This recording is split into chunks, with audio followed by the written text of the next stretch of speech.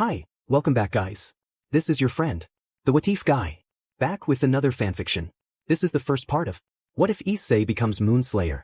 Now before starting, please give this video a like and subscribe to the channel if you want more videos like this.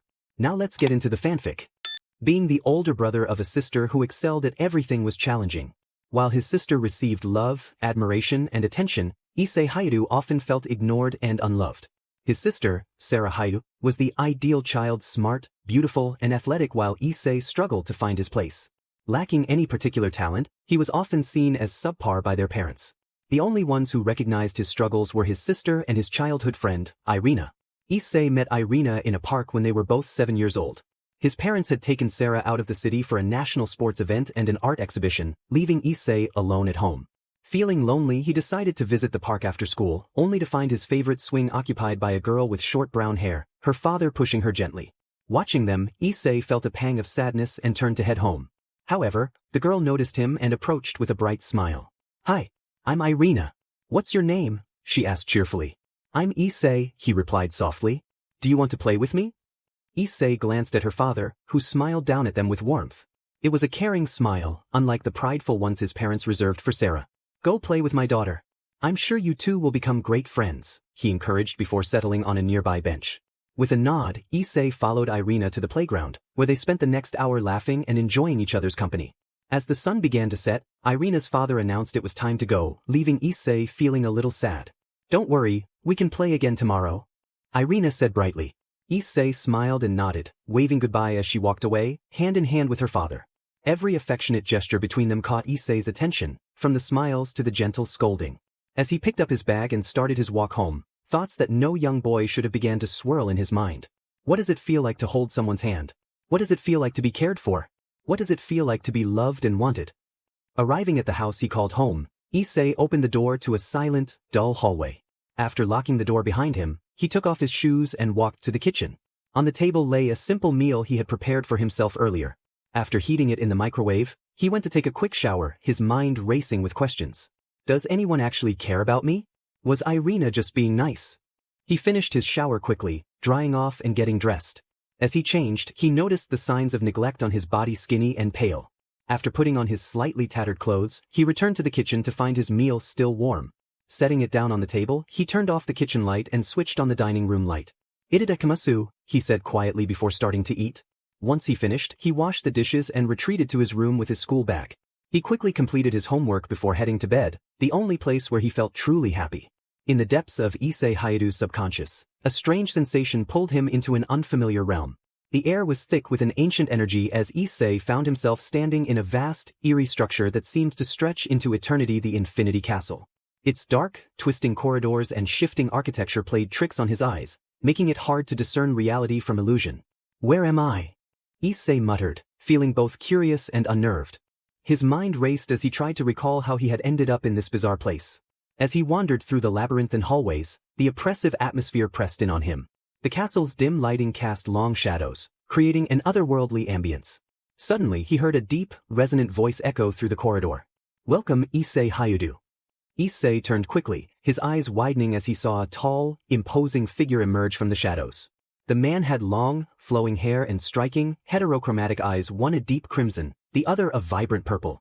His presence exuded a mixture of power and menace. "Who are you?" Issei asked, his voice steady despite the growing tension. The figure stepped closer, revealing the intricate patterns of his kimono and the unmistakable aura of a warrior. "I am Kokushibo," he replied, his voice calm yet commanding. "And you, Issei, are my reincarnation." Issei's mind struggled to process the revelation. "Reincarnation? What are you talking about?" Kokushibo's eyes bore into Issei's, filled with a mix of ancient wisdom and lingering sorrow. "Long ago, I was a powerful demon, a member of the 12 Kazuki. My life was filled with battles and conflict. However, in my final moments, I realized the futility of my path. I sought redemption, and in doing so, my soul was reborn in you." Issei's mind reeled with the weight of Kokushibo's words. "So, what does that mean for me?" Kokushibo's expression softened slightly. "It means that within you lies untapped potential, power that you have yet to awaken. I am here to guide you, to teach you the ways of the sword and the mind, so that you may surpass your limits and protect those you care about." A mix of determination and curiosity flared within Issei. "All right, if you can help me become stronger, Then I'll learn from you. Kokushibo nodded approvingly. Very well. Our training begins now. The castle shifted around them, transforming into a vast, open training ground. Kokushibo drew his katana, its blade gleaming with a deadly precision. First, you must learn to control your breath, to harness your inner strength. Issei mirrored Kokushibo's stance, feeling the weight of the sword in his hand. As they moved through the forms and techniques, he felt a connection growing, a bond that transcended time and space. Kokushibo's teachings were rigorous, pushing Issei to his limits, but he persevered, driven by the desire to become strong. Days turned into weeks, and Issei's skills improved remarkably. He learned to channel his energy, to strike with precision and power. With each passing day, he grew closer to understanding the depths of his reincarnated soul. One evening, as they stood in the training ground, Kokushibo looked at Issei with a rare smile. You have done well, Issei. Remember, the strength you seek is not just in your sword, but in your heart. Protect those you cherish, and you will never falter. Issei nodded, feeling a newfound sense of purpose and confidence. Thank you, Kokushibo. I won't let you down. As the infinity castle began to fade, Issei felt himself being pulled back to reality. He woke up in his room, the memories of his training vivid in his mind. He knew that, with Kokushibo's guidance, he was ready to face whatever challenges lay ahead. After his intense training with Kokushibo in the depths of his subconscious, Issei Hayadu made a momentous decision. He left his home without a word, vanishing into the world to continue his training. Issei sought to master the moon breathing technique that Kokushibo had taught him, and he knew he had to do it on his own. 4 years, Issei wandered the world, honing his skills and pushing his limits. His dedication was unwavering as he practiced day and night, learning to harness the full potential of moon breathing. He grew stronger, his movements more precise and lethal with each passing day. Years had passed since Issei Hayadu's surreal encounter with Kokushibo in the depths of his mindscape. The lessons he had learned in the Infinity Castle remained etched in his memory, guiding his every move. Determined to harness his newfound abilities, Issei dedicated himself to mastering the art of moon breathing, the sword techniques imparted to him by his ancient mentor. In the real world, Issei trained relentlessly.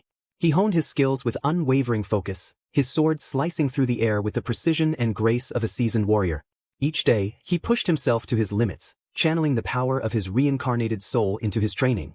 During this time, Issei also encountered Drake, the Red Dragon Emperor, who revealed the existence of the supernatural world. He learned about the complex hierarchies of devils, fallen angels, and other mystical beings that inhabited the shadows of society. The revelation fueled Issei's desire to become stronger, to protect the innocent from the dangers lurking in the darkness. Driven by a sense of purpose, Issei embarked on a mission to hunt down stray devils and fallen angels who posed a threat to humanity. With each encounter, he gained valuable experience, his combat skills sharpened by the intense battles he faced. His reputation as a fearsome warrior began to spread throughout the supernatural world. However, Issei's relentless pursuit of justice did not go unnoticed. His appearance, strikingly similar to Kokushibo's, made him a symbol of fear among his enemies. The supernatural community whispered of a dangerous figure, an unknown warrior whose mere presence sent shivers down their spines. They knew nothing of his name, only the terror he brought upon those who dared to cross his path.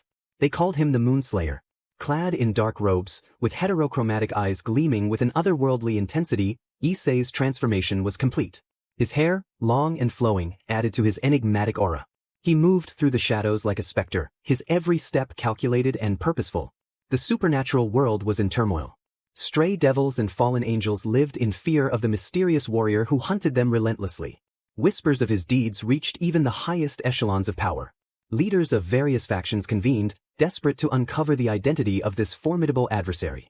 One evening, as Issei walked through a moonlit forest, he sensed a presence approaching. He stopped, his hand instinctively resting on the hilt of his katana. From the shadows emerged a figure, an emissary sent by a powerful devil faction. "Who are you?" the emissary demanded, trying to mask his fear with bravado. Issei's eyes bore into the emissary's soul, his voice calm yet laced with an underlying intensity. "I am a guardian of humanity, a hunter of those who threaten the innocent." The emissary trembled, recognizing the danger he faced. "Why do you hunt us? What do you seek?"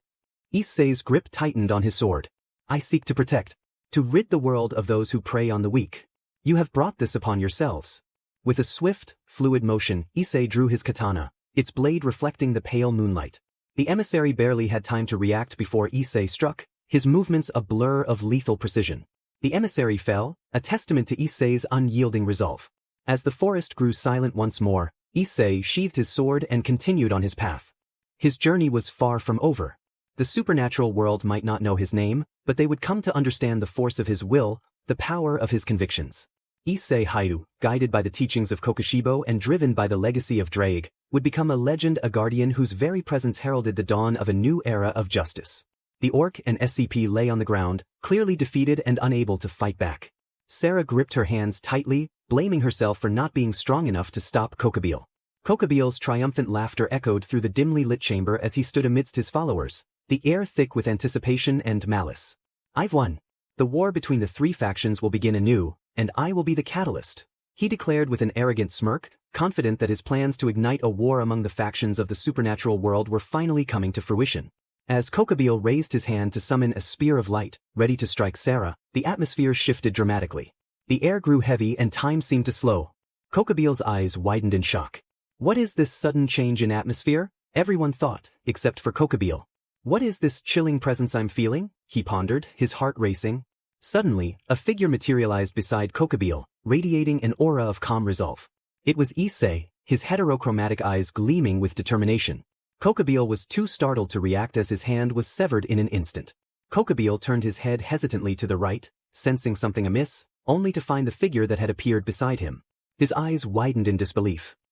Before he could finish, his wings were cleanly severed, causing him to collapse to the ground, overwhelmed by pain. Kokubil, you have gone too far, Kokushibo said calmly, his presence causing Kokubil to tremble slightly, his gaze locked on Kokubil with unwavering intensity. In that moment, everyone who had infiltrated Kokubil's inner circle felt a chill run down their spines. Whispers of a formidable figure known only as the Moonslayer had circulated, a mysterious warrior who appeared out of nowhere in the supernatural world. Everyone watched in awe as the figure effortlessly cut Kokubil's wings with such speed that it seemed he hadn't even moved. Kokubil staggered to his knees, clutching his severed hand, blood staining his robes as he realized the depth of his mistake. Impossible. Who are you? He gasped, his voice choked with pain and disbelief. Issei remained silent, poised to deliver a decisive blow, but was interrupted by a swift kick aimed at his face. He blocked it effortlessly, the clash of their powers resonating in the air. After a brief moment, the mysterious figure in armor jumped back a few meters, narrowing its eyes at Kokushibo. Wait a minute, that's the White Dragon Empress, Vale? Sona exclaimed. Vale Lucifer, the White Dragon Empress, stepped forward, her eyes narrowing at the sight of Kokubil's defeat. So you know who I am, Sona Citri? Vale inquired, shifting her attention to the Devil Heiress. Of course we know who you are. You are this generation's White Dragon Empress. However, the real question is, what are you doing here? Sona asked. Simple. My objective is to retrieve Kokubil before he gets himself killed, Vale stated, turning her attention back to Kokushibo. And it seems I was just in time. Hey you, Vale said, locking eyes with Issei. You've meddled where you shouldn't have. Kokubil was to be brought in alive. Issei met her gaze evenly, his expression unreadable yet filled with determination. Kokubil's actions were a threat to the balance, he replied calmly. My mission is to retrieve Kokubil alive, so I can't let you kill him, Vale said, her voice cold and calculating. She lunged at Issei, her speed and power impressive as she aimed a kick at him, hoping to catch him off guard. Issei blocked the attack effortlessly. Vale's balance breaker armor gleamed as she launched a series of rapid strikes at Issei. He parried each one with ease, his movements fluid and controlled. The battle raged on, the ground beneath them cracking under the force of their blows. Despite Vale's formidable strength, she prepared to use her divine dividing ability. But before she could activate it, Issei was upon her, his katana poised for the final strike. Moon breathing, first form, dark moon evening palace, he declared, swinging his katana in a singular horizontal motion, creating a crescent slash in front of Vale. The strike connected with Vale's armor, creating a crack that sent her flying backward. She crashed to the ground, her armor shattered and her body bruised.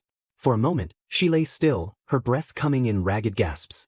Then, with a groan, she deactivated her balance breaker, her armor dissipating into the ether, revealing her without it. Vale struggled to rise, her eyes locked onto Issei's with a mixture of respect and frustration. She prepared to use divine dividing again, but before she could activate her power, Issei stood over her, his expression unreadable. She knew she had been outmatched. Your mission is over, he said, his voice carrying a note of finality. Vale struggled to her feet, her pride wounded more than her body. Who are you? She demanded, her voice hoarse. Issei looked at her, his eyes reflecting a lifetime of battles and loss. You may call me Kokushibo, he said simply, sheathing his sword. Remember that name. Without another word, he turned and vanished into the night, leaving Valle and the remnants of the battle behind. Michael sighed, his expression thoughtful. We have heard reports of his actions. He has hunted down stray devils and fallen angels with a ruthlessness that is both impressive and concerning. Surzex nodded. His appearance and abilities are unlike anything we have seen before. He poses a significant threat, but he also seems to act with a certain code of honor. Azazel sighed, rubbing his temples. We've tried to gather information on him, but he remains unknown. No one knows his true intentions. All we have are descriptions of his appearance: long hair, heterochromatic 6 eyes, and a presence that strikes fear into the hearts of his enemies. Michael looked around the room, his eyes meeting those of the other leaders. Is he a potential ally or a threat we must eliminate? Before anyone could answer, Rias stepped forward. We encountered him recently. He saved us from Kokushibo. His power is immense, but he didn't harm us. Azazel crossed his arms and sighed deeply. Yes, I almost forgot about that. What do you mean, Azazel? Michael asked. You see, when Kokushibo was about to confront Kokushibo, Valle here, my adopted daughter, was sent to retrieve Kokushibo for me, Azazel explained, glancing at Valle, who was clenching her fist. Kokushibo nearly defeated Kokushibo, but Valle was able to arrive just in time to stop him.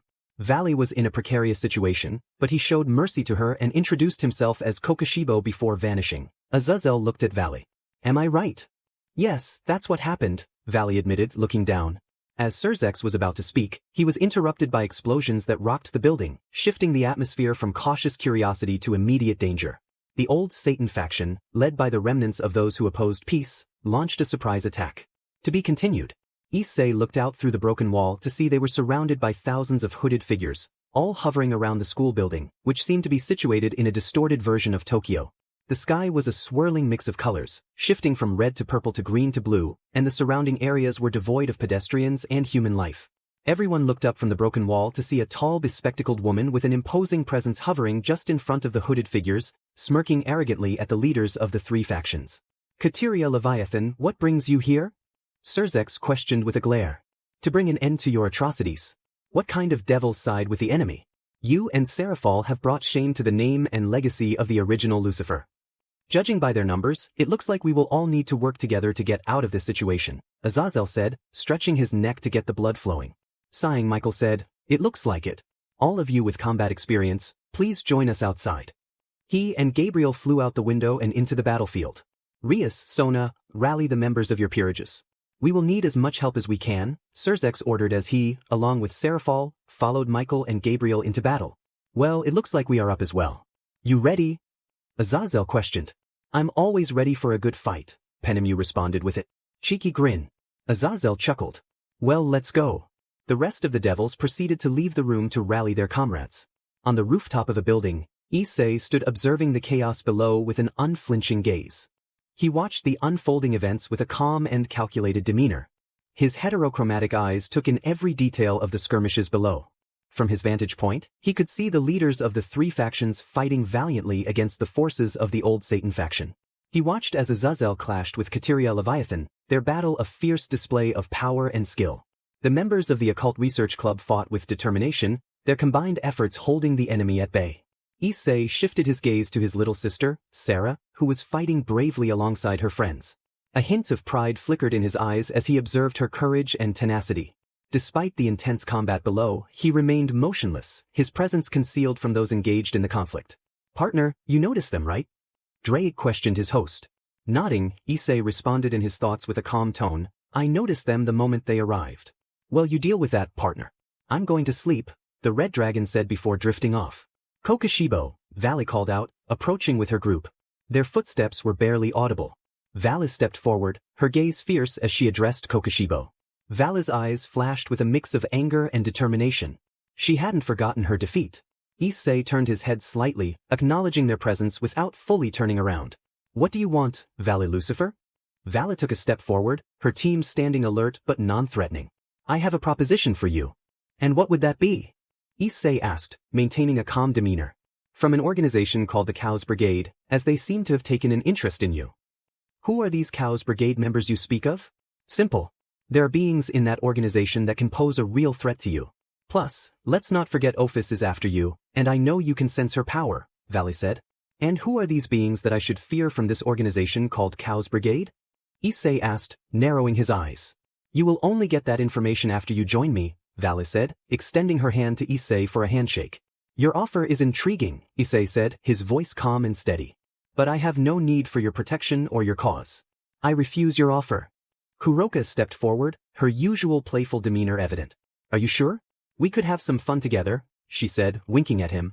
Aiko, standing next to Kuroka, added, yeah, we could really use someone of your strength.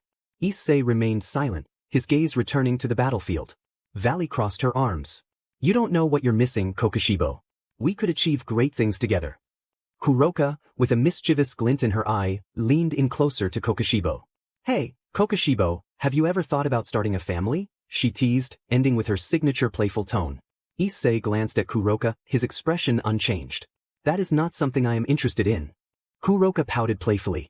Too bad. You'd make a great father, she said, giggling. Valis sighed, realizing that convincing Kokushibo wouldn't be easy. Let's go, she said to her group. We have other matters to attend to. As they turned to leave, Kokushibo cast one last glance at the battlefield, his thoughts drifting elsewhere. Everyone had been fighting non-stop, and their stamina was beginning to wane. Serafal and Penemu were doing their utmost to protect Rias, Sona, and their peerages from the relentless barrage of attacks. They managed to take down a considerable number of demons and magicians, but for every one they defeated, 6 or 7 more took their place. Things are really not looking good, Penemu said, her breath coming in heavy gasps. Where are the others? Serafal asked, concern evident in her voice. They're busy dealing with Kateria, Penemu replied, collapsing to her knees from sheer exhaustion. As Penemu fell, trembling from fatigue, Serafal gritted her teeth, forcing herself to stand tall despite the burning weariness in her limbs. The battlefield was a chaotic scene of struggle and desperation. Serafal clenched her fists, her usually cheerful demeanor replaced by a grim determination. She knew they couldn't hold out much longer at this rate. Their stamina was dwindling, their magical energy was running low, and the enemy just kept coming. If this keeps up, we won't last much longer, Penemu struggled to say, trying to push herself up, her wings twitching weakly. Rias and Sona, along with their peerages, stood behind them, exhausted but still ready to fight. Their breathing was ragged, and their bodies ached, but retreat was not an option. Not when their enemies sought to eliminate them completely. Just as another wave of enemies surged forward, a suffocating aura suddenly enveloped the battlefield. A chilling pressure caused even the demons and magicians to hesitate. A gust of wind swept through, carrying the scent of iron and conflict. The shadows stretched unnaturally, as if the darkness itself had come alive. A single footstep echoed across the battlefield. Slow, deliberate. The enemy forces turned, their expressions shifting from confidence to unease. Boom! A deafening shockwave erupted from above. The sky itself seemed to tremble as a shadowy figure descended from the heavens, landing in the center of the battlefield with an impact that cracked the very earth beneath him.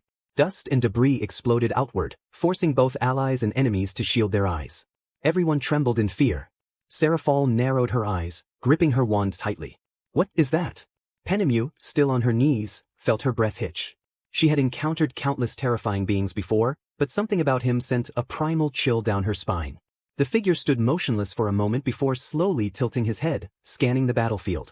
His gaze landed on Serafal, Penemu, Rias, and Sona's exhausted forces, then shifted toward the enemy army. He sighed. Then he moved. In the blink of an eye, he surged forward, as if he had teleported. With a swift motion, his blade sliced through the enemy lines, taking down dozens in an instant. Their bodies fell before they could even react. The enemy's confidence shattered, replaced by sheer panic. What is that thing? One magician screamed, scrambling. Backward! Fall back! Fall back! Another demon shouted. Serafal and Penemu could only watch in stunned silence as the unknown swordsman continued his assault. Every movement was fluid, precise, merciless. No wasted motion. No hesitation. It was like watching death itself move across the battlefield. And then, just as suddenly as he arrived, the swordsman came to a stop, his blade glistening ominously. He exhaled softly, shaking his head. Pathetic, he muttered.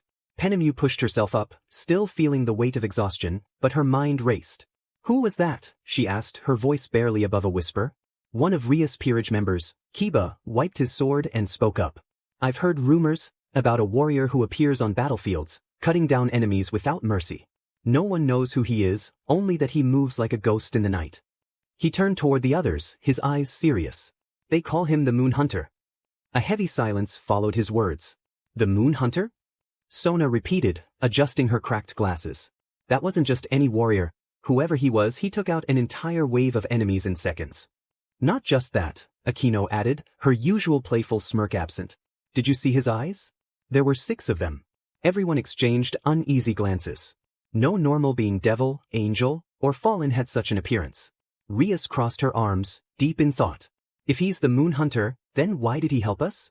Maybe we were just in the way of his real targets, Kaneko murmured, still staring at the spot where the swordsman had stood.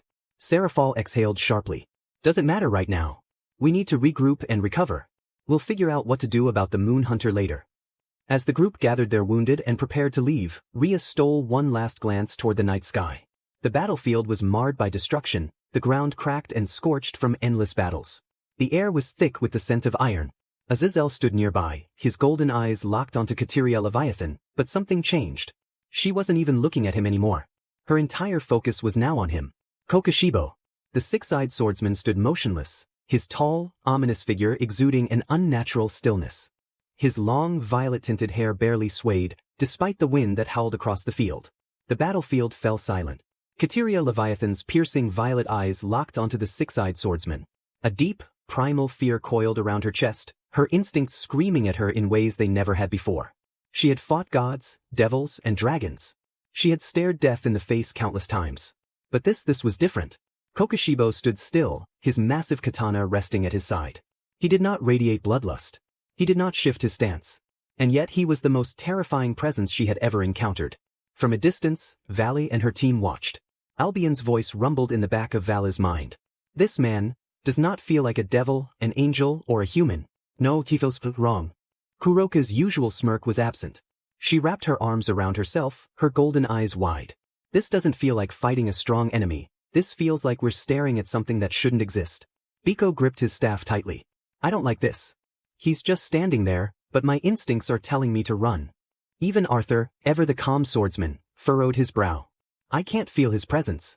No bloodlust, no aura, it's like he's not even here. Lu Fei shivered. This is like a nightmare. Kateria couldn't take it anymore. Her body moved before she even thought about it. With a scream, she shot forward, instinct driving her to eliminate this threat before it could act. Lightning crackled around her, and hundreds of magic circles appeared in an instant, unleashing a barrage of destructive spells. The battlefield erupted in flames. The sky flashed with violet lightning, the earth trembling beneath the force of her magic. And yet, as the dust settled, her breath caught in her throat. Kokushibo stood there, unharmed.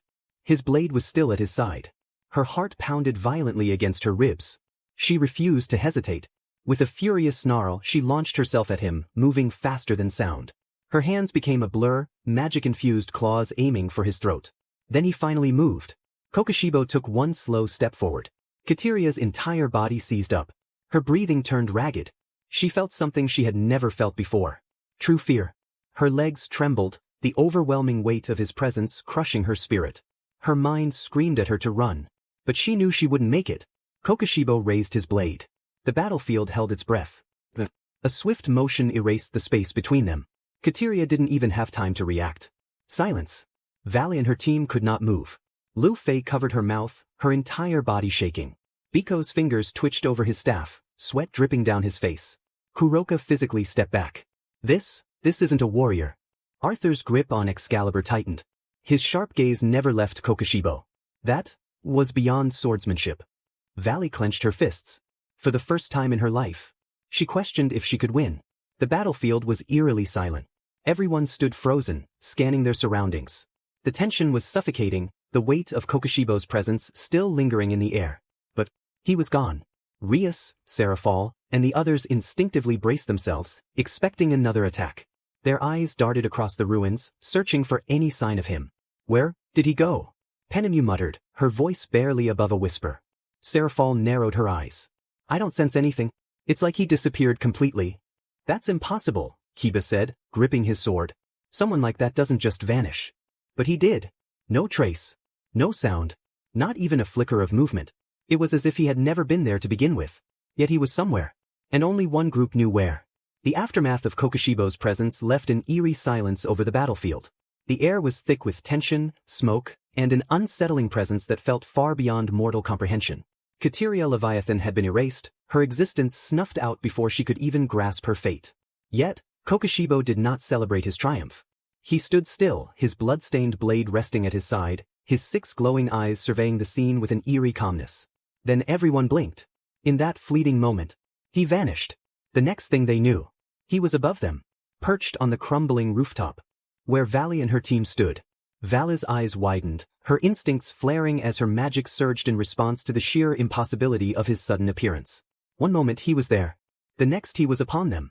No sound, no movement, just there. Kuroka gasped, her instincts screaming at her to flee. What the? Biko took a reflexive step back, gripping his staff tightly. I didn't even see him move. Lu Fei's breath caught in her throat. That's not teleportation. It's something else. Arthur Pendragon, however, remained unfazed. His grip on Excalibur ruler tightened, his sharp blue eyes locking onto Kokushibo with calculated focus. Kokushibo, unaffected by their reactions, directed his many eyes toward Valley. His presence alone sent a wave of suffocating dread through the group. Then he spoke. If you wish to test your blade. He lifted his katana slightly, the blade gleaming under the moonlight. Then step forward. His voice was calm, steady but absolute. Valley inhaled sharply, every fiber of her being screaming danger. She had faced dragons, gods, and beings who could bend reality itself. Yet this was something else. Something that felt out of place in this world. She exhaled slowly, forcing a smirk. I think I'll pass. Kokushibo remained silent, simply staring. A new voice broke the silence. I won't. Arthur Pendragon stepped forward. Valley's head snapped toward him. Arthur, she began, but he raised a hand, silencing her. His gaze never left Kokushibo. His blue eyes burned with determination, a look few had ever witnessed in him before. This man, Arthur's voice was steady, unwavering, is the strongest swordsman I have ever seen. He lifted Excalibur ruler, the legendary blade humming with raw power. And that means I cannot ignore him. Kokushibo tilted his head slightly, his many eyes flickering with an unreadable expression. Very well. A gust of wind swept through the ruins, carrying the weight of an inevitable clash. Arthur exhaled, shifting his stance. And then, he struck first. The battle began. The moon hung high, casting its pale glow over a desolate battlefield. The wind whispered through the trees, carrying the scent of steel. Arthur stood firm, his sword gleaming under the moonlight. Across from him loomed Kokushibo, the legendary swordsman who had transcended humanity itself. Arthur's heart raced. He had sought out Kokushibo to prove he was the strongest swordsman. Defeating this immortal warrior would place him at the pinnacle of swordsmanship. From a nearby ridge, Valley and her team watched in stunned silence.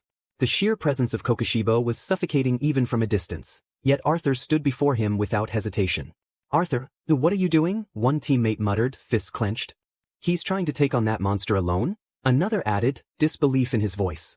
Valley's sharp eyes never left the battlefield. Unlike the others, she understood Arthur's ambition and what this fight meant to him. But even knowing that, the gap between them was terrifying. When Kokushibo moved for the first time, a chill ran down her spine. He's too fast, she whispered. The first clash of blades rang out like thunder. Sparks flew, and in that instant, it was clear Arthur's swordsmanship was refined, but Kokushibo's was beyond human limits. His movements were unreadable, his blade an extension of inevitability itself. Valley's team could only watch as Arthur pressed forward relentlessly, only to be met with overwhelming skill. The longer the fight continued, the clearer it became. This isn't a fight, one teammate muttered, voice unsteady. It's a lesson. Valley gritted her teeth. Arthur wouldn't stop, even if he knew he was outmatched. Kokushibo gazed at him with 6 eyes, his expression unreadable. You seek strength, yet your blade wavers, he said, his voice calm but heavy. Arthur gritted his teeth. I will surpass you, he declared, raising his sword into position. Kokushibo remained silent, drawing his sword with an eerie grace, the edge reflecting the moon's radiance. And then they clashed. Arthur lunged first, his blade cutting through the night with precision. Kokushibo barely moved, tilting his sword slightly to deflect the strike effortlessly. Sparks danced in the air as Arthur launched a relentless flurry of attacks. Yet, no matter how fast he struck, Kokushibo was faster. No matter how refined his technique, Kokushibo's was superior. Arthur's confidence began to waver. Then Kokushibo whispered, Moon breathing, 5th form, Moon spirit calamitous eddy. A crescent slash, swift and absolute, came from an unexpected angle. Arthur had no time to react, his body moved instinctively. He barely managed to shift his stance, avoiding a serious injury, but the attack sent him crashing to the ground. His vision blurred. His body screamed in pain. His sword was still in his grip, but his strength was fading. From the ridge, Valley and her team stood frozen. They had witnessed countless battles, but never one like this. As he lay there, staring at the endless night sky, something stirred within him. He had wanted to defeat Kokushibo. But now, he simply wanted to be acknowledged. Through his blurred vision, he saw Kokushibo step closer. Instead of finishing him off, Kokushibo simply gazed down at him. "You fought well," Kokushibo said at last. Arthur's breath hitched. Those words coming from this swordsman meant everything. His consciousness wavered, but his lips curled into a faint smile. He wasn't the strongest. Not yet. But he would keep going. As darkness claimed him, Arthur held onto one thought. One day, he would reach that level. One day, he would stand as an equal. Tonight was not his victory. But it was his beginning. Arthur's body ached. His limbs refused to move, his chest rose and fell in uneven breaths, and his vision was a blur of dark skies and shifting shadows. He was alive. But barely. Footsteps pounded against the ground, voices breaking through the ringing in his ears. "Arthur!" That voice. "Valley." The weight pressing on his body lightened slightly as hands lifted him up, shifting him gently. His vision cleared just enough to see Vala's face above him, her usually sharp gaze filled with an unfamiliar concern. "You idiot," she muttered, her voice rough. "What were you thinking?" Arthur tried to speak, but his throat was dry. He barely managed a weak chuckle. "That was insane," another voice chimed in. It was one of his teammates, none other than his little sister, Lu Fei, eyes wide with disbelief. "You actually fought that monster. One-on-one. She swallowed hard. "You almost died." Arthur let out a slow breath. "I know." The battle flashed in his mind. His sword clashing against Kokushibo's, the overwhelming gap in skill, the way he was overpowered at every turn. But more than that, he had been acknowledged. Kokushibo's words echoed in his mind. "You fought well." He had lost, but those words meant everything. His fingers curled slightly, weak but determined. Vala's grip on his shoulder tightened. "Arthur, we all saw it. The fight. It wasn't just skill, was it?" Arthur exhaled. "No, it wasn't." His team fell silent. They had all seen it. The level of Kokushibo's swordsmanship was beyond human comprehension. Even the best warriors they had ever faced paled in comparison to what they had just witnessed. Biko hesitated before speaking. "So, what does this mean for you, Arthur?" Arthur slowly turned his head, eyes still half-lidded with exhaustion. He could feel the bruises, the deep ache in his muscles, the weight of failure pressing down on him. And yet, deep inside him, something burned brighter than ever. "I'm going to keep going," he said, voice hoarse but certain. "I'm going to become stronger." Vala studied him for a long moment. Then she sighed, shaking her head. "You really don't change." Kuroka scoffed. "Well, that's Arthur for you." Despite the tension, there was a faint chuckle from the group. The weight in the air didn't disappear, but the sharp edge of worry softened. Arthur closed his eyes briefly. He had faced a true master, and though he had lost, it wasn't the end. This was just another step forward. Valley stood at the center of her base, arms crossed as she gazed at the map on the table. The fight between Arthur and Kokushibo had left a deep impression on her. That level of swordsmanship, that raw power. It was something she couldn't ignore. She needed to get stronger. Kuroka leaned against the wall, tail flicking lazily. "You're heading out, aren't you?" Vala didn't answer immediately. Albion's voice echoed in her mind. "You intend to seek power by training alone, but you realize what you saw was beyond mere strength, don't you?" Valley clenched her fist. "Yeah." Kuroka studied her for a moment before pushing off the wall. "Then I'm coming with you." Valley raised a brow. "Why?" "Because you're not the only one who needs to get stronger. Besides, I'm curious. If someone like Arthur couldn't stand against him, what kind of training does it take to even get close?" Vala scoffed but didn't refuse. She turned, stepping toward the exit. "Fine. Let's go." As they left the base, their thoughts lingered on the silent warrior they had witnessed. Neither spoke of trying to challenge him because they both knew, after what they had seen, that it wasn't even a question. First, they had to grow. Only then could they even think of standing in his presence as equals. Valley and Kuroka soared through the sky, the wind rushing past them as they flew over the rugged mountain range. The sun had begun its descent, casting a warm golden glow over the peaks. The two remained silent, each lost in their own thoughts, replaying the battle they had witnessed between Arthur and Kokushibo. "Hard to believe someone that strong exists," Kuroka murmured, breaking the silence. Vala didn't respond immediately. Her gaze remained focused ahead, scanning the terrain below. Then, something caught her attention. On a large, flat rock near the edge of a cliff, a lone figure sat motionless, bathed in the fading sunlight. Kuroka followed her gaze and tensed. "Is that him?" Kokushibo sat cross-legged, eyes closed, his swords resting beside him. The golden light of the sunset reflected off his crimson-marked skin, making his presence almost otherworldly. There was a stillness around him, an aura of absolute focus. Even from a distance, his presence felt overwhelming. Kuroka hesitated before landing beside Vale. For a moment, neither of them spoke. Vale took a step forward. "Why are you here?" Silence. A breeze swept through the mountains, rustling their cloaks. Just as Vale was about to lose patience, Kokushibo's lips parted. "Training." A single word. Low, calm, carrying an undeniable weight. Vale narrowed her eyes. "Training, huh?" Kuroka tilted her head. "Meditation is training?" Kokushibo finally opened his 6 eyes, their eerie glow piercing through the dimming light. His gaze landed on them, unreadable yet filled with something ancient. To wield a blade is to wield the mind. Vale's breath hitched. For someone who barely spoke, his words carried an undeniable truth. Kuroka crossed her arms.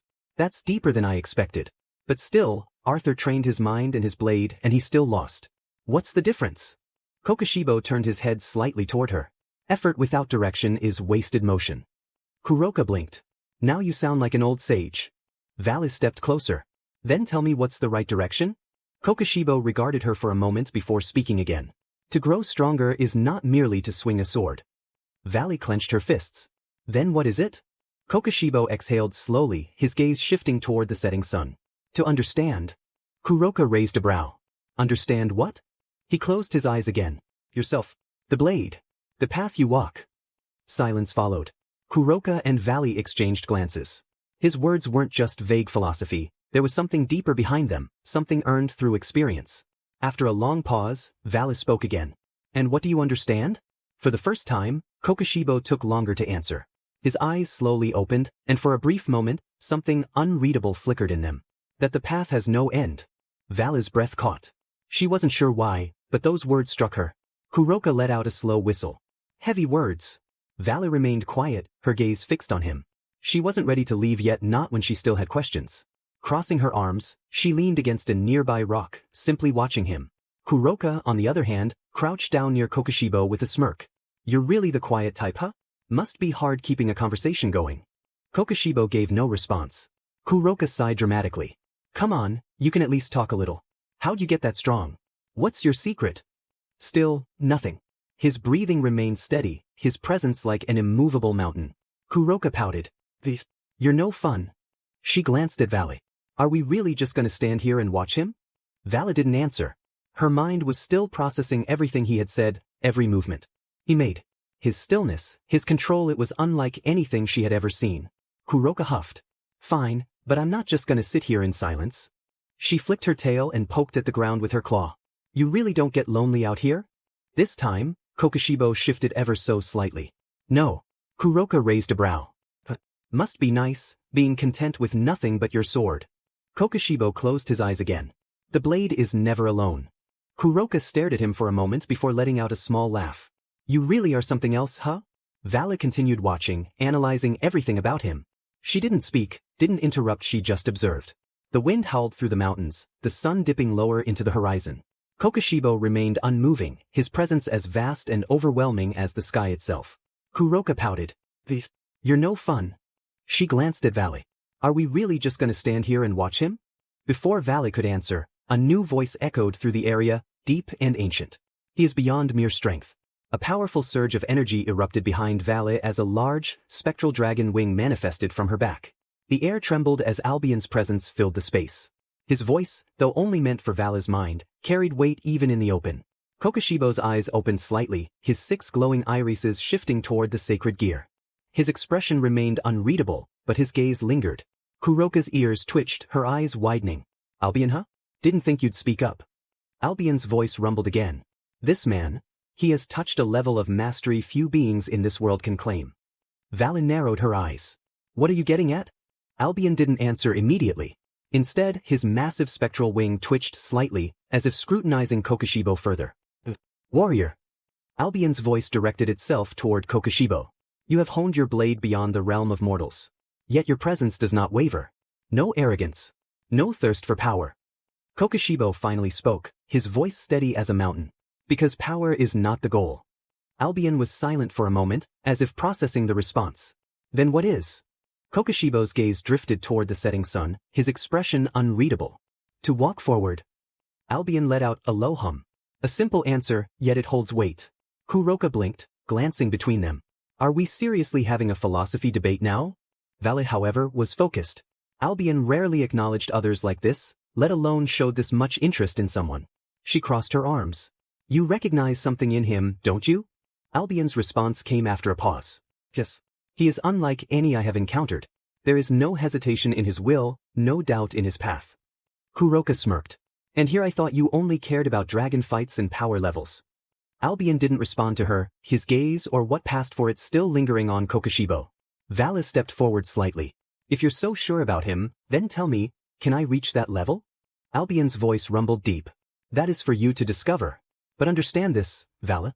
The dragon's wing flickered slightly, the energy pulsing around her. Strength alone will never be enough.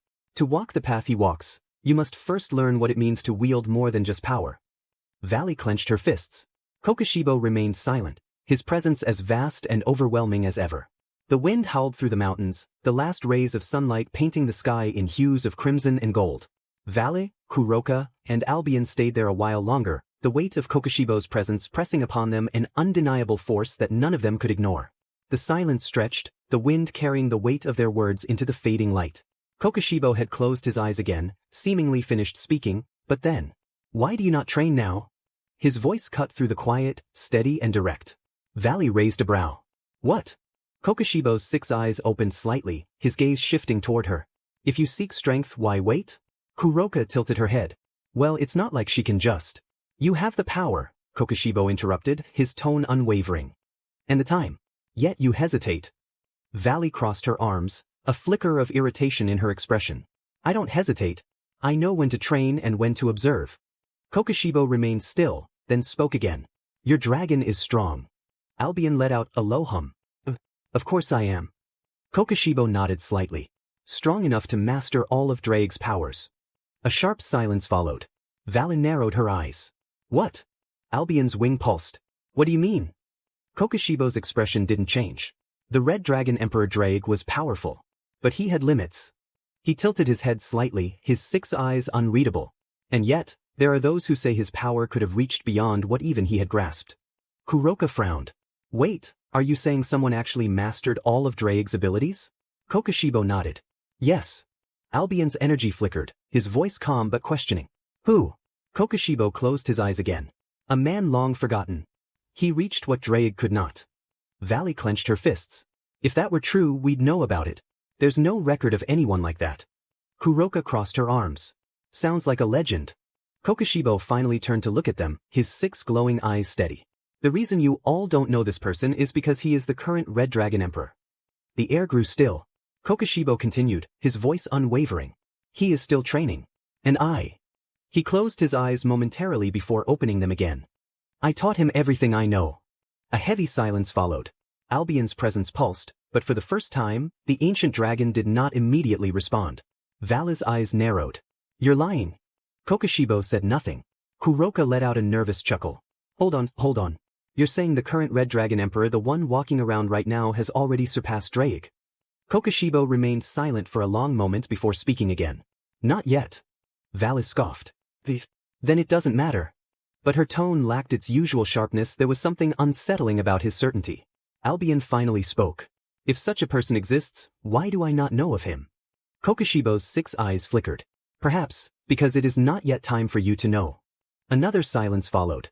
Then, Kokushibo spoke once more, his voice quieter this time. After training him myself, he started to resemble me a bit. Valley and Kuroka froze.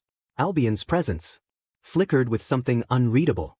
Valley narrowed her eyes. What does that mean? Kokushibo didn't answer. Kuroka, sensing the eerie weight of his words, let out a slow exhale. You're saying he's like you? Kokushibo's gaze returned to the horizon. In some ways.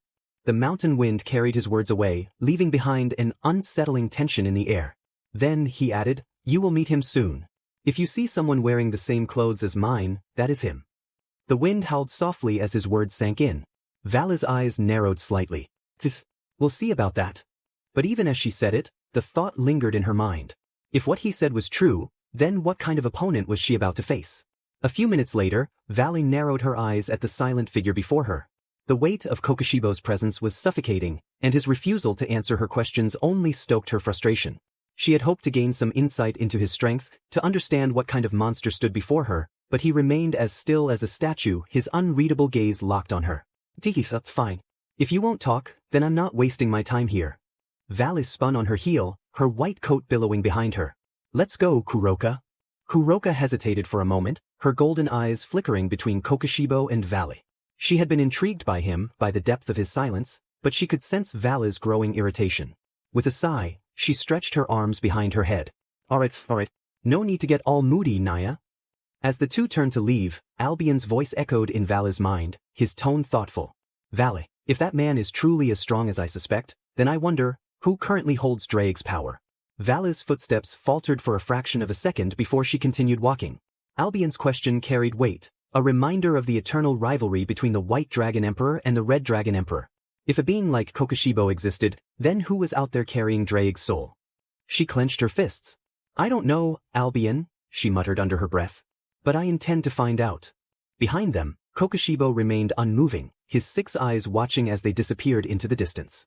The wind whispered through the trees, and then, slowly, his form began to shift. His 6 eyes faded, his demonic features dissolving as he assumed the appearance of a human once more. His long dark hair remained, but his menacing aura softened, blending seamlessly with the night. His garments transformed as well. Clad in dark robes, with heterochromatic eyes gleaming with an otherworldly intensity, Issei's transformation was complete. His hair, long and flowing, added to his enigmatic aura. His face, now fully human, bore a striking resemblance to an ancient warrior of legend, one that seemed eerily familiar. As Vali and Kuroka flew through the darkened sky, heading back home, Kuroka suddenly tensed. Someone's there, Naya. Vali turned her gaze downward, spotting a lone figure standing atop a distant hill, illuminated faintly by the moonlight. The sight made her breath hitch. His attire, the regal crimson cloak, and his composed but commanding presence sent a jolt through her. Is that the Red Dragon Emperor? Kuroka whispered, her tail twitching warily. Vala's eyes narrowed as she took in his features. The structured face, the intense gaze, it was as if the man before them was the very being Albion had just spoken of. But what truly unnerved her was the aura radiating from him. It was ancient, overwhelming, yet unmistakably familiar. Albion's voice came again, this time more urgent. Vali, I can sense it. Draig's power, it's coming from him. Vala's heart pounded as she scrutinized the distant figure. If Albion was right, then the impossible had just happened. I don't know what's going on, she admitted, her voice tense. But we're going to find out soon. Without hesitation, Vala angled her wings and descended rapidly, Kuroka following close behind. As they neared the ground, the figure remained still, his crimson cloak flowing in the wind. His face was calm, but his presence was undeniable. Vala landed a few meters away, her stance guarded. You there, she called out, her voice sharp. Who are you? The man slowly lifted his gaze, his golden eyes meeting hers. His expression was unreadable, but the aura he exuded sent shivers down her spine. For a moment, the only sound was the rustling of the trees. Albion spoke once more, his tone laced with uncertainty. This power, it feels like Draig's, but something is different. Vala tightened her fists, stepping forward cautiously. Are you the Red Dragon Emperor? She demanded. The man remained silent, studying her with an unwavering gaze. Then, in a deep, measured tone, he finally spoke. Perhaps. Vala's eyes narrowed at the man's cryptic response. His presence was overwhelming, a force that pressed against her instincts like an undeniable weight. Albion stirred within her mind, still unsettled by the energy radiating from him. This is wrong, Albion murmured.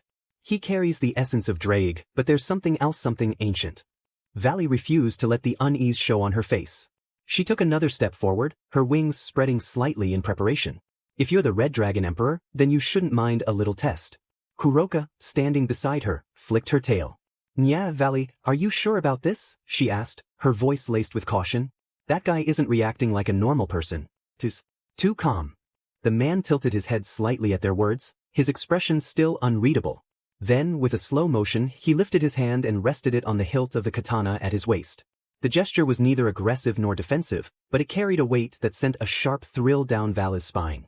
She clenched her fists. No more games. In an instant, she activated her balance breaker. Silver armor wrapped around her form, glowing with the power of the White Dragon Emperor. A moment later, Kuroka raised her hands, dark energy coiling around her fingers. The man finally moved. With a single step, he vanished. No sound, no wasted movement, just pure speed. Valley barely had time to react before he appeared directly in front of her, his golden eyes mere inches from hers. A flash of steel accompanied his movement, the edge of his blade gleaming in the moonlight. Instinct screamed at her to move. She twisted her body, barely avoiding the strike. The air where she had stood was split apart, a thin line of destruction left. In its wake, Albion's warning rang through her mind. That's not Draig's power, it's something else entirely. Kuroka leaped back, forming several magic circles in rapid succession. Yeah. What kind of sword technique is that? That's not normal swordplay. Vala's mind raced. Kokushibo had once mentioned training this man. If that were true, then was he using that strange moon-breathing technique? Her heart pounded. This wasn't an ordinary opponent. This was something else, something unknown. And Valley never backed down from the unknown.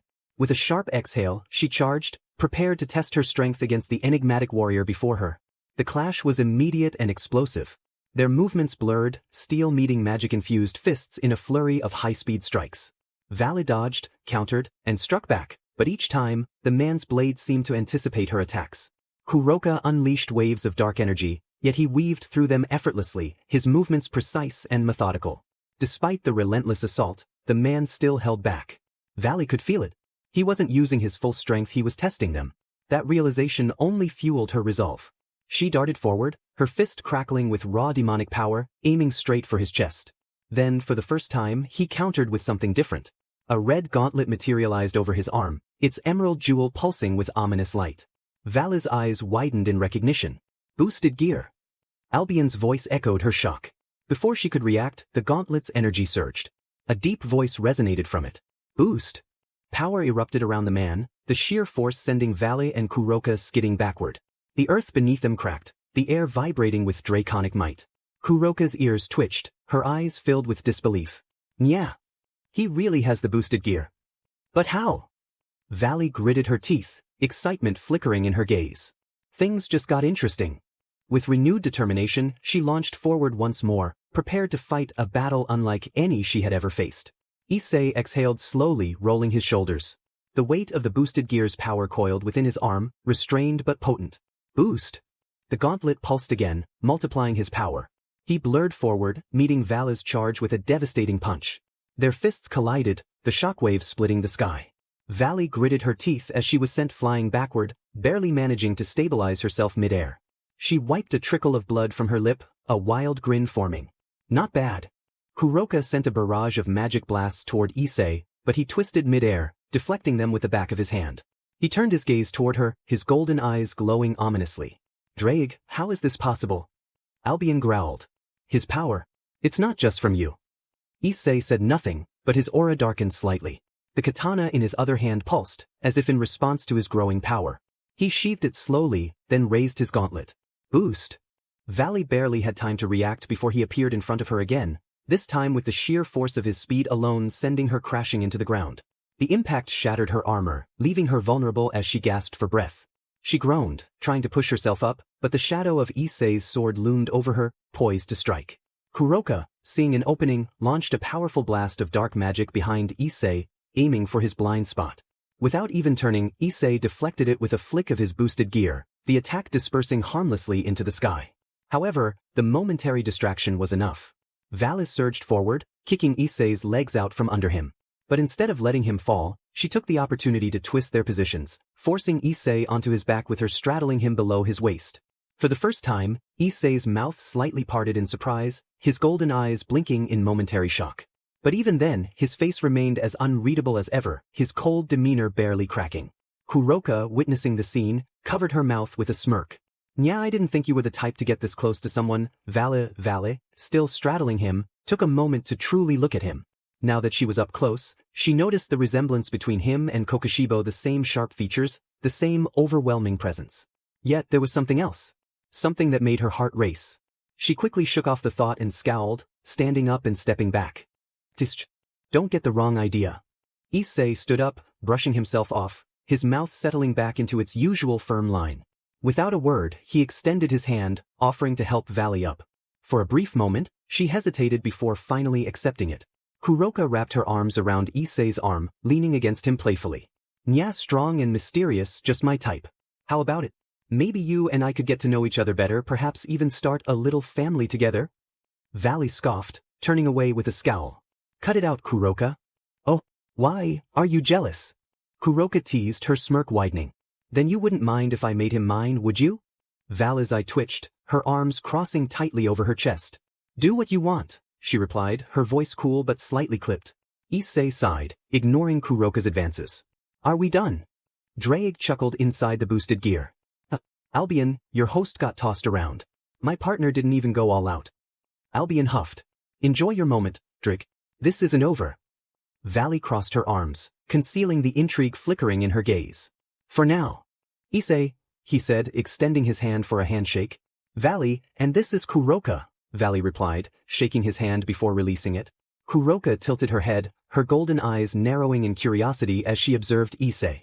There was something eerily familiar about him, the way he moved, the way he fought. Even the aura he exuded felt reminiscent of someone she had recently encountered. Nya, she purred, stepping closer and still clinging to his arm. You're really strong, you know? And that swordplay of yours. It reminds me of someone. She paused, tapping her chin. Tell me, were you Kokushibo's student? Or maybe he was the one who taught you? At her words, Val's gaze sharpened, the air around her subtly shifting. Albion remained silent, but his presence in her mind was palpable, waiting for a response just as much as she was. Issei didn't react immediately. His golden eyes remained unreadable, his expression calm and detached as ever. Kuroka's question hung in the air, tension creeping into the silence. Then finally he spoke. Maybe. A single word, vague yet suggestive. It wasn't a denial, nor was it confirmation. It was just enough to leave doubt lingering in the air. Kuroka's tail flicked, her playful smirk never fading. Really? Because you fight a lot like him, nah. The same speed, the same precision. Even your presence kind of reminds me of him. Valen narrowed her eyes. Then tell me this, where did you learn to fight like that? That wasn't just simple swordsmanship. It was refined, deliberate.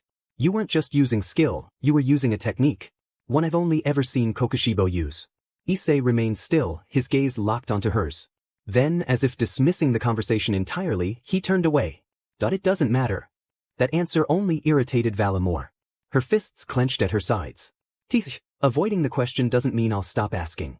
Kuroka giggled, tilting her head up at Issei. Nya, you're so secretive. It makes you even more interesting. Issei sighed, slipping his arm free from Kuroka's grasp. He took a step forward, glancing between the two women before speaking once more. If that's all, then I'll be leaving. Vala clicked her tongue but didn't stop him. She wasn't done with him yet, not by a long shot. There were too many questions, too many unknowns surrounding him. And Vala never left things unanswered. Kuroka, on the other hand, was still watching him like a cat eyeing a particularly interesting mouse. I dunno, Vala, I think we should keep an eye on this one. Something tells me he's got more secrets than he's letting on. Vala crossed her arms, her silver wings twitching slightly. I already planned on it. As Issei walked away, the moonlight casting a long shadow behind him, a thought lingered in Vala's mind. Just who are you really? The cold night air whispered through the trees as Issei walked deeper into the forest, his steps silent against the earth. The moon above cast its pale glow, illuminating the path ahead. Behind him, Vala and Kuroka followed at a measured distance, careful to remain unnoticed. Kuroka's ears twitched, her tail swaying as she spoke in a hushed tone. Yeah, he's really not in a hurry, huh? It's like he knows we're following him but just doesn't care. He does know, Vala muttered, her eyes locked onto Issei's form. He's not trying to lose us, either. It's just letting us follow. That's what makes him so interesting, Kuroka grinned. A secretive swordsman with a quiet, brooding nature? Yeah, I think I like this one. Vala shot her a side glance but chose not to respond. Instead, she focused on the journey ahead. They had been walking for what felt like hours, moving deeper into the dense forest. The terrain became more rugged, yet Issei never faltered. Eventually, the trees parted to reveal a secluded clearing. There, nestled against a backdrop of towering trees, stood a small wooden hut. Smoke curled lazily from a stone chimney, the faint glow of firelight flickering through the window.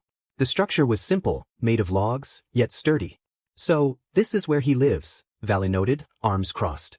Didn't expect him to have a place like this. Kuroka purred, stepping closer. Rustic but cozy, I like it. Issei reached the door, placing a hand on the wooden frame before pausing. Without turning around, he spoke, his voice carrying through the crisp night air. You followed me this far. Come in, or leave. Vala's gaze narrowed, but she stepped forward. Kuroka grinned, following her lead.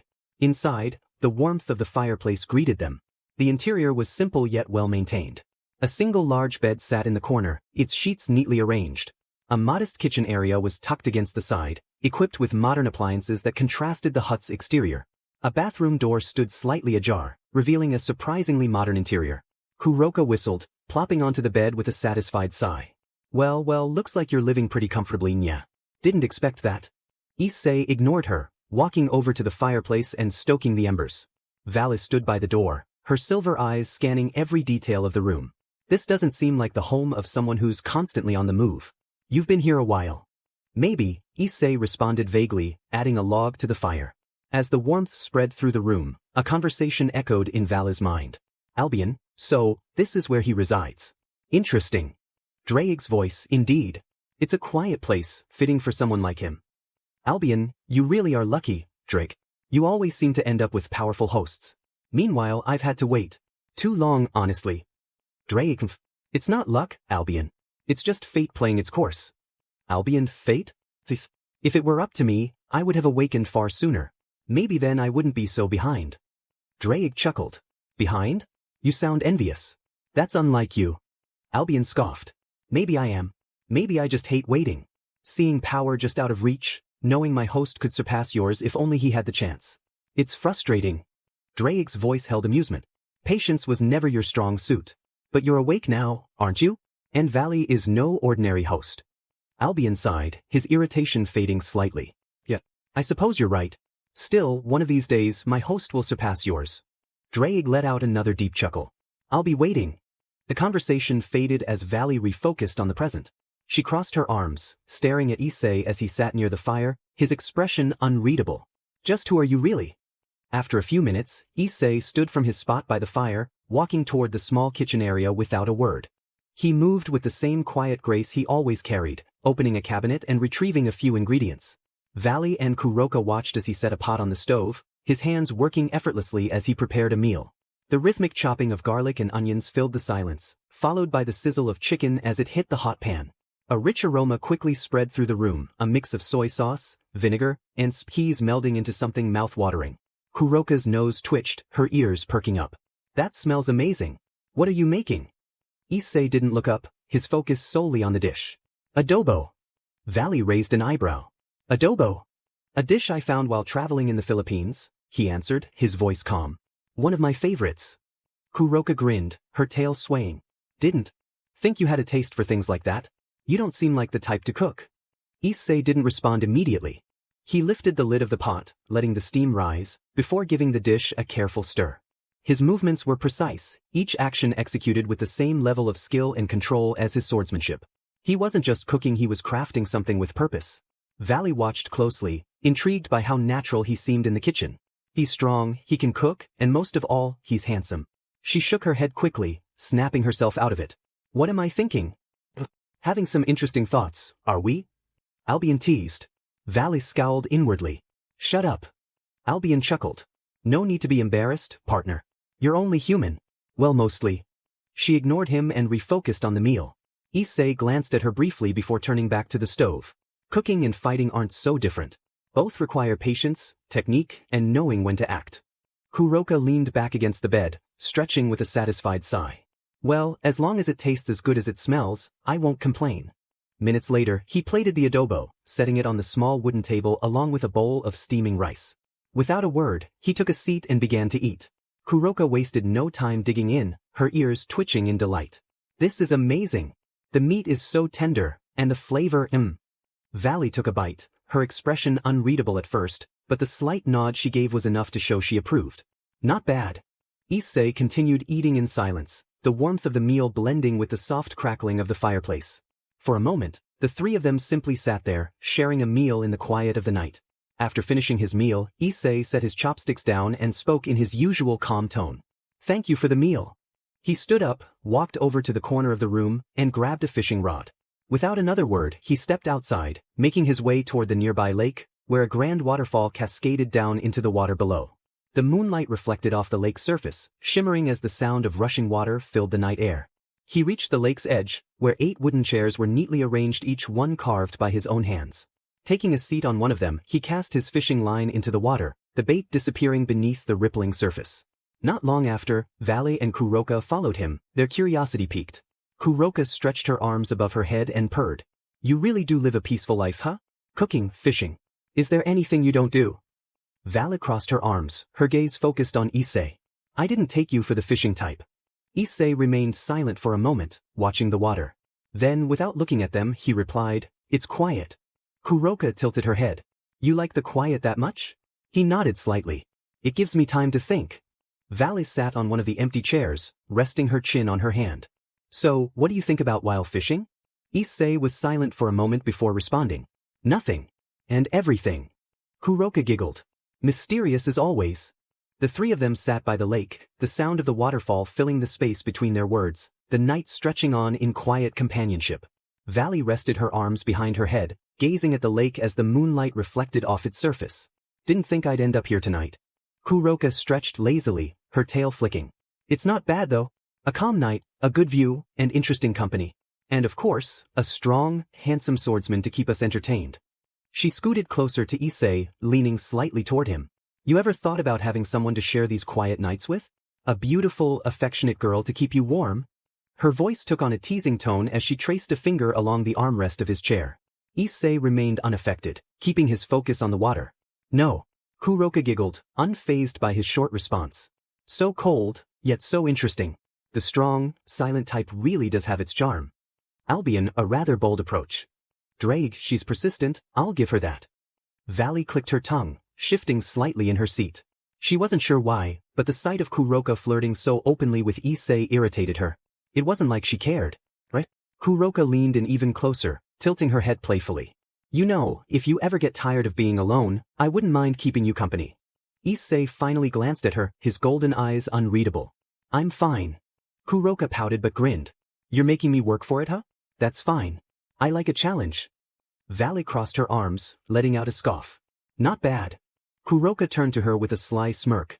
Jealous, Valley? Valley narrowed her eyes but kept her cool. I just find it amusing how desperate you look. Kuroka giggled. Ah, don't be shy. If you want to sit closer to him, just say so. Valley looked away. What am I even thinking? She shook her head. You're imagining things. Albion, are you sure about that? Valley gritted her teeth. Shut up. The quiet night stretched on, the waterfall's steady roar blending with the occasional sound of the fishing line being cast into the lake, while Kuroka continued to playfully prod Issei, who struggled to ignore the slight irritation creeping into her chest. The night had deepened, the lake's surface shimmering beneath the pale moonlight. The gentle rush of the waterfall provided a soothing backdrop as Issei reeled in his line, a modest catch wriggling at the end of the hook. With practiced ease, he removed the fish and set it in a nearby bucket before casting his line once more. Kuroka stretched, arching her back in a feline manner. Yeah, it's getting late. Should we head back soon, or are you planning to sit here all night, Issei? Issei remained quiet, eyes locked on the water. You can leave if you want. Kuroka pouted but smirked playfully. Teeth, cold as ever. Valley leaned forward slightly, her silver eyes observing him. You really don't like company, do you? Issei finally spoke, his voice calm yet firm. It's not that. I just don't mind being alone. Kuroka rolled her eyes but didn't press further. Instead, she shifted her attention to Valley, her lips curling into a mischievous grin. Well, since we're here, why don't we make things more interesting? A little bet, perhaps? Valley narrowed her eyes. What kind of bet? Kuroka's tail flicked as she pointed at Issei. Whoever catches the biggest fish gets to ask him one question he has to answer. No dodging. Albion hummed, intrigued. Do you truly think he'll answer? Drake chuckled. That depends. He might surprise them. Valley smirked. Fine. You're on. Kuroka grinned as she grabbed a fishing rod and cast her line. Get ready to spill your secrets, Issei. Issei simply continued fishing, his expression unreadable. The challenge had been set, but whether or not he would truly play along remained to be seen. The night stretched on, ripples spreading across the water as the game began. The lake remained still, save for the occasional ripple as a fish broke the surface. The moon cast its glow upon the water, reflecting the silent contest taking place between Valley and Kuroka. Kuroka hummed, her tail flicking lazily as she reeled in her line. Tsh, still nothing. This lake's being stubborn tonight, nya. Valley smirked, glancing at her own unmoving rod. Or maybe you're just not as good as you think. Albion scoffed. Fishing is a test of patience. I suppose that is not your strength, Kuroka. Drake chuckled. Yet patience is required in battle too. Perhaps this is a lesson in disguise. Issei sat silently, his fishing line still, his gaze locked on the water. He had barely spoken since the bet began, but his presence alone seemed to weigh on the atmosphere. He exuded an air of calm that contrasted with the playful energy between the two women. Kuroka leaned toward Issei, resting her arms on the wooden armrest of his chair. Issei, if I win you'll answer my question honestly, right? No holding back. Issei didn't look at her. That was the deal. Kuroka grinned. But then I'll have to make sure I win. Valley rolled her eyes. You're acting like you already caught something. Kuroka winked. Confidence is key, Valley-chan. You should try it sometime. Valley huffed, crossing her arms as she focused on her line. She refused to lose, especially not to Kuroka. The wind carried the sound of rustling leaves as the three continued their quiet competition, the night stretching on, filled with unspoken thoughts and hidden intentions. Suddenly, Valley's line jerked violently, the rod bending under the weight of her catch. She tightened her grip and reeled in with precision, her eyes gleaming with determination. The water splashed as she pulled in a sizable fish, much larger than anything caught so far. Kuroka groaned, slumping her shoulders. Tisuch, looks like I lost this one. Valley smirked triumphantly, lifting the fish slightly. Looks like he has to answer my question now. Issei remained impassive. Go ahead. Valley tilted her head slightly, as if considering her words carefully. Then, a glint of amusement flashed in her silver eyes. If you had to describe the most important thing in your life using only one word, what would it be? Issei's fingers paused on his fishing rod for a brief moment. His gaze lingered on the water, unreadable. Kuroka raised an eyebrow, intrigued. Ooh, I like that one, yeah. Makes me wonder what's really on his mind. A long silence followed before Issei finally responded, his voice calm and steady. Sometimes, some answers are meant to be hidden. Valley's eyes narrowed slightly. Avoiding the question, huh? Kuroka smirked, stretching her arms above her head. Since you didn't answer honestly, Valley gets to ask another question. But this time, you have to answer honestly. Valley tapped her fingers against her arm, eyes scanning Issei's face. The competition was over, but the air between them still carried unspoken curiosity and intrigue.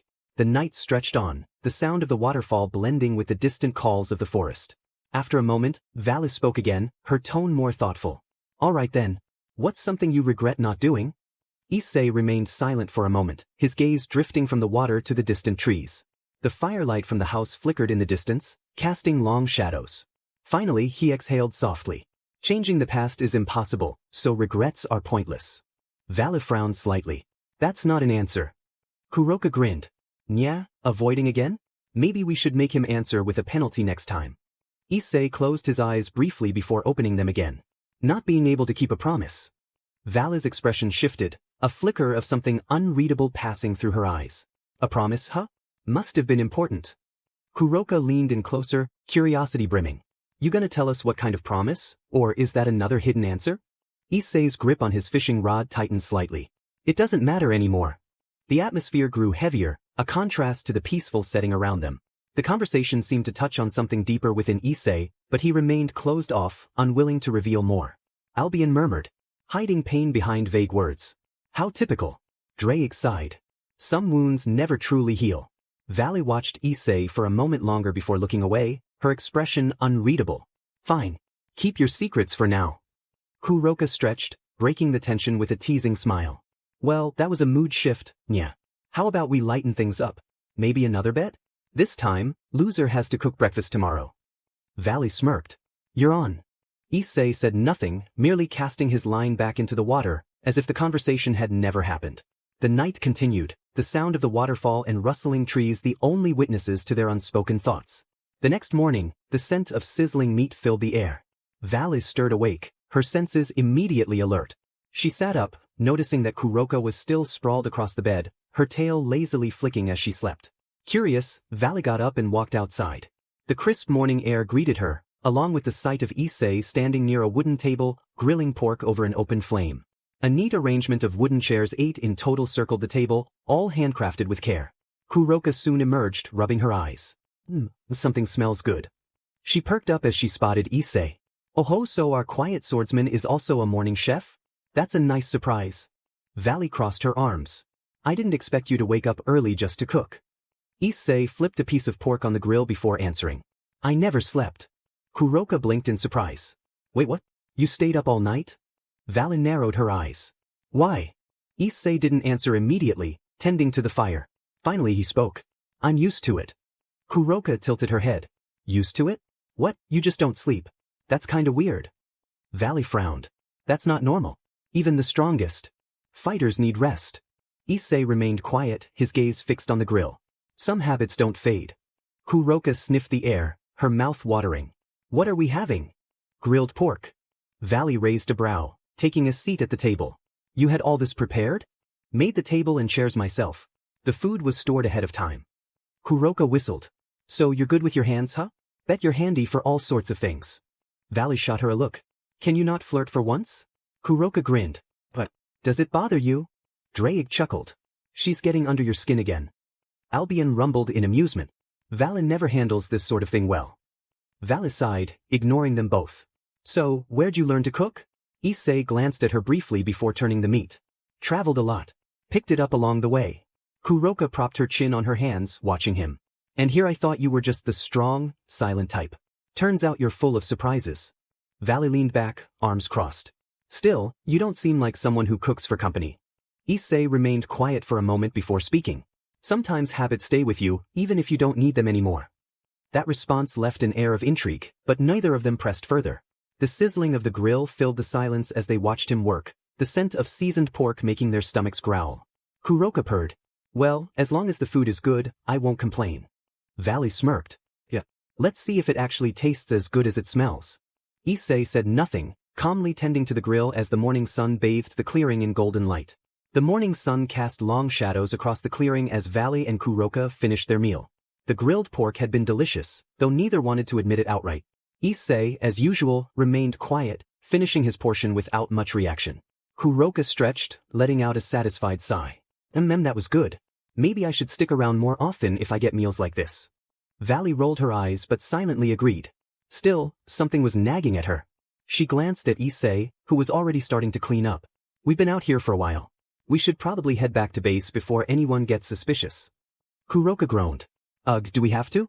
It's so peaceful here. Yes, we have to. Valley stood up, stretching her arms. We've been gone long enough. Kuroka sighed dramatically before turning to Issei with a playful smirk. Guess that means we'll have to leave our mysterious swordsman behind. Gonna miss me, Issei? Issei didn't even look at her as he replied, not particularly. Kuroka pouted. So Colt, you could at least pretend. Valley shook her head. He's not the type to pretend anything. Issei placed the cleaned grilling tools to the side before finally addressing them. I won't stop you from leaving. Valley nodded, already expecting that kind of response. All right then. We'll be off. Kuroka sighed again but followed Valley as they made their way toward the edge of the clearing. Just before stepping into the trees, she turned back one last time. You know, Issei, you're an interesting one. Don't go disappearing on us, okay? Issei didn't respond, simply sitting back in his chair as if he had never been interrupted. Kuroka raised a hand, forming a teleportation circle beneath her and Valley. Just as the magic began to glow, she suddenly stepped closer to Issei, leaning in and giving him a quick peck on the cheek. Issei's eyes widened slightly, the only hint of surprise he showed. Kuroka giggled, stepping back into the teleportation circle. A little something to remember me by. Valley crossed her arms, her expression unreadable as the light of the teleportation engulfed them. Moments later, they were gone, leaving Issei alone once more. He sat in silence, staring at the remnants of the morning fire, his thoughts unknown to anyone but himself. The air shifted as Valley and Kuroka reappeared at their base, the teleportation magic fading around them.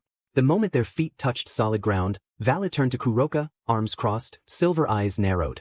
What was that? Kuroka blinked innocently. What was what? Valley frowned. The kiss. Why did you do that? Kuroka smirked, stretching her arms behind her head. Oh, is little Valley-chan jealous? She leaned closer, teasing. You looked kinda stiff when it happened. Maybe you wanted to be the one to do it. Valley scoffed, her arms tightening across her chest. That's ridiculous. I just didn't expect you to pull something like that. Kuroka purred, flicking her tail lazily. I just wanted to see if I could get a reaction out of him. And I did, even if it was just for a second. That makes it fun. Albion, oh? Seems like Kuroka is getting ahead. How unfortunate, Valley. Valley's eye twitched. Shut it. Albion, come on now, be honest. You were bothered, weren't you? Valley let out a frustrated sigh, choosing to ignore him. She refocused on Kuroka. So? Why did you really do it? The fires of Kyoto still raged as the hero faction stood around the wounded Yasaka, her golden fur dimmed from exhaustion. Kunu had stepped forward in a desperate attempt to shield her mother, her small frame trembling, yet her resolve unbroken. Cao Cao, with the true Longinus in hand, regarded the scene with an amused smirk, but his patience was thinning. Then, without a sound, without a shift in the air, he was there. Kokushibo. None of them had seen him move. None of them had even sensed his presence approaching. One moment, Cao Cao was standing alone, prepared to end the confrontation, and the next, a towering figure stood beside him, his 6 glowing eyes radiating an eerie intensity. A chill spread through the battlefield. Even the strongest among them, Valley, Arthur, Krumkruch, and Tiamat, felt an unnatural dread crawl down their spines. It was a fear so primal, so overwhelming, that their bodies instinctively recoiled. Cao Cao, for the first time, felt his grip on true Longinus tighten involuntarily. His smirk faltered. Kokushibo's deep, resonant voice broke the silence. Cao Cao, you have gone too far. The weight of his words pressed upon them like an immovable force. The once confident stance of the hero faction wavered as they faced an unknown, yet undeniably superior presence. Vala's mind raced, trying to piece together what little she knew of this swordsman. His power, his speed, he was unlike anything they had ever encountered. Kunu clutched her mother's robes tightly, peering up at the demon with a mixture of fear and awe. Yasaka, despite her injuries, recognized an opportunity. If this being opposed the hero faction, then perhaps there was still hope. Cao Cao slowly regained his composure, forcing a chuckle. So, you finally decide to appear. Are you here to stop us? Or are you simply enjoying the spectacle? Kokushibo turned his many eyes toward him, unreadable and unwavering. Your ambitions blind you. You trample upon this city, harming the innocent, all for your selfish goals. Arthur stepped forward, his grip on Excalibur ruler tightening. And what of you? You appeared only now. If you truly opposed us, why wait? Kokushibo did not answer immediately. His gaze shifted slightly, locking onto Arthur. The blonde swordsman stiffened under the weight of that stare, recalling their previous battle. He had fought Kokushibo once and lost. That loss still burned within him, a reminder of the difference between them. You are not ready, Kokushibo finally said, before looking back at Cao Cao. None of you are. Tiamat's piercing blue eyes narrowed, her instincts screaming at her. Unlike the others, she was a being who had lived through countless battles, had faced legends, and even she felt the undeniable pressure radiating from him. She clenched her fists, choosing to remain silent but alert. Biko exhaled, trying to shake off his unease with a forced grin. Teeth, the way you talk, it's like you think you're some god. Kokushibo's hand rested on the hilt of his sword. I am merely a swordsman. The words, spoken so simply, held an undeniable weight. Cao Cao's mind worked furiously, analyzing the situation. They still outnumbered him. He had the true Longinus. But something deep in his instincts screamed at him that numbers meant nothing. Cao Cao smiled again, but it was thinner, less sure. Then, swordsman, let's see if you live up to the legend. With that, the hero faction attacked. Arthur was the first to move, dashing forward with Excalibur ruler, its power warping the space around it. Cao Cao moved the true Longinus, a brilliant spear of light as image toward Kokushibo. At the same time, Krumkruch, still in her humanoid form, unleashed a torrent of draconic energy, while Biko vaulted from above, staff spinning with deadly momentum. Kokushibo moved. His blade never left its sheath, yet the battlefield shifted around him.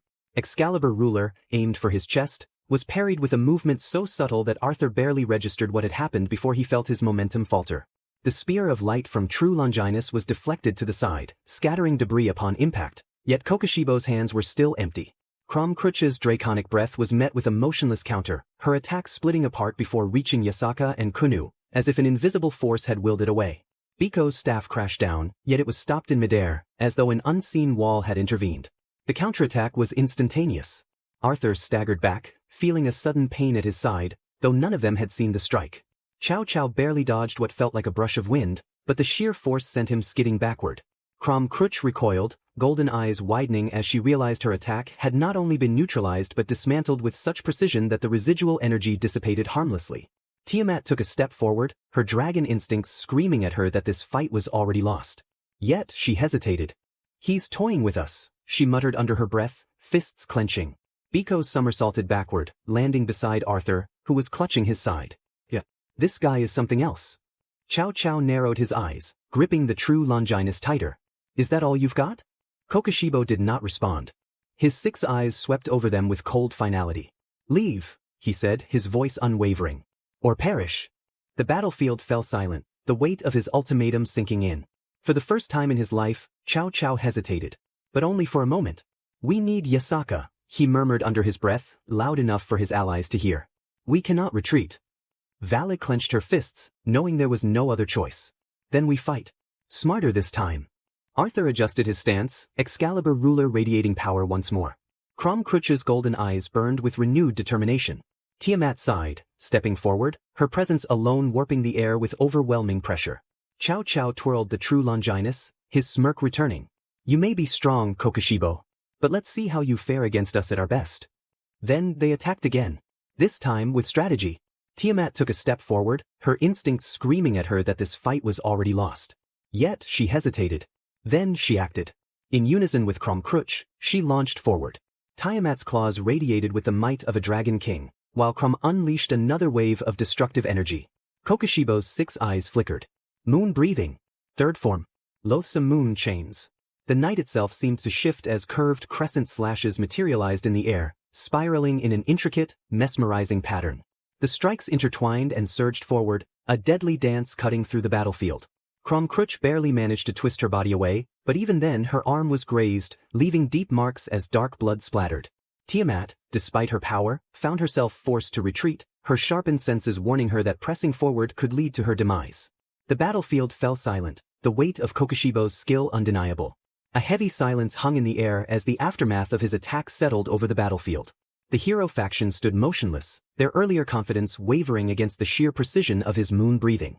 The scars of his technique marred the ground, jagged crescent-shaped gouges left in their wake. Tiamat clenched her jaw, flexing her clawed hands as she glared at the towering swordsman. She had fought gods, dragons, and beings of immense power, but something about Kokushibo unsettled her in a way few ever had. His presence was absolute. His blade his entire being was beyond the reach of logic. Crom Cruch gritted her teeth, wiping the blood from her arm. She had taken her fair share of wounds in battle, but for the first time in a long while, a deep instinct told her that this was not an opponent who could be overwhelmed by brute strength alone. Her golden eyes flickered to the battlefield, analyzing the crescent-shaped slashes that had torn through their ranks. "These marks. They're not ordinary cuts." "At the way the energy lingers," she murmured. Tiamat frowned, kneeling beside one of the slashes. She extended a hand, letting her draconic senses analyze the remnants of the attack. "It's strange," she admitted. "It isn't just a simple sword strike. There's an unnatural consistency to the way the slashes form, almost as if they are growing." Crom Cruch narrowed her eyes. "A curse technique?" Tiamat shook her head. "No. Something more. These crescents, they feel like an extension of his will, rather than just his blade." Cao Cao, still gripping the true Longinus tightly, exhaled slowly. "I see now," he muttered, voice laced with tension. "You're no mere swordsman. Your very existence warps the flow of battle." Kokushibo remained unmoving, his many eyes surveying them with unreadable intent. His hands were still empty, his sword unseen, yet he had just torn through their ranks with nothing but technique. "Leave," he repeated, his voice calm but resolute. "You will not take Yasaka." Cao Cao smirked, despite the sweat forming on his brow. "That's not an option." He turned to his allies. "We adapt. We fight together with precision. If we hesitate, we die." Arthur adjusted his grip on Excalibur ruler, the weapon humming with power. Crom Cruch narrowed her eyes, her draconic aura flaring once more. Tiamat inhaled sharply, pushing aside her hesitation. Biko spun his staff, his playful demeanor replaced with grim determination. Cao Cao raised the true Longinus, its divine radiance pulsing. "Attack!" They surged forward as one. Kokushibo's 6 eyes gleamed. "Moon breathing. 5th form." His 5th form moon spirit calamitous eddy manifested in an instant, spiraling arcs of slashes cascading outward like a relentless storm. Tiamat barely managed to weave around the onslaught, but even with her centuries of combat experience, she felt the unnatural pull of the crescents dragging against her aura. Crom Cruch roared, pushing forward with a burst of draconic energy. She swung a clawed hand, aiming to break through Kokushibo's attack by sheer force. The moment her strike connected with the swirling crescents, her eyes widened. The slashes did not simply dissipate, they clung to her energy, warping around her limbs and cutting deeper than physical wounds should allow. Arthur moved Excalibur ruler forward, attempting to impose his authority over the battlefield. The legendary blade's influence trembled against Kokushibo's presence, but the samurai did not falter. He twisted his stance, bringing his sword upward in a seamless motion. A single crescent arc carved through Arthur's defenses, forcing him to retreat with a sharp exhale. Cao Cao, however, had no intention of backing down. The true Longinus blazed as he leapt, aiming a precise move toward Kokushibo's heart. The spear tip struck but met nothing but air. A flicker of movement revealed the swordsman's form mere inches away, his blade already descending in response. Biko intervened, his staff intercepting the strike at the last possible moment. The force of the impact sent him skidding backward, his arms trembling from the sheer weight behind the attack. Tiamat, regaining her footing, unleashed a torrent of draconic flames. The battlefield ignited, engulfing the combatants in a sea of blue fire. Yet from within the inferno, Kokushibo's form emerged, unharmed. His many eyes regarded them with something beyond mere battle instinct, something ancient, something inexorable. Futility, he murmured. Then, with a single step forward, he vanished. A deafening sound cracked through the battlefield as he reappeared before Tiamat. His blade descending in a fatal arc. Time seemed to slow as she braced herself, knowing she couldn't fully evade the strike. But just before the blade could reach her, a sudden force clashed against Kokushibo's attack. A crimson gauntlet met his sword, halting the strike in an instant. The battlefield stilled as all eyes turned to the new arrival. Standing between Tiamat and Kokushibo was a man who looked eerily similar to Kokushibo himself but in a human form. His long, dark hair cascaded down his back, his piercing golden eyes cold and unwavering. The resemblance was uncanny, yet something about him felt distinct. His draconic aura pulsed, radiating a power both familiar and foreign. Kokushibo's many eyes narrowed slightly. You. Earlier, before the battle began, Kokushibo stood within a secluded forest clearing, bathed in moonlight. His many eyes flickered as he extended his hand, dark energy swirling around him. The air grew thick with power, and slowly, an ethereal form took shape beside him. A perfect replica of himself emerged, identical in every way, save for the lack of demonic traits. This clone, his human counterpart, opened his eyes, revealing golden irises that glowed with quiet intensity. Kokushibo regarded his creation with a cold, calculating gaze. You will act as my shadow, my extension. But in this battle, you must take a different path. The clone nodded, his voice calm yet firm. Understood. For a moment, silence stretched between them before Kokushibo turned away, his gaze drifting toward the distant battlefield. Do not disappoint me. With that, the clone Issei vanished into the night, moving toward his destined encounter. Tiamat staggered back, her golden eyes widening in shock as she registered what had just happened. But then, anger flashed across her face as she clenched her fists. Why do I sense drag in you? Her voice carried an edge of accusation. Krom Kruch, standing a few paces away, narrowed her eyes as she also sensed the lingering presence of the Red Dragon Emperor. This energy, there's no mistaking it. You carry his will. Issei remained impassive, his sacred gear glowing faintly. It does not concern you. Valley and Kuroka, however, showed no shock. They had already met him before, spent time with him, learned of his existence. Kuroka crossed her arms with a knowing smirk, while Valley kept her gaze steady, as if confirming what she already knew. So you're finally revealing yourself in battle, Valley muttered. I wondered when you'd show up. Kokushibo's gaze remained unreadable. He took a step back, shifting his stance. You interfere. Issei exhaled, rolling his shoulders. Yeah, well, can't exactly let you run wild, can I? Without another word, he lunged forward, his sacred gear flaring with raw power. Kokushibo met him head-on, their blades clashing in a burst of force that shook the battlefield. But then, to everyone's shock, Issei's movements mirrored Kokushibo's. Exactly. Moon-breathing first form. Dark Moon Evening Palace. As he swung his blade, crescent-shaped slashes erupted from his strikes identical to the moon-breathing techniques Kokushibo wielded. The battlefield was suddenly filled with two warriors of moonlight, their slashes weaving and colliding in a deadly spectacle of precision. Tiamat gritted her teeth, frustration evident in her eyes. How can he use the same techniques? Kuroka, watching from the sidelines, chuckled. He's full of surprises, isn't he? Kokushibo's eyes gleamed as he pressed forward. Interesting. Are you against your master? Issei parried another slash, his voice steady. Master, I cannot allow you to do this. Despite his skill, Issei was still outmatched. Kokushibo's blade danced through his defenses, leaving marks on his skin like strokes from a painter's brush. Issei did not falter. Not enough, Kokushibo muttered, watching his younger self struggle to stand.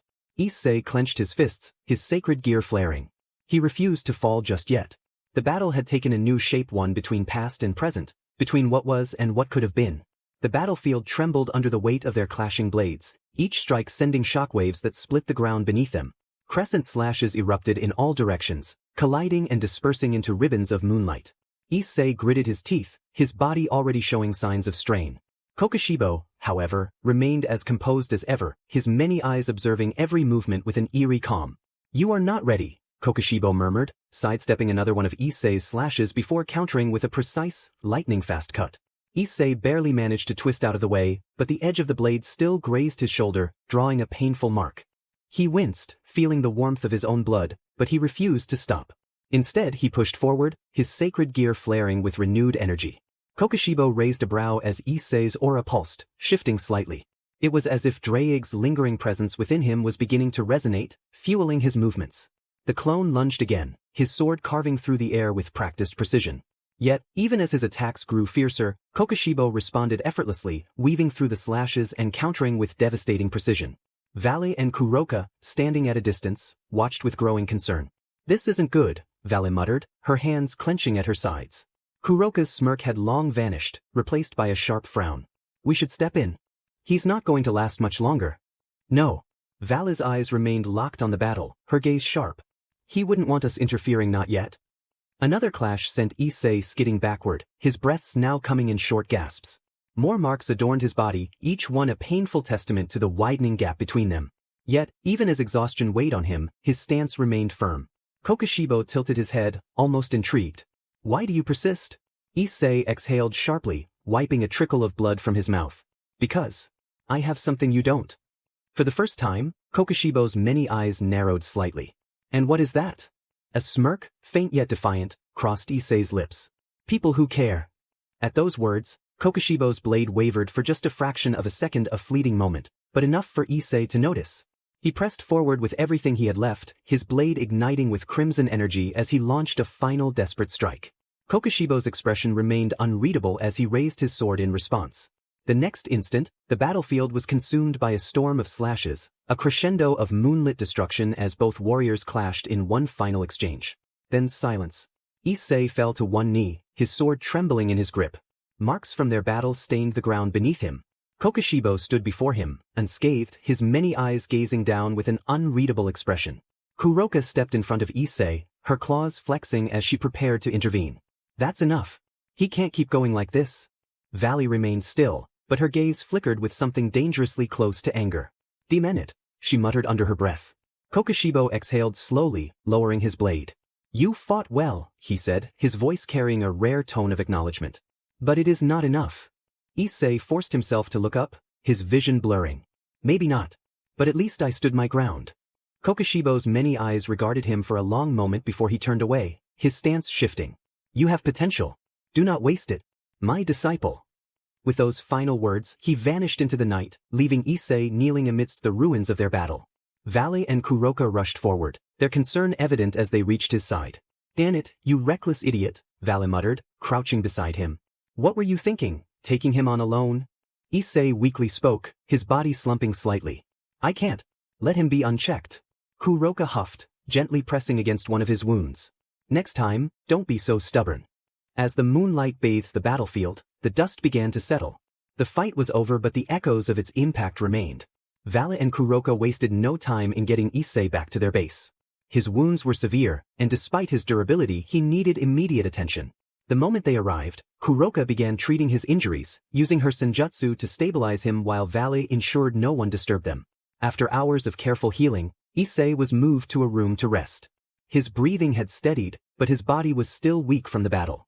Valley and Kuroka lingered for a moment, watching him in silence. "He'll be fine now, right?" Kuroka asked, her voice quieter than usual. Valley crossed her arms, her expression unreadable. "He should be. He just needs rest." With nothing more to do, they left the room, closing the door behind them. The moment the door shut, the air within the room shifted. A faint ripple in the shadows signaled Kokushibo's arrival. His many eyes glowed softly in the dim light as he approached the bed where his clone rested. Without a word, he reached out, and the clone's form began to fade, dissolving into energy before vanishing completely. Now alone, Kokushibo's demonic form flickered, his features shifting until he was fully human once more. Issei height. He exhaled, his golden eyes dim with exhaustion as he laid down in the exact position his clone had occupied. Everything was proceeding as planned. No one would suspect the truth. As he closed his eyes, the weight of battle settled over him, and for the first time in a long while, he allowed himself to rest.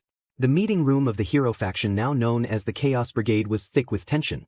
The recent battle had left its mark, not just physically, but mentally.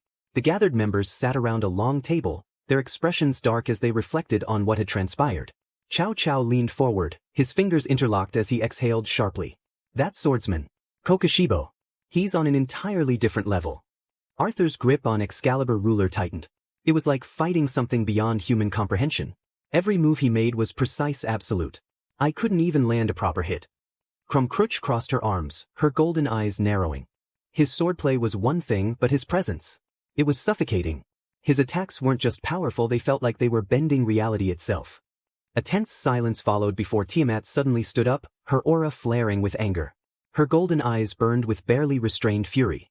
And yet, the one who saved me was him, the host of Drake. The room grew even heavier. They all knew why Tiamat hated Drake. Her history with the Red Dragon Emperor was well known, his reckless nature, the way he treated her in the past, and the grievances that had never truly faded. To be saved by his host, of all people, was a bitter pill for her to swallow. Tiamat, Chow Chow started, his tone measured, we all understand your hatred, but right now, he's the least of our concerns. The real issue is Kokushibo. If he had truly wanted to, he could have annihilated us all. That wasn't a battle, it was a demonstration. He was showing us that we are nothing to him. Biko, leaning against the wall, clicked his tongue. And we couldn't do a thing about it. Tiamat clenched her fists, taking a deep breath to calm herself. I don't care about Kokushibo right now. What I care about is that dragon's host interfering in my fight. I don't need his help. I never will. Crumcrutch sighed. Regardless of how you feel about him, he fought against Kokushibo. That means he's either incredibly foolish, or he has a plan. Kuroka, who had been quiet until now, smirked slightly. Maybe both, Naya. But I'll tell you this, he's not one to be underestimated. She stretched, then glanced toward the door. I know. Let's see if Issei is awake. Maybe he has some information about Kokushibo. Valley, standing off to the side, merely crossed her arms. Whatever he's planning, we'll find out soon enough. The discussion continued, but the anger in the room lingered. Each member had their own thoughts on what had transpired, but one thing was clear. Kokushibo's power was undeniable, and the fact that Issei had stepped in only complicated things further. For now, they needed answers, and more than anything, they needed a way to tip the scales in their favor. The quiet of the Chaos Brigade's base was only broken by the occasional murmur of those stationed outside. Inside one of the rooms, Issei lay motionless on a large bed, his body covered in bandages. His chest rose and fell steadily, though his energy remained faint after the intense battle. Kuroka and Valis stepped into the room, the former stretching her arms with a satisfied grin. Nya, looks like he's still out. Guess that fight really took a lot out of him. Valley, standing by the door, crossed her arms and observed Issei in silence. She wasn't particularly fond of wasting time, but there was no denying that the fight they had witnessed was unlike anything they had expected. Issei had taken on Kokushibo head-on, mirroring his techniques almost flawlessly. That alone made him someone worth keeping an eye on. More than that, she and Kuroka knew he was Kokushibo's disciple, which only raised more questions. Before she could say anything, Kuroka sauntered forward, her golden eyes gleaming with mischief. Since he's already laying there, might as well make myself comfortable, Naya. Without hesitation, she slipped onto the bed beside him, draping herself over his arm with a pleased sigh. Nice and warm. Val's eye twitched. What do you think you're doing? Kuroka merely purred in response. Getting cozy, of course. It's not every day you get to cuddle with someone this interesting. Val let out an exasperated sigh, her arms still crossed. She wasn't sure if Kuroka was just playing around or if she genuinely wanted to stay close to Issei, but either way, it was annoying to watch. More than that, it made something stir uncomfortably in her chest, a feeling she immediately shoved aside. She stepped closer, her gaze narrowing as she examined Issei's face. Despite everything, he looked unbothered, almost as if he hadn't just fought a battle against a monster like Kokushibo. And that, more than anything, irritated her. Kuroka, however, had a different thought. Her eyes drifted to Issei's lips, and for a brief moment, a mischievous glint flickered across her face. I wonder what would happen if I... Before she could finish, Valley swiftly grabbed her by the collar and yanked her back. Don't even think about it. Kuroka pouted, but her smirk remained. Jealous are we? Drake's voice suddenly rumbled in, amused. You were really about to steal a kiss while he's unconscious? That's low, even for you, Kuroka. Kuroka huffed. Oh, come on, he wouldn't have minded. Valley rolled her eyes. You're unbelievable. Drake chuckled again. Valley, you stopping her so fast, maybe you're the one who wants a kiss, huh? Valley's face twitched, a faint pink dusting her cheeks. Shut up, Drake. Albion's voice joined in, his tone calm but teasing. How amusing. The White Dragon Empress flustered over something so trivial. Valley scoffed. I am not flustered. Kuroka grinned, her tail swishing playfully. "Nya, looks like I'm not the only one interested." A groggy voice cut through the teasing. "Why is it so noisy?" All eyes turned to Issei as he slowly opened his golden eyes, blinking up at the two women beside him. He let out a tired sigh, shifting slightly in bed. "Feels like I got run over by a truck." Kuroka wasted no time, leaning closer with a sly grin. "More like sliced up by a demon swordsman, Naya." Vale, ignoring Kuroka, crossed her arms. "You're awake. We have questions." Issei groaned. "Figures." Kuroka nudged him playfully. "Come and spill. What do you know about kokushibo?" Issei sighed again, rubbing his forehead. "Not much more than you do. He's ridiculously strong. That's all. That really matters." Vale's gaze hardened. "We need more than that. You're his disciple. That means you know more about his abilities than we do." Before she could press further, a knock on the door interrupted them. A voice called from the hallway. "Vale, Kuroka. The meeting is starting. Bring Issei." Kuroka stretched, smirking. "Looks like it's time to move, Naya." Vale glanced at Issei. "Can you walk?" Issei pushed himself up with a grunt. "Guess we're about to find out." With that, the three of them made their way to the meeting room, where the Chaos Brigade awaited them.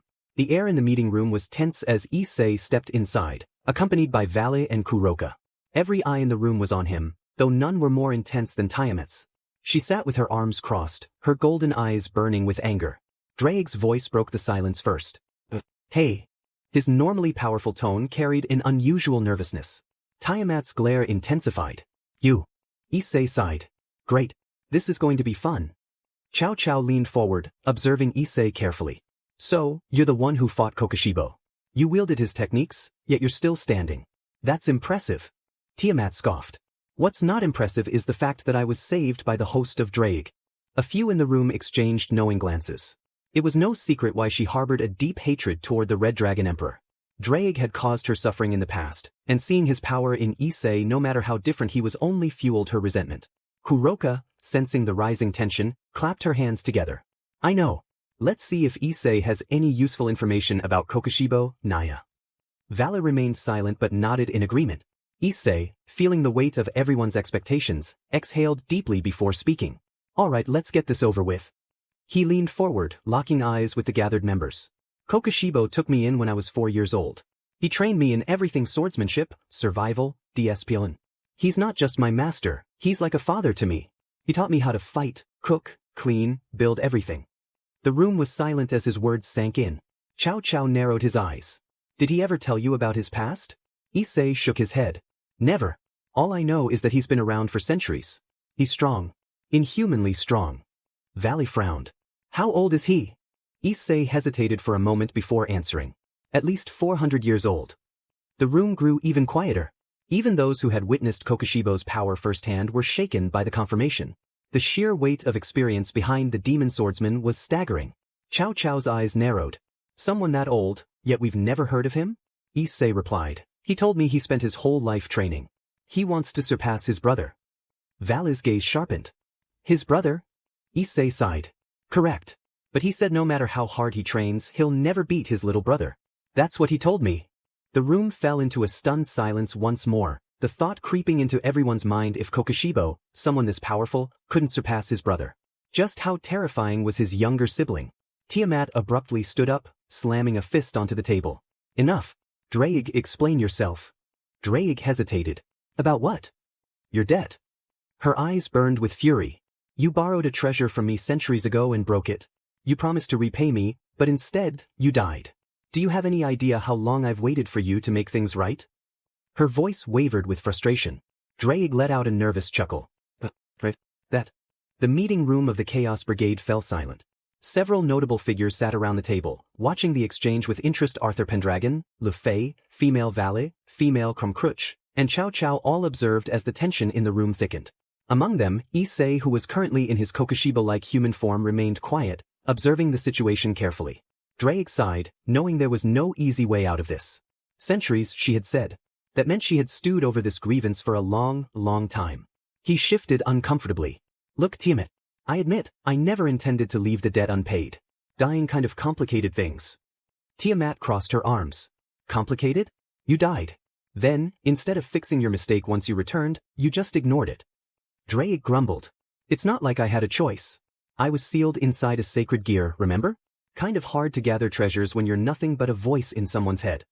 Before Tiamat could retort, another voice cut in. If Draig's debt still exists, then I suppose it falls on me to handle it. Tiamat turned to the speaker Issei, his expression neutral. She narrowed her eyes. And why would you be responsible for this? Issei sighed, rubbing the back of his head. Because I'm Draig's reincarnation, aren't I? If he can't settle his debt, then it falls on me. That's how these things usually go, right? Tiamat scoffed. You think you can simply take his place and erase a centuries-old debt just like that? I'm not saying it'll be easy, Issei admitted. But if it's something Draig owed, I'll take responsibility for it. No point in arguing about the past. Tiamat huffed. Fine. Then it's your debt now.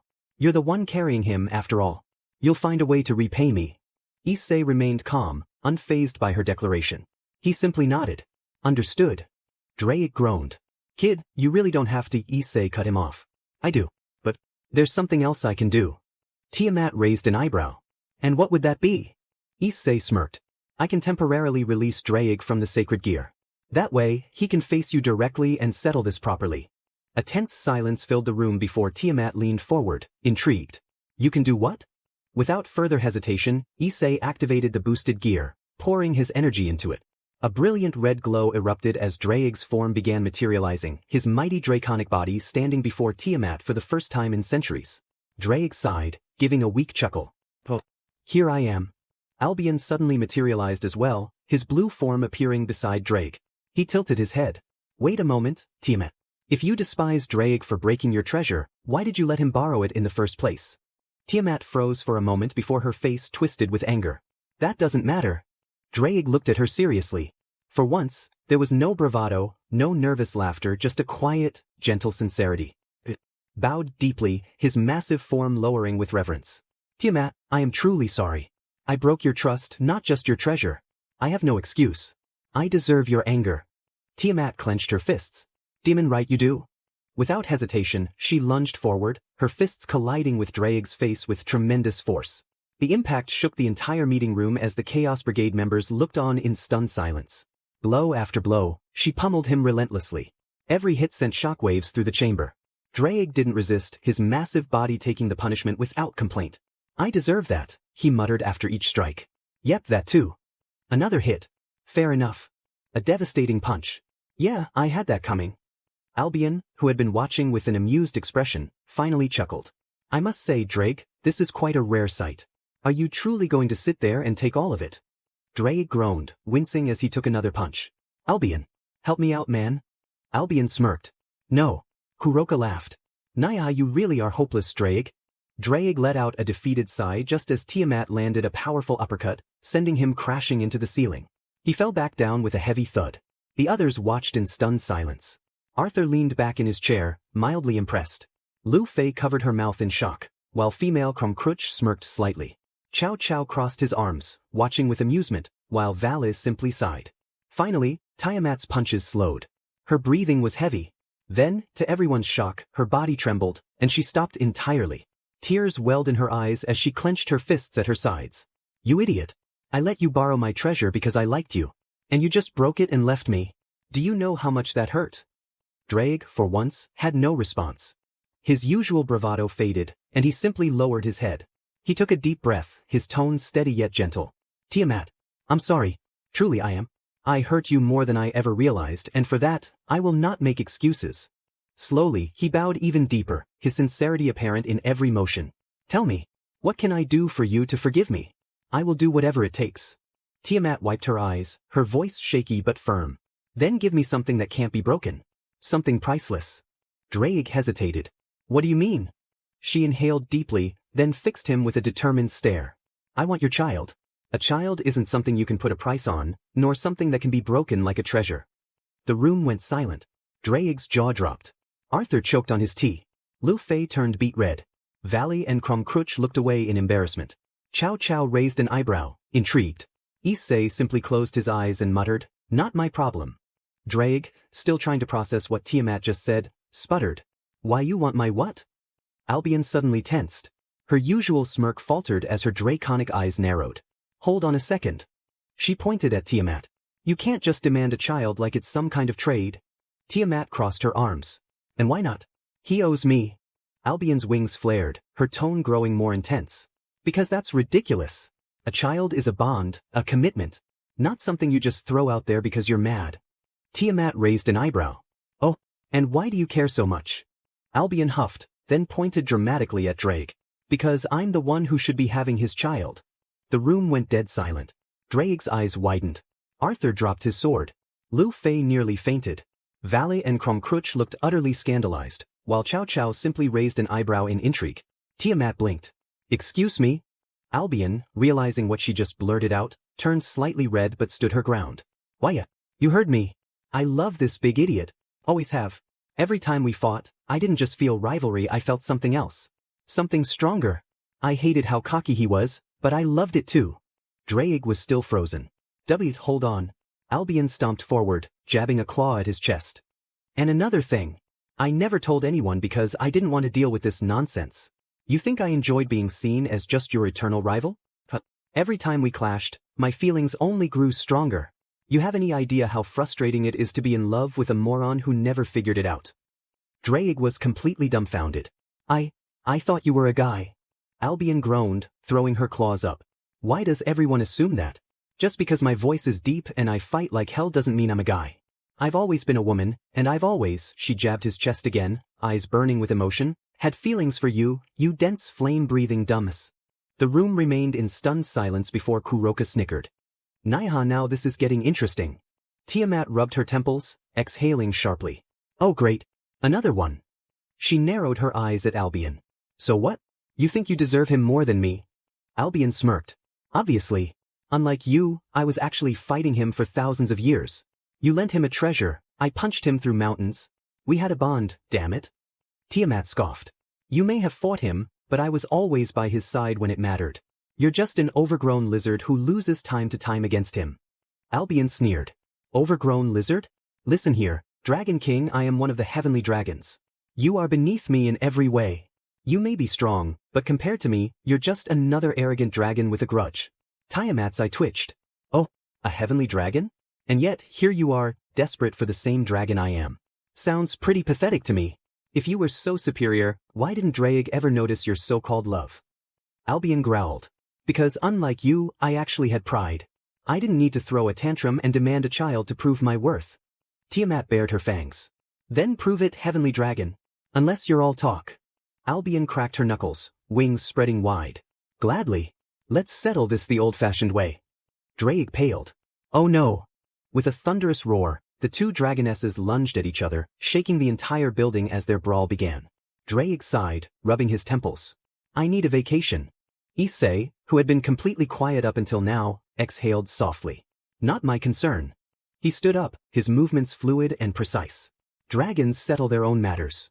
Issei sat down at the far side of the room, his posture calm and poised as he observed the dragon's chaotic brawl. The floor trembled with each strike, the sound of roaring and growling filling the space as Albion and Tiamat fought with the intensity of their long-standing rivalry. Issei's gaze remained steady, unaffected by the raw power that surged around him. He simply watched, as if this spectacle was of little consequence to him. Arthur, still sipping his tea, chuckled under his breath, clearly entertained by the scene unfolding before him. This is better than the stories, Arthur murmured, smirking as he took another sip. But just as Albion and Tiamat seemed to reach the peak of their confrontation, Kuroka's voice suddenly broke through the noise with a loud shout. Stop! The room fell into stunned silence as both dragons froze mid-attack. Kuroka, standing near the center, had her hands on her hips, a mischievous glint in her eyes. She glanced between the two bickering dragons and smirked. Why are you two wasting all this energy? Kuroka said nonchalantly. You could save yourselves some trouble, you know. Tiamat and Albion, both heavily panting and covered in scratches from their fierce combat, turned toward Kuroka. Albion's wings twitched with irritation, and Tiamat narrowed her eyes. Save us trouble?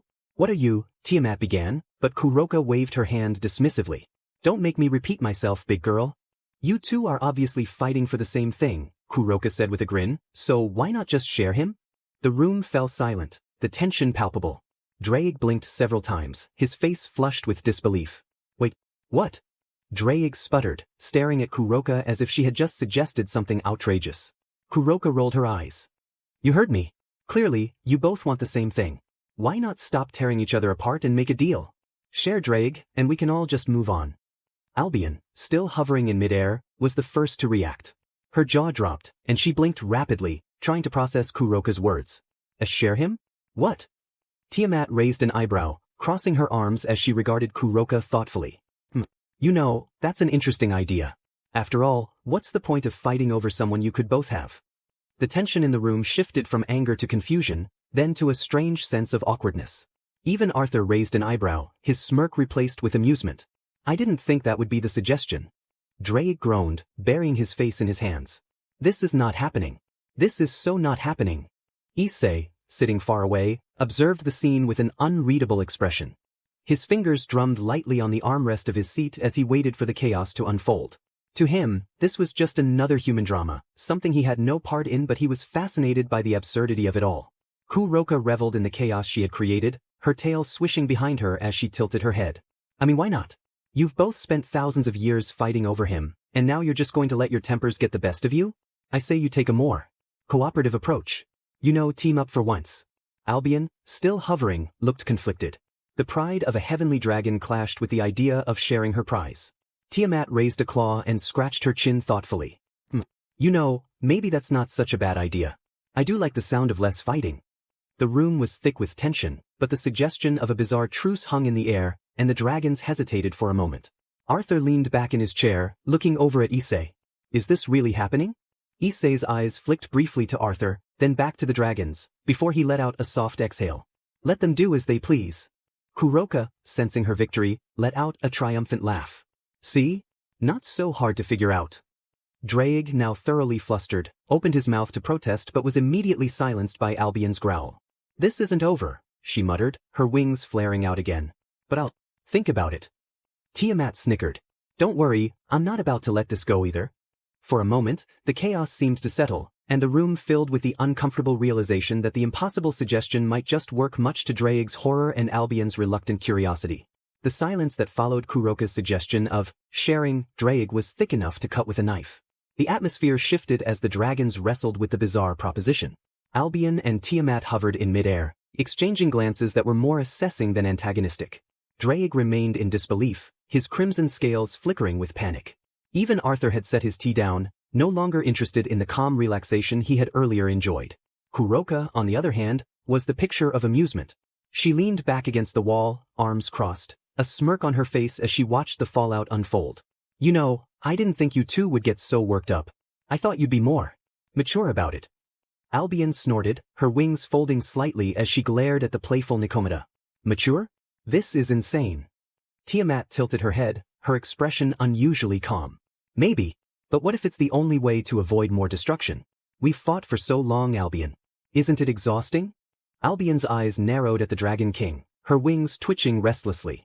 She hated to admit it, but Tiamat had a point. The rivalry between them never felt like just a rivalry. It was something more complicated, something deeper than either of them had ever been willing to acknowledge. It's not about exhaustion, Albion grumbled, crossing her arms. It's about pride. And you don't just give that up.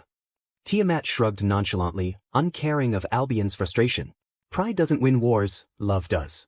Drake gasped, stumbling backward, shaking his head. Wait, oh no, this isn't happening. You can't just share me like I'm some prize. Kuroka laughed lightly.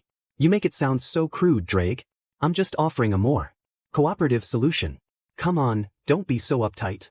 Drake's eyes flickered with exasperation. This is absurd. I didn't ask for any of this.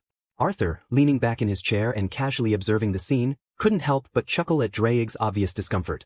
You've gotten yourself into quite the mess, old dragon. Drake shot him a glare. Thanks for the support, Arthur. Really helpful. But before the bickering could resume, Kuroka raised her hands, her voice carrying an authoritative tone that cut through the noise. All right, let's all just calm down for a moment. We're getting nowhere, and frankly, I don't think anyone here wants to deal with a full-blown war between you two. She looked between Tiamat and Albion, then at Drake. How about we approach this rationally? No fighting, no more absurd claims. Just consider it. Albion took a deep breath, her wings folding against her back. I'm listening, she said, though her voice was laced with suspicion. Tiamat, ever the pragmatic one, nodded. Fine. I'll listen too. But if this doesn't work out, don't say I didn't warn you. Kuroka grinned, clearly pleased with how things were progressing. Perfect. Now, Drake, listen closely. All we're proposing is that you stop being so stubborn. I mean, you've been through what, thousands of years together? Why not make the most of it? Drake could barely contain his incredulity. That's your idea of making the most of it? A three-way? He nearly shouted. No. Kuroka shot back, not flinching. It's not about that. It's about mutual respect. Just think about it. You two, she pointed to Tiamat and Albion, want Drake because of his strength, his heart, and whatever else you two get all wrapped up in. Why not put your heads together for once? Albion huffed, her eyes still narrowed. What's the catch? The catch is you need to make it work, or else nothing changes. No more fighting, no more childish bickering, Kuroka said, her tone firm. You both need to stop playing games and act like the grown-ups you're supposed to be.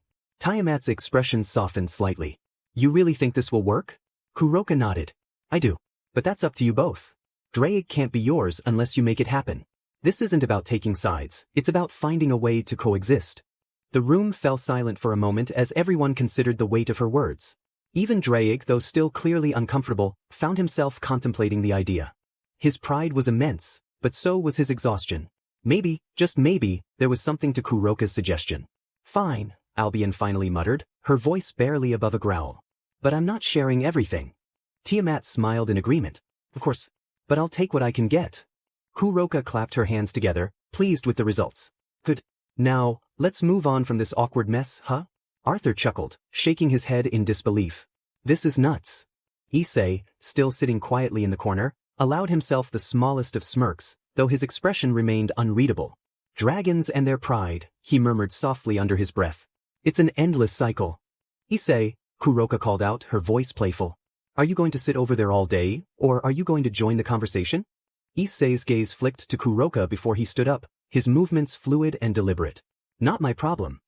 He started to walk toward the exit, pausing only to glance at the still flustered Drake. Let them figure it out. Drake, now somewhat defeated, sat back in his chair with a heavy sigh. I need a drink. Arthur raised his teacup, grinning widely. Now that's something I can get behind. As the group dispersed, each with their own thoughts, the tension that had hung in the air for so long finally seemed to dissipate. The dragons, once at each other's throats, now found themselves caught in an unexpected arrangement. Whether it would hold was anyone's guess, but for the moment, the drama had reached a bizarre truce.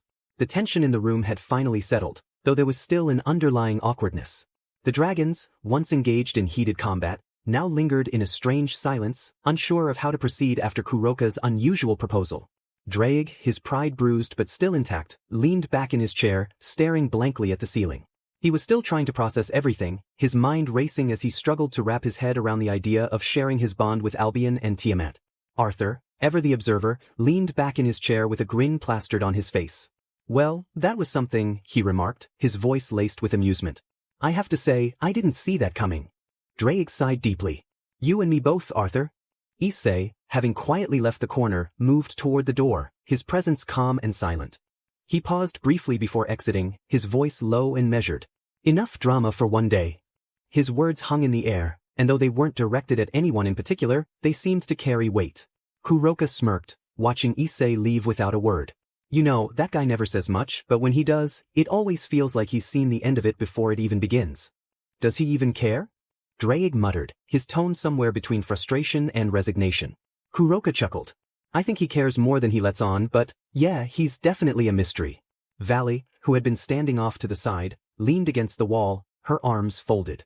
Her expression was one of deep thought, though a subtle irritation lingered in her eyes. So this is how we're doing things now? Just accept everything and move on?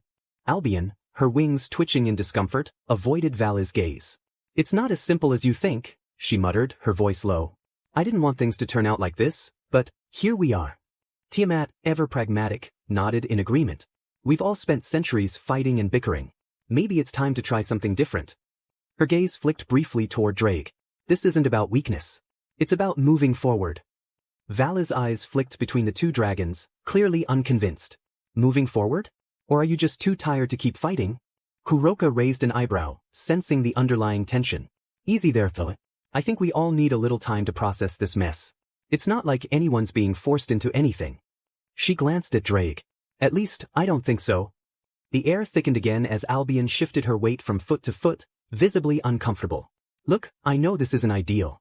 It wasn't supposed to be like this. But, maybe, just maybe, it's time to put aside the rivalry and make something new out of this. Tiamat crossed her arms, her posture still relaxed despite the odd circumstances. Maybe. But don't think I've forgotten our past, Albion.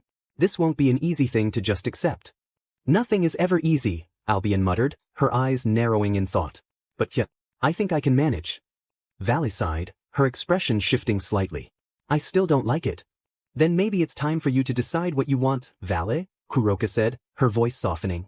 You've been so focused on being the strongest that you've never really thought about what it means to connect with someone.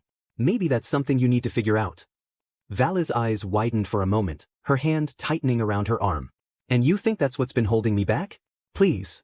Kuroka's tail flicked lazily behind her as she grinned. Could be. But maybe you're just afraid to admit it. Before Valley could respond, Arthur stood from his seat, stretching his arms with a wide grin. All right, enough with the drama. The dragons can figure out their mess on their own. He raised an eyebrow at Drake.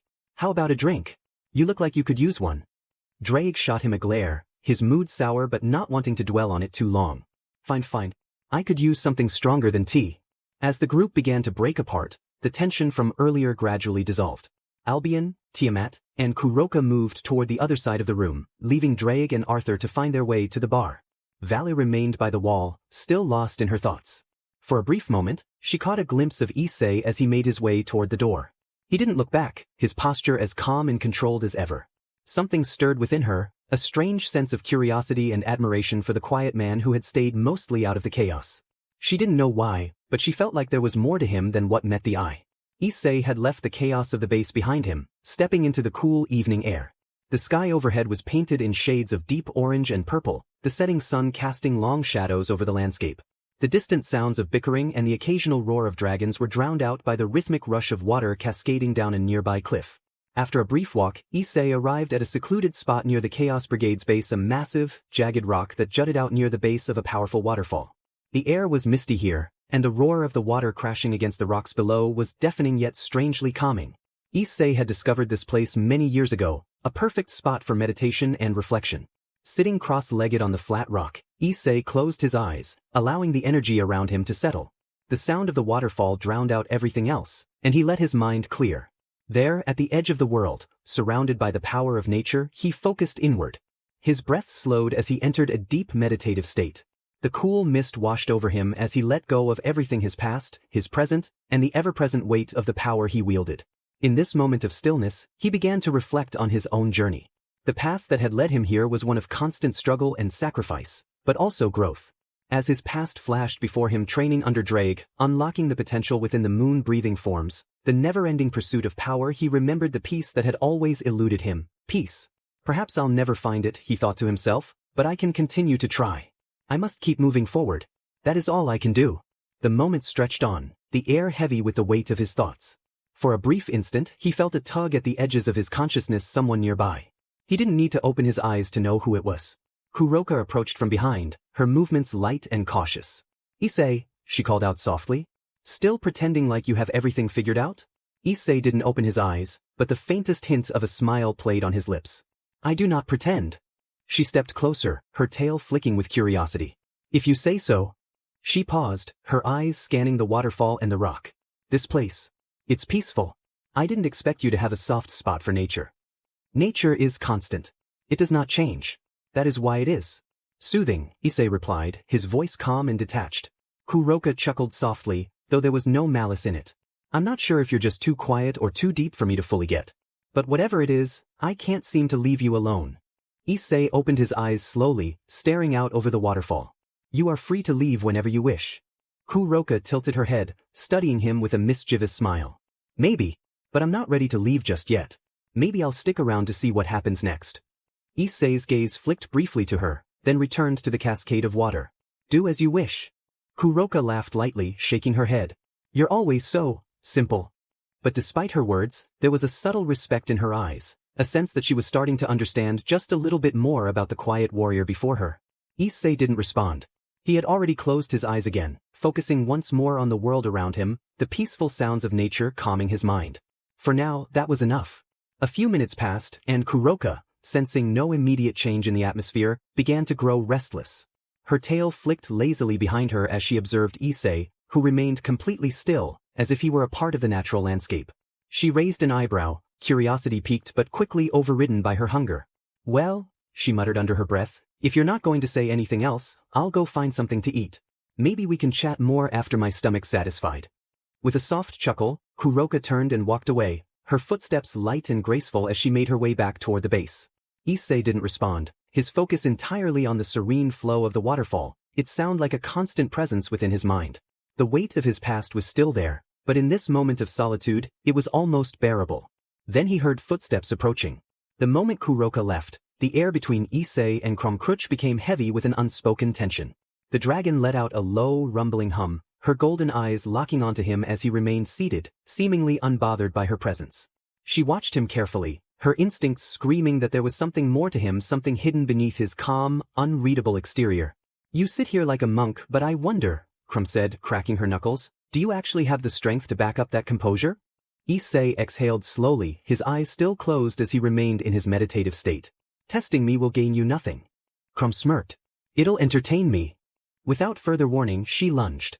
Issei's body shifted in an instant, his instincts flaring as her fist came crashing down toward him. He tilted his head slightly, avoiding the direct impact, and raised his forearm to block the force of her strike. The impact sent vibrations through his entire body, but he remained unmoved, his feet planted firmly against the rock beneath him. Krum pressed forward, her movements relentless. She swung again, her clawed hands slicing through the air with dangerous speed. Issei parried, redirecting her strike to the side before twisting his body just in time to block her follow-up kick with his forearm.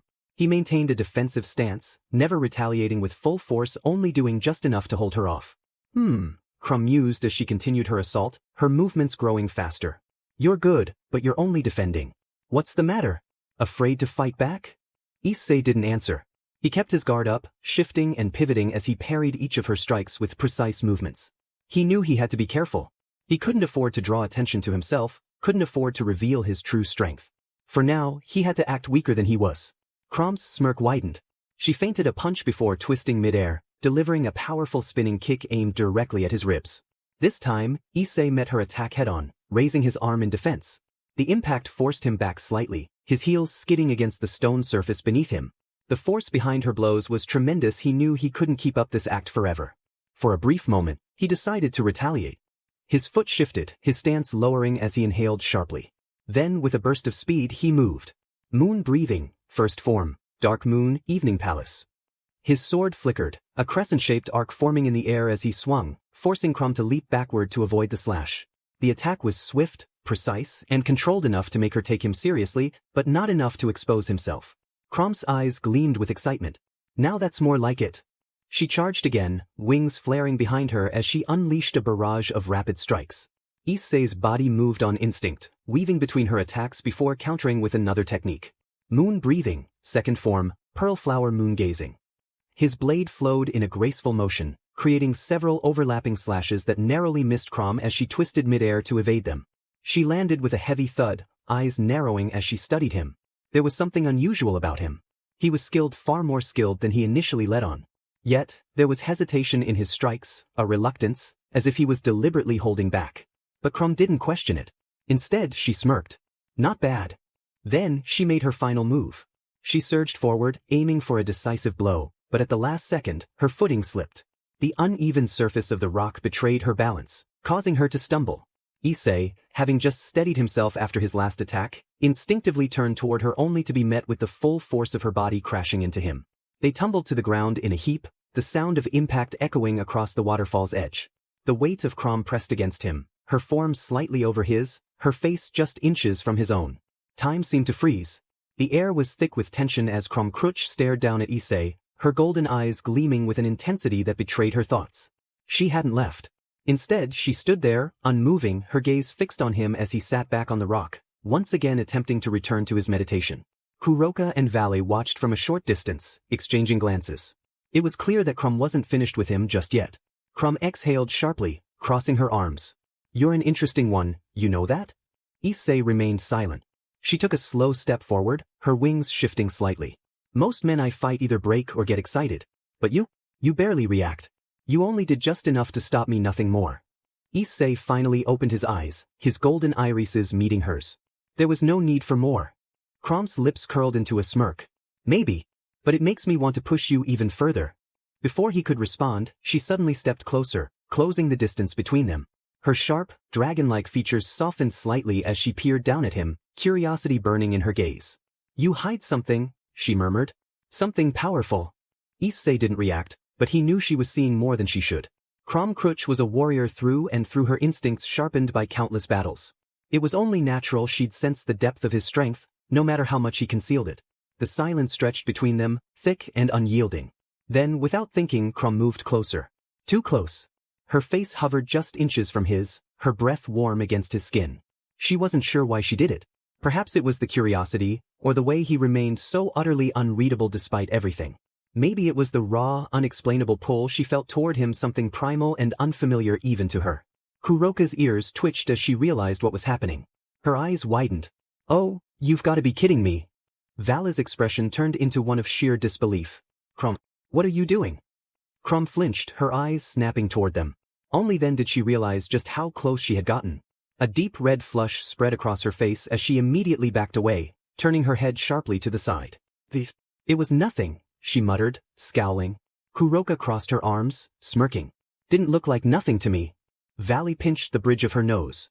"First Albion and Tiamat, and now you? Seriously?" Issei, still seated, merely exhaled through his nose. "I should have left when I had the chance." Kuroka sighed dramatically. "Too late for that, handsome." Crumb clenched her fists. "I'm going to," she paused, realizing that leaving now would only make it worse. Instead, she huffed and sat down on a nearby rock, refusing to meet anyone's gaze. "Forget it. I'm staying." Kuroka giggled. "Oh, so you're joining our little group now?" Crumb scoffed. "Hardly." Valley sighed, shaking her head. "You're all ridiculous." Issei finally closed his eyes again, hoping, though he knew it was futile, that he might finally regain some semblance of peace. But with Crumb lingering, Kuroka teasing, and Vala's ever-watchful gaze, he suspected that peace was now a distant memory. The journey back to his secluded home was a quiet one. Issei moved with silent purpose, the weight of the day settling over him like an unseen cloak. His battle with Crumb and the unexpected tension that followed were things he preferred to leave behind. He had sought solitude for a reason, and now he was returning to it. Before heading straight to his cabin, Issei made his way to where the dragons had gathered. Drake and Albion had been lingering outside, the remnants of their previous interactions still in the air. He knew what he had to do. Valley walked beside him, arms crossed. "You're putting them back already?" she asked, glancing at Albion. Albion smirked. "And here I thought you enjoyed my company, partner." Drake huffed. "We're a part of them, Albion. Doesn't matter if we're outside or inside. We go where they go." Albion chuckled, then turned to Tiamat, who stood nearby, her expression neutral but her tail twitching slightly. "Still, I must say, you must be jealous, Tiamat. After all, I'll be spending all of Drake's time with him, while you'll be left out here alone." Tiamat's eye twitched. "Excuse me?" Albion smirked. "Oh, did I stutter? I meant that once I'm back in the sacred gear with Drake, I'll be the only one close to him." "Poor you." Drake sighed. "Albion, don't." A sudden surge of magic crackled through the air as Tiamat's tail flicked dangerously. "Oh no, that's not happening." Albion laughed. "Oh, so you do care." Tiamat crossed her arms. "I just refuse to be left out." Issei exhaled. "That I don't care." Tiamat smirked. "Then you won't mind if I tag along." With that, Drake and Albion turned into streams of energy, retreating back into their respective sacred gears. Tiamat, however, stepped up beside Issei, clearly intent on following whether he wanted her to or not. Valley just shook her head and walked with him. The journey to his home didn't take long, and soon, the familiar sight of his mountain cabin came into view. Nestled near the edge of the mountain, the cabin was modest but sturdy, its wooden structure blending seamlessly into the surrounding wilderness. A serene lake stretched out before it, the crystal-clear water reflecting the sky above. A waterfall cascaded into the lake from a nearby cliff, the sound of rushing water creating a tranquil backdrop. As he approached, he sensed the presence of others within. His golden eyes narrowed slightly as he opened the door. Inside, Kuroka was lounging on his couch, tail swaying lazily as she stretched. "Took you long enough," she purred. Valis sat at the small wooden table, arms crossed, her expression unreadable. She barely spared him a glance as he entered. This was her idea. Kuroka grinned. "Of course it is. It's peaceful here. A perfect place to relax, don't you think?" Crumb-Crutch leaned against the far wall, her golden eyes scanning the space. Unlike the others, she took a moment to truly observe her surroundings. Her gaze lingered on the sturdy wooden beams, the well-kept simplicity of the cabin, and the way the natural elements around it blended so perfectly. The lake, the waterfall, it was an ideal retreat. Crum muttered, arms folded. I'll admit this place is not bad. Kuroka's ears twitched. Oh, that almost sounded like a compliment, Naya. Crum rolled her eyes. Don't push it. Issei took a slow breath. He wasn't in the mood for this, but he wasn't about to start an argument either. To do whatever you want, I don't care, he muttered, walking past them and heading toward his room. Hey, don't just ignore us, Naya, Kuroka whined. Valley sighed. You're the one who brought us here. Deal with it. Kuroka huffed but didn't argue. Instead, she turned her attention back to Issei, who had already disappeared into his room, shutting the door behind him. Crum watched the closed door for a moment longer before scoffing. He really is something else. Valley glanced at her. You're still thinking about that fight, aren't you? Crum's tail flicked. Maybe. Kuroka's grin widened. Oh, is that all you're thinking about? Crum shot her a glare. Shut up. Kuroka only giggled. Meanwhile, in his room, Issei sat on the edge of his bed, exhaling deeply. His solitude had been interrupted once again. Deciding to ignore the noise outside, he laid back onto his bed and allowed his exhaustion to take hold. The moment his head hit the pillow, sleep overcame him, pulling him into a deep slumber. Kuroka, noticing the opportunity, quietly slipped into his room and curled up beside him, draping an arm over his chest with a contented purr. Seeing this, Valen narrowed her eyes before scoffing, but after a moment of hesitation, she joined them as well, lying on the opposite side. Crum, not one to back down from a challenge, crossed her arms. Teeth, whatever. Then, she too climbed onto the bed, but instead of settling beside him, she boldly laid on top of Issei, resting her head against his chest. A soft glow emerged from Issei's sacred gear as he unconsciously released Draig and Albion in their human forms. Draig stretched before yawning, his slicked-back red hair shifting slightly. Albion, a tall woman with long silver hair, smirked, taking one look at the scene before deciding to lay down as well. Looks like we don't have much choice, Draig muttered, before finding a comfortable spot. Albion chuckled. If Tiamat sees this, she'll be furious. Tiamat, who had also entered the room unnoticed, simply crossed her arms. Oh, I see how it is. Draig groaned. Don't start. Tiamat smirked. You're mine later. Issei, completely unaware of everything, simply continued sleeping, his breathing steady and calm. As silence filled the room, the group unknowingly found themselves sharing in his tranquility, the steady sound of the waterfall outside blending into the quiet atmosphere of the cabin. Meanwhile, outside, Draig had quietly slipped away, stepping behind the waterfall where a hidden cave lay. The cavern shimmered with treasures and weapons from ages past, but what caught his eye most was an old egg, his egg, the one he had hatched from. He stared at it, lost in thought. Seeing this, Albion and Tiamat exchanged glances before smirking. Now's our chance, Albion whispered. Tiamat grinned. Oh, absolutely. Before Draig could react, the two dragonesses lunged, playfully pushing him down with mischievous intent. A predatory grin appeared on Tiamat's face. It's time for you to repay your debt? Albion smirked. I've wanted to do this for a long time. Draig's eyes widened. Wait, what? A loud crash echoed through the cavern, followed by laughter and a deep sigh from Draig. The next day, a soft rustling sound stirred Crom from her sleep. She blinked groggily, golden eyes adjusting to the dim morning light filtering through the window. As she shifted, she realized something was off. The steady warmth beneath her was gone. Frowning, she sat up, glancing around the room. Kuroka and Vale had also stirred, their sleepy expressions quickly shifting to alertness as they noticed the same thing. Where is he? Vale muttered, rubbing her eyes before standing up. Kuroka stretched, her tail flicking behind her. He must have woken up early, Naya, let's check outside. Crom silently followed as they stepped out of the bedroom and into the main area of the cabin. The scent of freshly cooked food filled the air, rich and savory, making her stomach tighten slightly in anticipation. The source of the aroma was immediately clear. Issei stood by the kitchen, his movements precise and effortless. He moved with silent grace, flipping something in the pan with a practiced wrist, his expression calm and focused. His long, dark hair was tied back, revealing sharp features and golden eyes that remained fixed on his task. The sound of sizzling echoed through the space, blending seamlessly with the peaceful ambience of the cabin. Kuroka grinned. Breakfast by Issei, my favorite. Valley leaned against the wall, watching with a knowing smirk. He always cooks like this. You get used to it. Crom, however, found herself watching more intently. This was unexpected. She had seen warriors, swordsmen, and powerful beings fight with skill, but seeing someone display such refined technique in something as simple as cooking was something else entirely. There was no hesitation in his movements, no wasted effort, only quiet efficiency and undeniable mastery. Her heart skipped a beat before she scowled at herself. Why does everything he does have to be so impressive? Still, she couldn't tear her eyes away. The way he plated the food with precision, the way his fingers moved as he balanced flavors, it was mesmerizing. If she didn't know better, she would have thought this was another form of combat, one he had mastered just as thoroughly as the blade. Issei, seemingly unaffected by their stares, finished preparing the plates and set them on the table. Eat. Kuroka was the first to react, practically pouncing on the food with a delighted purr.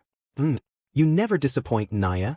Vala took a seat as well, nodding in satisfaction after taking a bite. Still as good as ever. Crom hesitated for only a second before sitting down. The first bite sent a pleasant warmth through her, and though she remained silent, a small part of her admitted this was incredible. Before she could say anything, the door opened, and Albion, Draig, and Tiamat entered. Albion stretched before smirking. Smells good. You actually cooked for us this time? Tiamat raised an eyebrow. Surprising, but I won't complain. Draig huffed as he sat down. You know, he's always been like this. He just doesn't say much about it. Issei remained quiet, eating his food with the same calm demeanor. The table soon became a lively scene, the sounds of eating and conversation blending together. Albion leaned back. So, what's next for you all? Valley crossed her arms. I don't know.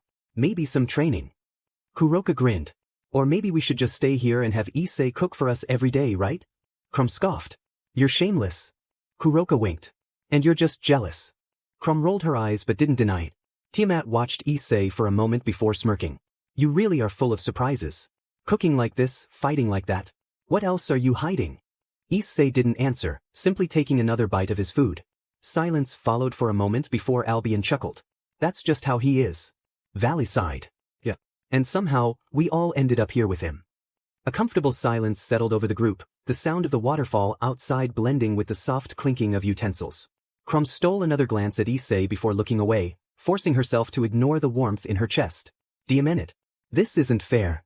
A few minutes later, everyone finished eating their meal. As the last of the plates were cleared, Crom stood up, her gaze lingering on Issei. She had observed his cooking with a mix of admiration and frustration. His skill in the kitchen rivaled his prowess in combat. Need any help with the dishes? She asked, her voice softer than usual. Issei glanced up, offering a faint smile. I can manage, but if you insist, I won't turn down the company. Crom nodded and moved to the sink, her movements deliberate as she began washing the dishes. Issei joined her, handing over the cleaned items to be dried. The rhythmic sound of water and clinking dishes filled the space, creating a comfortable silence between them. After a few moments, Crom spoke again. You know, I never expected you to be so capable. In the kitchen Issei chuckled softly. I had to learn something useful. Can't always rely on others to feed me. Crom smirked. I suppose that's true. They continued working side by side, the conversation flowing easily. As they finished drying the last of the dishes, Crom turned to face him, her expression serious. Issei, she began, her voice low. She hesitated, searching for the right words. Issei waited patiently, his golden eyes attentive. As the last dish was set aside to dry, Crom turned to Issei, her expression thoughtful. Issei, she began, I've noticed your exceptional skills in both combat and cooking. Who taught you? Issei offered a modest smile. I've had 2 mentors. Crom's eyes narrowed slightly. Kokushibo and Draig, correct? He nodded. Yes. Draig and I grew close over time, and Kokushibo. He was like a father to me. A brief flashback crossed Issei's mind. In his mental landscape, he stood before Kokushibo, the formidable swordsman with long, spiky black hair tied in a ponytail, his 6 eyes 3 sets with yellow irises and red scara focused intently on him. Kokushibo's voice, both stern and guiding, echoed as he demonstrated a sword technique, his movements precise and controlled. Issei mirrored the motions, feeling the weight of the blade and the depth of his mentor's experience. Returning to the present, Issei's gaze softened. Kokushibo imparted not just techniques, but discipline and purpose. His teachings went beyond the battlefield. Crom nodded, a hint of respect in her eyes. It's evident in everything you do. As they stood side by side, the gentle sounds of the waterfall outside mingling with the quiet of the cabin, a sense of mutual respect and understanding deepened between them. In that shared silence, an unspoken bond began to form, hinting at the possibility of something more.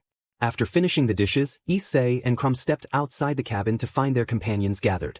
Tiamat, Draig, and Albion sat together on a sturdy wooden bench, engaged in quiet conversation. Nearby, Vale and Kuroka were seated side by side, sharing a light-hearted exchange. Crom joined the group, taking a seat beside Tiam. Issei, however, moved a short distance away, unsheathing his sword. Issei, Valley called out, curiosity evident in her voice. What are you up to? Without pausing, Issei replied, training. The group watched as he began a series of downward sword swings, each movement precise and controlled. Kuroka tilted her head, ears twitching. How many times do you plan to swing that thing? 1,000, Issei answered calmly, continuing his exercise. Eyes widened in surprise, except for Drake, who remained unfazed. Issei, Tiamat interjected, why so many repetitions?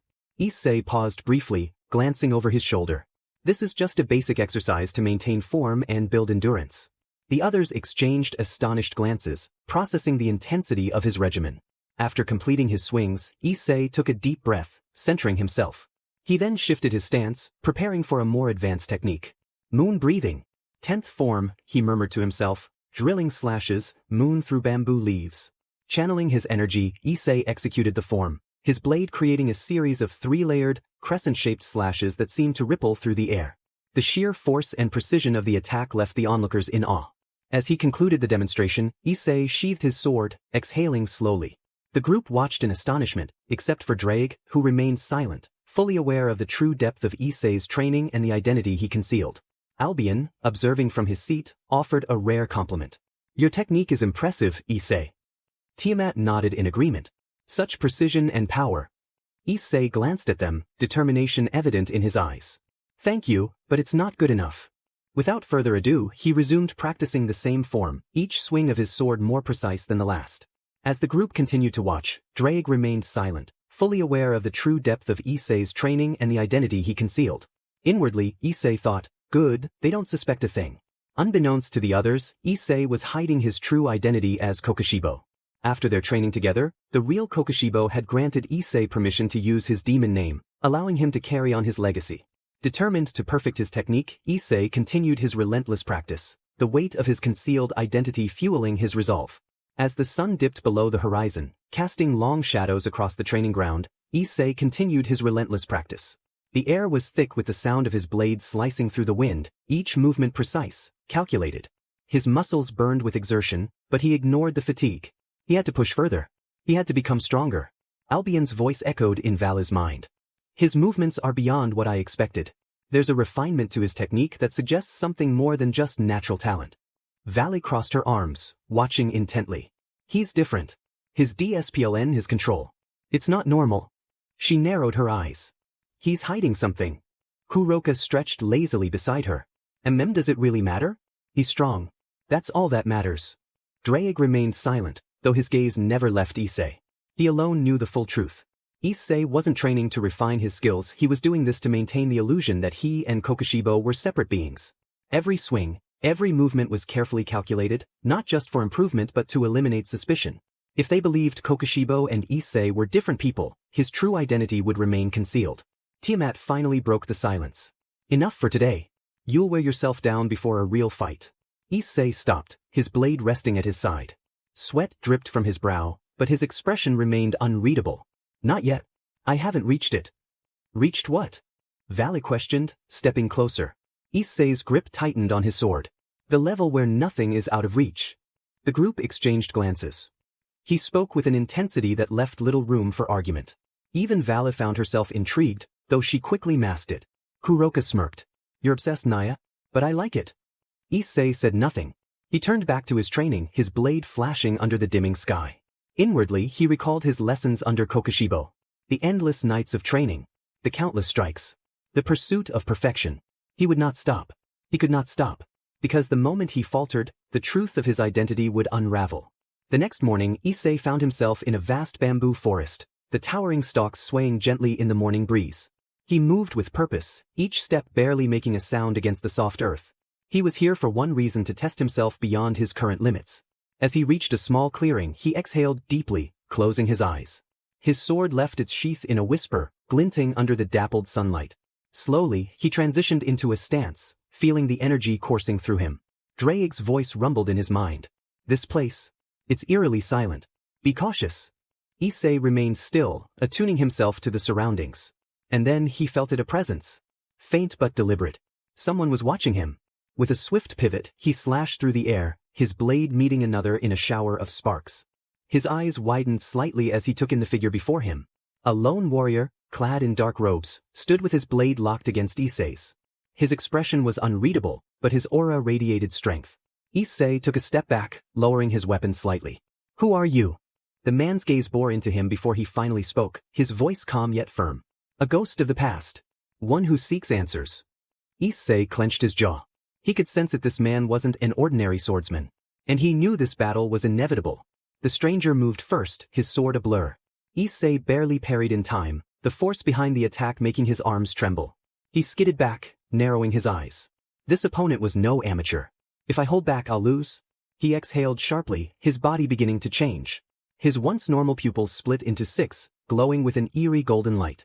Crimson markings crept across his skin, his form shifting as his power surged. His aura darkened, the air around him growing heavy with overwhelming determination. Drake's voice rang in his mind. "You're revealing too much." "I have no choice," Issei muttered, his voice carrying a distorted edge. The stranger took a step back, clearly recognizing the transformation. "So, this is your true self. Interesting." With a single step, Issei vanished from view, reappearing in an instant behind his opponent. The warrior barely had time to react before Issei's blade came crashing down, their clash sending shockwaves through the bamboo forest. Issei pressed forward, his strikes relentless, but the warrior dodged and parried with an almost unnatural grace. The air around them grew thick with heat, and suddenly, the stranger's blade ignited with an intense golden light. Without a word, he launched into a powerful slash, the flames following the arc of his sword like a crescent sun. Issei's eyes widened as he barely twisted away, feeling the searing heat graze his skin. Sun breathing. The stranger moved with perfect footwork, his attacks fluid, each step measured. The overwhelming force behind each strike forced Issei onto the defensive.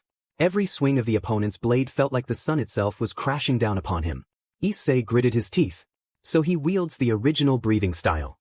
He knew he couldn't afford to take a single direct hit. Drawing upon his own mastery, he twisted midair, activating moon breathing. Third form, loathsome moon, chains. Countless crescent blades shot forward, spiraling toward the warrior. But the stranger moved through them, his blade cutting apart the crescent arcs with ease. He closed the distance in an instant, bringing his blade down with crushing force. Issei barely managed to block, the sheer impact sending him crashing backward through several bamboo stalks. As he lay there, gasping for breath, the stranger's hooded robe fluttered in the wind, finally falling away. Issei's blood ran cold. The man standing before him was unmistakable. The scarred face, the unwavering golden eyes, the sheer presence he exuded. "Yorichi," Issei whispered, his voice hoarse. Yorichi looked down at him, his gaze calm yet firm. "You're strong," he acknowledged. "But not strong enough. You must at least be equal to your master kokushibo." Before Issei could respond, his vision blurred. Darkness consumed his consciousness. With a sharp gasp, Issei jolted awake, finding himself in his bed. His body ached, drenched in sweat. He stared at the ceiling, breathing heavily. The battle, the encounter, it had felt so real. And Yorichi's words echoed in his mind. Not strong enough. His grip tightened around his blanket. He needed to become stronger. No matter what it took. Issei's eyes snapped open, his breath ragged as he stared at the wooden ceiling above him. His body ached, the phantom pain of the battle still fresh in his mind. He lifted his hand, staring at his trembling fingers. "I lost again." The battle replayed in his mind in excruciating detail. Every movement, every strike, it had all been precise, overwhelming. No matter how hard he pushed himself, he had been helpless in the face of that power. Even in his demon form, he had been completely outclassed. He clenched his fists, frustration gnawing at him. He had trained relentlessly, sharpening his techniques to perfection, or so he thought.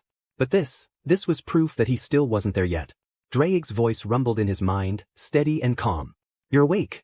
I take it you've realized your shortcomings?" Issei exhaled sharply. As if I needed reminding. Slowly, he sat up, ignoring the soreness in his muscles. His body was heavy, but his mind was sharper than ever. He had tried to use that form, the one he had yet to fully master, yet it hadn't been enough. It still wasn't enough. He grit his teeth. He had thought he was progressing, that he was reaching new heights, but Yorichi had shattered that illusion. If he couldn't control it, if he couldn't fully bring out its power, then what was the point? Drake remained silent for a moment before speaking again. "You already know the answer. You're not there yet, but you will be." Issei closed his eyes, breathing deeply. He couldn't let this defeat shake him. If he wanted to stand at the pinnacle, to surpass even the greatest swordsman in history, he had to keep pushing forward. No matter how long it took. No matter how many times he failed, he would master it. He had to. A few days had passed since Issei's awakening, and now, deep within a secure conference chamber, the leaders of the three factions sat around an ornate table. The atmosphere was tense but controlled, as representatives from heaven, the devils, and the fallen angels gathered to discuss a growing concern. Surzex Lucifer sat with his hands clasped before him, his crimson eyes sharp as he listened. Michael, the seraph leader of heaven, exuded a calm aura, while Azazel, leader of the fallen angels, leaned back in his chair, seemingly relaxed but fully engaged in the discussion. Penemu, Azazel's trusted assistant, stood nearby, her sharp gaze analyzing the situation. The Chaos Brigade has been more active recently, Michael spoke, his golden eyes filled with concern. Their movements suggest that they are planning something significant. We cannot afford to underestimate them. Azazel exhaled, rubbing his temple. Yeah, those troublemakers always have something up their sleeve. But what's more puzzling is that during the last attack, we weren't alone. A brief silence fell over the room. Surzex nodded. The Moon Hunter. At the mention of the name, the gathered representatives exchanged glances. The mysterious warrior had appeared during the ambush on their previous peace treaty, dispatching enemies with almost inhuman precision. Yet he had vanished just as quickly as he arrived, leaving only questions behind. What do we know about him?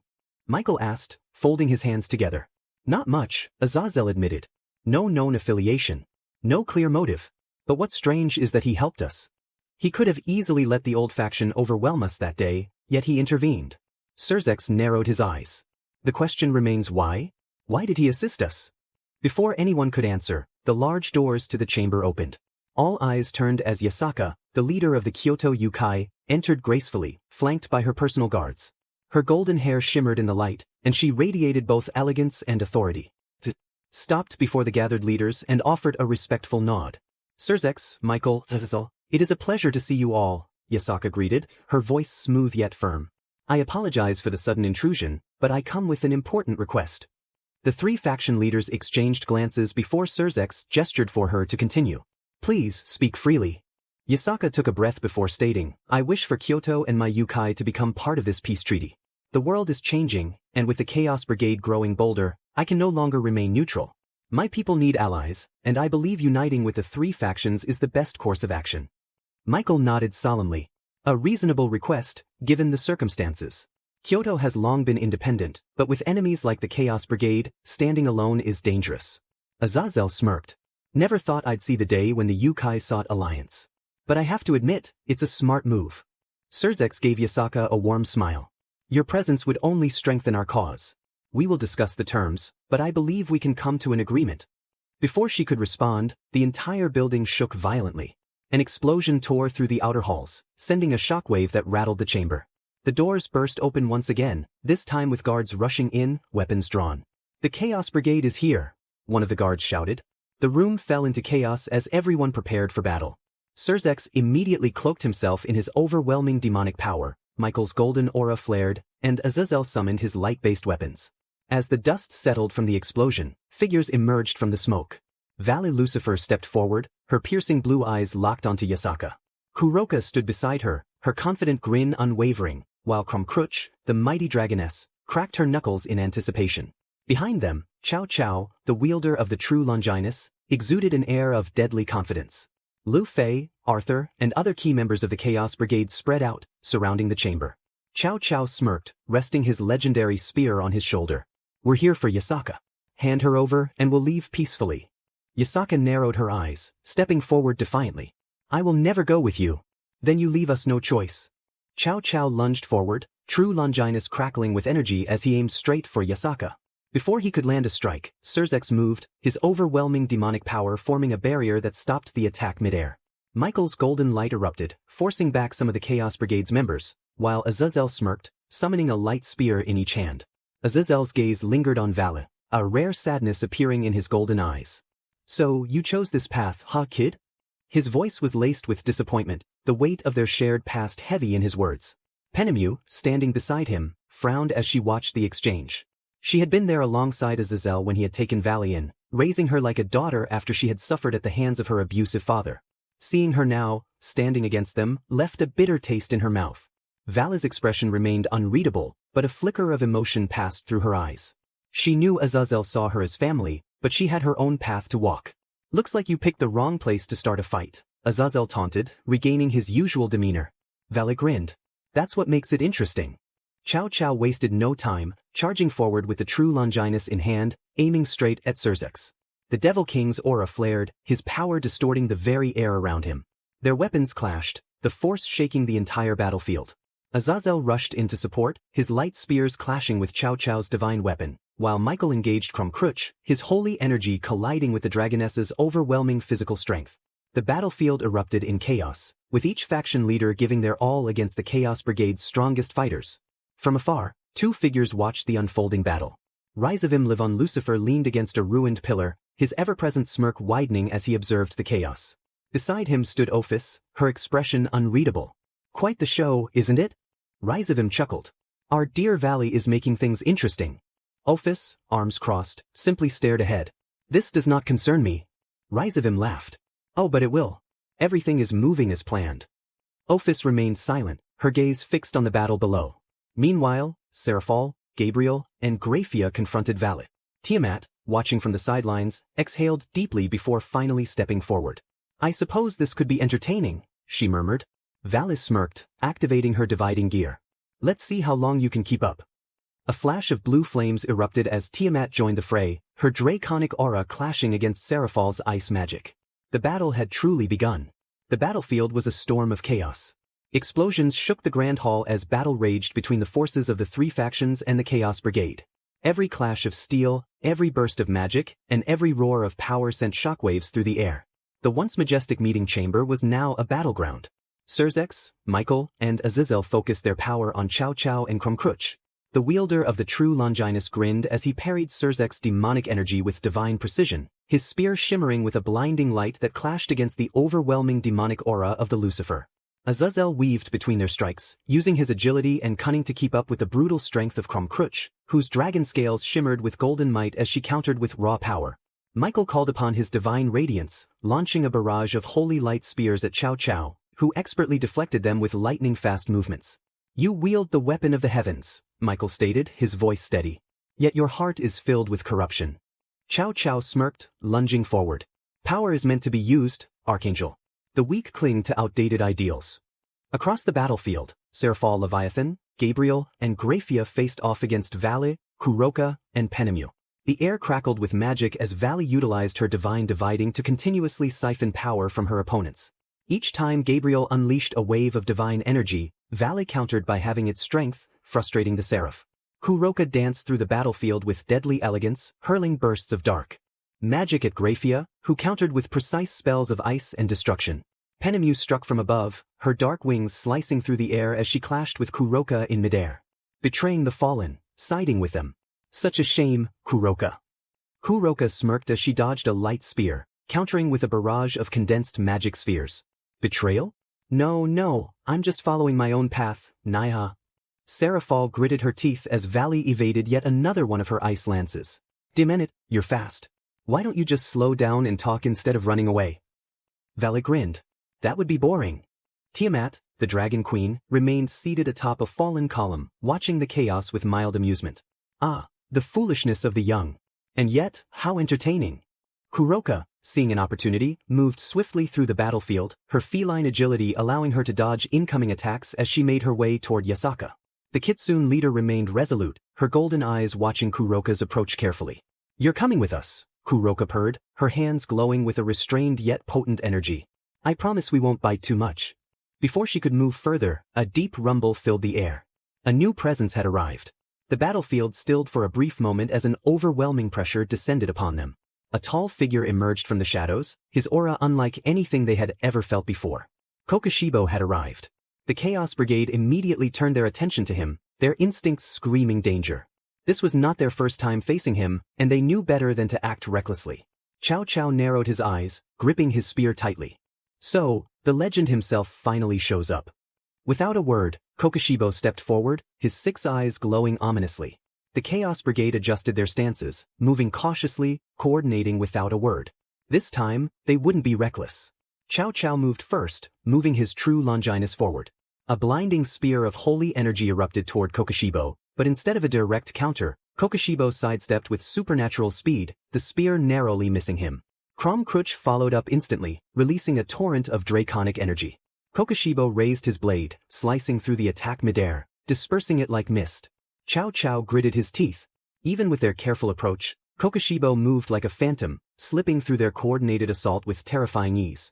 His blade never wavered, slicing through their attacks as though they were nothing. Crom Cruch snarled, scales glowing as she lunged again, claws wreathed in destructive energy. Kokushibo met her head-on, his katana flashing. A single precise slash struck Crom Cruch's wrist before she could react, forcing the dragon back as his clawed hand trembled from the impact. George attempted to warp space around Kokushibo with his dimension magic, but before he could complete the spell, Kokushibo appeared before him in an instant, the edge of his blade resting against George's throat. The magician froze, cold sweat running down his face. Cao Cao lunged again, his true Longinus brimming with power. He aimed for Kokushibo's heart, but the ancient demon swordsman merely tilted his head, the spear grazing past his shoulder. With a swift counter, Kokushibo struck Cao Cao's wrist with the back of his blade, forcing him to drop the true Longinus. Before Cao Cao could react, Kokushibo's foot connected with his chest, sending him crashing into the ground. Leonardo and Siegfried tried to flank him, but Kokushibo moved faster than they could process. His blade swept across the battlefield in a blur. Siegfried's demonic swords were shattered in an instant, while Leonardo collapsed, overwhelmed by the sheer pressure of Kokushibo's presence alone. Vala, seeing an opportunity, activated her divine dividing, attempting to drain Kokushibo's power. However, the moment the energy began to transfer, her expression darkened. She couldn't take anything. "What?" she gasped, pulling back just in time to dodge a precise slash that cut through the air where she had stood. Kuroka chanted quickly, forming a powerful spell circle beneath Kokushibo, but with a single step, he was behind her. A thin cut appeared on her sleeve, showing he could have ended her in an instant if he wanted to. "Too slow," he murmured. Several other Chaos Brigade members launched a barrage of magic, fire, and light spears. The battlefield flashed with chaotic energy, but Kokushibo stood unmoving, his blade dancing through the air with precise, calculated movements. Every attack was either deflected, dissipated, or cut down before it could reach him. Cao Cao grit his teeth, lunging forward again with renewed aggression. "Let's see you handle this." He activated a secret technique, the true Longinus glowing with overwhelming power. A golden spear of divine light shot toward Kokushibo at speeds imperceptible to the human eye. Yet, as fast as it was, Kokushibo was faster. His sword moved once. The golden spear shattered midair, and Cao Cao was sent skidding backward, his arms trembling from the force of the counter. The battlefield was silent. Kokushibo exhaled, lowering his blade slightly. "You are all lacking," he stated, his voice calm yet absolute. A slow, mocking clap echoed through the air. Well, I suppose I shouldn't be surprised." A ripple of power spread as Rizavim Levon Lucifer stepped forward, his usual smug grin in place. His silver hair shimmered under the light, and his draconic eyes gleamed with amusement. "I must say, you certainly live up to the stories, Kokushibo." Rizavim smirked, tilting his head. "But I can't let you have all the fun now, can I?" Kokushibo's 6 eyes shifted toward him, unblinking, unreadable. He took a step forward, his blade humming in the air. Rizavim chuckled, raising his arms dramatically. "Oh, no words? That's fine. I prefer action anyway." Power crackled around him, dark energy warping the space around his hands. The battlefield fell silent as the Chaos Brigade and the 3 factions backed away, understanding that this fight was beyond their level. 2 months later, the underworld, Agar's castle. The grand halls of Agar's castle were silent yet tense. It had taken 2 long months, but the aftermath of the battle against Kokushibo and the Chaos Brigade had finally been dealt with. The destruction left in their wake had been catastrophic, but through a combined effort of the 3 factions and their allies, everything had finally been rebuilt. But real challenge began securing the fragile peace. The castle's meeting chamber was massive, built to accommodate the most powerful figures in existence. At the grand table sat the leaders of each faction. Surzex Lucifer, the Crimson Satan, representing the devils. Michael, the leader of Heaven's angels. Azazel, the governor-general of the fallen angels. Isaka, the leader of the Yukai from Kyoto. Odin, the all-father of the Norse. Zephyror Glaciolabalas, representing the devil nobility. The mood was heavy as they all sat in silence, contemplating the same thing. It was Azazel who spoke first, breaking the uneasy quiet. "We need to talk about the Chaos Brigade. Specifically, what happened 2 months ago." His golden eyes were sharp as he leaned forward, fingers tapping against the table. "We knew they were dangerous. We fought them before. But this..." He sighed, shaking his head. "This was different." Michael nodded in agreement. "Rizavim and the Chaos Brigade have always been a problem, but what we witnessed, the destruction, the sheer one-sidedness of that battle," his calm expression faltered slightly. "They are far more dangerous than we expected." Surzex, who had remained quiet until now, finally spoke. His voice was measured, yet heavy. You aren't wrong. Kokushibo alone was able to put Ryzavim, the leader of the Chaos Brigade, on the defensive. None of us expected that. He folded his hands together. And the worst part? He glanced at Michael. The Archangel sighed. Ophis. A chilling silence filled the room. Yasaka, who had been listening carefully, finally spoke, her voice calm but firm. I had heard the rumors, but I didn't want to believe them. Ophis, the infinite dragon god, one of the strongest beings in existence, is part of the Chaos Brigade. She narrowed her golden eyes. And she openly helped Ryzavim that day. Odin, who had been drinking quietly, let out a long sigh. That's the real problem, isn't it? He placed his cup down. The Chaos Brigade is already dangerous. Ryzavim alone is a problem, but with Ophis backing them. His expression darkened. If she decides to make a move, none of us can stop her. Zephyrdor, the young devil noble, crossed his arms. Then why hasn't she done anything major yet? He frowned. I mean, if Ophis is truly as powerful as the legends say, why does she allow the Chaos Brigade to suffer losses? Why does she only step in at the last second? Azazel smirked slightly, but there was no humor in it. That's the million-dollar question, isn't it? His fingers drummed against the table. Ophis isn't like Ryzavim. She doesn't seem to care about causing destruction for the sake of it. Which means she has a goal. And that's what makes her even more dangerous than Kokushibo. At the mention of Kokushibo's name, the room grew even heavier. Yasaka shifted slightly in her seat. And then, there's him. Everyone understood exactly who she was referring to. Michael took a deep breath. Kokushibo, the swordsman of the Chaos Brigade. He looked around the table. He isn't a dragon. He isn't a god. And yet, he fought Ryzavim and forced him to struggle. No one else has done that, not even us. Surzex frowned. He didn't just fight Ryzavim. He dominated him. Azazel nodded. And the most terrifying part? He wasn't even using his full strength. Zephyrdor's eyes widened. You're saying that he was holding back? Of course he was. Odin's expression was serious. I saw the reports. Kokushibo is a swordsman. His power isn't just brute force, it's skill, precision, and absolute mastery of combat. From what I've read, he never even looked desperate. Michael clasped his hands together. Then we must prepare for the worst. Yasaka glanced at Surzex. You're quiet. Surzex leaned back slightly, his usual friendly demeanor replaced with something calculating. I've been thinking about that battle. Kokushibo was in complete control, until the end. He narrowed his eyes. Something happened at the very end of that fight. Something that made him react. Azazel's smirk returned. You noticed too, huh? Surzex nodded. He was completely unreadable the entire battle. Never flinched. Never showed emotion. His gaze sharpened. But when Ophis said something to him, something none of us heard, he stopped. Yasaka frowned. You mean, Ophis said something that shocked him? Michael, Azazel, and Surzex all nodded. Odin raised an eyebrow. So, Ophis knows something about him that we don't. Azazel sighed, crossing his arms. That's what it looks like. Michael added, and if Ophis knows something that can shake someone as composed as Kokushibo, then it's something we need to know. Surzex looked around the table. I think it's clear now. The Chaos Brigade, Ophis, and Kokushibo are our greatest threats. If we want to protect this peace, we have to be prepared. Yasaka spoke, her voice calm but serious. Then the question is, what do we do? A long silence followed. No one had an answer, because no one knew what Kokushibo truly was. And that uncertainty was more terrifying than anything else. Scene change.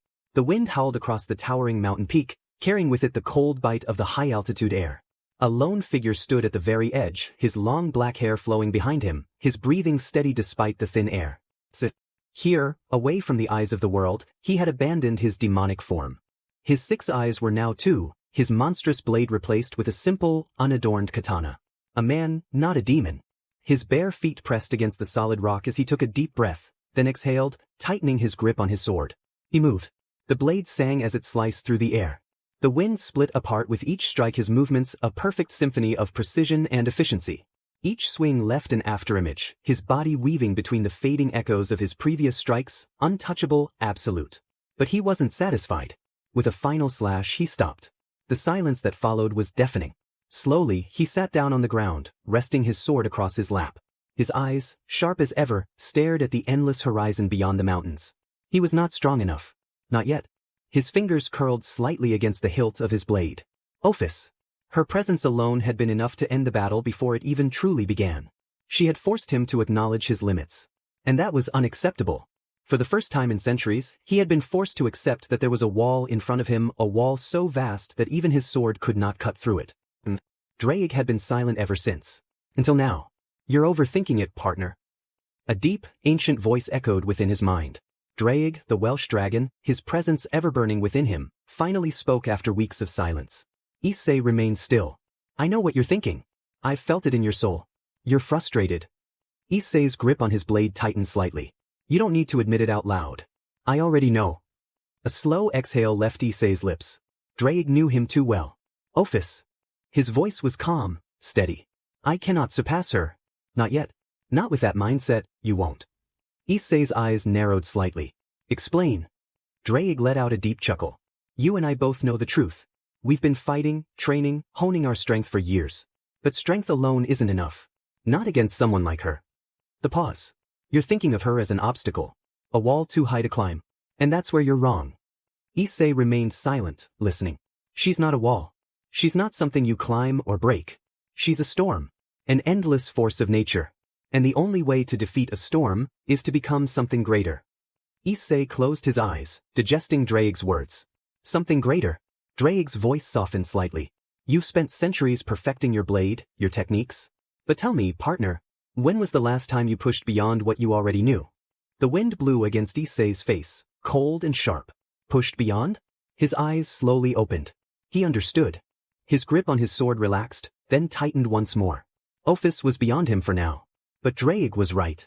If he kept thinking of her as an immovable obstacle, he would never surpass her. If he wanted to stand above even her, he had to become something new. Stronger. Sharper. Something beyond just a swordsman. He exhaled once more. Then, with quiet determination, he whispered. Then I will evolve. Drake chuckled. Now that's what I like to hear. 1 month later. The door creaked open as Kuroka, Vale, Kromkruch, and Tiamat stepped inside. The small, humble home was quiet, too quiet. No Issei, Vale muttered, scanning the interior. Where is he? Kuroka sniffed the air. Something smells good. They followed the scent, stepping further inside only to stop in shock at the sight before them. At the center of the modest kitchen stood Drake, the mighty, legendary Red Dragon Emperor. Cooking. His broad figure moved with surprising efficiency, flipping food in a pan with practiced ease. The rich aroma of perfectly seared meat filled the air, making their stomachs growl slightly. Tiamat and Albion were frozen. Their legendary rival, the fearsome Drake, was standing in an apron, calmly cooking like it was the most natural thing in the world. You can cook? Albion finally spoke, her usually cold voice tinged with genuine admiration. Drake glanced over, blinking. Yeah, why wouldn't I? Tiamat stared. This was the same dragon she had fought for centuries. And now he was standing here, calmly making a meal. Her lips parted slightly before she cleared her throat. It's just unexpected. Drake shrugged, flipping a piece of meat onto a plate. Issei eats a lot. If I don't cook, he'd probably just train until he collapses. Figured I'd make sure he actually eats. Kromkruch crossed her arms, watching him with mild interest. You cook for him? Yeah. Drake turned off the stove.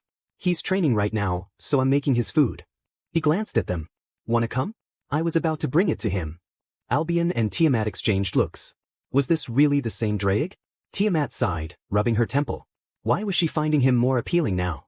Albion folded her arms, a smirk tugging at her lips. I have to admit, this is unexpected. Kuroka grinned. I dunno, I think it's kinda nice. You'd make a good house husband, Drake. Drake frowned, confused. Why does everyone keep saying that? Krom let out a small chuckle, shaking her head. Never mind that. Let's go see Issei. With that, the group followed Drake, their thoughts oddly conflicted as they made their way to the training grounds. As they walked along the dirt path leading to the training grounds, the atmosphere was surprisingly light. The sun hung high in the sky, casting long shadows through the trees, and the faint sound of distant strikes against wood filled the air. Vale kept her hands in her coat pockets, glancing at Drake. So, how long have you been cooking like this? Drake gave her a sideways glance. Well, picked it up after spending years watching Issei eat like a bottomless pit.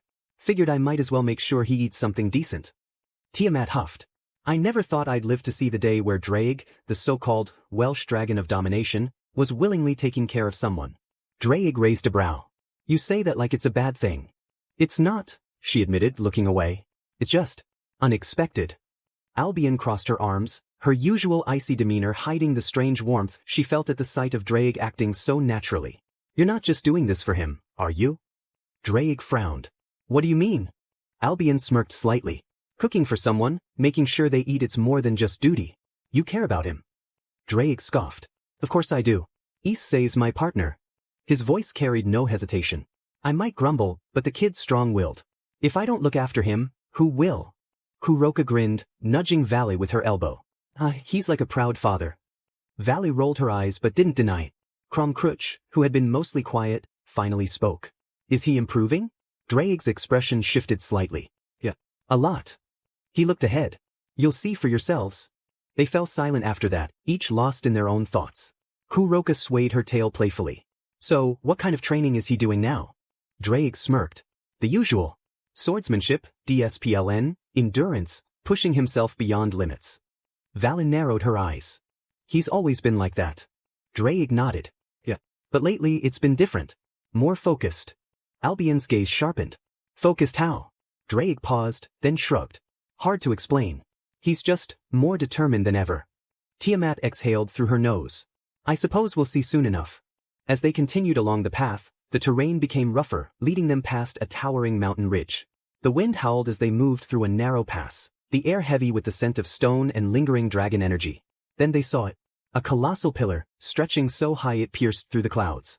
Its surface gleamed faintly under the sunlight, a dark, metallic sheen revealing its nature, not ordinary rock, but something far denser. Kromkruch and Tiamat stopped dead in their tracks, their eyes widening in recognition. "That's..." Tiamat's voice came out sharper than she intended. Kromkruch clenched her fists, her usually calm demeanor wavering for a moment. "Impossible!" Before anyone could ask what had them so shaken, the ground trembled beneath them. A deafening impact rang through the mountain pass as the massive pillar was swung downward with terrifying force. Dust and debris shot up from the impact site, a crater forming where the pillar met the earth. And at the center of it all, Issei. Topless, his muscular body glistened with sweat, veins prominent from the sheer strain of his training. His teeth were clenched, breath heavy, yet he didn't stop. With a deep, determined growl, he lifted the pillar once more, muscles rippling with power, and swung it down again. Boom. Vala's eyes narrowed. "What is he doing?" Kuroka's tail flicked, her usual playful demeanor momentarily fading as she took in the intensity of the scene. "That's insane." Drake smirked, arms crossed as he watched. "I told you. He's been pushing himself harder than ever." Albion, for once, was speechless. She knew Issei had been training, but this... Tiamat's hands twitched as she stared at the massive pillar. "That's titanium dragon Oregon." Vala's eyes widened slightly. Even she had heard of it. "That material is used in the strongest weapons and armor forged in the dragon territory," Kromkruch added, her golden eyes gleaming. "It's one of the densest, heaviest substances in existence. Even high-class dragons wouldn't train with something like that because it's impossible." Yet here Issei was lifting it, swinging it, repeatedly. Kuroka whistled, smirking. "Look at those muscles." Valley ignored her, focusing on Issei's expression. He wasn't just swinging for the sake of it. There was something in his eyes, something deeper. Determination. Resolve. Albion exhaled slowly. He's not just training. He's forging himself into something else. Drake's smirk grew. "Now you're getting it." The group watched as Issei let out a sharp breath, resetting his stance before lifting the pillar once more, preparing for another earth-shaking swing. Kromkruch and Tiamat exchanged a glance. They had come to check on him. But now, they were beginning to realize this wasn't the same Issei they had known before.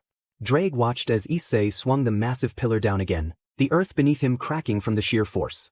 The sound of metal striking stone echoed across the mountain pass, a deep boom that sent vibrations through the ground. And yet, despite the obvious strain on his body, Issei didn't stop. His breath came in heavy, controlled exhales, his muscles tightening as he lifted the impossible weight once more. Drake sighed. He had expected this. "Oi, idiot!" Drake called out, his deep voice cutting through the rhythmic crashes of Issei's training. "Take a break and eat. I didn't spend all that time cooking just for you to ignore it." Issei didn't respond. Another swing. Boom. Drake's brow twitched. "Issei." No response. Kuroka grinned. "He's in the zone." Kromkruch crossed her arms. "He's pushing himself beyond his limit." Tiamat, still staring at the impossible weight he was lifting, shook her head in disbelief. "This is insane. Even for him." Drake exhaled sharply.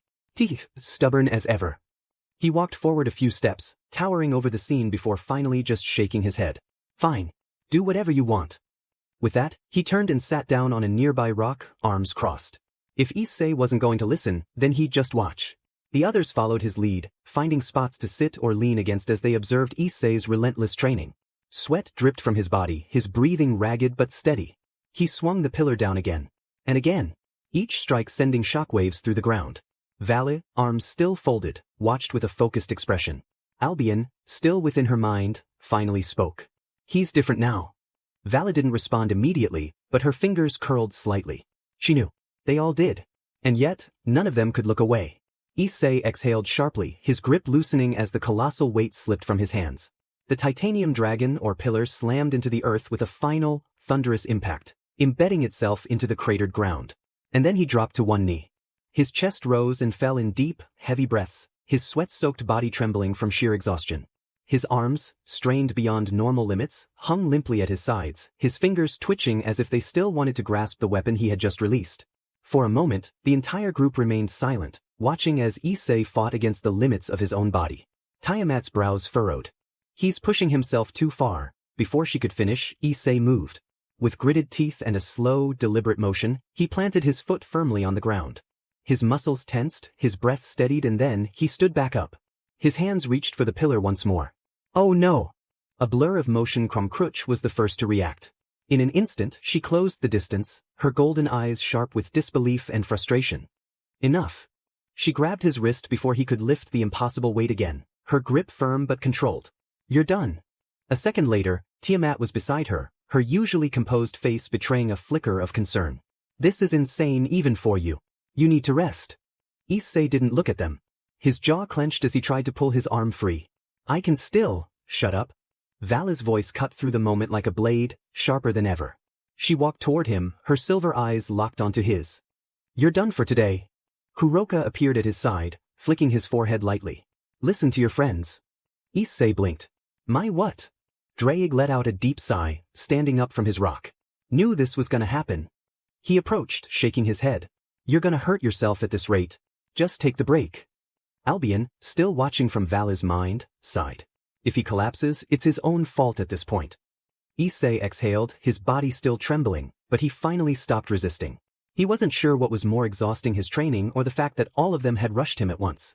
Fine, he muttered, closing his eyes briefly. I'll eat. Kuroka grinned. Good choice. Krumkruch released his wrist but still looked unimpressed. Vala crossed her arms, making it clear that she wasn't letting him train again anytime soon. Drake smirked. Demen right you will. Now come on before the food gets cold. With that, the group turned back toward the mountain pass, making their way back while Issei, still breathing heavily, followed behind. He knew this wouldn't be the last time he pushed himself. But for now he'd rest. As the group settled down to eat, Issei calmly raised his hand and summoned Albion from her sacred gear. A pulse of white energy coalesced beside him, forming the tall, armored figure of the vanishing dragon. Albion stretched her wings slightly before settling down beside Valley, her piercing blue eyes glancing toward the food. Without hesitation, she picked up a portion and began eating, her movements precise and controlled. Drake, already used to her presence, simply took a bite of his own food. Took you long enough. Albion smirked slightly. I had to ensure my host wasn't about to do something reckless. Valley scoffed. I don't need a babysitter. Kuroka chuckled, swaying her tail behind her. You say that, but Albion still watches over you, right? Krumkruch finished a bite before glancing at Issei. And you? Still planning to train after this? Issei nodded once. Yes. Tiamat sighed. Of course you are. The group continued eating, the conversation minimal but the atmosphere surprisingly relaxed. For all their differences in this moment, they shared a simple thing, a meal before the storm. The quiet clinking of utensils filled the space as they ate. Despite the simplicity of the food, it was well cooked, and even the most reserved among them couldn't deny that Drake had some serious skill in the kitchen. Krumkruch leaned back slightly, arms crossed as she glanced at Issei. You're really planning to go back to training right after this? Issei took a slow bite before answering. Yes. Tiamat exhaled sharply, giving him a pointed look. Even after you nearly collapsed? Issei nodded. I haven't reached my limit yet. Valen narrowed her eyes slightly. You dropped to one knee. That's as close as it gets. Issei didn't respond, merely continuing to eat with his usual measured pace. Albion sighed, setting her portion down. Issei, training is important, but pushing yourself recklessly is another matter. Drake, still chewing, let out a dry chuckle. You're one to talk. Back in the day, you were just as stubborn. Albion shot him a look. I was disciplined. Not reckless. Yeah, Drake smirked. Still ended up in a lot of fights you didn't need to be in. Albion huffed but didn't argue. Kuroka, sensing the tension, decided to lighten the mood. You two sure act like an old married couple. Drake almost choked on his food. What? Albion, in contrast, simply rolled her eyes. Hardly. Tiamat smirked, clearly enjoying Drake's reaction. I don't know, you do argue like one. Drake glared. We fought for centuries. That doesn't make us anything like that. Krumkruch, amused, took another bite. If you say so. Kuroka giggled, leaning toward Issei. What do you think? Do they make a cute couple? Issei paused mid-bite, exhaled through his nose, and simply shook his head. Kuroka pouted. No fun. Vala, however, had her attention back on Issei. Even if you're not at your limit, what's your goal? What's all this training really for? The question hung in the air for a moment. Issei set his empty bowl down, his golden eyes meeting Vala's. To perfect my swordsmanship. Krumkruch raised an eyebrow. That's it? Issei nodded. Yes. Kuroka tilted her head, her ears twitching. And then no revenge? No secret mission? Just that. Just that. Tiamat studied him, as if trying to find something deeper in his words. You're serious? I am. A brief silence followed before Drake sighed, stretching his arms. If nothing else, at least you're consistent. Kuroka grinned. Well, a man who's dedicated is kind of attractive. Vala's brow twitched. Stop saying silly things. Albion chuckled lightly in Vala's mind. Jealous?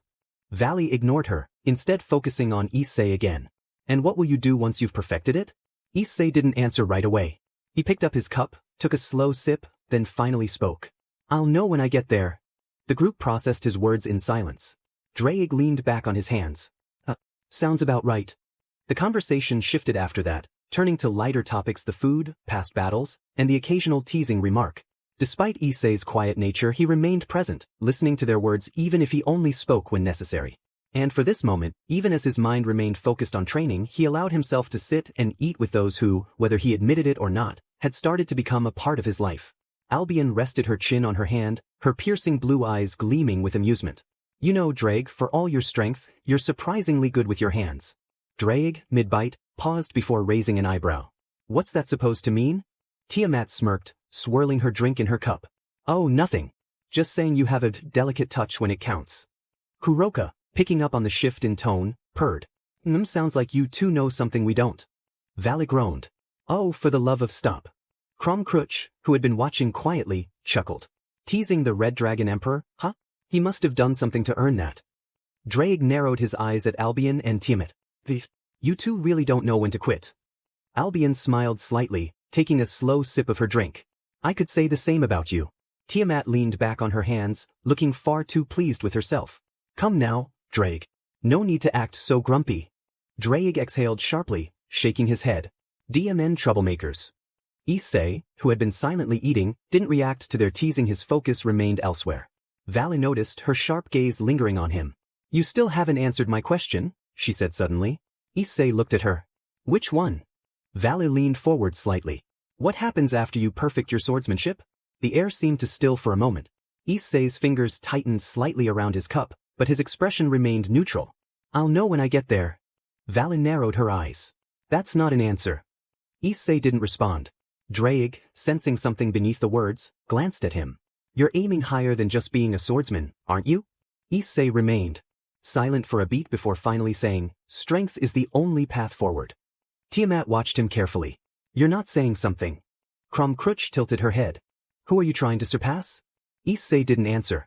Instead, he calmly took another bite of his food. The group shared a look, but no one pressed further. Whatever his true goal was, Issei wasn't ready to say it. And for now, that was enough. As the last remnants of the meal disappeared, Issei set his empty bowl down and slowly stood up. Without a word, he turned toward Drake, his golden eyes unwavering. Do it. Drake raised an eyebrow. You sure? Issei nodded once. Yes. The others glanced at each other in confusion as Drake exhaled and rolled his shoulders. All right then. Don't complain later. With that, Drake's aura flared, a deep crimson energy surrounding him before flowing into Issei. Instantly, the air grew heavy. A crushing force pressed down on Issei's body, the weight so immense that the ground beneath his feet cracked. His muscles tensed, his breath slowed for a moment, but he didn't falter. What was that? Valen narrowed her eyes. Drake crossed his arms. I just increased his body weight. A lot. Tiamat blinked. How much weight are we talking about? Drake smirked. Enough that a normal dragon wouldn't even be able to stand. Crumcrutch's golden eyes gleamed with intrigue. And he asked for this? Drake let out a low chuckle. He always does. Albion's piercing blue eyes settled on Issei. You're telling me he's been training under that kind of weight this whole time? Silence fell over the group as their eyes snapped to Issei. Despite the immense weight pressing down on him, he was already moving. He walked to where the massive pillar from earlier lay. It was gigantic, stretching into the clouds, almost impossible for an ordinary being to lift. Issei grabbed it. His fingers dug into the solid structure, veins bulging along his forearms as he lifted it above his head. His muscles strained under the pressure, sweat dripping from his bare torso. He swung it down. The earth shook violently, cracks tearing through the mountain. A deafening shockwave erupted, forcing the group to brace themselves. Then he did it again. And again. Each time, the impact grew stronger. His movements were slower than before, but the fact that he was still moving at all was terrifying. Each swing sent shockwaves through the entire mountain. Kuroka's tail flicked as she swallowed. That's not normal, Naya. Valley clenched her fists. That level of control, even with that weight? Crumcrutch's eyes burned with battle hunger. That's not just strength. That's pure refinement. Tiamat exhaled, shaking her head in disbelief. How can he endure that? Drake smirked, watching the scene unfold. Because he doesn't stop. The rhythm of his training continued. His breath was heavy, his body trembling slightly from the relentless strain, but he refused to stop. Minutes passed. Then, finally, his grip slipped. The pillar slammed into the ground, and Issei dropped to one knee, his body shaking. Issei! Before he could even catch his breath, they rushed toward him. But just as they reached him, he stood back up. His breathing was ragged, sweat dripped from his chin, and his muscles protested. But his eyes burned with unwavering determination. Then he lifted the pillar again. He's insane, Valen muttered, her voice quieter than usual. Tiamat and Crumcrutch, dragons who prided themselves on strength, were left speechless. Albion, for once, had nothing to say. Drake let out a long sigh and sat on a nearby rock, resting his elbow on his knee as he watched Issei train. Do whatever you want. Not like you'll listen to anyone anyway. Kuroka smirked. I'm so cold, Drake. At least pretend you care, Naya. Drake rolled his eyes. You think I don't? I just know it's pointless. Tiamat smirked, her voice teasing. Sounds like you're finally learning. Drake shot her a glare, but she only laughed. Meanwhile, Issei's relentless training continued. The group watched him, a strange sense of inevitability settling over them. No matter what they said, no matter how much they tried to slow him down, Issei would keep moving forward. Even if it meant pushing himself to reach heights no one else could touch. As Issei swung the massive pillar once more, sending another shockwave through the mountains, Albion exhaled sharply, her blue eyes still locked onto him. Then she turned to Drake. How long has he been training like this? Drake leaned back against a boulder, arms crossed. Like this? A month. Silence. Kuroka's ears twitched. A whole month, Naya? Drake nodded. Yeah. Every single day. From sunrise to well past midnight. Tiamat frowned. That's excessive. Drake snorted. Tell that to him. Not like he'd listen. Crumcrutch's golden eyes gleamed. A month under that kind of weight, lifting that pillar? Drake's expression remained unreadable. That pillar, that weight, those swings. Over and over again. Every single day. Without fail. Valley clenched her fists. That's insane. Albion narrowed her eyes. No. That's dedication beyond reason. The group fell silent again, watching as Issei, his body battered, his breath heavy, lifted the pillar once more. His movements were slower, his muscles strained, but his eyes never wavered. And despite everything, despite a whole month of relentless training, he still wasn't stopping. Drake let out a long sigh, running a hand through his hair as he watched Issei continue his relentless training. The mountain had already been reshaped by his efforts, yet he still swung that massive pillar as if nothing else in the world mattered. Albion, her gaze still fixed on Issei, finally spoke. And how long do you think he'll keep doing this? Drake exhaled sharply, his crimson eyes narrowing. Until he's satisfied with his strength. Tiamat crossed her arms. And when will that be?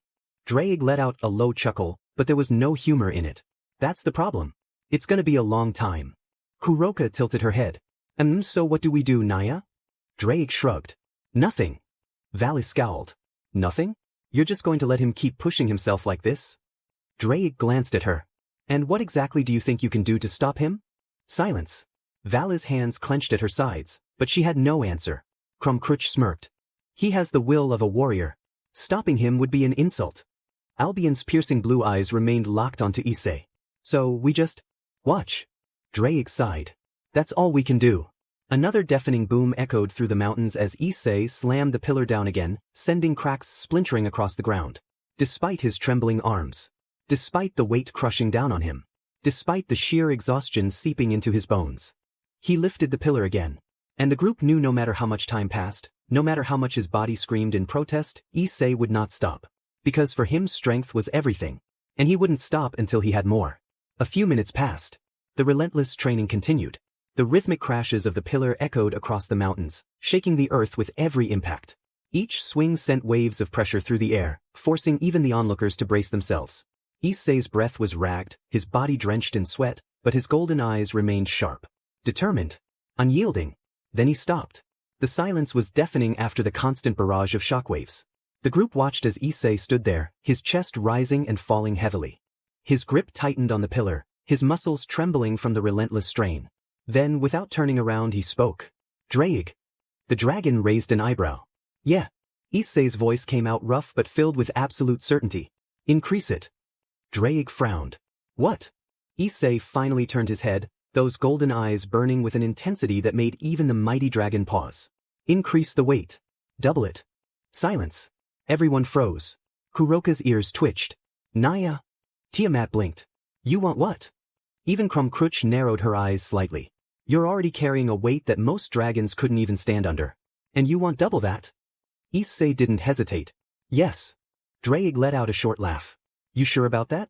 The weight you're under right now is already pushing you past your limits. If I double it, your body might not even be able to move. Issei's grip on the pillar tightened, his knuckles turning white. He took a deep breath before looking Drake dead in the eye. Do it. Drake studied him for a moment. He saw the exhaustion, the strain, the sheer physical toll that this training had already taken on him. But more than that, he saw the fire in his eyes. The kind of fire that refused to be extinguished. The kind of fire that burned away fear, doubt, and hesitation. Drake sighed, rolling his shoulders. All right then. The air around him shifted. A deep crimson aura flared to life, wrapping around his body before flowing into Issei. The moment the energy surged into him. Boom. The ground beneath Issei shattered, forming a deep crater as an unseen force pressed down on him. His entire body locked up, muscles protesting as the sheer weight bore down with relentless intensity. A groan escaped his throat as his legs trembled, his breath catching in his chest. He moved. Slowly. Painfully. But he moved. His fingers tightened around the pillar, his arms shaking violently as he pulled it upward. Veins bulged along his forearms, sweat poured down his face, and every fiber of his being resisted. But he refused to yield. Inch by inch, he lifted it. Tiamat's eyes widened. That's ridiculous. Albion, who had seen countless warriors in her time, whispered under her breath. How? Krumkruch grinned, her battle-hungry gaze never leaving Issei. Now this is getting interesting. Kuroka swallowed, her tail flicking anxiously. He's really pushing himself, Naya? Vala, despite herself, felt a chill run down her spine. She gritted her teeth. This guy, what is he even striving for? Drake watched silently, his expression unreadable. He had known Issei for a long time, long enough to understand one thing. He wasn't chasing anything. He was climbing. Higher. Stronger. Beyond limits. No matter how much it hurt. No matter how much it broke him. And no matter how long it took. Issei's body shook violently, but his voice, though strained, rang out with absolute clarity. This isn't enough. And with that, he swung the pillar down again. For hours, Issei continued. Swing after swing, each impact tore through the land, shaking the very foundation of the mountain. His body screamed, his vision blurred, but he never stopped. Even under twice the weight, even as his arms felt like they were being torn apart, even as his breathing grew more ragged, he kept moving forward. The others watched in tense silence. Even Kuroka, who always had something playful to say, remained quiet. He stopped.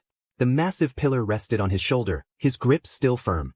His chest rose and fell in heavy breaths, his entire body drenched in sweat. But he didn't move. He just stood there. Seconds passed. Then more. The group exchanged glances. What's he doing? Tiamat asked, a hint of concern in her voice. Krumkruch narrowed her eyes. His stance hasn't wavered. His body should be giving out by now. Vala stepped forward slightly. Why isn't he saying anything? His fingers twitched. The pillar, the same one he had been wielding for a month without rest, slipped from his grip. Boom. It slammed into the ground, sending another powerful shockwave across the mountain. Dust and debris shot into the air, but Issei remained standing. Or at least, for a few more seconds. His golden eyes, still burning with unyielding determination, dimmed. His body swayed. He collapsed. His knees buckled, his body giving in completely as he crashed to the ground, unconscious. Issei! Kuroka was the first to react, dashing forward. Tiamat and Albion followed immediately, their expressions tight with concern. Kromkruch stepped closer, her battle-hungry smirk gone. Even Vala's usual scowl faltered for a brief moment as she approached. Dreyg sighed heavily, rubbing his forehead. Finally! Vali snapped her head toward him. Finally? What do you mean by, finally? Dreyg leaned back, exhaling. He was running on pure willpower at the end. His body gave out a long time ago, but his mind wouldn't let him stop. Albion's piercing blue eyes flickered toward Issei's unmoving form. Then, he was forcing himself to stay awake? Dreyg nodded. Yeah. And he kept going long past what any sane person would. Tiamat crouched beside Issei, her fingers gently brushing against his arm. His entire body was trembling slightly, his breathing uneven, but steady. He needs rest. A lot of it. Kuroka placed a hand on his chest, her ears twitching. His heartbeat is strong, Naya. But he's completely drained. Kromkruch crossed her arms. Impressive. Vali clenched her fists. More like reckless. Dreyg let out another sigh. Yeah, well, that's just who he is. The group remained there for a while, staring at the unconscious dragon in front of them. Even after pushing himself beyond reason, even after breaking past limits no one else dared to approach, he still wouldn't stop. And they all knew. The moment he woke up, he would start again. Issei's mindscape. Darkness surrounded him. The weight that had been crushing his body moments ago was gone, replaced by an eerie silence. Slowly, his senses returned. The scent of grass. The sound of wind brushing through trees. The warmth of the sun against his skin. Issei opened his eyes. He stood in an endless field, golden with a touch of late afternoon sunlight. In the distance, a lone tree swayed gently, its crimson leaves drifting with the wind. And there, sitting on a small rock in the middle of it all, Yoriichi Tsujikuni. His back was straight, his hands resting calmly on his lap. The legendary swordsman's eyes were closed, his expression peaceful, as if he had been waiting.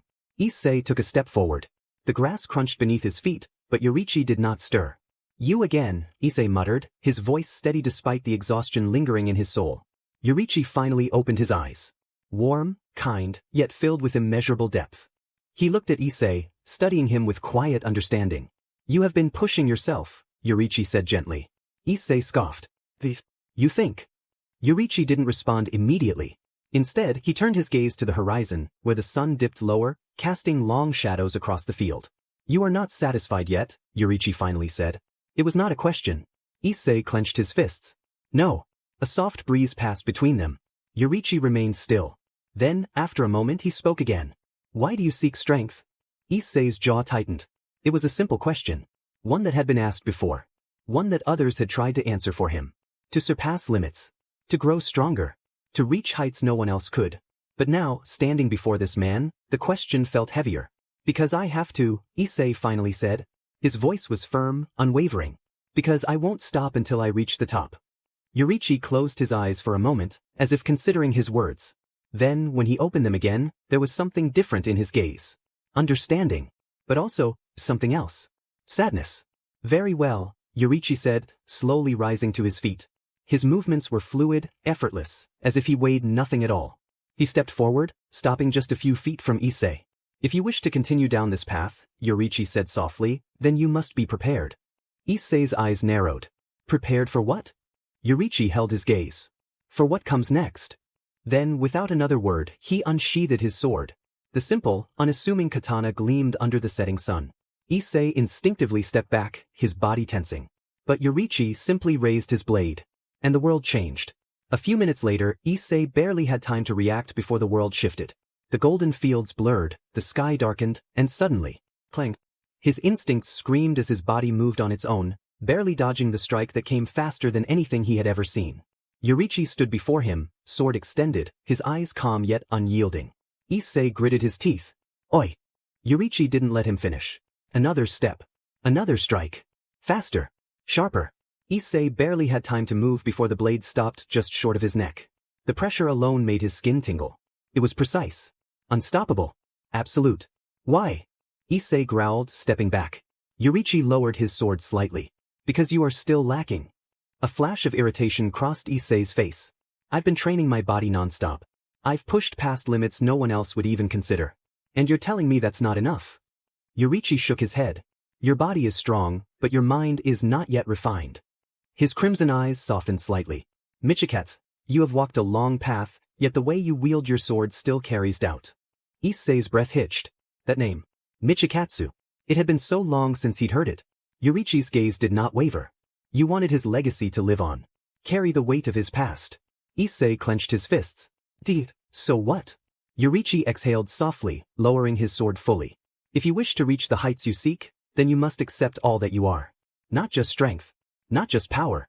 But the mind that wields the blade. The pause. Then Yorichi raised his sword once more. This time, you will train not just your body, but your soul. Issei scoffed. And how do I do that? Yorichi's stance shifted. His presence, already overwhelming, became suffocating. You will fight me. Issei's eyes narrowed. You're saying this is a mental battle? Yorichi nodded. While you train here, your body will continue its path in reality. Your mind and spirit will refine themselves here. Your blade will follow. Issei's grip tightened. He exhaled, steadying himself. Fine. Without another word, Yorichi moved. Faster than thought. The world blurred. And the battle began. Reality. The moment Issei collapsed, his body stilled. His breathing was deep and steady, but his muscles twitched as if he were still moving. The others stood around him, tense. What now?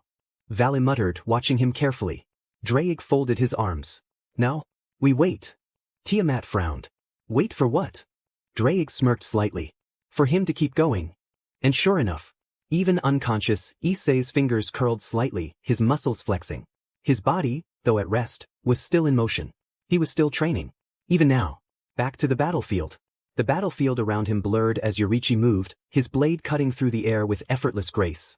Issei gritted his teeth, barely managing to dodge as the pressure of the strikes pushed him back. But then, a flash of something different.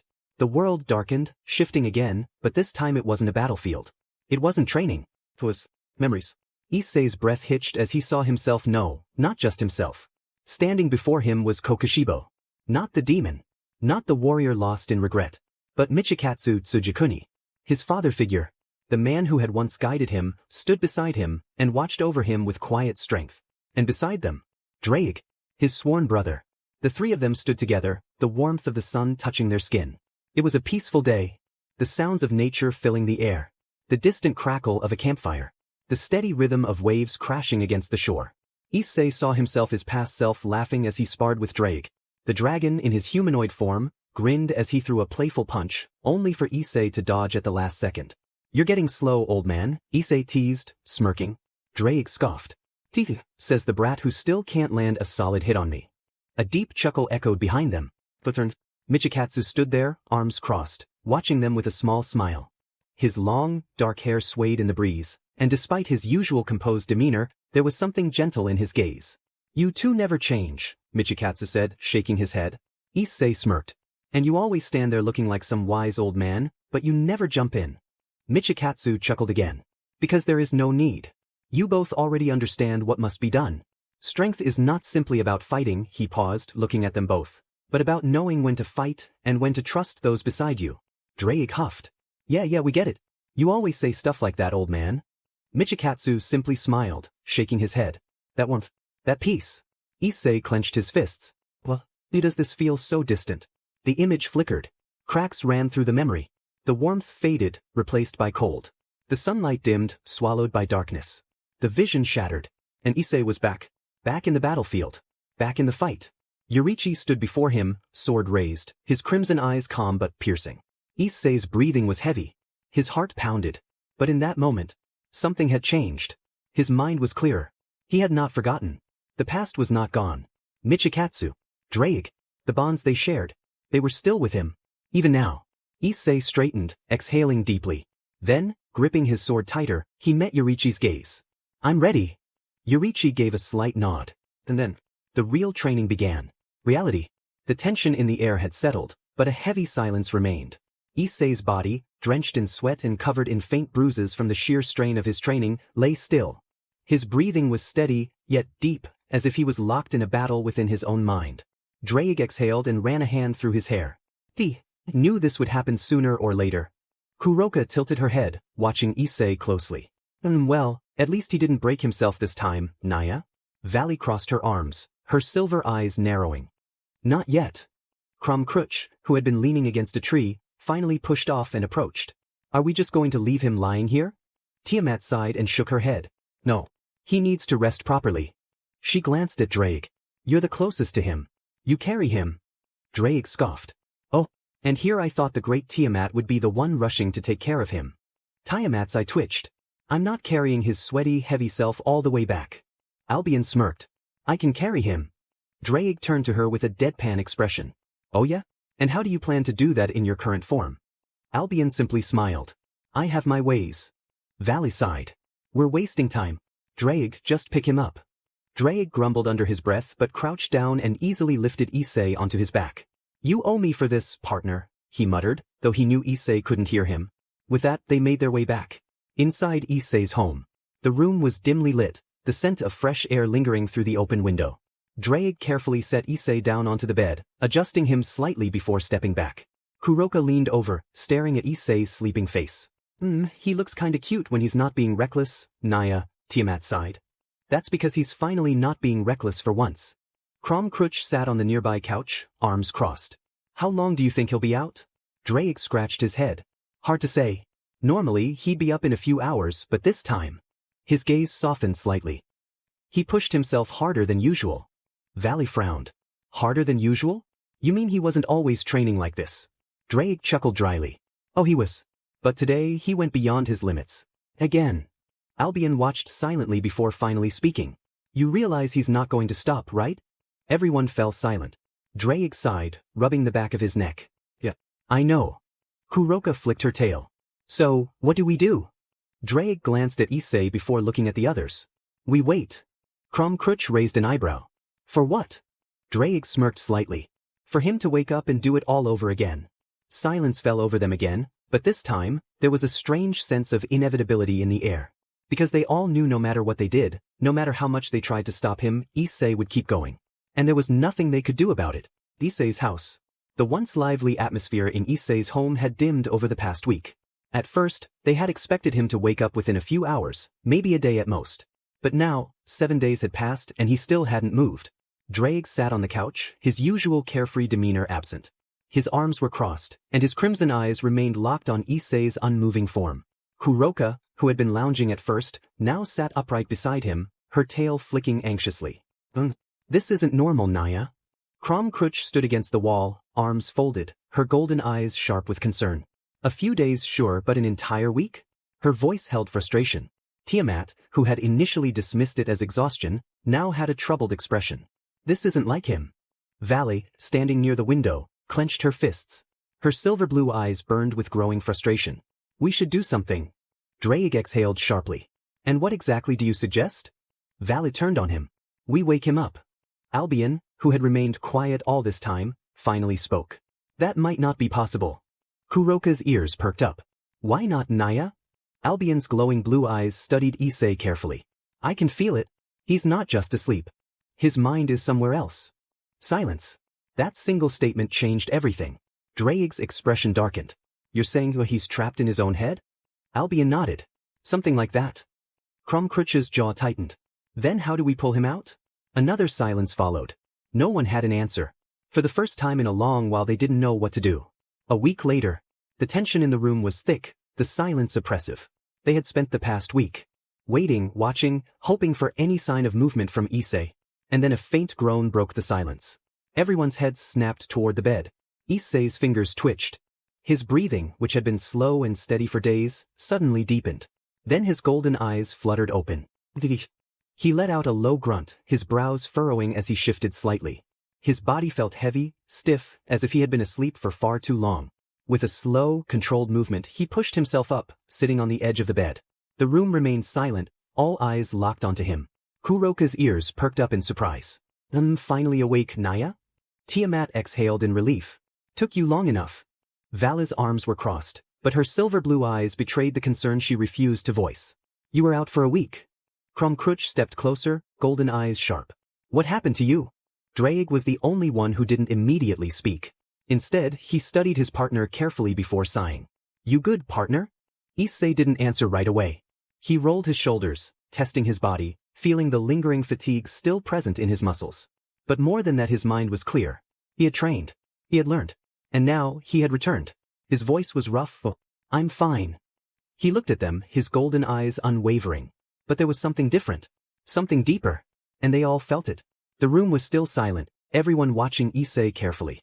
But he didn't say anything else. He simply stood up. His movements were steady but deliberate, as if testing his body after the long rest. Without a word, he walked past them and made his way toward the kitchen. The others exchanged glances before following. As they entered, they saw him already at the table. Plates of food, mostly meat, had been left there, likely prepared in case he woke up. Issei didn't bother with utensils. He grabbed a large piece of roasted meat with his bare hand and bit into it. Chew, swallow, repeat. The only sounds in the kitchen were his eating. His jaw moved with a steady rhythm, tearing through the meal like a beast who had been starving for days. Kuroka leaned on the doorframe, tail flicking. You're really going all in, Naya. Tiamat raised an eyebrow. At least sit down while you eat. Issei didn't respond. He just kept eating. Valley crossed her arms. I guess that proves he's fine. Kromkruch smirked slightly. Or just starving. Drake sat at the counter, watching with mild amusement. Figures. After a week of nothing, your body's craving energy. Issei finished one slab of meat and reached for another. He wasn't rushing, just consuming. It was raw efficiency. Nothing else mattered. The others simply stood there, letting him eat. There was something primal about it, not reckless, not desperate, but controlled. And as they watched, they all had the same thought. He's not the same as before. After a few minutes of eating, Issei took the last bite of meat, chewing slowly before swallowing. Without hesitation, he reached for the jug of water on the table, lifted it, and drank the entire thing in one go. The others watched in silence as he set the empty jug down. He wiped his mouth with the back of his hand, then turned away from the table and started walking toward the door. Kuroka blinked. Where are you going, Naya? Issei didn't stop. Train. The room went dead silent. Valen narrowed her eyes. You just woke up after being unconscious for a week. And your first thought is to train. Issei kept walking. Kromkruch stepped forward. You just recovered. Your body, I'm fine. His voice was firm, leaving no room for argument. Tiamat scoffed. You really don't stop, do you? Drake sighed, rubbing his forehead. I should have expected this, Albion finally spoke, her blue eyes watching Issei carefully. Are you sure? Issei paused at the doorway, his golden eyes burning with quiet determination as he looked back at them. I'm not strong enough yet. Without waiting for a response, he walked out. As Issei stepped outside, the temperature in the room dropped. A dangerous aura filled the air. Oi! Vala's voice was sharp, cutting through the silence. Issei barely had time to turn before a surge of silver-blue energy slammed into the ground ahead, leaving a crater.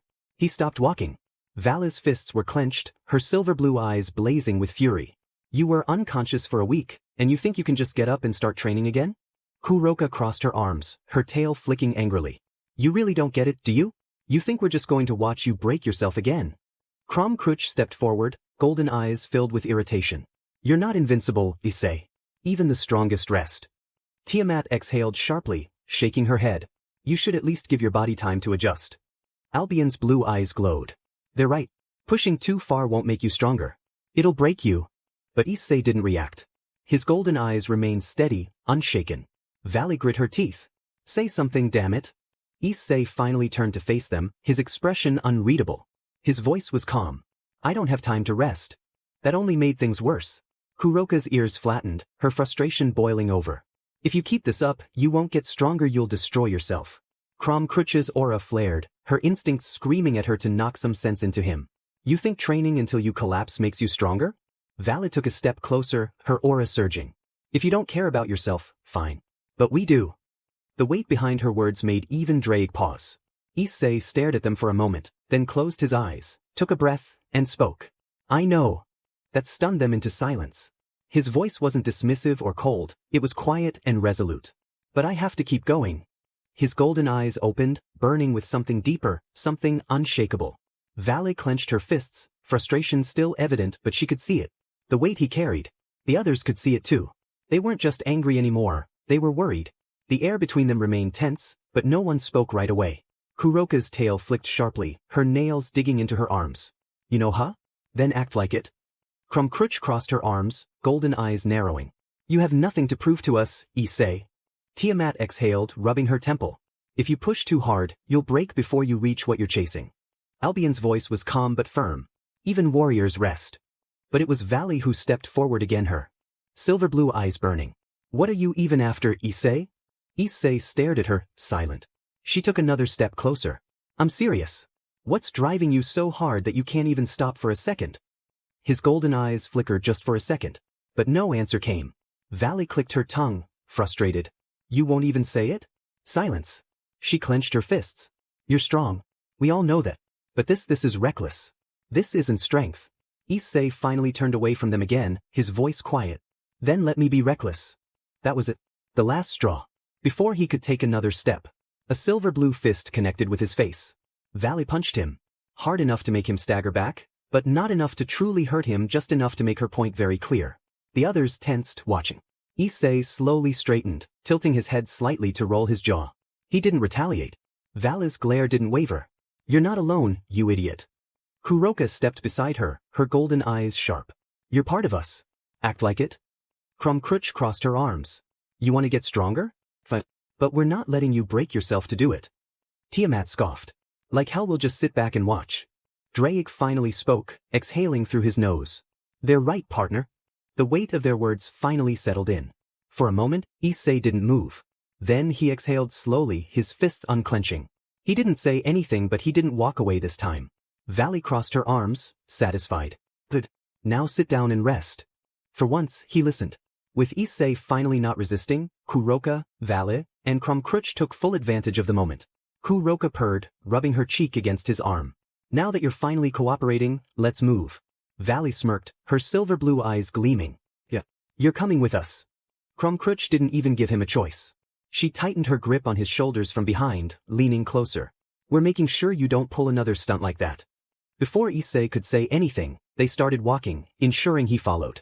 Kuroka clung to his arm, Valley pressed against his other side, and Crum stayed behind him, making it impossible to slip away. Even Albion and Tiamat just watched, amused. Drake sighed. At least he's not fighting it. Slowly but surely, they led Issei back to his room. When they reached the bed, Kuroka smirked. Now be a good boy and lie down. Issei stared at her, then without a word he did. Kuroka grinned, satisfied, before slipping beside him, pressing against his side. Valley huffed but followed, lying on his other side, arms crossed but her body close. And then, Crumcrutch moved without hesitation, climbing over him and resting directly on his chest. Issei tensed slightly as Crum's golden eyes stared up at him, unbothered. She smirked. If you try to get up, I'll feel it first. Kuroka giggled. That means you're trapped. Valley's voice was quiet but firm. Just shut up and sleep. Issei exhaled slowly. For once he closed his eyes and listened. As Issei finally stopped resisting, the tension in the air lessened, but it didn't disappear. Kuroka, Valley, and Crumcrutch weren't done with him yet. Kuroka's tail flicked, a mischievous glint in her golden eyes. You finally listening? That's a surprise. Valley huffed, her arms still crossed. Took you long enough. Crumcrutch smirked, stepping closer. Guess you can be reasonable. Issei didn't answer. Instead, he let out a long breath, his body finally beginning to register the exhaustion he had been pushing down. And that was when they moved. Kuroka suddenly pressed herself against his side with a satisfied hum. Now, since you're finally listening, I think we deserve some compensation. Before he could react, Valley leaned into him, her silver blue eyes glaring up at him, but there was a faint smirk on her lips. You're not getting away so easily. And then, Crumcrutch moved behind him, wrapping her arms around his shoulders, resting her chin near his neck. Issei stiffened slightly, but none of them let go. Tiamat raised an eyebrow. What exactly are you three doing? Kuroka purred, her tail flicking. I'm keeping him right here, Naya. Crumcrutch's voice was casual. If he tries to move, we'll just hold him down. Valley smirked. Consider this your punishment. Issei exhaled slowly. He knew there was no point in resisting this. So for once, he let them stay. With Issei finally not resisting, Kuroka, Valley, and Crumcrutch took full advantage of the moment. Kuroka purred, rubbing her cheek against his arm. Now that you're finally cooperating, let's move, Naya. Valley smirked, her silver blue eyes gleaming. Yeah. You're coming with us. Kromkruch didn't even give him a choice. She tightened her grip on his shoulders from behind, leaning closer. We're making sure you don't pull another stunt like that. Before Issei could say anything, they started walking, and they made sure he followed. Kuroka clung to his arm, Vale pressed against his other side, and Krom stayed behind him, making it impossible to slip away.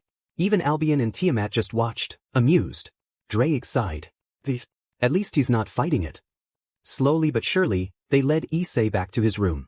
When they reached the bed, Kuroka smirked. Now be a good boy and lie down, Naya. Issei stared at her. Then without a word he did. Kuroka grinned, satisfied, before slipping beside him, pressing against his side. Vale huffed but followed, lying on his other side, arms crossed but her body close. And then, Kromkruch moved without hesitation, climbing over him and resting directly on his chest. Issei tensed slightly as Krom's golden eyes stared up at him, unbothered. She smirked. If you try to get up, I'll know. Kuroka giggled. That means you're trapped, Naya? Vale's voice was quiet but firm. Just shut up and sleep.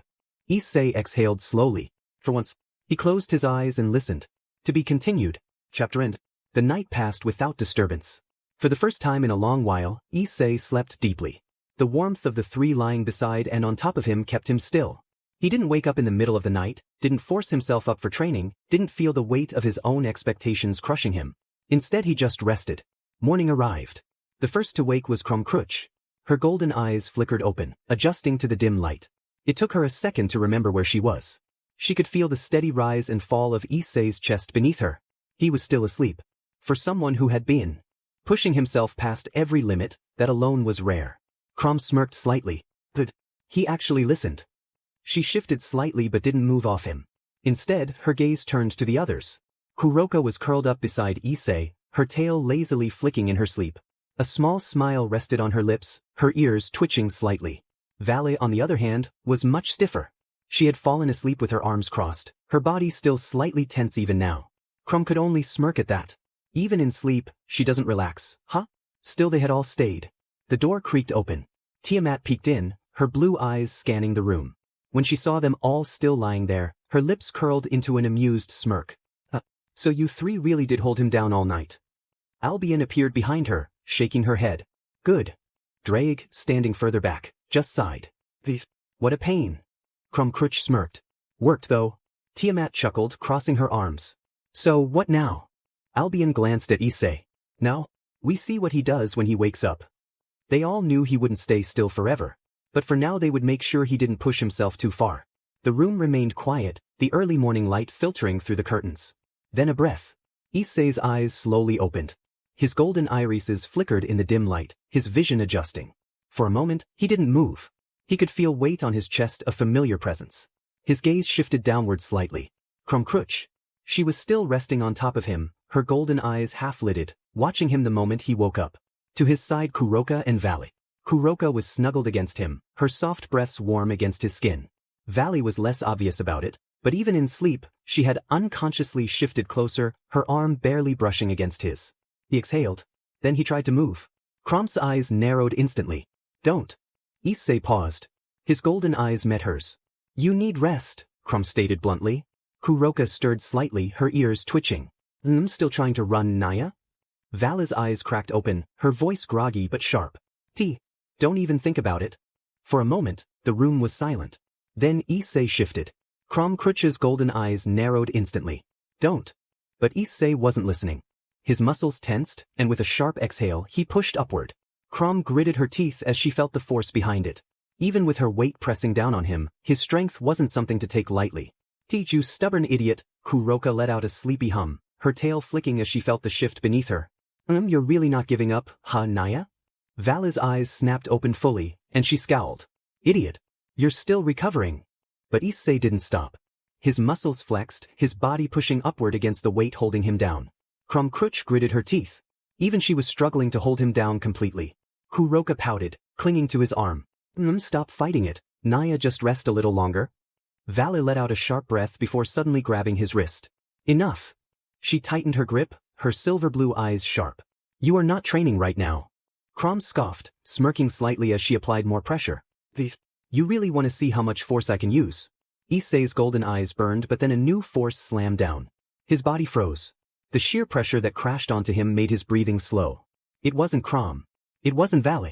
It wasn't Kuroka. It was Drake. The Crimson Dragon stood at the doorway, arms crossed, his aura pressing down like an immovable weight.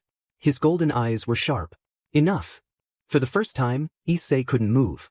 Not because he was weak but because Drake wasn't letting him. The entire room was tense. Then Drake exhaled. His aura lessened just barely. Rest. His voice was firm. You will train when your body is ready. Issei gritted his teeth but didn't argue. Drake's words weren't a suggestion. They were an order. And for now Issei stopped resisting. The room was silent. Issei's body was still tense, his golden eyes glaring up at Drake. He didn't want to stop. He couldn't afford to stop. Yet he couldn't move. Not with Crom's weight pressing down. Not with Drake's overwhelming aura locking him in place. Not with Vala's grip still tight on his wrist. Not with Kuroka clinging to his arm, her tail flicking against him as if reminding him to stay put. He exhaled through his nose, his muscles still coiled, ready to move. Drake's golden eyes narrowed. Teeth, he finally scoffed, shaking his head. You're like a dragon with its fangs locked onto prey. Albion chuckled from the doorway. That's an insult to dragons. Even we know when to stop. Tiamat smirked, leaning against the wall. Barely. Crom Crutch, still on top of him, let out a low hum. So? You giving up yet? Issei said nothing. But he stopped pushing. Crom grinned. That's what I thought. Vale, still visibly irritated, let out a sharp breath before finally releasing his wrist. Don't make me restrain you next time. Kuroka giggled, her tail curling around his arm. Don't threaten him with a good time. Vale shot her a glare. Shut up. Drake, seeing that Issei had finally stopped struggling, let out a sigh and stepped back. Fine. Stay in bed. At least act like you have common sense. Issei remained silent, but he closed his eyes. Not because he was tired, but because for now he would wait. Not forever. Not even for long. Just for now. Because the moment he felt strong enough he would train again. Sunlight peeked through the curtains, casting a warm glow over the room. The air was still, the only sound being the slow, steady breathing of those still asleep. Issei's golden eyes opened. He remained still for a moment, his senses adjusting. Crom Crutch was still on his chest, her golden eyes closed, breathing steady. Kuroka was wrapped around his arm, her tail flicking lazily even in sleep. Vale was nearby, resting on her side, but her breathing was slightly off awake, but pretending not to be. Issei's body felt heavy. Not from exhaustion but from stillness. His instincts urged him to move, to push forward, to continue what he had started. Yet the three were still there, holding him down without even realizing it. His gaze shifted toward the door. It was slightly ajar. Drake's presence lingered outside, along with Tiamat and Albion. They were watching, waiting, testing his patience.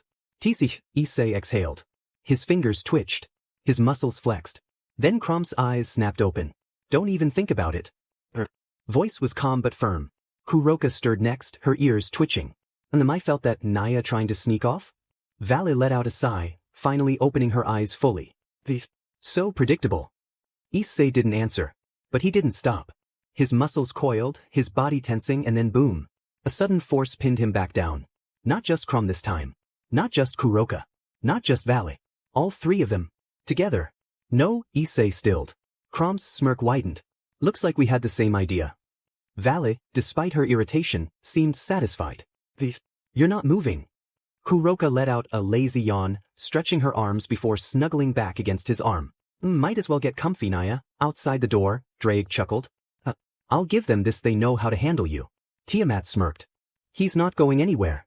Albion huffed. For now. And so, for the second time Issei was forced to stay still. Issei exhaled slowly. His body was still restrained, but his mind was not. If they wouldn't let him train physically he would train mentally. Closing his eyes, he willed himself to sleep. Darkness took him. Then he opened his eyes to a familiar sight. A vast, endless field stretched before him, golden grass swaying gently beneath a crimson sky. A soft breeze carried the scent of autumn, and in the distance a lone figure sat on a small rock, waiting. Yurichi Tsujikuni. The man's warm brown eyes lifted as Issei approached, his expression as serene as ever. You've come again, Michikatsu. Issei stepped forward, his golden eyes locking onto Yurichi's. Stop calling me that. His voice was firm, unwavering. Yurichi remained still, watching him with quiet understanding. Issei clenched his fists. My name is Issei Tsujikuni. For the first time, something flickered in Yurichi's eyes, a brief glimpse of emotion. Issei exhaled slowly. That name was given to me by Michikatsu. Not you. Not anyone else. I am not your brother. He remembered it clearly the moment Michikatsu had given him that name. A rare moment of warmth. A moment where he felt like a real son. When Michikatsu had looked at him not as a disciple, not as a warrior but as something more. You will carry the Tsujikuni name. He had said those words before he disappeared. Before he became a memory. Before everything changed. Yurichi studied him for a long moment. Then his lips curved into a soft, almost unseen smile. I understand. He lowered his head slightly in acknowledgement. Then, Issei Tsujikuni, let us begin. He drew his blade, his stance perfect, his presence overwhelming. And Issei raised his own. This time, not as Michikatsu's shadow. Not as Kokushibo's successor. But as Issei Tsujikuni. And then they clashed. Reality, the room was silent. Too silent. Kromkruch sat on the edge of the bed, arms crossed, her golden eyes narrowed as she stared at Issei's motionless form. His breathing was steady, his expression calm, but he hadn't woken up. For weeks. Kuroka, lying beside him, twirled a strand of her hair between her fingers, her ears twitching in frustration. This is getting ridiculous, Naya. He should have woken up by now. Valley leaned against the wall, arms crossed, her silver blue eyes sharp with irritation and something deeper. Concern. He's not just sleeping. Dreyg let out a low sigh from the doorway. No, he's not. His voice was calmer than usual, but his golden eyes were serious. Tiamat, standing near him, tilted her head. Then what's happening? Dreyg exhaled. He's fighting. Albion's voice came next, her blue eyes narrowing. A mental battle? Dreyg nodded. Something like that. He's not unconscious because his body is weak, he's unconscious because he's training. Silence filled the room. Krom's fingers twitched slightly before she scowled. So that idiot found a way to train even while asleep. Dreyg smirked, but it lacked amusement. Of course he did. He's Issei. Valley clenched her fists. Then when is he going to wake up? Dreyg's gaze settled on Issei's unmoving form. When he's ready. Kuroka sighed dramatically, resting her head against Issei's arm. He better not take too long, Naya. Yet none of them could deny it.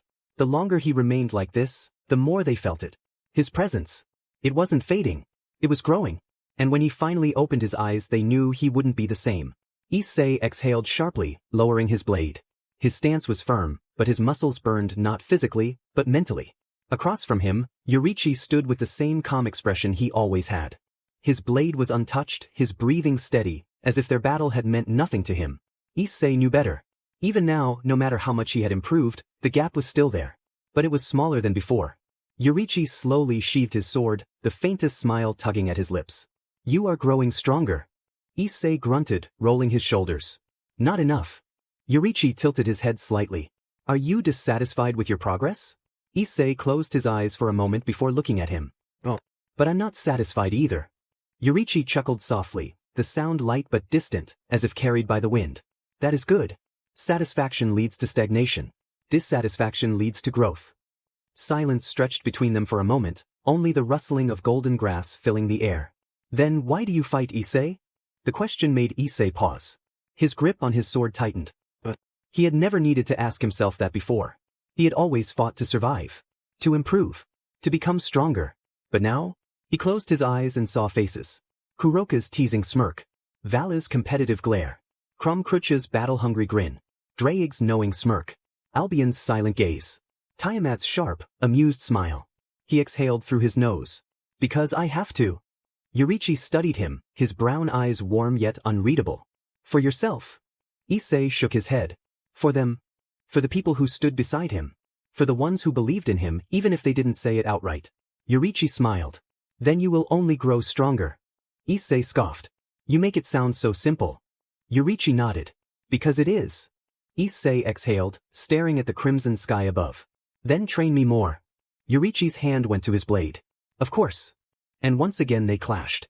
Issei exhaled, his blade steady in his grip. His body felt lighter, faster, sharper as if he had spent centuries honing his skills. And in a way he had. He turned to Yurichi, his golden eyes narrowing. How long have I been here? Yurichi sheathed his sword, expression as calm as ever. In your perception? A long time. Issei's eyes flickered. And in reality? Yurichi tilted his head slightly. Not even a month. Silence.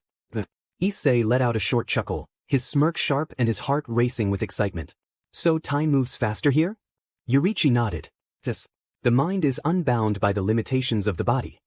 Issei rolled his shoulders, feeling his refined control and sharpened reflexes. All of this, in just a few weeks outside? That changes everything. A new thought sparked in his mind. If he could push his training even further here, then by the time he woke up, he would be on another level entirely. His smirk widened. Then I have more time to improve. Yorichi unsheathed his blade once more. Then let us continue. This time, Issei adjusted his stance, a new idea forming in his mind. A way to surpass his limits even faster. And so, he charged forward, ready to carve his own path to strength. Issei's blade blurred through the air, the force behind his strikes enough to shake the golden field around them. For the first time, Yorichi's expression shifted. It was faint, barely noticeable, but there was the smallest glimmer of acknowledgement in his eyes. Issei was close. Their swords clashed in a flurry of precise, powerful strikes, each one faster, sharper, more refined than before. Issei's instincts roared, his movements becoming so fluid it was as if he had broken past his own limits. He saw an opening. For a moment, just a brief moment, he thought he had him. His blade rushed forward, aiming for Yorichi's side. But then, a shift. A single, effortless movement. Before he could react, Yorichi's blade was already at his neck. Defeat. A heavy silence fell between them as Issei stood frozen. His muscles screamed, his breathing ragged, but his frustration, his disappointment was louder. So close. Then, Yorichi did something unexpected. He smiled. Not just a polite, distant smile, but a genuine one. That was the best you've ever fought. Issei gritted his teeth before scoffing. Didn't matter. I still lost. Yorichi shook his head. It does matter. Strength is not measured by victory alone. You are improving, Issei. Issei let out a slow breath before dropping to the ground, resting his arms on his knees. Still feels like I'm chasing a shadow. Yorichi sat beside him, gazing at the crimson sky. I once felt the same. Issei glanced at him. Ooh. Yorichi nodded. There was a time when I wished to see someone surpass me. A time when I wanted to walk beside another who understood the path I took. His voice was soft, almost nostalgic. But in the end I was alone. Issei didn't say anything. He wasn't good with words. But, after a moment, he exhaled and smirked. Then watch closely, old man. Because next time I'll beat you. Yorichi closed his eyes, smiling. I look forward to it. Decades. That's how long it had been in Issei's mind. For years upon years, he had clashed blades with Yorichi, pushing himself past his own limits, refining his technique, sharpening his instincts. Now, for the first time, Yorichi struggled. It wasn't much. A slight shift in his stance. A brief flicker in his eyes. A fraction of a second longer to react. But it was there. Issei pressed forward, his blade carving through the air in a relentless storm of precise, powerful strikes. His speed had reached inhuman levels, his control so sharp that even the faintest shift in momentum could be weaponized. Yorichi countered, his blade a flowing stream of perfection, but it was no longer untouchable. Clang. Issei's attack forced Yorichi back a step. Just one step. But it was enough. Enough to prove that he was catching up. Issei smirked, his golden eyes burning. You're not untouchable anymore. Yorichi studied him for a moment, then he smiled. Not with amusement, but with pride. You have come far, Issei. Issei exhaled, rolling his shoulders. His muscles ached, his breath was ragged, but he had never felt stronger. Decades ago, he had thought Yorichi was unreachable. But now he could see the path ahead. And he would walk it. He would carve it with his own blade. The dimly lit room was silent except for the faint sound of breathing. Issei lay motionless on the bed, his face calm, but the faint tension in his muscles showed that he was anything but idle. They all knew. He wasn't just sleeping, he was training. For weeks now, his mind had been somewhere else, pushing himself beyond his limits in ways they couldn't even imagine. Kuroka sat at the edge of the bed, her tail flicking in frustration. He's really taking his time. Valley leaned against the wall, arms crossed, her piercing blue eyes locked onto Issei's still form. He's probably been fighting for what feels like centuries in there. Kromkruch sat nearby, golden eyes narrowed. Then when is he going to wake up? Albion, floating beside the bed, sighed. He'll wake up when he's satisfied. But knowing him, that won't be anytime soon. Tiamat crossed her arms. Training in his mind because his body isn't ready? He's always been reckless, but this is something else. Drake chuckled, but there was no amusement in his voice. That's just who he is. He'll keep going until he feels like he's strong enough. Kuroka huffed. I might drag him out of that dream myself if I could. Valley exhaled sharply. It's not like we can stop him. We just have to wait. A heavy silence settled over them. They all hated waiting. But for now, there was nothing else they could do. Another decade. Issei had lost count of how many times his blade had clashed with Yorichi's. Every exchange, every strike, every counter had sharpened him. No.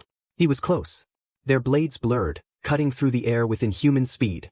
The once unreachable gap between them had shrunk to something so thin, so fragile Issei could feel it. One more step. One more breakthrough. His blade howled as it tore through the air, his movement so fluid it was almost unnatural. Yorichi's blade met his, their clash sending out a deafening shockwave that cracked the very ground beneath them. Issei's breathing was controlled, his body acting on pure instinct, his movements refined to perfection. For the first time, Yorichi had to exert true effort. A flicker of emotion passed through Yorichi's usually calm gaze acknowledgement. Issei smirked. "You're holding back less now?" Yorichi exhaled, his grip tightening around his sword. "You have climbed higher than I ever expected." Issei rolled his shoulders, his golden eyes burning. Not done." He lunged again, his attacks flowing seamlessly, his strength pushing beyond limits that would break any normal being. Yorichi met him strike for strike. But for the first time his movements were no longer untouchable. The peak was right there. And Issei would reach it. Another clash. Another step forward. But it wasn't enough. No matter how close Issei got, no matter how refined his movements were, the gap was still there. Thin. Fragile. But there. His breath was heavy, his muscles burned, but his resolve was unshaken. Yorichi moved, his blade a flash of pure mastery, but this time, Issei didn't dodge. He stood his ground, his golden eyes narrowing as something deep inside him stirred. A memory. A presence. A power. The blood of a demon. A power that had always been there, but never fully embraced. No. It awakened. A shockwave erupted as Issei's aura exploded outward, sending cracks splintering through the ground beneath him. But this time, his form did not change. Yet something was different. His power surged. His speed multiplied. His precision sharpened. Every fiber of his being evolved. His breathing slowed. His stance deepened. His grip on his sword felt absolute. Yorichi's eyes narrowed, he could feel it. This was different. This wasn't just raw power or reckless transformation. This was refinement. Issei had transcended. He moved. And for the first time Yorichi had to react with his full strength. Their swords clashed, but this time Issei didn't budge. No, he pressed forward. His strikes were no longer just powerful, they were flawless. Every movement, every swing, every dodge absolute precision. Yorichi's breathing shifted. His blade moved faster. Stronger. But so did Issei. Every strike matched. Every counter perfect. Every gap closed. The gap that once existed between them was now gone. They were equals. Yorichi's eyes flickered with something unreadable. Then he smiled. "You have reached it, Michikatsu." But Issei didn't stop. Not yet. He wasn't done. The battlefield was silent. Two warriors stood, their bodies covered in countless cuts, their muscles aching, their breaths ragged. Issei and Yorichi, both shirtless, their skin glistening with sweat, the marks of their endless clashes etched into their flesh. They had fought for what felt like eternity. And time again, Issei had won. It had started as one victory, then two, then 5, then 10, until finally Yorichi could no longer keep up. Issei stood tall, his 6 crimson eyes staring at the man before him. The man he had once thought unreachable. But now, they were equals. He had surpassed him. Yorichi, despite his wounds, let out a soft chuckle. His smile was genuine. "You have done it, Michikatsu." Issei's eyes widened slightly. Then he saw it. Yorichi was fading. His form was beginning to disperse, golden light breaking away from his body. Issei felt his chest tighten. "Wait." His voice was calm, yet firm. "What's happening?" Yorichi's smile never faded. "I was here to guide you, to push you forward. That purpose is now fulfilled." Issei's jaw clenched. "So that's it?" Yorichi gave a small nod. "You are ready." The golden light consuming him grew brighter. Issei exhaled sharply, tightening his fists. Even after everything. Even after finally surpassing him. A part of him still felt like he wasn't ready to let go. Yorichi took one last step forward, staring at him with nothing but pride. Then, just before his form fully faded, he spoke once more. "Good luck, my nephew." And with those final words, Yorichi vanished, leaving Issei alone. The air shifted. A pressure, subtle yet unmistakably overwhelming, filled the room.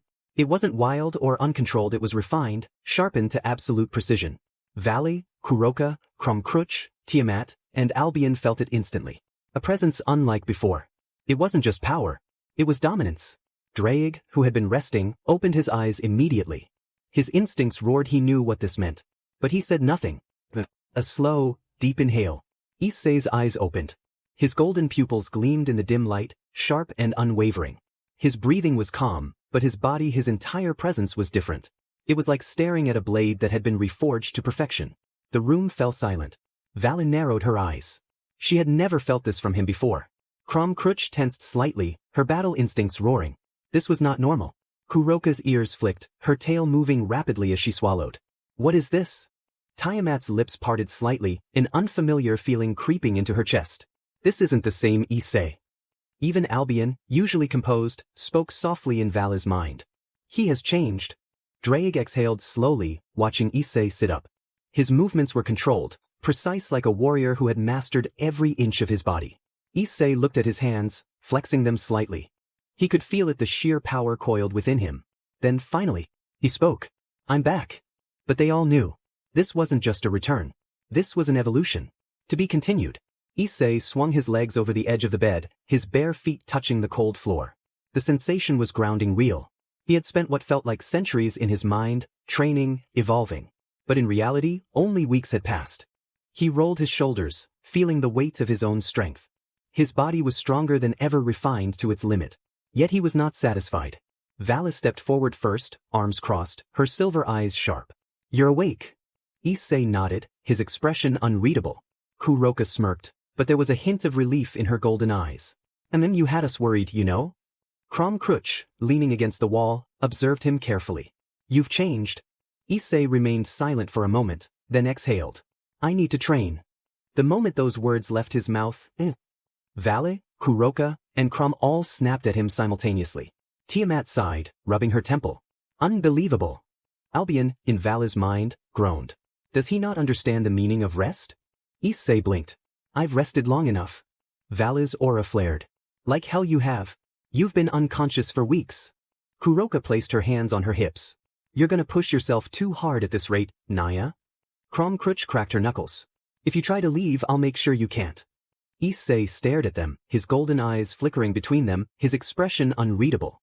Drake, watching the scene unfold, smirked. Told you they wouldn't let you. Issei exhaled slowly. Fine. Silence. The girls blinked. Really? Kuroka tilted her head. Kromkruch narrowed her eyes. You're not going to fight back? Issei stood up fully, his towering presence making them all feel small for a moment. He walked past them, but instead of heading outside, he moved toward the bed. He lay back down. Vala's eyebrows twitched.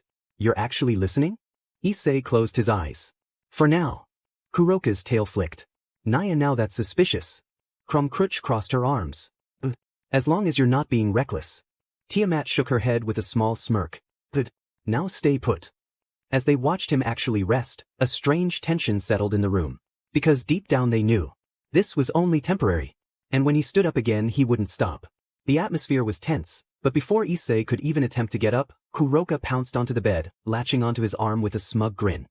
If you're really gonna rest, then I'll keep you warm. Kromkruch, never one to be outdone, shoved Kuroka aside and claimed his chest as her pillow.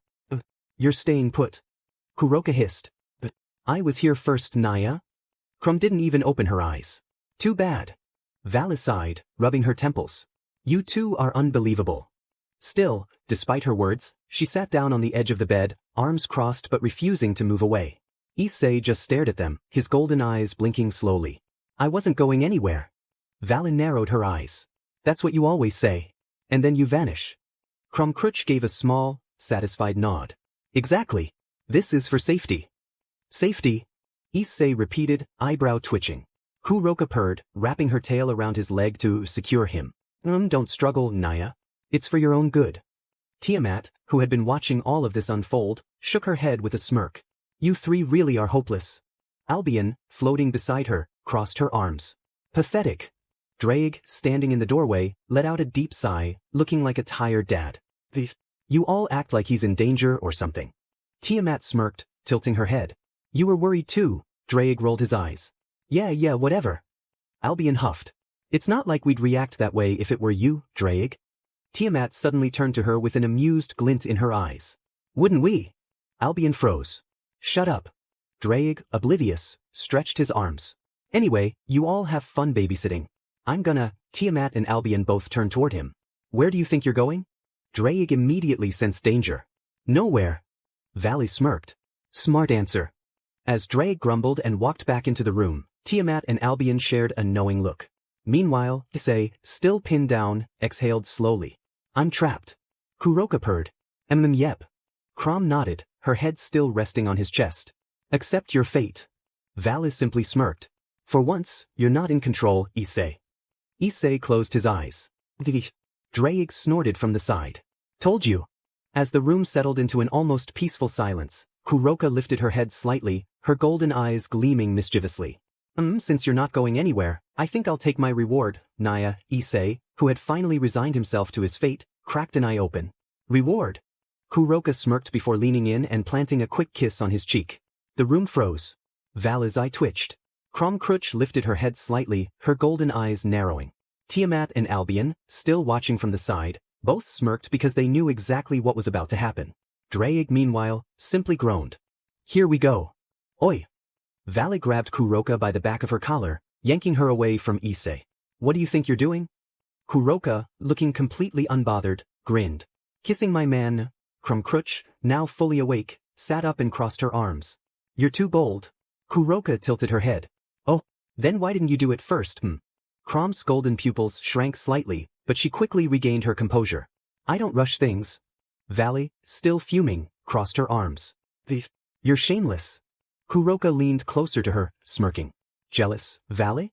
For the first time, Vali actually hesitated. Tiamat, enjoying the show, leaned toward Albion. Should we intervene? Albion chuckled.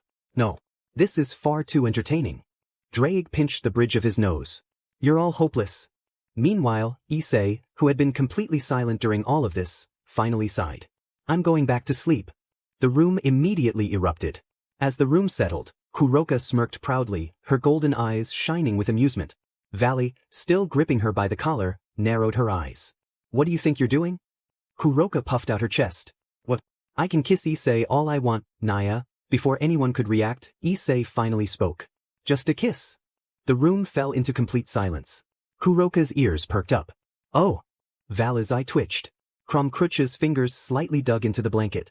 Tiamat and Albion, who had been enjoying the show, suddenly sat up straighter. Drake, meanwhile, choked on his own breath. Titich, what the hell are you saying, brat? Kuroka, recovering quickly, leaned in closer, her tail swaying playfully. Issei, are you saying you want more, Naya? Crumcrutch clicked her tongue. Titich, shameless cat. Vali glared daggers at Kuroka. You're really pushing it. Kuroka giggled. Maybe, but it's not my fault he's tempting me. He leaned back against the pillows, exhaling. You're all too noisy. Tiamat, smirking, nudged Albion. This is getting interesting. Albion chuckled. He just played all of them at once. Drake, massaging his temples, muttered. I'm too old for this. The tension in the air was thick. Vali was still looking away, arms crossed. Kuroka was grinning like she had already won. Issei, meanwhile, just sat there, completely unfazed. Then Crumcrutch moved. Forget it. Before anyone could react, she grabbed Issei by the collar and pulled him in, pressing her lips against his. The room froze. Kuroka's ears twitched in surprise. Oh! Vala's entire body stiffened. What the hell? Tiamat and Albion, who had been casually watching the drama unfold, both blinked in shock. Even Drake, who had been mentally preparing for something foolish, choked. Oi, Crom! But Crom didn't care. The kiss was deep, intense, and unapologetic. She held him there for several seconds, ensuring he felt it. Issei, for his part, simply let it happen. Then, after what felt like forever, Crom finally pulled back, a single strand of connection between them before it broke. Stared into his eyes, her expression unreadable. Then she smirked. That should quiet you down. The silence that followed was deafening. Vala's hand twitched. Her face was neutral, but there was an undeniable heat in her eyes. You're really pushing it. Kuroka liked her lips. Now that was unexpected, Naya. Issei, finally blinking, exhaled. You really don't hold back. Crumcrutch crossed her arms. Why should I? Tiamat leaned over to Albion. Should we be stopping this? Albion shrugged. Too late now. Drake, massaging his temples, muttered. I should have stayed asleep. Issei sighed deeply. Fine. He turned his golden eyes toward Vali, who was still standing stiffly, arms crossed, her eyes sharp but undeniably heated. Just do it. Silence. Everyone blinked. Vala's brows twitched. What? Issei sighed again, looking at her like this was inevitable. Just do it. You're obviously thinking about it. Might as well get it over with so things are fair. Vala's jaw clenched slightly. Her hand twitched at her side. You think I'd kiss you just because of that? Kuroka smirked, tilting her head. But you do want to Nayat? Krumkruch crossed her arms, her smirk never leaving. Just hurry up. Or are you scared? A dangerous aura flickered around Valley. Her eyes glowed faintly, but it wasn't from anger, it was frustration. Issei just stared at her, completely unfazed. So? Valley gritted her teeth. Her pride demanded she refuse. But her body moved. In one swift motion, she grabbed Issei's face and kissed him. The moment their lips met, a strange tension ran through her. Unlike Krom's bold approach, Valley's kiss was controlled firm, but with a subtle intensity that made it feel almost dangerous. She held it longer than expected, as if testing herself. Then, slowly, she pulled back, her icy blue eyes locking onto his golden ones. Her breath was steady, but her heart, that was another story. The moment Valley pulled away, her lips barely inches from Issei's, something flickered in her sharp blue eyes. Then she moved back in. Her lips met his again, this time with more force, more intent. Issei's eyebrows raised slightly, but he didn't stop her. Vala's hands pressed against his chest, pushing him backward until his back hit the bed. She climbed over him, never breaking the kiss. The others stared in stunned silence. Kuroka's ears twitched in amusement. Oh my, looks like someone's done holding back, eh? Krumkruch folded her arms, smirking. Took her long enough. Tiamat and Albion just exchanged looks, unsure if they should interrupt. Drake, watching this unfold, just groaned and turned away. I swear, this idiot attracts trouble. Vala's lips pressed firmly against Issei's, her body slightly tense as she kept him pinned beneath her. Her fingers curled against his chest, feeling the steady rise and fall of his breathing. Issei let her do as she pleased, his golden eyes watching her calmly, almost as if he was waiting to see what she would do next. Then she pulled away just slightly, her breath warm against his lips. A faint hint of red dusted her cheeks, but her eyes held their usual defiance. Why do you have to be so calm about this? She muttered. Issei smirked slightly. Would you rather I panic? Valley clicked her tongue, but before she could say anything Kuroka pounced. No fair, Valley, she purred, snuggling onto Issei's side, pressing against him. Krumkruch rolled her shoulders. Might as well join in. She sat at the edge of the bed, her piercing golden eyes narrowing at Issei. You're not getting any rest tonight, are you? Tiamat muttered from the side, watching the scene unfold with amusement. Albion just sighed. This is going to get complicated. Drake, who had turned his back to everything, groaned. I'm not dealing with this. Figure it out yourselves. Valley, still on top of Issei, shot him a glare. You're enjoying this, aren't you? Issei paused slightly. Maybe. Kuroka laughed. He's not even denying it. Drake just sighed and left the house. DMN idiot, he muttered, shaking his head. He's gonna make things worse for himself at this rate. Then suddenly, a rope wrapped around his torso, tightening in an instant. What the? Before he could react, a powerful force yanked him backward. Drake stumbled as the rope glowed with a familiar energy, one that he hadn't felt in ages. His eyes widened. This is from my cave. One of my old treasures. A sultry voice whispered behind him. Took you long enough to notice. Drake. Tiamat stood there, holding the rope's end, her blue eyes glinting with mischief. Then another rope wrapped around his legs. Drake snapped his head to the side. Albion stood there, arms crossed, her smirk just as devious. You really thought you could just walk away, huh? She teased. Not happening. Drake gritted his teeth. But what the hell are you two planning? Tiamat tilted her head innocently. Oh, isn't it obvious? We're gonna have some fun, just like the others. Albion leaned in closer, her smirk growing. It's only fair. Issei has his hands full now, it's your turn, partner. Drake felt a shiver run down his spine. For the first time in a long time he realized he might be in actual danger. Scene changed to the Kyoto Yukai faction. In the grand halls of the Kyoto Yukai faction, the air was calm, yet an undercurrent of tension lingered. Yasaka, the graceful yet powerful leader of the Yukai, sat elegantly on a cushion, sipping her tea. Her golden tail swayed behind her, a slow rhythm that betrayed the thoughts running through her mind. Kunu, her beloved daughter, sat nearby, absent-mindedly kicking her legs as she stared out the window. Mother? Kunu asked, tilting her head. You seem distracted. Yasaka exhaled softly, setting her teacup down. It's nothing, dear. I've just been sensing something strange. Kunu frowned. Strange? Like what? Yasaka's golden eyes sharpened slightly. A power, one that has been growing rapidly. Kunu blinked. Is it bad? Yasaka smiled gently and patted her daughter's head. Not necessarily. But, she looked out toward the horizon, her expression unreadable. If it continues at this rate, Kyoto might not be able to ignore it. The flickering lanterns cast long shadows across the grand hall as Yasaka's golden eyes remained fixed on the horizon. The weight of her words lingered in the air, her tale stilling for just a moment. Then the atmosphere shifted. A presence silent, yet overwhelming descended upon the hall. The very air felt heavier, suffocating in its intensity. Kunu tensed, sensing it as well, her small hands gripping the fabric of her mother's kimono. From the darkness of the corridor, he stepped forward. Kokushibo. Towering and still as a statue, his 6 demonic eyes glowed faintly in the dim light.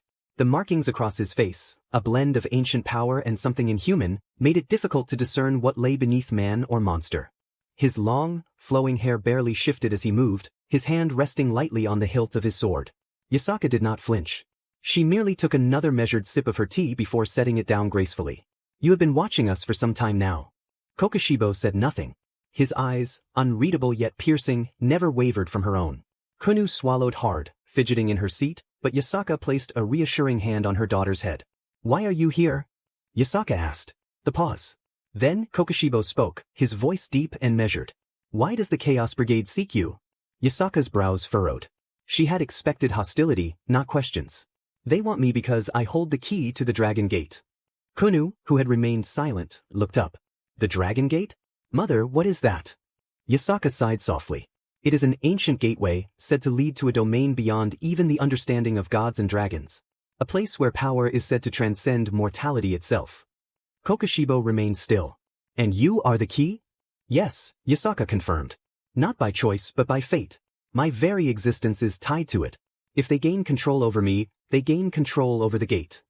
There was a pause. Then, Kokushibo spoke. "Then I shall protect you." Silence hung in the room. Yasaka blinked, momentarily caught off guard. "Why?" Kokushibo turned slightly, his voice unwavering. "Because they are harming the innocent, just to eliminate one being who has neither killed nor done anything wrong." His voice, though devoid of emotion, carried weight, absolute, unwavering conviction. Kunu's eyes widened slightly, while Yasaka observed him closely. After a moment, she exhaled. "Then tell me, why did you save me and my daughter back then?" Kokushibo was silent for a long time. For a brief moment, something flickered in his 6 eyes, something buried, something restrained. His fingers twitched slightly at his side, then stilled. He thought to himself, "I'm sorry, but I'll need to use your past." "Father." A brief image of Michikatsu smiling crossed his mind. Then, his head tilted slightly downward, his 6 eyes unreadable as he finally spoke. "Because," he began, his tone unchanging, yet something unseen lingered beneath it. "Once, I had a family, a wife, children, a brother. But I could not protect them." Kunu's grip on Yasaka tightened. Kokushibo continued, his voice as steady as ever. "I told myself that strength was all that mattered. That to be strong meant to endure, to persist beyond death itself. Yet when I look back," he paused, then exhaled, "the only thing I see is everything I failed to protect." A heavy silence fell upon the room. Yasaka felt a strange sadness creep into her chest, though she could not say why. Kokushibo finally stepped back, turning toward the door. Just before leaving, he muttered, "I do not wish to see another mother and child lost to the void." The room fell silent. Yasaka, for once, did not have an immediate response. Kunu's small hands curled into fists, her eyes darting between her mother and Kokushibo. Yasaka gently squeezed her daughter's hand before returning her gaze to the swordsman before her. Finally, she spoke. "Thank you." Kokushibo merely gave a slight nod, then turned away. He walked toward the sliding doors, his movements slow and deliberate. As he reached the entrance, he hesitated for just a fraction of a second. Then, almost absent-mindedly, he muttered under his breath, "The shrine is peaceful, perhaps it is a place where even demons can rest." The words left his lips before he even processed them. Yasaka blinked, momentarily caught off guard. Kunu tilted her head in confusion. Kokushibo, realizing what he had just said, paused briefly, his 6 eyes narrowing slightly. "Forget I said that." And with that, he stepped outside, walking into the night, his tall frame vanishing into the moonlit corridors of the shrine. Time skipped to the meeting of the 3 factions for peace. The Grand Hall of Kuo Academy was filled with a palpable tension as representatives from the 3 factions, angels, fallen angels, and devils, gathered to discuss the terms of a historic peace treaty. The leaders stood at the center, surrounded by their respective entourages. At the head of the assembly, Surzex Lucifer, the Devil King, exuded an air of calm authority.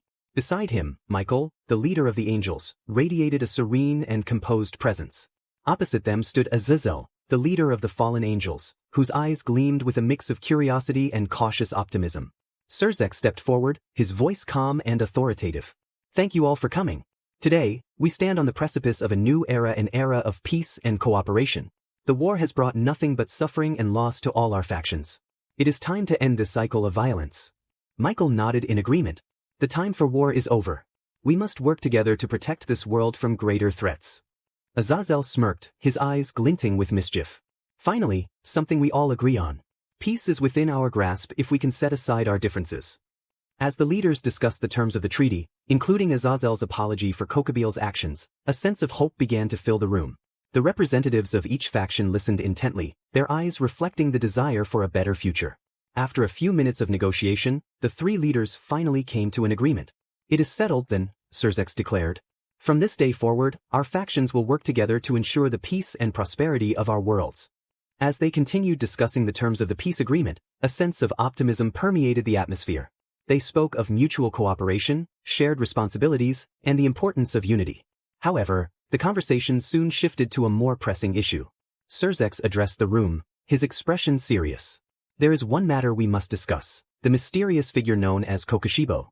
He has been causing significant disturbances in the supernatural world. Emerging from the shadows, a lone figure stepped forward, standing tall amidst the tension. He was clad in dark robes adorned with intricate patterns resembling the night sky. His long, wavy hair cascaded down his back, tinted with a deep violet hue. His piercing, glowing eyes scanned the room with an eerie calmness. A massive katana rested at his side, its blade gleaming ominously under the light. A heavy silence followed. Then, from within the settling dust, a single figure stood. Tall and imposing, he seemed almost otherworldly. A long, flowing dark kimono adorned with eerie patterns resembling a starless night draped over his form. His violet-tinted hair flowed gently in the air, but what struck fear into those who gazed upon him were his 6 glowing eyes, each radiating an unnatural light. The representatives froze. Even the most seasoned warriors hesitated, their instincts screaming at them to retreat. A whirl of crescent-shaped slashes spiraled outward.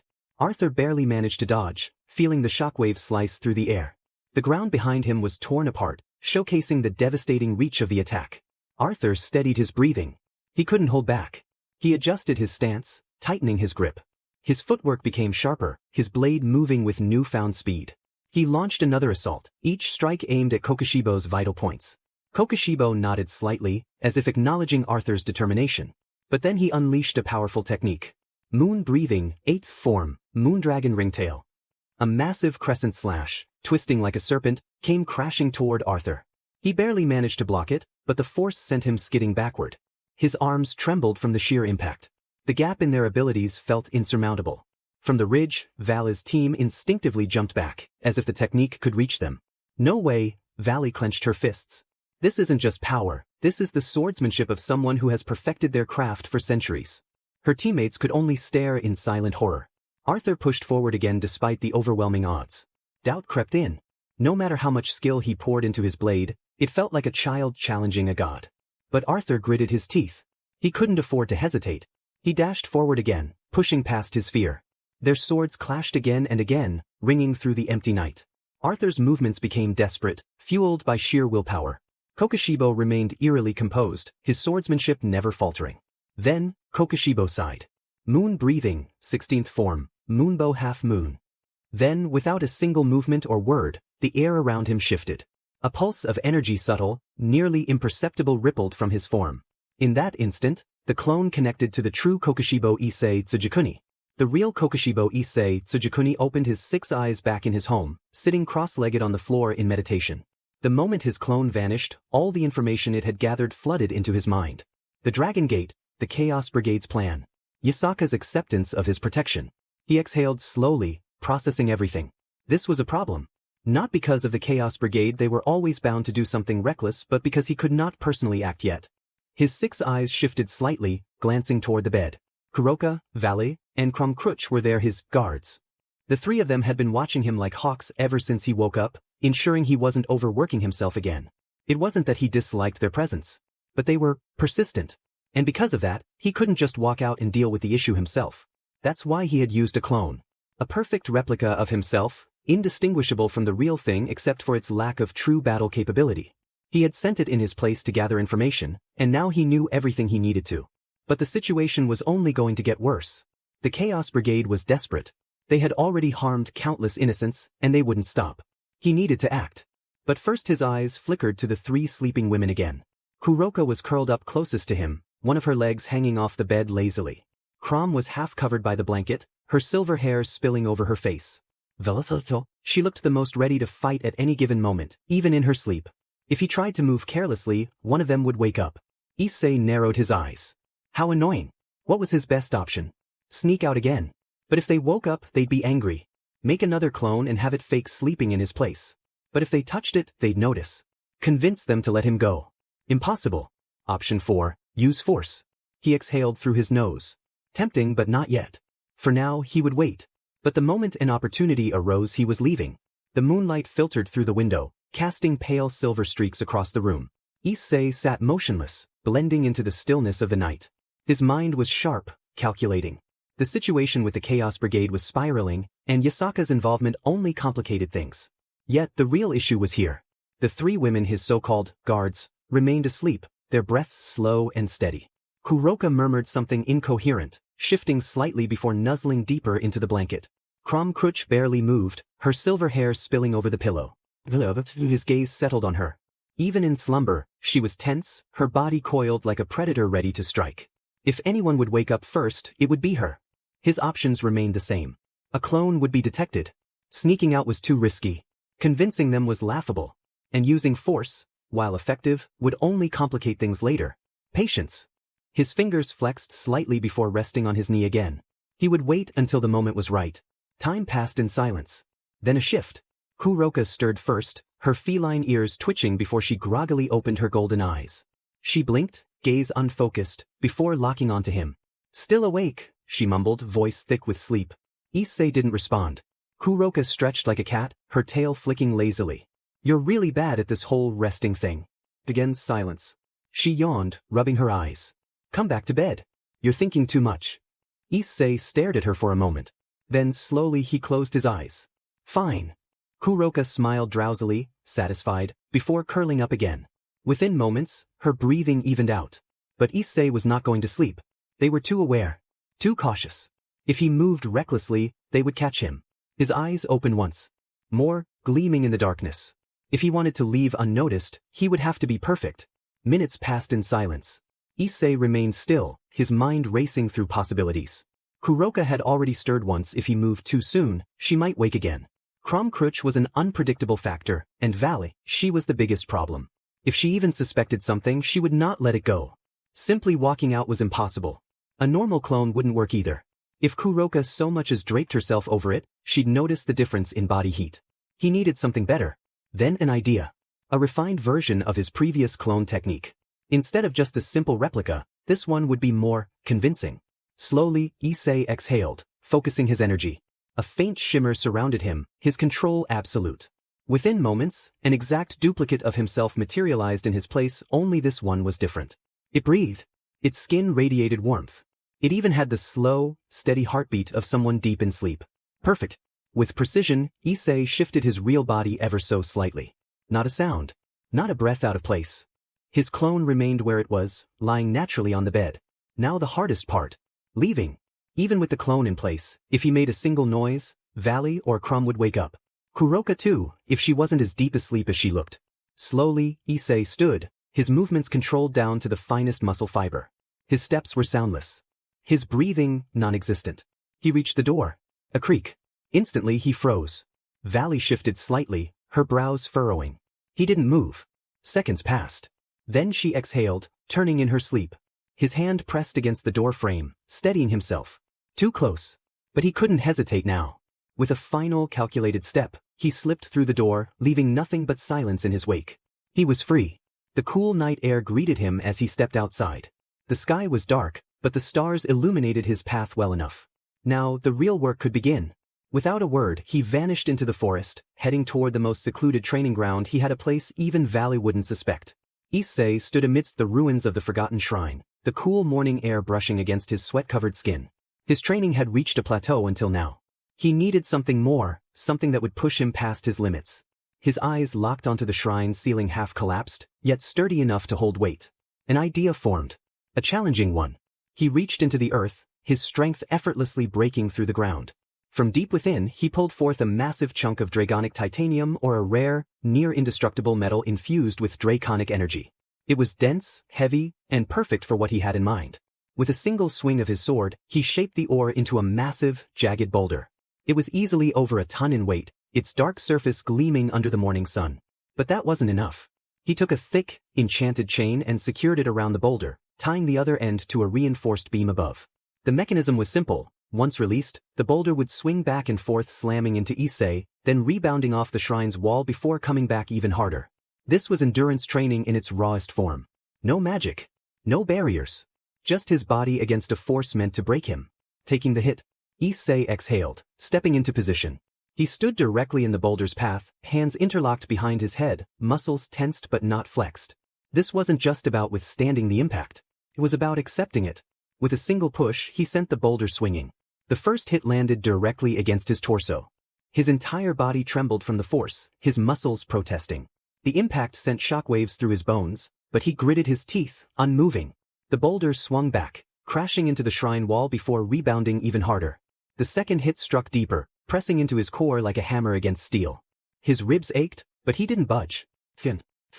Each time, the impact grew stronger. Each time, his body adapted, his muscles tightening, hardening. His breath was steady, his stance unshaken. This was beyond pain.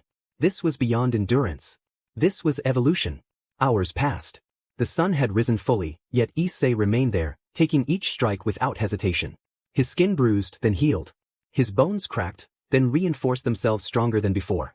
This was how he would surpass his limits. This was how he would reach the peak. A week later, the truth unraveled. Kuroka stretched lazily, letting out a soft yawn as she rolled over in bed. It had been a peaceful week, too peaceful. Her golden eyes blinked open, narrowing slightly. Something felt off. She glanced at Issei, still lying in the same spot, breathing steadily. Her lips curled into a smirk. Still asleep, huh? She propped herself up on one elbow, studying him. It had been strange, no late-night disappearances, no pushing himself to the point of collapse. Just staying here. Resting. Too good to be true. Suspicion prickled at the back of her mind. Krumkrutch, who had been leaning against the wall with her arms crossed, cracked one eye open. Something wrong, cat? Kuroka didn't answer immediately. Instead, she leaned in, pressing a finger lightly against Issei's arm. Heartbeat steady. Breath natural. But something was missing. Her expression shifted. Wake up. No response. Her playful smirk vanished, replaced by sharp calculation. She pressed her palm against his chest. Nothing felt out of the ordinary, but now that she was paying attention, the energy was too stable. Vale, who had been sharpening her gauntlet in the corner, noticed the change in Kuroka's posture. What? Kuroka's ears twitched. This isn't him. Krum stood up fully, frowning. What are you talking about? Kuroka narrowed her eyes, then with a quick motion channeled her magic into her hand and dispelled whatever illusion lingered. The clone flickered. Then, in an instant, it vanished into thin air. Silence. A slow, creeping realization settled into the room. Issei was gone. For a week. Tracking the dragon. The room was tense. He tricked us, Valley muttered, eyes cold. Krumkrutch exhaled sharply through her nose. Not bad. Kuroka's tail flicked in irritation. That idiot. If he thinks he can run off and train alone without us noticing, her eyes gleamed with mischief, masking her irritation. Vale's fingers clenched. We're finding him. Now. Krum smirked. But I was getting bored anyway. Kuroka grinned, though her nails dug slightly into her palm. He better have a good reason for this. Otherwise, he's in for a punishment. Without wasting another second, they moved ready to track down the dragon who had dared to slip away. Kuroka, Vale, and Krumkrutch stormed out of the room, each moving with a mix of irritation and determination. Issei had managed to deceive them for a week. That alone was impressive, too impressive. But now they were going to track him down. And he wouldn't escape this time. As they moved through the house, a familiar presence caught their attention. Drake, the Crimson Dragon, still in his human form, stood in the kitchen. He was casually stirring a pot, the scent of something rich and hearty filling the air. Albion and Tiamat sat nearby, both watching him with silent amusement. Tiamat's tail flicked as she sipped from a cup. Took you long enough to notice. Vala's eyes narrowed. You knew. Drake didn't even turn around. Of course I knew. A beat of silence. Then Kuroka slammed her hands on the table. And you didn't say anything? Drake shrugged. Not my problem. He wanted to train. He trained. Albion chuckled in her usual smooth, teasing tone. You should be more concerned about where he went. Crumcrutch crossed her arms. You know. Drake finally turned, crossing his own arms. I do. But I'm not telling you. Vala's eyes flashed dangerously. Drake. Tiamat smirked. Careful, Vala. You won't get anything from him that easily. Kuroka narrowed her eyes, then grinned. Oh, then I guess we'll just have to follow the obvious clues. Drake sighed. Do whatever you want. Albion stretched, standing up. Well, if you're all going after him, I suppose I'll come along. Someone has to make sure you don't break him before he explains himself. Tiamat set down her cup. And I'm coming because I'm curious. Crumcrutch grinned. The more, the better. Vala's wings flared slightly. Then let's move. Without another word, the group headed out, Drake staying behind with a knowing smirk. They were about to see exactly what Issei had been doing for the past week. And when they found him, he was not getting away again. The sun hung high in the sky, its golden rays beating down mercilessly as Kuroka, Vala, Crumcrutch, Albion, and Tiamat traversed the rocky landscape. The trail had been subtle, too subtle, but they weren't amateurs. After some careful searching, they had pinpointed a location where Issei's presence felt strongest. An abandoned shrine nestled deep within a hidden valley. The air here felt thick, charged with something unnatural. Not magic, but something raw, something forged through sheer force of will. Kuroka's ears twitched as she slowed her pace. Something's up. Crumcrutch narrowed her eyes. He's here. Tiamat frowned slightly, glancing toward Albion. Do you feel that? Albion's voice was quieter than usual. I do. Vala didn't respond. She was already moving forward, the others following close behind. Then they saw it. The brutality of true training. A massive, jagged boulder made from dragonic titanium or swung violently through the air, its surface gleaming with sharp edges and cracks from repeated impact. It wasn't just a simple weight, it was destruction incarnate, tied by enchanted chains to the remains of the shrine's ceiling. And beneath it, Issei. Their eyes widened as they took in the scene. He stood tall, arms interlocked behind his head, completely motionless as the boulder came crashing toward him. Boom. The impact sent a shockwave rippling through his body, his muscles tightening, absorbing the force. The boulder rebounded, slamming into the reinforced stone wall behind him before swinging back again. Boom. Another brutal hit. And he did not move. His breath was steady. His expression unreadable. The cycle continued, an endless loop of devastation, where most beings would have already been reduced to shattered bones and torn muscles. Yet he stood, unwavering, accepting each blow as if it were nothing.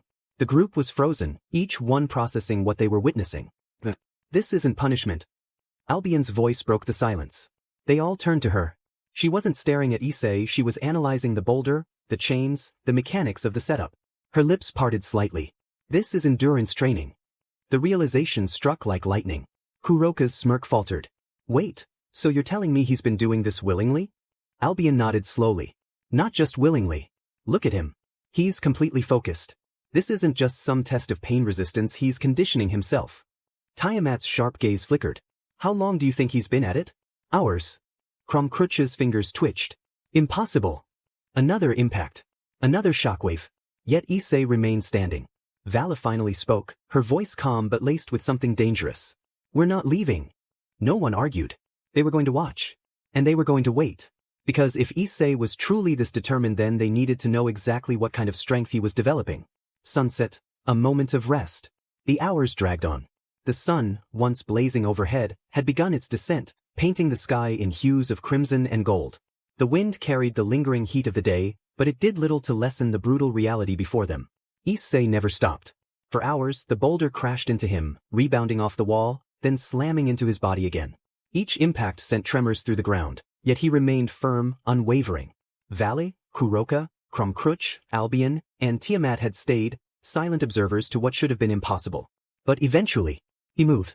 As the massive boulder came hurtling toward him again, Issei exhaled and took a single step forward. Crack. The force of his movement disrupted the boulder's trajectory, causing it to swing slightly off course. He reached out with a single hand, catching the chain midair, and with a fluid motion, he halted the boulder's movement entirely. Silence. The chain groaned, metal grinding against metal, before settling completely. Issei finally let go. His body remained tense for a moment before his shoulders loosened, his breathing slow and controlled. And then he sat down. The watching group barely processed it at first. He actually stopped. Kuroka blinked. Did he just take a break? Crumb-Crutch crossed her arms. About time. Tiamat tilted her head. Impressive. Though I doubt he's finished. Albion studied him carefully. No. He's just resetting himself. He'll start again soon. Vala didn't say a word. She was staring, gaze locked onto Issei, watching the way his muscles twitched slightly, the way his chest rose and fell with each measured breath. Without even looking up, Issei spoke. How long have you all been watching? A ripple of surprise ran through the group. He knew. Kuroka chuckled, stepping forward. Long enough, dummy. Issei finally lifted his head, his eyes calm, unreadable. Titi. Crumb-Crutch smirked. No reaction? Not even annoyed. He rolled his shoulders slightly. I expected you to find me sooner. Albion exhaled. And yet you still did all this in secret. Did you really think we wouldn't notice? Issei didn't respond immediately. Instead, he leaned back slightly, resting his arms on his knees. I needed to push further. Tiamat crossed her arms. And this was your answer? He gave a small nod. Vala finally stepped closer, looking down at him. You're insane. He looked up at her, a hint of amusement in his gaze. You only just realized?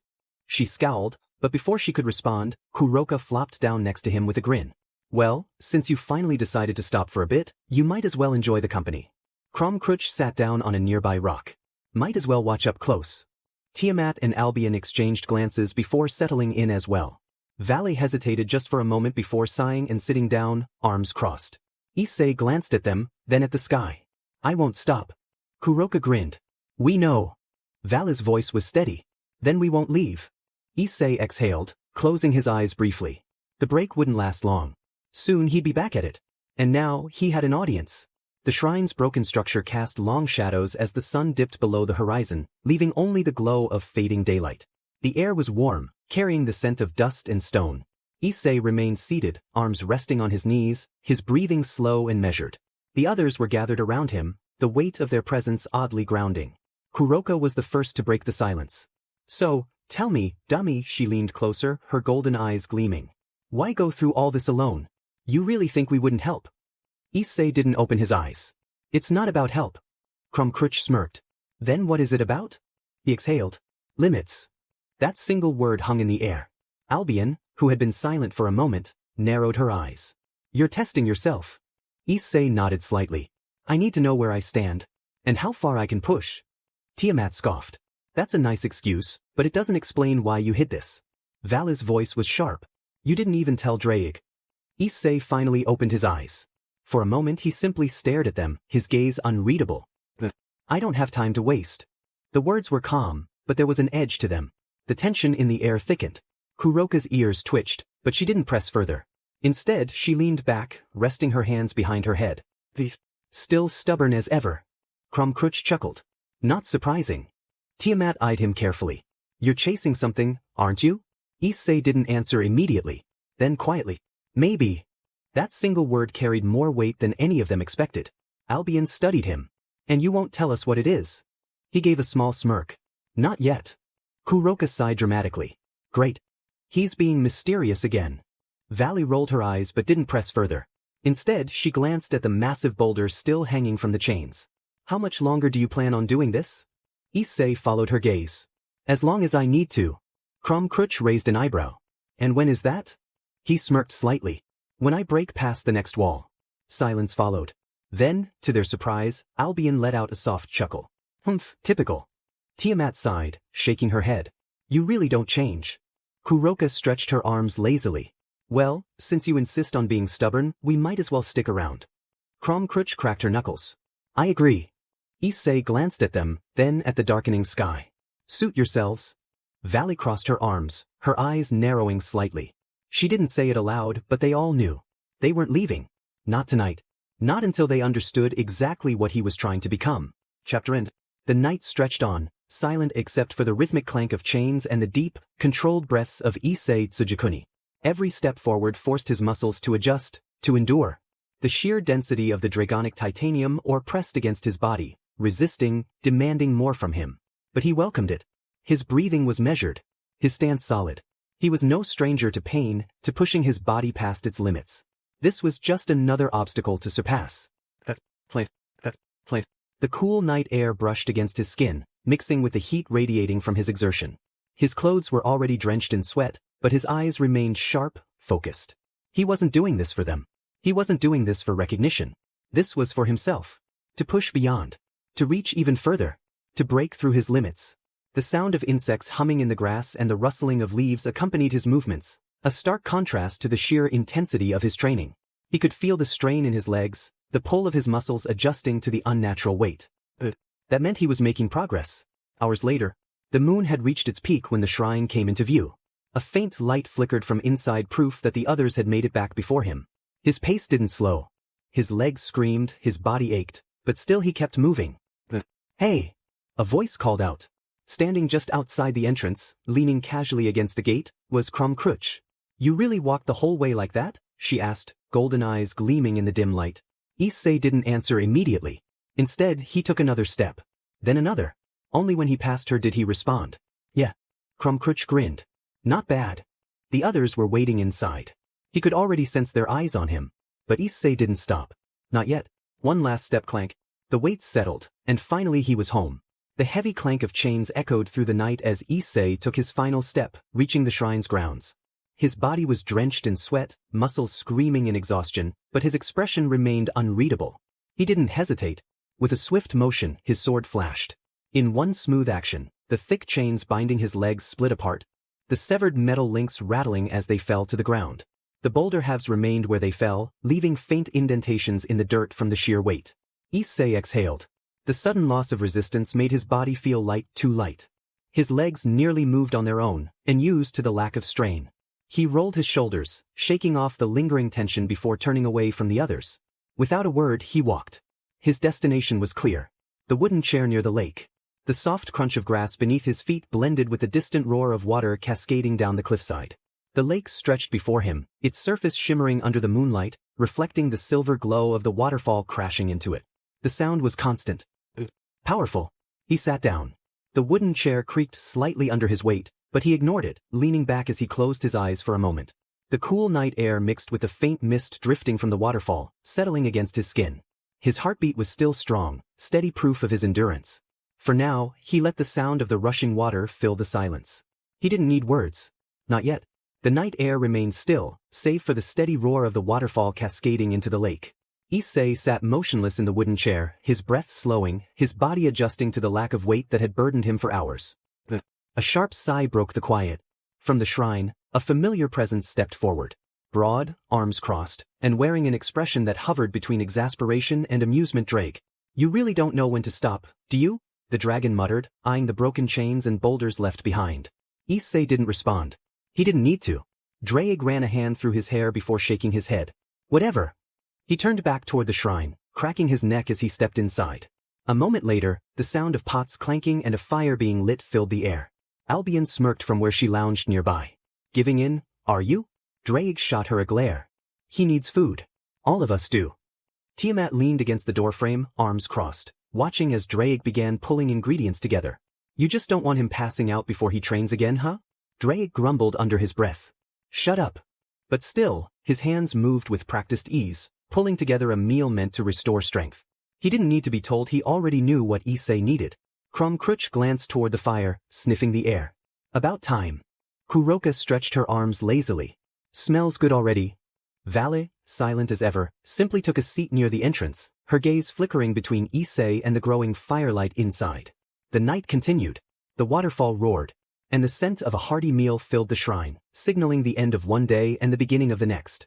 The scent of sizzling meat and rich broth filled the cavern, mingling with the ever-present dampness of stone and earth.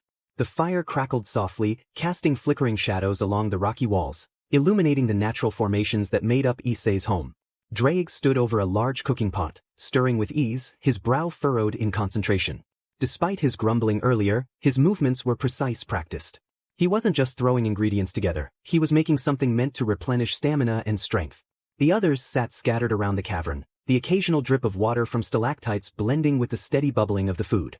Albion, lounging against a smooth section of the wall, watched with mild amusement as Drake worked. You act like you're annoyed, but you're putting in quite the effort, she teased. Drake shot her a look. Do you want to eat or not? Albion smirked. I never said stop. Tiamat chuckled from where she leaned against a nearby stone column. It's rare to see you doing something useful. I almost forgot you could cook. Drake ignored her, focusing on the food. Kromkrutch, sitting near the fire, sniffed the air and grinned. Smells good. Hurry it up. Kuroka stretched lazily, her tail flicking behind her. I didn't think the big red lizard had this in him. Valley, as usual, remained silent, sitting with her arms crossed near the cavern entrance. Her eyes flickered to Issei, who was still seated by the underground lake, seemingly lost in thought as the distant sound of the waterfall echoed through the cavern. Hey, Drake called out, not looking up from the pot. You done brooding over there? Issei blinked once before exhaling through his nose. He stood up, stretching his arms slightly before walking back toward them. He sat down near the fire without a word. Drake smirked. Thought so. The dragon took one last stir before lifting a large serving of food, placing bowls in front of each person. The meal was simple yet energizing, thick cuts of meat, seasoned vegetables, and a hearty broth rich with flavor. One by one, they began to eat. The cavern, once filled with the sounds of fire and water, now carried a new rhythm: quiet chewing, satisfied sighs, and the occasional teasing remark. For now, at least, the night was calm. The warmth of the fire crackled softly, casting an amber glow against the cavern walls. The rhythmic sounds of water dripping from stalactites into the underground lake blended with the hushed noises of eating. For a while, no one spoke. Not because there was tension, just a shared understanding that food came first. Issei ate at a steady pace, not rushing but savoring every bit of the meal Drake had prepared. His body needed the fuel. After dragging those boulders, his muscles were crying out for nutrients. Across from him, Kromkrutch tore into her food with her usual intensity, barely pausing between bites. Kuroka hummed in satisfaction, her tail flicking lazily behind her as she enjoyed the warm meal. Albion and Tiamat ate at a more measured pace, though both dragons seemed content with the meal. Valley, however, only took small bites, her silver eyes flickering between Issei and the rest of them. She was deep in thought. Drake, noticing the silent stretching, leaned back against the stone wall. You'd think after all that training, someone would have something to say. Issei didn't respond, simply finishing the last of his food before placing the empty bowl beside him. Albion smirked. You should be used to that by now. Tiamat raised an eyebrow. It's rare for all of us to sit together like this. Not bad, I suppose. Kromkrutch wiped her mouth with the back of her hand. The food was good. Kuroka stretched, letting out a satisfied sigh. I won't complain if the big lizard keeps cooking. Drake grunted but didn't argue. Vala finally spoke, her voice calm but pointed. How long do you plan to keep this up? The question was directed at Issei. Everyone turned to him. He didn't answer immediately, simply looking at the fire, watching the flames shift and flicker. Then, until I reach where I need to be. Vala narrowed her eyes. And where is that? A brief pause. Issei didn't answer. Drake sighed, rubbing his forehead. Typical. Albion chuckled. Let him be. He's stubborn. Kuroka yawned, leaning against Issei's shoulder with a smirk. Then I guess we'll just keep watching until you get there, huh? Tiamat crossed her arms. Just don't break before then. Kromkrutch grinned. Or do. We'll see. The fire crackled and the cavern fell silent once more. For now, at least, the night remained peaceful. One by one, the warmth of the fire and the heaviness of a good meal began to settle over them. Kuroka yawned first, stretching lazily before leaning fully against Issei. So warm. I think I'll sleep here. Kromkrutch leaned back against a stone pillar, arms crossed, her breathing slowing as her body naturally entered a state of rest. Tiamat and Albion, both more disciplined, stayed up a little longer, occasionally throwing comments at Drake before finally deciding to rest near the cavern walls. Even Valley, despite her usual alertness, eventually gave in to sleep. Drake was the last to settle. He shot Issei a sharp look, already knowing. You're not going to rest, are you? Issei stood up. No. Drake sighed but didn't argue. Don't push it.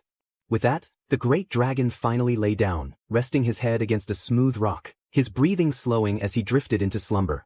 Now the cavern was silent. The fire flickered, casting long shadows over the sleeping figures. The distant sound of the waterfall echoed softly, blending with the slow, steady breaths of those resting. But Issei was already walking. His steps were soundless as he left the warmth of the fire, making his way deeper into the cavern. He passed by the underground lake, the water shimmering under the faint moonlight filtering from a small opening above. This was routine. This was necessary. As soon as he reached the open training space at the far end of the cavern, he exhaled. His muscles, though fatigued, were still capable. His body was still ready.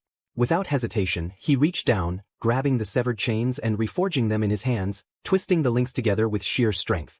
He tied them back onto the massive boulders he had used earlier, this time securing them around both wrists. The weight returned. But it wasn't enough. His blade flashed. Stone shattered as he carved out another slab of heavy rock, reforging it into a new training tool. More weight. More resistance. He moved toward the wall, slamming the chained boulders into place, creating a new endurance test. And then he started again. With no audience. With no distractions. Under the moonlit cavern, with only the echoes of his own movements filling the space Issei trained. The next morning witnessing the impossible. The scent of warm food filled the cavern as Drake finished cooking. The fire crackled softly, casting a dim glow on the waking figures. Kuroka stretched with a lazy yawn, her tail flicking behind her. Morning already? Kromkruch grunted as she sat up, cracking her neck. Albion and Tiamat, more composed, took their time before standing, while Valis simply glanced around, eyes narrowing. Where's Issei? Drake, who was setting down bowls of food, snorted. Where do you think? Everyone's eyes shifted toward the deeper parts of the cavern. Of course. He didn't rest. He was training again. They quickly ate before heading toward his usual training area, their footsteps echoing softly in the tunnels. The distant sound of rushing water became clearer, growing louder as they neared the underground waterfall. And then they saw him. Hanging from a massive wooden water wheel, his body wrapped in thick chains. A colossal chunk of dragonic titanium or larger than anything they had ever seen used in training was strapped to his back, pulling him downward with terrifying force. Yet he was pulling himself up. Over and over again. His muscles strained, sweat dripping down his back as he executed slow, precise pull-ups against the weight of the ore. The waterfall crashed around him, the relentless force of nature threatening to throw him off at any moment. But he didn't stop. He kept moving. Kept training. Kromkruch's golden eyes widened slightly. What the hell? Kuroka's ears flattened. How is he even moving with that much weight? Albion crossed her arms, watching carefully. That's not just strength. His control is absurd. Tiamat narrowed her eyes. That weight alone should be crushing him. Yet he's making it look natural. Drake sighed, rubbing his forehead. Idiot's going to break himself one day. Valley remained silent, her silver eyes locked onto Issei's form. She understood now. This wasn't normal training. This was madness. And yet it was working. He was getting stronger. That he really won't stop, will he? Nobody answered. They just watched as he kept going. The sound of rushing water and clanking chains filled the cavern as Issei continued his grueling training. His movements were precise and controlled, unyielding.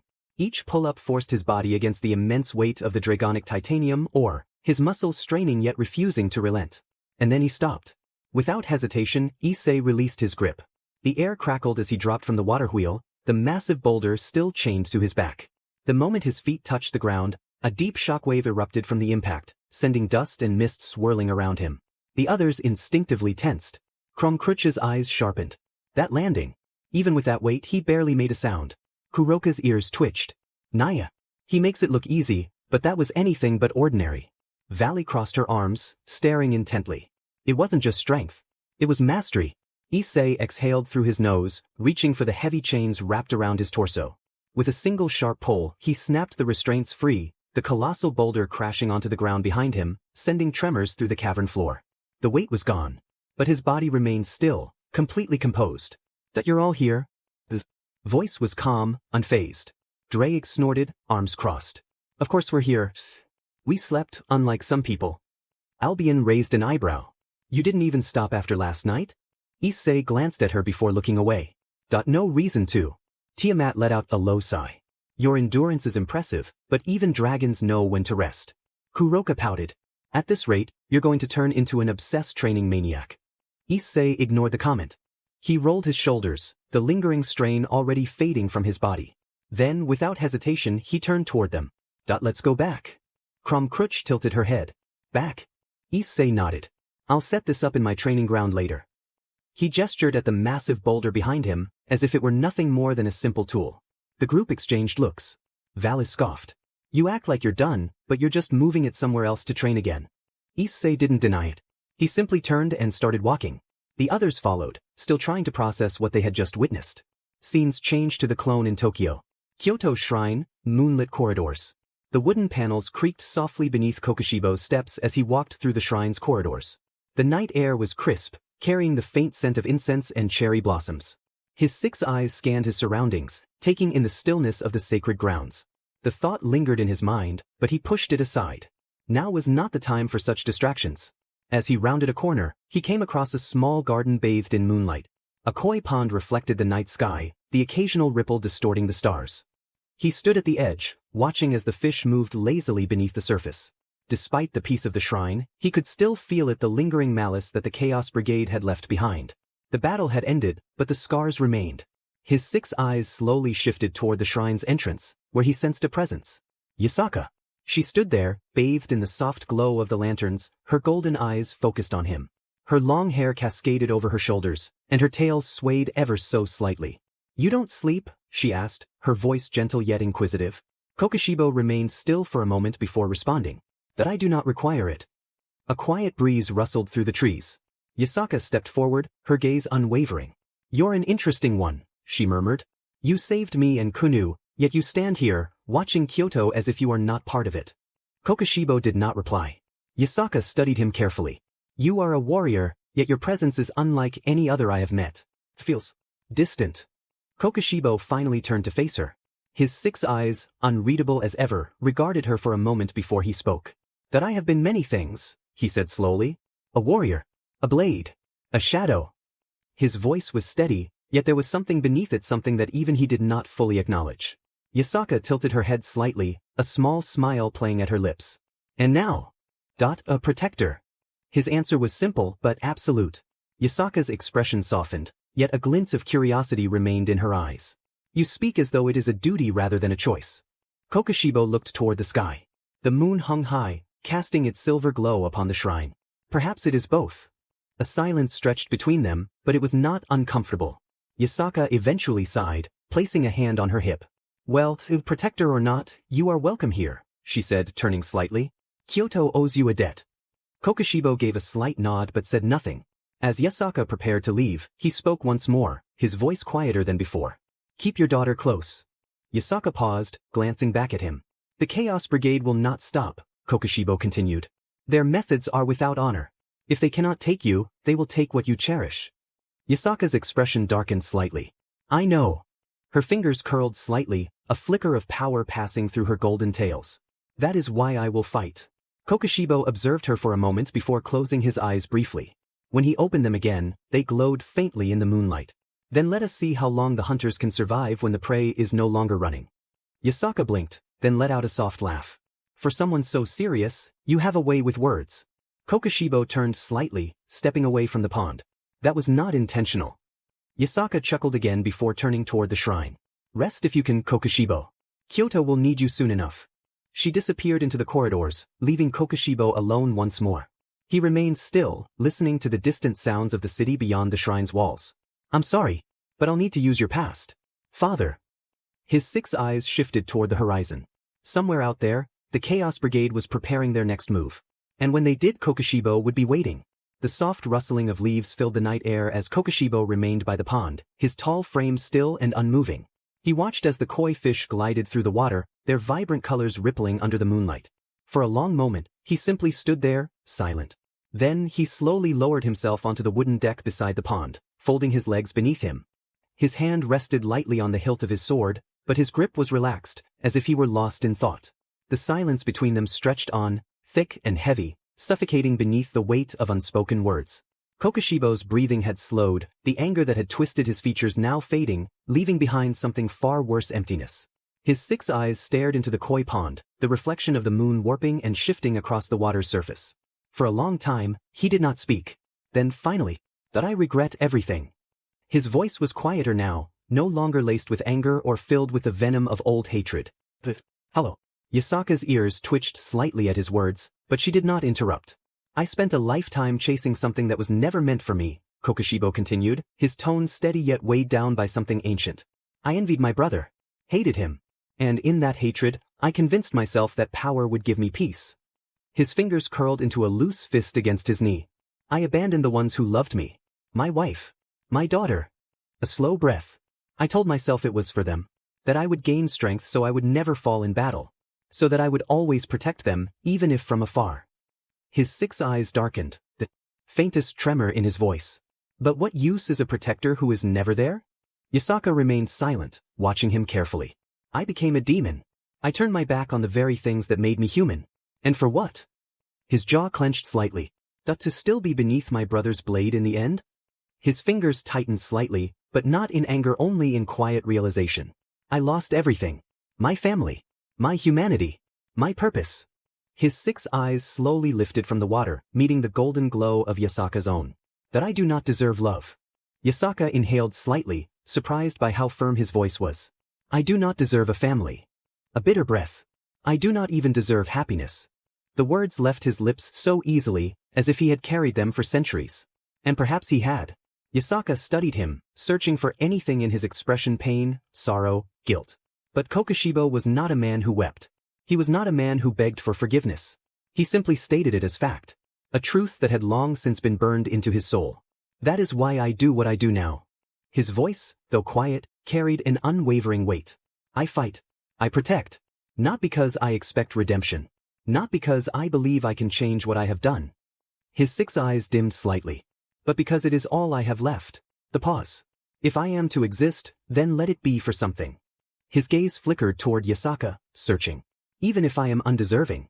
The night breeze carried his words into the air, the shrine growing eerily silent once more. The koi fish swam beneath the moonlight, their movements calm, unaware of the broken man who sat before them. Yasaka stared at Kokushibo, her golden eyes unreadable. The night air was still, yet the weight of his words lingered, sinking deep into the silence between them. She had expected many things from this man: fury, pride, even cold indifference. But not this. Not this quiet, raw acceptance of his own damnation. For the first time, Yasaka did not see a warrior or a demon. She saw a man who had been lost for centuries. A man who had nothing left but the fight. She exhaled softly, her fingers lightly resting on her knee. You truly believe that, don't you? Kokushibo did not hesitate. Yes. His 6 eyes, usually unreadable, were filled with nothing but certainty. Yasaka looked away for a moment, her gaze shifting toward the koi pond. The reflection of the moon wavered as the fish continued to glide beneath the surface, unbothered by the weight of the past. Finally she spoke. You say you don't deserve love. A family. And even happiness. Her voice was calm, measured. But if that were true, then why did you save me and Kunu? Kokushibo's fingers tensed slightly, but he did not answer. Yasaka turned her gaze back to him, her expression softer now. If you were truly nothing but a demon, if you were beyond redemption, then why are you here? Her words hung in the air, challenging yet thoughtful. For the first time, Kokushibo seemed uncertain. His 6 eyes flickered slightly, as if searching for an answer he had not yet considered. That it does not change what I have done, he finally murmured. No, Yasaka admitted. It doesn't. She leaned forward slightly, resting her chin on her palm. But it means something, doesn't it? Kokushibo remained silent. Yasaka sighed softly, looking back at the pond. You know, I don't pity you. Kokushibo turned slightly toward her. She smiled faintly, though there was no mockery in it. I don't forgive you either. His 6 eyes remained locked onto her. But I understand you a little better now. She let out a quiet breath, her tails curling slightly. I don't know if you're searching for redemption, or if you're just trying to give your existence some kind of meaning. She glanced at him again. But if you were truly beyond saving, then I don't think you'd be here at all. Kokushibo studied her, his expression unreadable. For a moment he considered her words. Then, finally, he looked away, his gaze returning to the water. Perhaps. Yasaka didn't push further. Instead, she simply sat beside him, watching the koi swim beneath the moonlight. The shrine was silent once more, but this time, the weight of the past did not feel quite as suffocating. The silence between them stretched, but it was different now. Less suffocating. Reflective. Kokushibo's 6 eyes remained locked onto the water, watching the koi fish ripple the reflection of the moon. Then he spoke. His voice was quiet, but the weight behind it was absolute. Do you know what the cruelest thing about hatred is? Yasaka blinked, caught off guard by the sudden question. What? Kokushibo exhaled slowly, his hands resting on his knees. It never leaves you. His voice carried something different now, not just regret, but something deeper.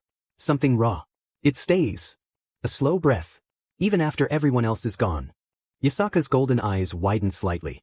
Kokushibo continued, his tone steady, but his 6 eyes darkened. I spent my life hating my brother. The pause. I became a demon, believing that one day, I would finally surpass him. His fingers curled slightly. But he died. Not by my blade. Not in battle. His jaw clenched. Just. Of old age. Yasaka swallowed, but she said nothing. I stood there after waiting 97 years. And all I could do was watch as he faded away. His 6 eyes flickered with something unreadable. And do you know what I felt in that moment?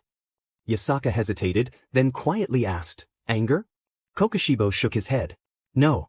He turned to her, his gaze locking onto hers. I was afraid. Yasaka inhaled slightly, caught completely off guard by his answer. Afraid?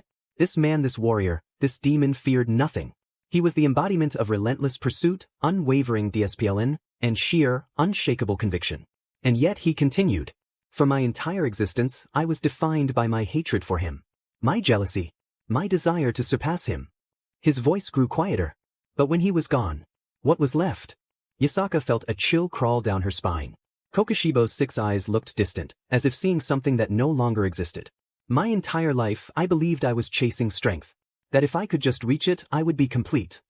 He took a slow breath. But the truth is, I was only ever chasing him. Silence enveloped them. Yasaka didn't know what to say. For the first time in their conversation, she found herself speechless. She had expected anger, guilt. But fear? The fear of a man who had spent centuries hating something only to realize that, without that hatred, he had nothing. But she stared at him, her golden eyes unreadable. Kokushibo turned away, his gaze returning to the pond. His voice was quieter now. I thought I wanted to surpass him. A bitter breath escaped him. But in the end, I only ever wanted to stand beside him. Yasaka's fingers curled against the fabric of her kimono. She still didn't know what to say. For the first time, she truly understood this was not just a warrior. Not just a demon. This was a man who had spent centuries running from the void he had created for himself. And no matter how strong he became, no matter how many battles he fought, that void would never be filled. The night air remained still, yet the weight of Kokushibo's words lingered between them. Yasaka, for once, was speechless. She had thought she understood him, at least in part, but his confession had unsettled her in a way she hadn't expected. A warrior who had fought for centuries. A man who had sacrificed everything. And yet, in the end, all he had truly wanted was to stand beside the one he envied most. It was not power he had been chasing. It was loneliness he had been running from. She let out a slow breath, trying to ease the strange tension that had settled in her chest. Mother! A bright, familiar voice broke through the night. Yasaka turned her head just in time to see a small figure running toward her. Kun! The little girl sprinted across the wooden deck, her golden hair bouncing with every step, her small fox ears twitching with excitement. She skidded to a stop beside her mother, her golden eyes shining. I was looking for you. Yasaka let out a soft laugh, the heaviness from before easing slightly. Kunu, it's late. You should be in bed. Kunu pouted. But I smelled food and I got hungry. Yasaka sighed, shaking her head. You're just like your father was. Kunu giggled, then turned her attention to Kokushibo. Her bright eyes blinked up at him, curiosity shining in them. Are you still here? She asked, tilting her head. Kokushibo did not move, nor did his expression change. Yes. Kunu grinned. Then that means you're not leaving yet. She flopped down beside Yasaka, kicking her legs slightly as she looked between the two adults. Mother, are you going to eat now? Yasaka chuckled. Yes, Kunu. I suppose I am. Kunu turned to Kokushibo, her expression innocent and cheerful. Then you should eat too. You look hungry. Kokushibo's 6 eyes flickered slightly. That I do not require food. Kunu huffed. That's boring. You should eat anyway. Food is always better when you have someone to share it with.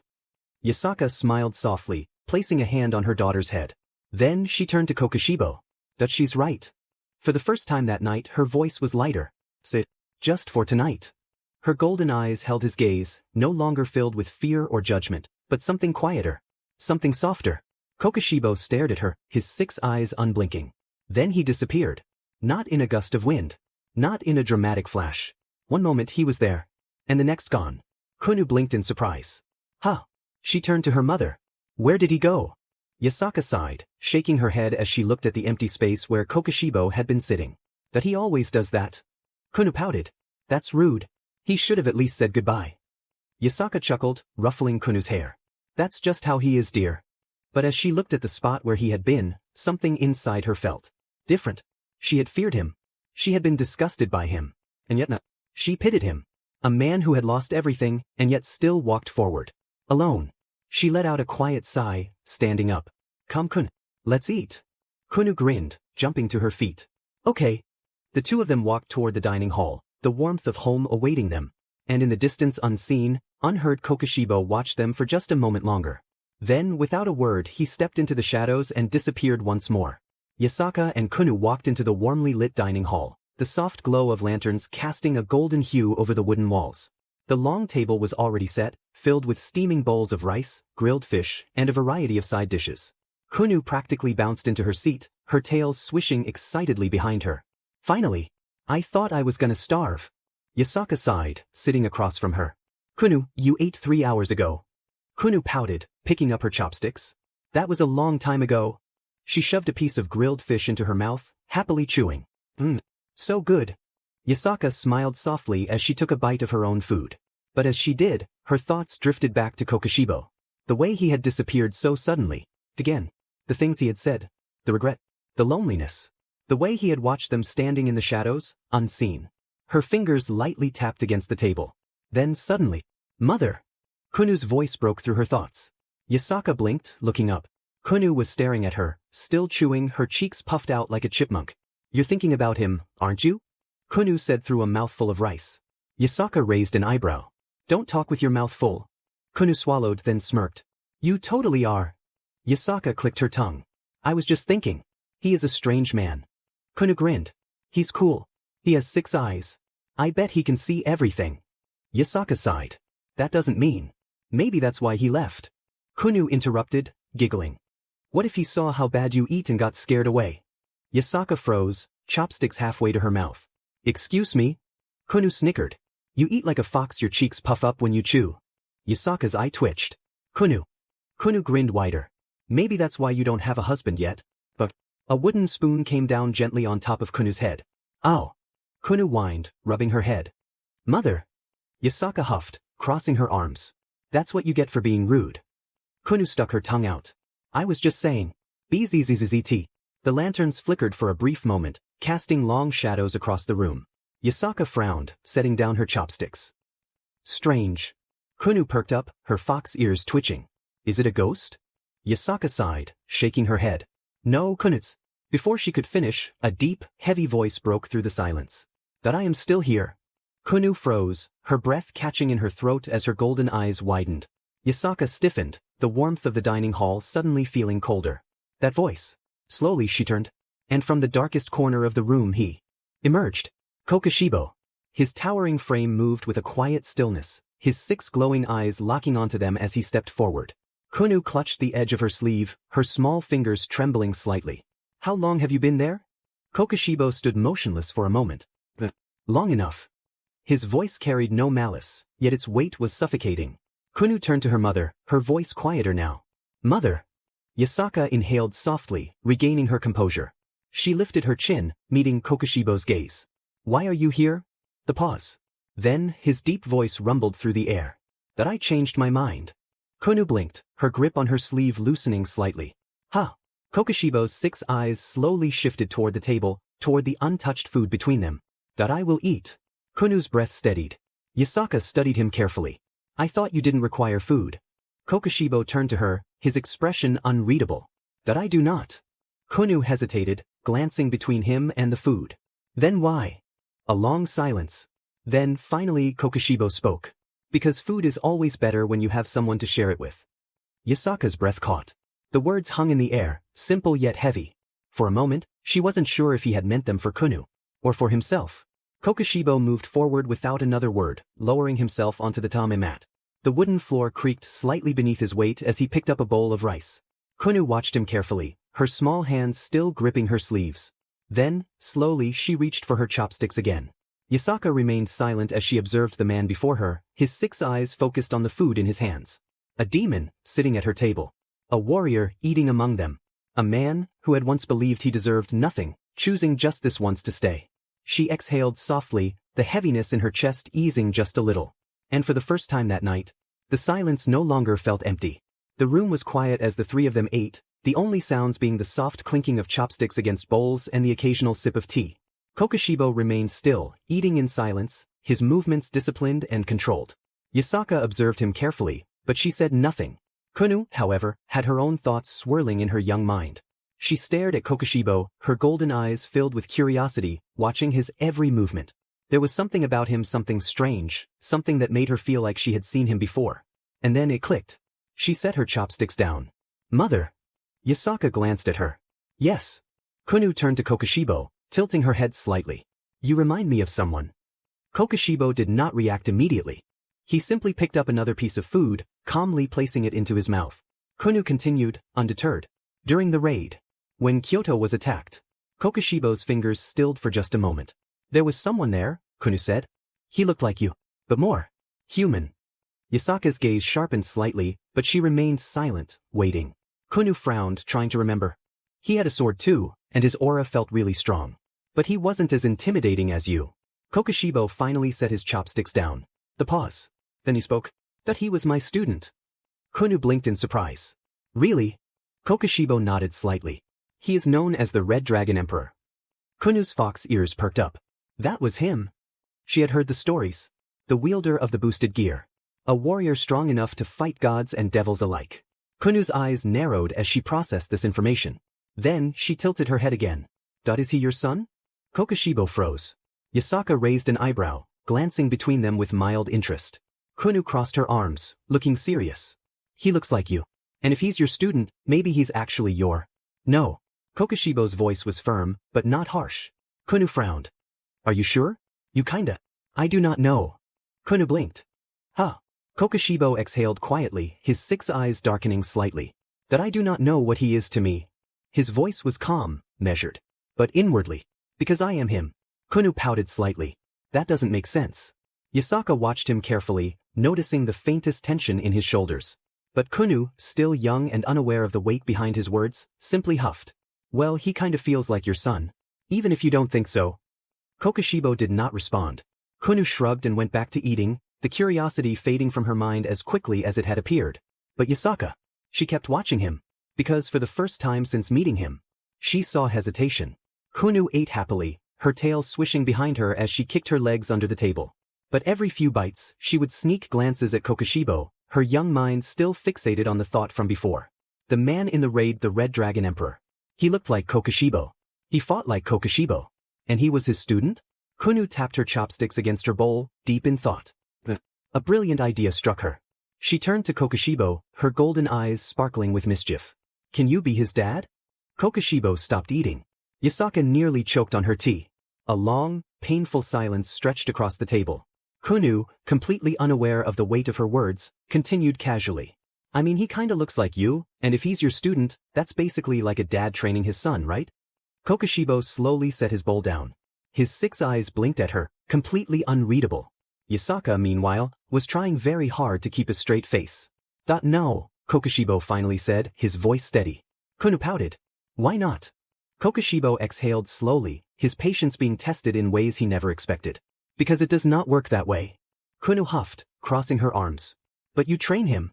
That means you're kinda like his dad already. Kokushibo's fingers twitched slightly. That is not how parenthood works.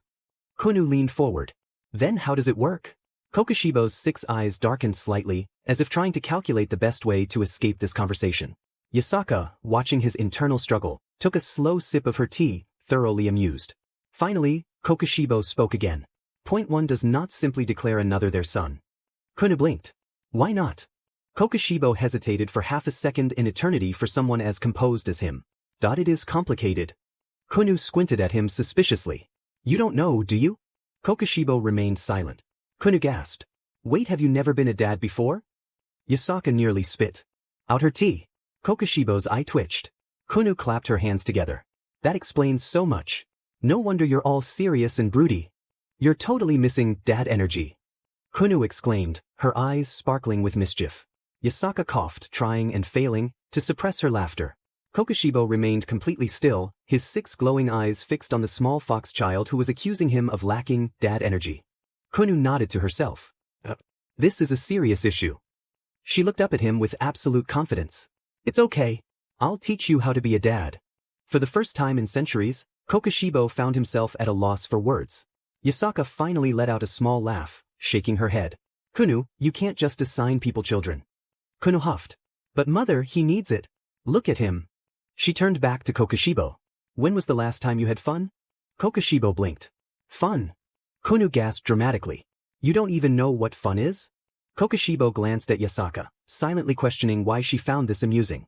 Yasaka simply shrugged, clearly enjoying the moment. Kunu stood up, pointing at Kokushibo with determination. All right, I have made my decision. Kokushibo sighed. And what decision is that? Kunu grinned. I'm adopting you as my dad. A long silence followed. Kokushibo simply stared, and Yasaka nearly dropped her teacup. Kunu smiled brightly, her tail wagging. It's settled. From now on, you're Dadshirbwa. Kokushibo slowly inhaled, drawing on all the patience he had accumulated over centuries. No. Kunu crossed her arms. You can't say no. It's already decided. Kokushibo massaged his temple. That is not how adoption works. Kunu beamed. It is now. Yasaka covered her mouth, trying to hide her laughter. Kokushibo sighed, realizing there was no winning this argument. Kunu grinned victoriously, sitting back down. Great. Now that we're family, I'm going to make sure you actually do fun things. Kokushibo muttered under his breath, I have made a mistake by staying. Kunu smiled up at him. Don't worry, Dadshirbwa. You'll love it. Kokushibo sighed again, wondering how his night had spiraled so far out of control. Yasaka, still amused, picked up her tea again and murmured, Welcome to the family. For the first time in centuries, Kokushibo genuinely regretted one of his decisions. Kunu giggled to herself, clearly satisfied with her choice. All right, Dadshirbwa. Tomorrow, we'll start your training in being a dad. First lesson smiling. But the moment she looked up, her playful grin faltered. Kokushibo's 6 eyes bore down on her, his once neutral expression now dark, his gaze sharp and unwavering. The room felt colder. His voice, when he finally spoke, was quiet, but beneath that quietness was something heavy, something ancient. Enough. Kunu blinked, her ears twitching at the sudden shift in tone. Kokushibo's fingers tightened slightly around his chopsticks, his grip firm but controlled. I am not your father, he said, his voice steady but absolute. Kunu frowned slightly. But I do not deserve to be a father. His words cut through the room like a blade. Kunu's mouth opened slightly, but no words came out. Yasaka's golden eyes narrowed slightly, her fingers still resting on her teacup as she observed him carefully. Kokushibo exhaled, his 6 eyes momentarily lowering to the table before looking back at Kunu. I abandoned my own family, he said. I cast them aside in pursuit of my own selfish desires. His voice remained calm, but there was something beneath it, something old and worn. I do not deserve to be anyone's father. Kunu's playful energy had faded, her tails no longer wagging. She stared at him, ears slightly lowered. Kokushibo continued. And I do not deserve fun. The words felt heavier than they should have. Yasaka's fingers twitched slightly. Kokushibo lifted his gaze, meeting Kunu's wide golden eyes with his 6 unblinking ones. I have walked this world for centuries, filled with nothing but hatred, regret, and emptiness, he said. Do you truly believe a man like that, someone who has caused destruction, should have the luxury of happiness? Silence filled the room. Kunu looked up at him, her small hands gripping the fabric of her kimono. Then, slowly she looked toward her mother. Yasaka was no longer smiling. Her golden eyes darkened, and her grip on her cup tightened just slightly. She set it down carefully, then exhaled. You really believe that, don't you? She finally said, her voice calm but unreadable. Kokushibo met her gaze, silent. Yasaka's fingers curled slightly against the wooden table. Tell me, Kokushibo. Her voice was quieter now, but firm. If you do not deserve to be a father, to have a family, to have happiness. Her golden eyes locked onto his 6. Then why are you here? Kokushibo didn't respond immediately. But Yasaka didn't let him look away. Her golden gaze bore into him, not with anger, but with something else, something searching. You keep saying you don't deserve these things, Yasaka continued. And yet, time and time again, you choose to stay. Kunu blinked, glancing between them. Yasaka leaned forward slightly, her expression calm but unrelenting. Why did you save me? She asked. Why did you save Kunu? Kokushibo remained still. Yasaka exhaled, shaking her head. You don't even realize it, do you? She murmured. Kunu's ears perked up. Mother. Yasaka didn't take her eyes off Kokushibo. You say you don't deserve happiness. You say you don't deserve fun. The pause. Then why do you keep choosing it? Kokushibo inhaled slightly, his fingers twitching against the wooden table. Yasaka's voice softened, but there was something firm in her tone. Is it because, deep down, a part of you wants it? Kokushibo's 6 eyes flickered slightly. And for the second time that night he had no answer. Kokushibo's 6 eyes darkened, his expression tightening. Something inside him twisted. Yasaka's words echoed in his mind. If you don't deserve happiness, then why do you keep choosing it? His fingers clenched against the wooden table, his knuckles turning white. His entire frame, usually so still and composed, tensed as something ugly boiled beneath the surface. His breathing slowed. Then his eyes burned. You know nothing. His voice was deeper now, colder, edged with something dangerous. Kunu's ears flattened, and even Yasaka stiffened slightly at the sheer weight of his presence. I do not choose happiness. His voice remained calm, but it was the kind of calm that came before a storm. But, do not want it. I do not deserve it. His expression twisted for a split second, anger flickering across his face. And then he disappeared. A gust of wind brushed through the room, rustling the tablecloth. The sudden absence of his overwhelming presence left an eerie silence in its wake. Kunu blinked, startled. Yasaka let out a slow breath, closing her eyes briefly. Tisich, so predictable. Kunu turned to her mother, her small hands clutching the edge of the table. Mother? What happened to him? Before Yasaka could answer, a loud, bone-chilling scream tore through the night. Kunu flinched, her eyes going wide. What was that?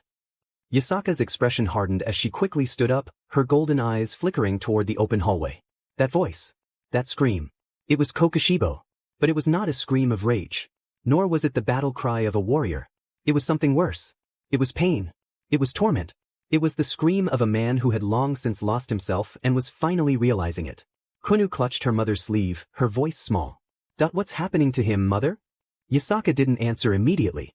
Instead, she exhaled, her fingers curling slightly. Something he should have faced a long time ago. The night air was still. The faint rustling of leaves echoed through the shrine, accompanied only by the quiet rippling of water in the nearby garden pond. Kokushibo stood alone. His breath was steady. His 6 glowing eyes, once flickering with something unstable, had returned to their usual unreadable stillness. The scream that had torn through the shrine just moments ago. As if it had never existed. He rolled his shoulders slightly, exhaling slowly. Just as planned. His voice was quiet, almost calm. His expression neutral once more. The storm that had consumed him mere moments ago had passed, leaving behind only the mask he had worn for centuries. Emotionless. Controlled. Because in the end, it didn't matter. What he felt, what they thought he felt, none of it mattered. The past was set in stone. And Kokushibo had long since decided his place in it. He adjusted the blade at his hip, then turned, stepping back into the shadows of the shrine. The night continued. And by morning, it would be as if nothing had happened at all. The next morning, Kyoto Shrine. The golden morning sun spilled through the trees, casting long shadows over the courtyard. The shrine was peaceful, the usual sounds of birds chirping and soft rustling filling the air. Yasaka sat on the wooden veranda outside her chambers, a warm cup of tea in her hands. Her golden eyes, however, were not focused on the peaceful scenery before her. They were searching for him. He had disappeared after that scream. And yet, when dawn broke, his presence was there once more, silent, as if he had never left at all. It was almost frustrating. Kunu, sitting beside her, let out a yawn, rubbing her sleepy eyes. Mother! Yasaka hummed, glancing down at her daughter. Yes. Kunu looked up, her golden eyes still groggy. Is he okay? Yasaka exhaled softly, taking a slow sip of her tea. That I don't know. Kunu frowned, gripping the fabric of her kimono. I don't get him. Yasaka chuckled lightly, though there was no humor in it. Neither do I, dear. Kunu pouted. He's so weird. Yasaka sighed, setting down her tea. That I do agree with. Then from behind them, a voice. You are both speaking as if I am not here. Kunu nearly jumped, her tails fluffing up slightly as she turned. Standing at the entrance to the courtyard, silent, composed, and completely normal, was Kokushibo. Kunu stared. Yasaka stared. He looked exactly the same. As if nothing had happened at all. Kunu blinked, then turned to her mother, whispering loudly, Ghosts don't exist, right? Yasaka pinched the bridge of her nose, already exhausted.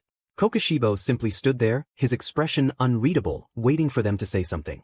After a moment, Yasaka exhaled and finally spoke. Good morning, Kokushibo. The pause. Then, his deep voice rumbled. Morning. Kunu squinted at him. Are you sure you're okay? Kokushibo glanced down at her, his 6 eyes steady. There's nothing to be concerned about. Kunu narrowed her eyes suspiciously.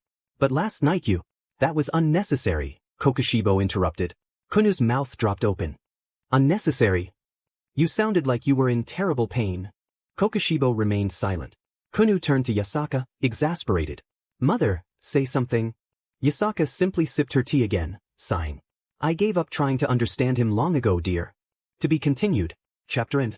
Kyoto Shrine, the mountain orchard. The afternoon sun hung high in the sky, its golden light filtering through the dense trees of the mountain orchard. The air was crisp and carried the faint scent of ripe fruit. Yasaka and Kunu walked through the grove, baskets in hand, collecting fresh peaches and persimmons. Kunu happily reached up, plucking a bright orange persimmon from a low-hanging branch. Mother, look. This one's perfect. Yasaka chuckled, inspecting the fruit. It certainly is. She carefully placed it in her basket, which was already half filled with vibrant fruits.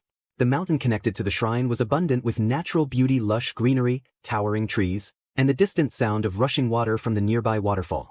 Kunu took a deep breath, stretching her arms. The air is so fresh here. It's way better than the city. Yasaka smiled softly. That's why we come up here often. It's good to enjoy nature once in a while. As they continued walking, the faint roar of the waterfall became louder. The path sloped downward slightly, leading to the lake where the water cascaded into a shimmering pool. But as they approached, Yasaka suddenly stopped. Kunu, noticing her mother's hesitation, turned to her. What's wrong? Yasaka didn't respond immediately. Instead, she narrowed her golden eyes, looking toward the waterfall.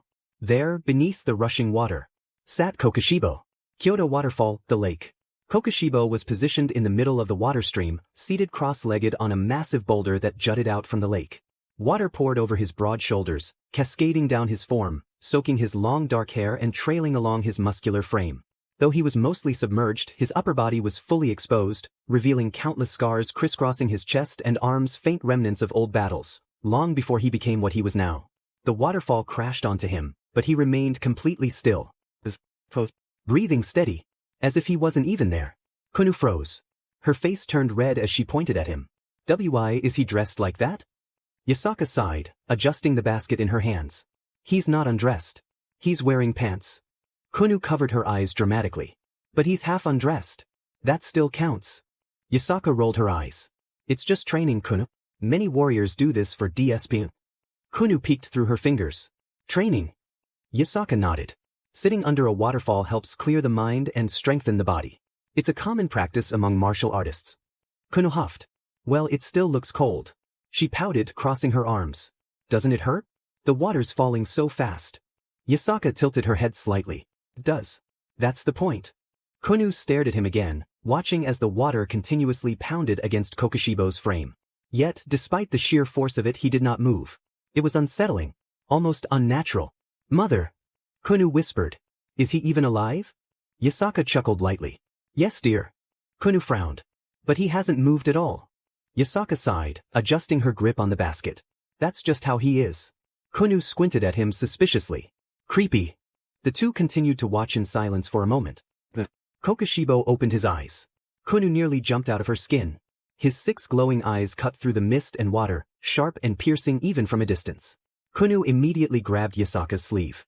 Mother, we should leave. But before they could move, Kokushibo finally spoke. How long do you intend to stand there? His deep voice carried easily over the sound of the waterfall. Yasaka smirked slightly. How long do you intend to sit there? Kokushibo did not answer. Kunu whispered, Mother, stop provoking the creepy water demon. Yasaka sighed, shaking her head before turning back to Kokushibo. We were simply gathering fruit, she said. We didn't expect to find you here. Kokushibo's 6 eyes remained on her for a moment before slowly closing again. I see. Kunu tugged at Yasaka's sleeve again. Mother, let's go. He looks like a final boss waiting for us to fight him. Yasaka chuckled, but before she could respond, Kokushibo spoke again. Do you require assistance? Yasaka blinked. With. Kokushibo finally shifted, standing up effortlessly despite the heavy waterfall crashing down on him. Water streamed down his scarred torso, his long hair dripping as he stepped forward onto the edge of the boulder. Kunu froze. Oh no, he's coming closer.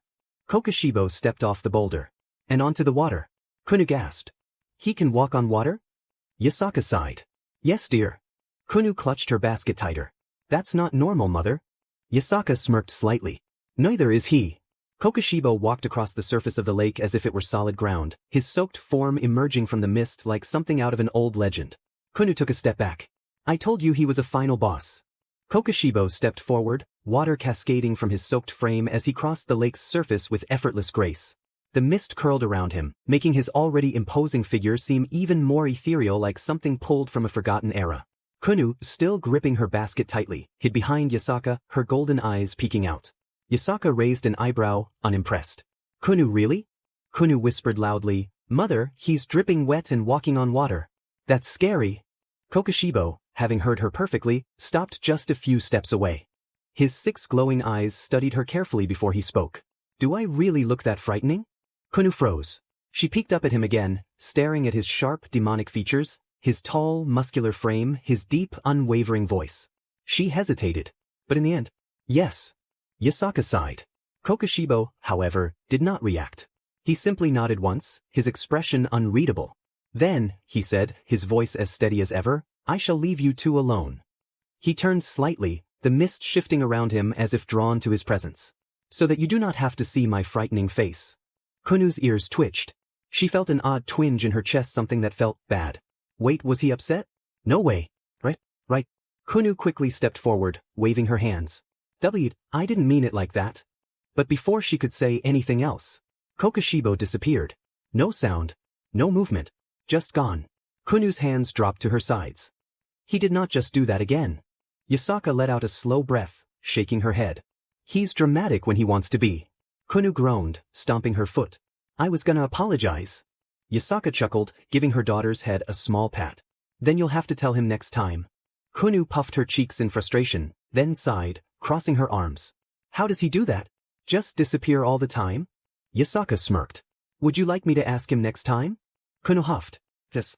And while you're at it, tell him to stop being so weird. Yasaka just smiled, shaking her head. The two of them stood there for a moment longer, looking at the empty space Kokushibo had just occupied. Somewhere in the distance, hidden in the shadows, Kokushibo stood silently, watching. And then he was gone. Scene changed to Drake's cave. Deep within the mountains, far from prying eyes, a vast cavern pulsed with ancient draconic energy. Massive crimson crystals jutted from the ground and walls, glowing faintly and illuminating the vast expanse. Rivers of molten energy coursed through the cave. At the center of the cave, sitting cross-legged on a flat stone, was Issei Tsujikuni. But his mind quickly drifted back to the real issue. Kokushibo. Or rather his clone. The one he had sent out to maintain his cover. It was only a matter of time before someone grew suspicious. Yasaka was already watching him carefully. Kunu, despite her childishness, noticed things. And the people who would truly pose a problem, Azazel, Surzex, could not be fooled forever. He needed a better plan. Something convincing. Then a thought hit him. Slowly, a small smirk played at his lips. That could work. He exhaled, closing his eyes in concentration. A second later, a new form began to take shape in front of him. A perfect human body, free of demonic blood, free of his unnatural lineage. He carefully adjusted the features similar to his own, yet slightly different. The face sharpened. The hair lightened, turning a deep, natural black and red instead of Kokushibo's black and purple. His body, while still powerful, lacked the overwhelming demonic aura that surrounded himself and his clone. And finally his eyes. Two simple, warm maroon eyes stared back at him. The resemblance was uncanny. Not to Kokushibo, but to Yoriichi Tsujikuni. Issei opened his own 6 glowing eyes, studying his creation. A perfect human replica. Someone who could exist in the world without suspicion. A piece of himself, free from the burden of his past. This will do. For a brief moment, his mind drifted back to his recent mentor. I'm sorry, uncle, but I will be using you for a while. He shook his head, pushing the thought away. Standing up, he looked at his new clone. His past. His identity. Everything was starting to fall into place. Scene changed to Kyoto. The city bustled with life, the scent of fresh food drifting through the air as vendors called out to passing customers. The warm glow of the sun cast long shadows across the stone streets, bringing Kyoto to life in a way that felt both peaceful and full of energy. Yasaka and Kunu walked side by side, enjoying their time together. Kunu happily sipped her fruit drink, her tail swaying as she looked up at her mother. Mother, can we get dango later? Yasaka chuckled softly. You just ate, Kunu. Kunu puffed her cheeks. But dango isn't food, it's a snack. Yasaka sighed playfully. Alright, we'll get some later. Kunu cheered. But as they continued their stroll, someone caught their attention. A lone figure walked through the marketplace, his presence unmistakable. He was tall, standing well above most of the people around him, yet his posture was gentle, almost weightless, as if he walked with the breeze rather than against it. A tall man with a lean muscular build, fair skin, maroon eyes, and long spiky hair with red tips that he kept in a ponytail. The man wore a red haori over a pale orange kimono, black hakama pants, white tabi socks, and zore with red straps. He also carried a Nichiren katana at his waist. Even among the crowd, he stood out not because of arrogance or presence, but because he carried an absolute stillness that made it impossible to ignore him. A man in perfect harmony with the world around him. And yet Kunu suddenly froze, gripping her mother's sleeve. Mother! Yasaka glanced down at her. What is it? Kunu's golden eyes were locked onto the man, her ears twitching slightly. Doesn't he look a little bit like Kokushibo? Yasaka frowned. She turned her gaze back to the red-haired swordsman, studying his face, his features, and she realized it too. There was something there. Not in an obvious way, but in the subtle details, the shape of his face, the quiet, effortless grace in the way he moved. The resemblance was faint, but it was there. Yasaka narrowed her eyes slightly. You're right? Kunu looked up at her, curiosity shining in her eyes. Then why don't we ask him? Yasaka hesitated for a moment before nodding. All right. With that, the two approached the man. As they neared, the red-haired swordsman turned his gaze toward them. His warm brown eyes met Yasaka's golden ones, calm yet deeply aware. Yasaka smiled politely, dipping her head slightly. Good morning, traveler. The man gave a small nod, his voice smooth and gentle. Good morning. Yasaka hesitated for a brief moment before speaking again. Forgive me if this is sudden, but may I ask your name? The man blinked once, then responded. Yoriichi. Yasaka froze. Flashback. The koi pond. I had a younger brother. The pause.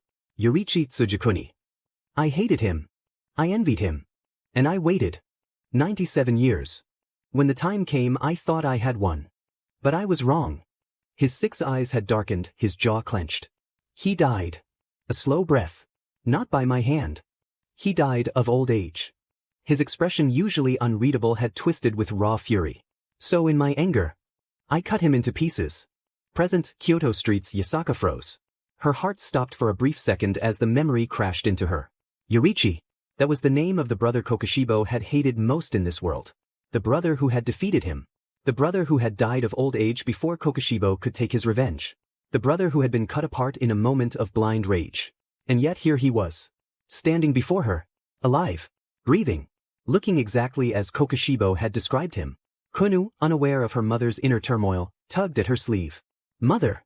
Yasaka didn't respond immediately. She could only stare. At this man. At this impossible existence. Because if what Kokushibo had said was true, then Yoriichi Tsujikuni should not be standing before her. Yasaka's breath was slow, steady, forced. Her mind raced, replaying every word Kokushibo had told her that night at the koi pond. I had a younger brother. Yoriichi Tsujikuni. He died of old age. So in my anger, I cut him into pieces. And yet, here stood a man who should not exist. A man whose very presence contradicted Kokushibo's centuries of regret, anger, and obsession. A man with warm brown eyes, so different from Kokushibo's haunting 6 yet unmistakably the same person. Yasaka inhaled, steadying herself. Pardon me, she began, her voice smooth but careful. But do you happen to have a brother? The moment she asked, Yoriichi's eyes widened. It was brief. A fraction of a second. But she saw it. A flicker of something: shock, recognition, realization. Kunu noticed too, tilting her head in confusion. Yoriichi, despite his momentary reaction, quickly returned to his composed state. His face remained calm, his expression unreadable. But his warm brown eyes now held something deeper. Something guarded. Then, why do you ask?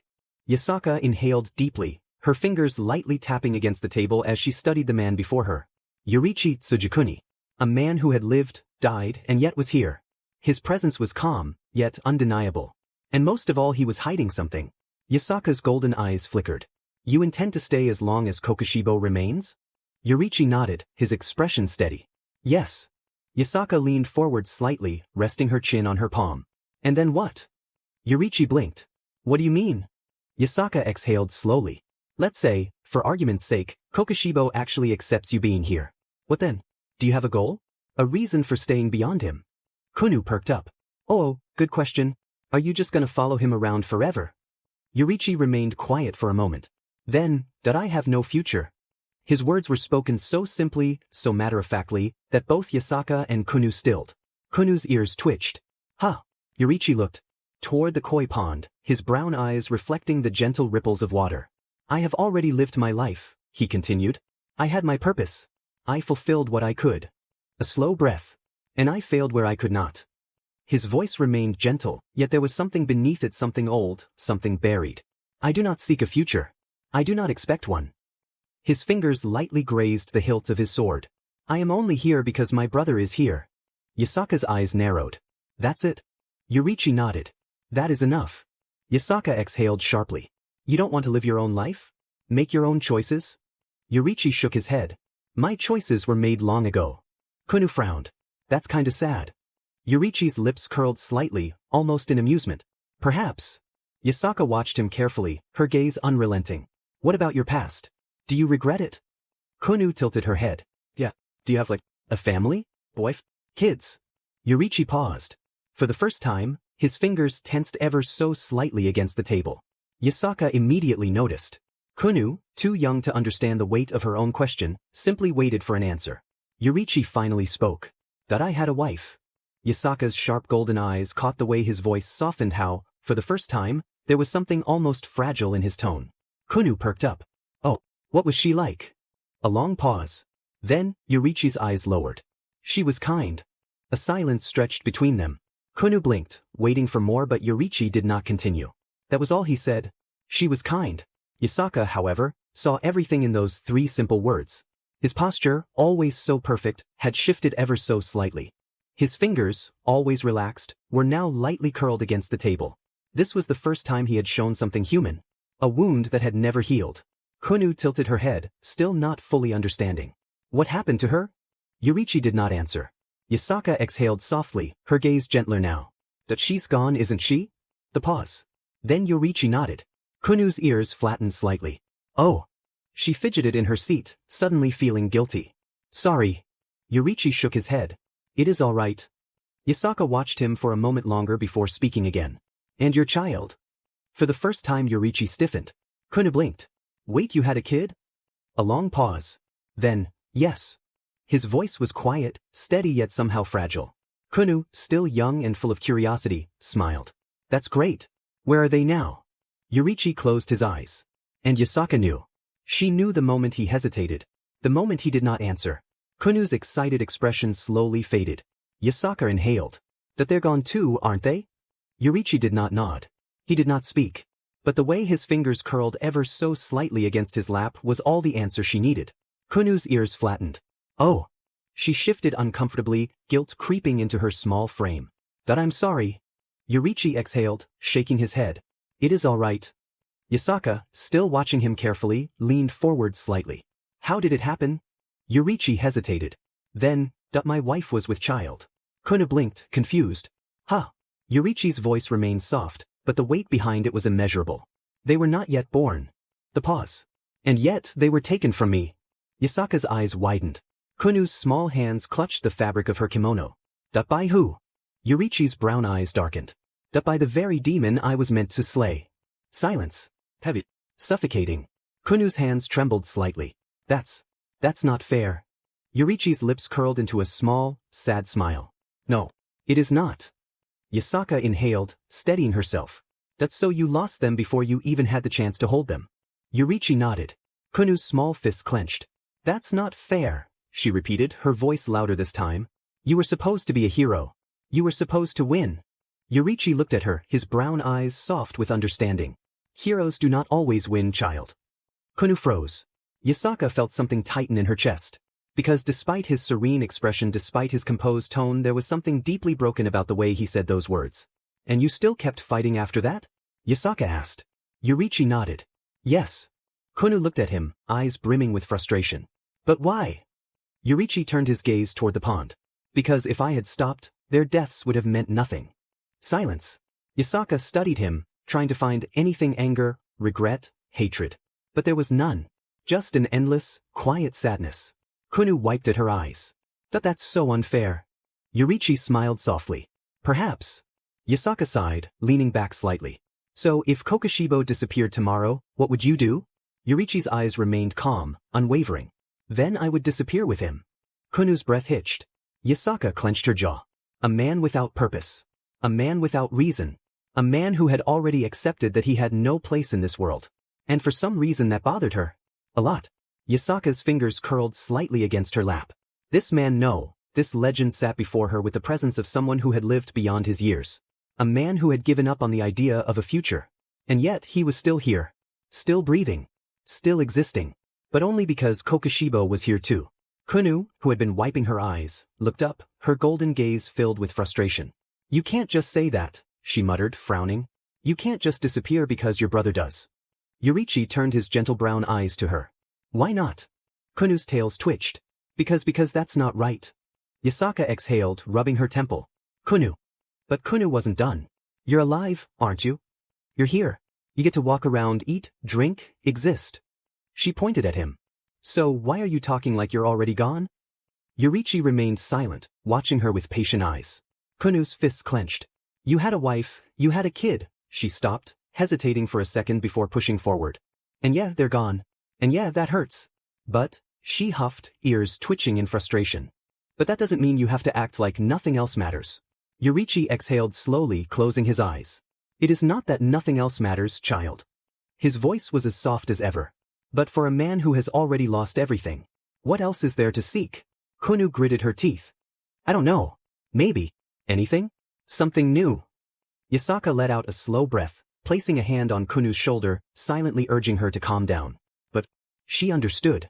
For once, she grasped her daughter's frustration, feeling an unfamiliar tension bubbling inside her. She looked at Yurichi, her golden eyes sharp. You think you don't deserve to live, don't you? Yurichi blinked, meeting her gaze. After a long pause, he replied, perhaps. Kunu slammed her hands on the table. That's so silly. Yurichi's lips curled slightly, almost amused. I suppose it is. Yasaka inhaled deeply, her expression unreadable. You fought for centuries to save others. You lived for nothing but duty, sacrifice, and war. She narrowed her eyes. And now that it's over, you think you have no right to anything else. Yurichi remained silent. Yasaka's golden gaze didn't waver. That's why you're clinging to Kokushibo, isn't it? Because if he's still here, then you still have a reason to exist. The pause. Then, yes. Kunu groaned loudly, throwing her arms up. This is so annoying. Why are you guys so dramatic? Yasaka smirked slightly. They're swordsmen, dear. That's just how they are. Kunu huffed, crossing her arms. First, Kokushibo's all, I don't deserve happiness. And now you're all, I don't deserve a future. Why can't you guys just be normal? Yurichi chuckled softly. Kunu's ears twitched. Wait, was that a laugh? Yurichi smiled slightly. I suppose you are amusing, child. Kunu squinted at him. Then laugh again. Yurichi chuckled once more, but softer. Yasaka had not expected the conversation to take such a turn. She had been so focused on understanding Yurichi, trying to make sense of how he existed, what he wanted, and why he still remained in this world, that she had not anticipated what came next. Laughter. So subtle, but real. Yurichi Tsujikuni, the man who had suffered, the man who had lost everything, the man who had spoken as though he had no reason to live, laughed. It wasn't much. A quiet chuckle. Barely a breath of amusement. But it was there. Yasaka blinked. And for some reason, her face suddenly felt warm. What she hadn't even noticed it at first. But as Yurichi smiled a small, genuine smile that softened his entire expression, she felt her heart skip slightly. Kunu gasped dramatically, pointing at him. I made him laugh twice. Mother, did you see that? Yasaka snapped out of her daze, quickly regaining her composure. Yes, she said, clearing her throat. I saw. Kunu grinned. That's it. New mission, make the quiet swordsman laugh more. Yurichi chuckled again, shaking his head slightly. You are an interesting one. Kunu puffed out her chest proudly. That's what I keep telling people, but they never listen. Yasaka tried not to look at Yurichi. But her golden eyes flickered back to him, just for a second. And to her absolute frustration, her face warmed again. No. This is ridiculous. She was the leader of the Kyoto Yukai faction. A woman of power. A mother. She had met gods, devils, and beings of immeasurable strength. So why was she reacting to a simple smile? She exhaled quietly, composing herself. Yurichi then turned to her, his brown eyes warm and calm. You may think I have no future, Yasaka. Her breath hitched at how smoothly he said her name. But he continued. But if I really am here, then maybe it's time I found one. His gaze held hers for a moment, steady and thoughtful. And that was when Yasaka realized. Her heart was beating faster. Her face felt hot. Oh no. She was blushing. Beneath the swaying branches of a towering maple, a lone figure stood. Unmoving. Silent. 6 glowing eyes watched from the darkness. Laughter drifted across the koi pond's soft, warm, distant. The lantern's glow illuminated the figures beyond the water. A quiet gathering. Smiles exchanged. Words spoken. A moment that did not belong to him. The wind stirred, rustling the leaves, yet he remained still. Watching. From the rooftop above, Issei watched him. Michikatsu. No, Kokushibo. He had expected resistance. He had expected anger. But not this. Not the stillness. Not the way his creation stood there, watching. Not the absence of hatred in those 6 glowing eyes. A smirk tugged at Issei's lips as he leaned back against the tiles, satisfied. As planned. The night settled in fully, the last traces of sunlight fading into deep blues and purples. The air had cooled, but the heat from Issei's relentless training still lingered in the space around them. Then, without warning, Issei stood up. The motion was smooth and controlled. He rolled his shoulders once, his muscles flexing beneath the scars and sweat. Then he walked toward the massive boulder suspended by the heavy chain. Without hesitation he gripped the chain tightly. He stepped forward, his muscles tensing as he grasped the hilt of his sword. His eyes sharpened, and in a single, fluid motion. With a swift motion he struck. The thick dragonic titanium or boulder split cleanly in half, the force of his swing sending a gust of air through the space. The two halves landed with a thud, sending small tremors through the ground. The group stared in silence. Then Issei casually walked over, grabbing another thick chain he had prepared earlier. Without a word, he wrapped each chain around the separate halves of the boulder, securing them tightly before fastening the ends to his ankles. He tested the weight with a small step. The chains clanked, the heavy stones dragging slightly behind him. "What are you doing?" Vala finally asked, breaking the silence. Issei exhaled through his nose. "Speed training." Krumkruch raised an eyebrow. "You're serious?" Kuroka's ears twitched. "You're tying 2 slabs of dragonic titanium ore to your legs and calling it speed training?" Issei gave a slight nod. Tiamat narrowed her eyes. "You do realize that material is used to reinforce divine weapons, right? The density alone." "I know." Issei adjusted the chains, ensuring they were secure. "That's the point." Albion scoffed, shaking her head. "You're insane." Issei smirked slightly. "And?" "Silence." Krumkruch grinned. "I like it." Kuroka rubbed her temples. "Of course you do." Valley crossed her arms, observing carefully. "How long do you plan to keep them on?" Issei took his first real step forward. The weight immediately pulled against him, resisting, but his movement was smooth and calculated. "As long as it takes." Tiamat clicked her tongue. "You're really pushing yourself for something." Issei didn't answer. Instead, he took another step, the chains rattling. Then another. Then another. The weight didn't slow him, it forced him to adapt. Valley exhaled. Through her nose, watching as he continued moving forward, step by step. "You're impossible." Issei smirked slightly but kept walking. They weren't leaving. And neither was he. The rhythmic clank of chains echoed through the quiet night as Issei took another step forward, dragging the massive boulder halves bound to his legs. His breath was steady and controlled. The weight fought against him, but his body had already begun adapting, each movement smoother than the last. The others continued watching, their expressions a mix of disbelief and intrigue. Then, without stopping, Issei spoke. "Go back." Kuroka's ears twitched. "Ha! I'll meet you there," he continued, taking another step, the chains rattling. "No point in you standing around watching." Tiamat crossed her arms. "And if we say no?" Issei didn't look at her. "Then you'll waste your time." Krumkruch smirked. "Bold." Vala narrowed her eyes slightly. "You really plan to do this the entire way?" He nodded. "Every step." Kuroka sighed, rubbing her temples. "You're such a pain." Albion chuckled. "Let him be. He's made up his mind." Tiamat exhaled sharply before turning away. "Fine. Just don't overdo it before you get back." Krumkruch cracked her knuckles. "I'll be waiting. Let's see how much you improve." Kuroka stretched her arms lazily. "Don't take too long, okay?" Valley hesitated for a moment, glancing at him once more before simply nodding. One by one, they turned and left, their footsteps fading into the night. Issei didn't stop. He didn't look back. He simply kept walking, step by step, dragging the weight of his own limitations forward. The morning sun shone brightly over the mountain shrine, casting golden light through the trees. Birds chirped, and the gentle rustling of leaves filled the air as Yasaka and Kunu strolled through the temple grounds. Kunu, happily munching on a stick of dango, looked up at her mother. "So, where do you think Kokushibo went?" Yasaka sighed, adjusting the sleeves of her kimono. "Most likely sulking somewhere." Kunu snickered. "He totally heard you call him old, huh?" Yasaka smirked. "Most definitely." But as they walked closer to the shrine's open training grounds, they suddenly froze. A heavy pressure filled the air. Not suffocating, not hostile, but immense. Kunu's fox ears twitched. "Oh, this feels..." A powerful shockwave blasted through the clearing, rustling the trees as 2 figures clashed in the center of the training ground. Yasaka's eyes widened. Kunu gasped. There, in the middle of the open field, Kokushibo and Yorichi stood facing each other, swords drawn. But this was no ordinary fight. Their movements were so fast, so fluid, that even Yasaka, who had seen many powerful beings fight, could barely keep up. Kunu gripped her mother's sleeve. "Mother, are they sparring?" Yasaka's golden eyes flickered. "No." The pause. "They are communicating." Kunu blinked. "Huh." Yasaka's voice was quiet, her gaze locked onto the 2 warriors before her. "This is not just a battle of strength," she murmured. "This is a conversation between swords." Kunu tilted her head in confusion. But then, Kokushibo moved.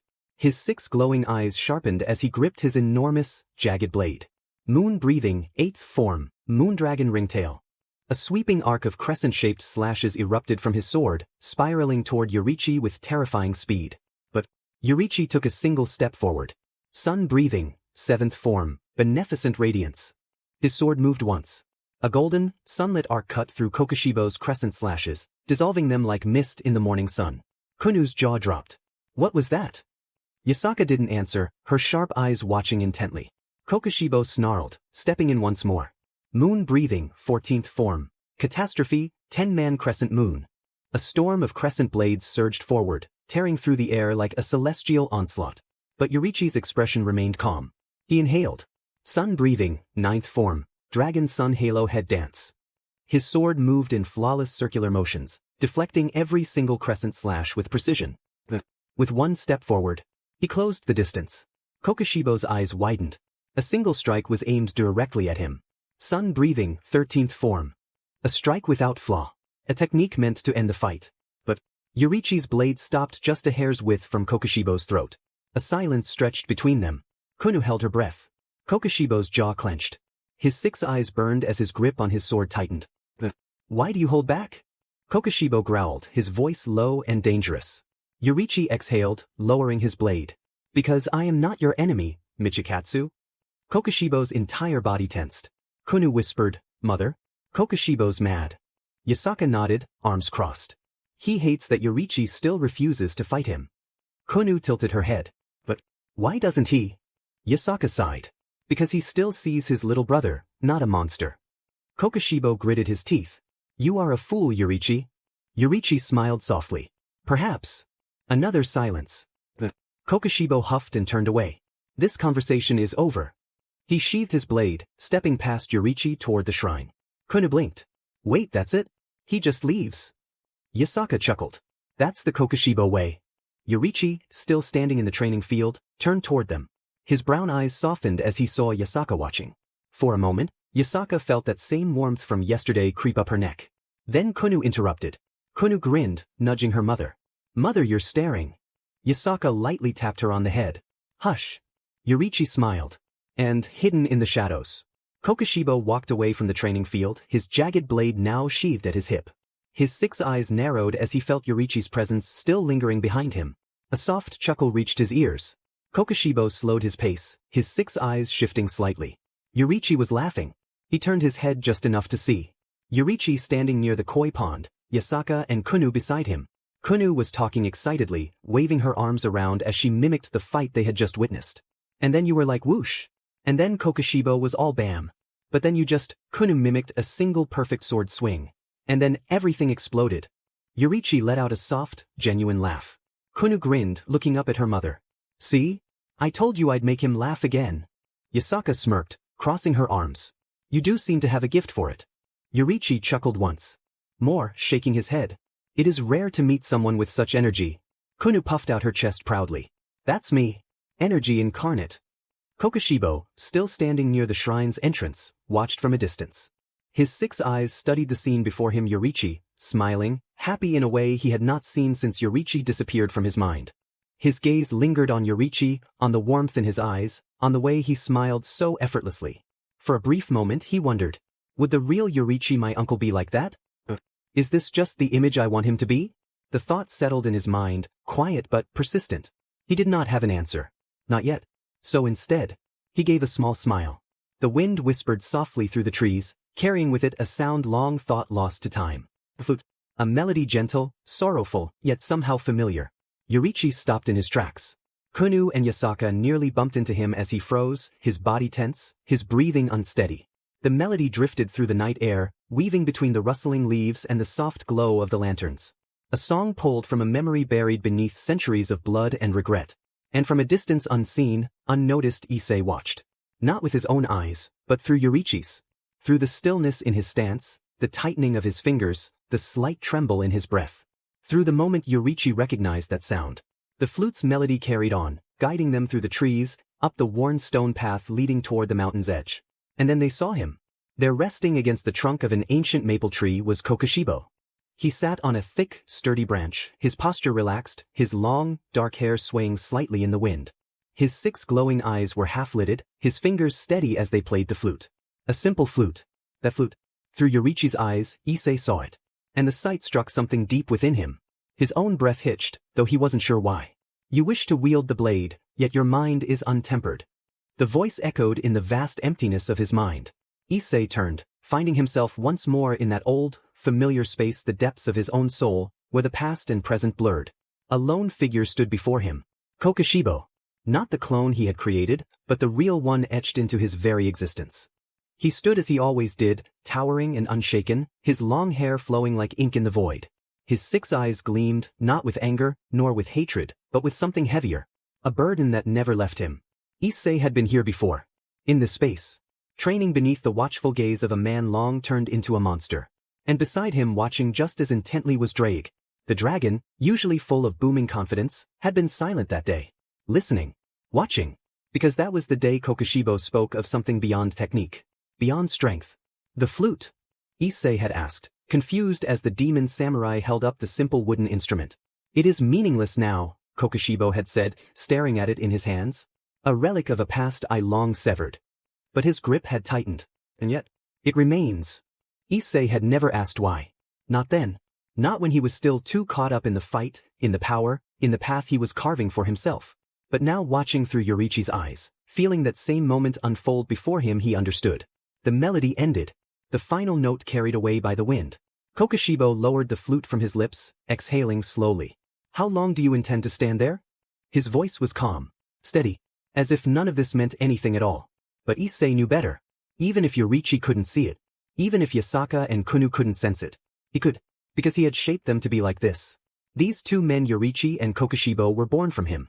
Crafted from his hands, given form by his will.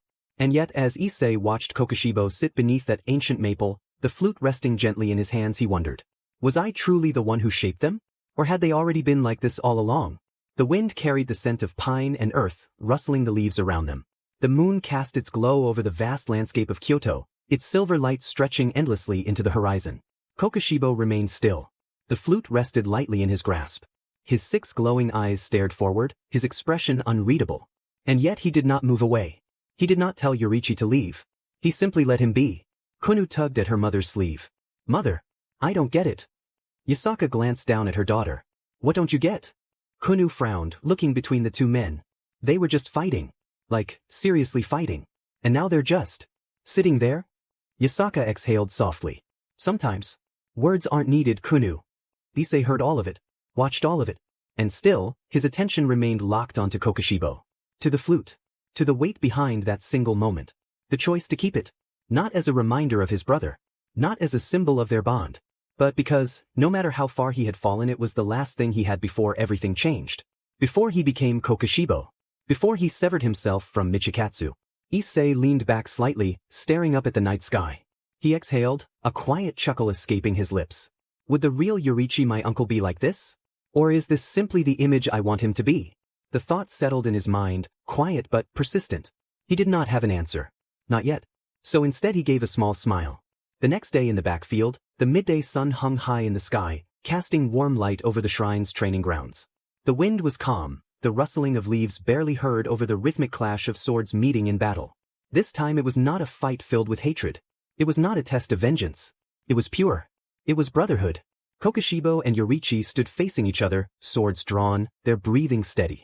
Kunu and Yasaka watched from the sidelines, seated beneath the shade of a cherry blossom tree, their golden eyes locked onto the 2 men as they danced across the battlefield. Kokushibo was the first to move. Moon breathing, 5th form, moon spirit calamitous eddy. With a single swing of his jagged blade, spiraling crescent slashes tore through the air, surging toward Yorichi in an unpredictable whirlwind. But Yorichi, he exhaled softly, stepping forward. Sun breathing, 2nd form, clear blue sky. His blade spun in a full circular motion, his movement fluid, effortless, deflecting every crescent-shaped arc as if he had already seen them before they were even made. Kunu gasped. Did he just? Yasaka smirked. Effortless. Kokushibo's 6 eyes narrowed, a small huff escaping him. But Yorichi still refused to falter. He moved again, his large blade blurring as he charged forward. Moon breathing, 10th form, drilling slashes, moon through bamboo. His blades struck forward in rapid succession, each swing precise and unrelenting, a series of piercing crescent slashes designed to overwhelm. But he remained calm. Sun breathing, fifth form, setting sun transformation. In a single step, his body pivoted, avoiding the deadly strikes with grace before countering with a downward strike, red flames trailing behind his blade like the setting sun itself. Kokushibo's 6 eyes flashed, his blade twisting at the last second. Moon breathing, 7th form, mirror of misfortune, moonlit. He bent his body at an unnatural angle, slashing upward at the exact moment Yorichi's blade came down. The impact sent a shockwave through the training ground, leaves and dust blasting away as the two men locked blades. For a moment, there was stillness. A sound. A low chuckle. Yorichi was smiling. You have improved. Kokushibo scoffed. Do not speak as if I was ever lesser. Yorichi shook his head slightly. You were never lesser, brother.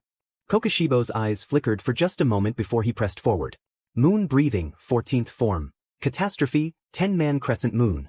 A storm of slashes rained down upon Yorichi, a celestial onslaught of crescent-shaped attacks. The air hummed with power, each slash cutting through the battlefield like a falling star. Kunu yelped, hiding behind Yasaka. That's so not fair. That's like 100 attacks at once. Yasaka's golden eyes gleamed. Watch him. Yorichi did not hesitate. Sun breathing, 12th form, flame dance. With a step forward, his sword danced. The first movement, a flaming horizontal slash carved through Kokushibo's slashes, splitting them apart as if the sun itself had burned them away. The second movement, an upward swing, came so fast that Kokushibo barely had time to react. Their blades met once more. The air was still. Yorichi smiled. You are smiling too. Kokushibo blinked, then immediately scowled. I am not. Yorichi chuckled softly. But he was. Just slightly. Yasaka smirked, crossing her arms. It looks like they're enjoying this. Kunu huffed. I told you they were dramatic. Kokushibo exhaled, taking a step back, his 6 eyes steady. Again. Yorichi nodded. And so, the brothers clashed once more. But this time, for the first time in centuries. It was not war. It was joy. The wind settled. The echoes of clashing steel faded. 2 swords, one jagged and monstrous, the other simple and refined, were carefully sheathed. The battle had ended. Not because one had defeated the other, but because, for the first time in centuries, it was enough. Kokushibo exhaled deeply, his 6 eyes steady as he turned away from the battlefield. His body bore faint cuts, nothing deep, nothing lasting, but enough to remind him that Yorichi had always been his better. And yet, he was not angry. He was not filled with the same bitterness that had consumed him for so long. Not this time. Yorichi, his brown eyes warm yet unreadable, stepped beside him, his posture still perfect, as if the battle had not affected him at all. Kokushibo clicked his tongue. Even now, you hardly sweat. Yorichi chuckled softly. You are the same, brother. Kokushibo scoffed. Mph. Without another word, they both made their way to the wooden bench at the edge of the training grounds. It was old but sturdy, overlooking the shrine grounds and the mountain beyond. A place meant for warriors to rest. Neither hesitated to sit. Neither questioned why they sat together. For now, there was no need. The silence between them was comfortable. Kunu and Yasaka watched from a distance, still seated beneath the cherry blossom tree. Kunu tilted her head. Wait, they're just sitting there? Yasaka chuckled. It seems that way. Kunu squinted. That's so weird. Yasaka smirked. Not really. Back at the bench, Kokushibo stared up at the sky, his 6 glowing eyes thoughtful. That it has been a long time since I have fought without hatred. Yorichi glanced at him. Did you enjoy it? Kokushibo was silent for a long moment. Yes. Yorichi smiled. I see. Another pause. The breeze carried the scent of fresh earth and faint incense from the shrine, the warmth of the noon sun settling comfortably around them. Kokushibo exhaled. I will never surpass you, will I? Yorichi shook his head. No. Kokushibo huffed. You could at least hesitate. Yorichi chuckled. Kokushibo sighed, leaning back against the bench. But I no longer care as much. Yorichi's brown eyes softened. Kokushibo rested his arms on the back of the bench, glancing at his brother from the corner of his vision. You are still insufferable. Yorichi smiled. And you are still dramatic. Kokushibo scoffed but said nothing. The two brothers sat in silence once more, the weight of centuries between them. But for once, neither carried it alone. The warmth of the midday sun lingered over the training grounds, casting a golden hue over the 2 swordsmen resting on the old wooden bench. For the first time in centuries, Kokushibo and Yorichi sat side by side, no blades drawn, no hatred boiling between them. Just silence. Not tense. Not strained. Simply peaceful. But of course, such peace was short-lived. The sound of soft footsteps and a playful hum reached their ears. Kokushibo turned his 6 glowing eyes slightly, already sensing the approaching presence. Kun. And behind her Yasaka. The 2 foxes made their way toward the brothers, their golden eyes filled with curiosity. Kunu had the biggest grin on her face. "Su, what are you 2 talking about?" Yorichi, still as serene as ever, simply smiled. "Nothing much." Kunu puffed her cheeks. "Bo, that's boring. You guys were just fighting like 5 minutes ago. You should be talking about cool stuff." Yasaka chuckled, crossing her arms as she approached. "Maybe they don't feel the need to talk. Men are simple creatures." Kokushibo scoffed. "Titi." Kunu plopped herself down right between Yorichi and Kokushibo on the bench, kicking her legs. "Well, I do want to know something." Yorichi turned his gaze toward her, waiting patiently. Kunu smirked. "Mother kept staring at you earlier, Yorichi." Yasaka froze. Kokushibo tilted his head slightly, his lips curling into an almost amused smirk. Yorichi blinked, his expression still unreadable. "Did she?" Yasaka, who had been admiring Yorichi's movements during the sparring match, felt an uncharacteristic warmth creep up her neck. She quickly coughed into her fist. "I was analyzing your technique, that's all." Kunu's grin widened. "Suyer you were." Kokushibo turned fully now, his 6 eyes flickering with something close to amusement. "You are flustered." Yasaka immediately glared at him. "I am not." Kokushibo smirked. Kunu giggled. "Don't worry, mother. If you won't take him, I will." A moment of silence. Kokushibo, Yorichi, and Yasaka all turned to stare at Kunu in absolute shock. Yorichi blinked once. "Kunu, that is." Yasaka snapped her head toward her daughter. "Excuse me?" Kokushibo, for the first time in his immortal existence, was visibly stunned. His entire body stiffened, his 6 eyes widening slightly as he processed what had just been said. "Child." His voice was dangerously serious now. "You what?" Kunu grinned. "Don't worry, Grandpa Sherbois. I'll grow up first, obviously. Do not call me that." Kunu completely ignored him, turning toward Yasaka with a determined expression. "Mother, I've decided. I'll marry Kokushibo one day." Yasaka's eye twitched. "You will do no such thing." Kokushibo gritted his teeth. "I refuse." Kunu huffed. "Wow. At least pretend to be flattered." Yorichi, watching this entire exchange, closed his eyes and exhaled deeply, as if suppressing a laugh. Kokushibo turned toward him sharply. "Do not say a word." Yorichi simply smiled. Yasaka, still processing everything, rubbed her temple in frustration. "Kunu, you are too young to be saying things like that." Kunu pouted. "Mother, it's called planning ahead." Kokushibo visibly shuddered. "Do not plan me into your future." Kunu gave him a cheeky grin. "Too late." Kokushibo sighed, shaking his head. "I should have never come here." Yasaka agreed. Yorichi simply enjoyed the chaos. Drake's cave. The cave was silent, save for the soft crackling of embers that barely clung to life along the walls. Deep within the hidden sanctuary, past the cascading waterfall and the treasure hoards of ages long past, a transformation was taking place. Steam rose in slow, deliberate waves from Issei's body, curling into the cold air like the breath of a slumbering beast stirring from its long rest. His posture was calm, unnaturally calm. His breathing steady, controlled, as if he had long since mastered every fiber of his being. And yet, the sheer weight of his presence was suffocating. The cave trembled under an unseen force, the very air thick with an overwhelming pressure. It was not power in the conventional sense, it was mastery. A state that few in existence had ever reached. Before him, collapsed against a pile of shattered stone, lay Drake. The once mighty Red Dragon Emperor was wounded. His scales were cracked, deep gashes adorned his massive form, and yet, despite the pain, he was smiling. A deep, rumbling chuckle echoed through the cavern. "You did it." His golden eyes, still burning with pride, flickered toward Issei. "You finally surpassed it." "Mastery." Issei remained still. He did not respond immediately. Instead, he exhaled slowly, the steam from his body growing denser, swirling around him like an ethereal cloak. His golden irises gleamed beneath the dim torchlight, their intensity sharper clearer. For a long moment, he simply observed Drake as if analyzing his own achievement. "That I see." His voice was measured, steady. Drake chuckled once more, his massive form shifting slightly. "That's all you have to say? You surpassed what most can't even comprehend, and all you say is I see." Issei's expression did not change. "Power alone was never my goal." Drake huffed. "Maybe not. But you can feel it, can't you?" The pause. Issei slowly raised his hand, flexing his fingers. The air around him hummed. It was not magic. It was not raw physical strength. It was absolute refinement. Every movement, every breath, every thought was honed to perfection. He had reached a state beyond mere skill, beyond mere experience. A state where his very existence was the blade itself. That I may have reached the peak. His golden eyes flickered toward Drake, unreadable.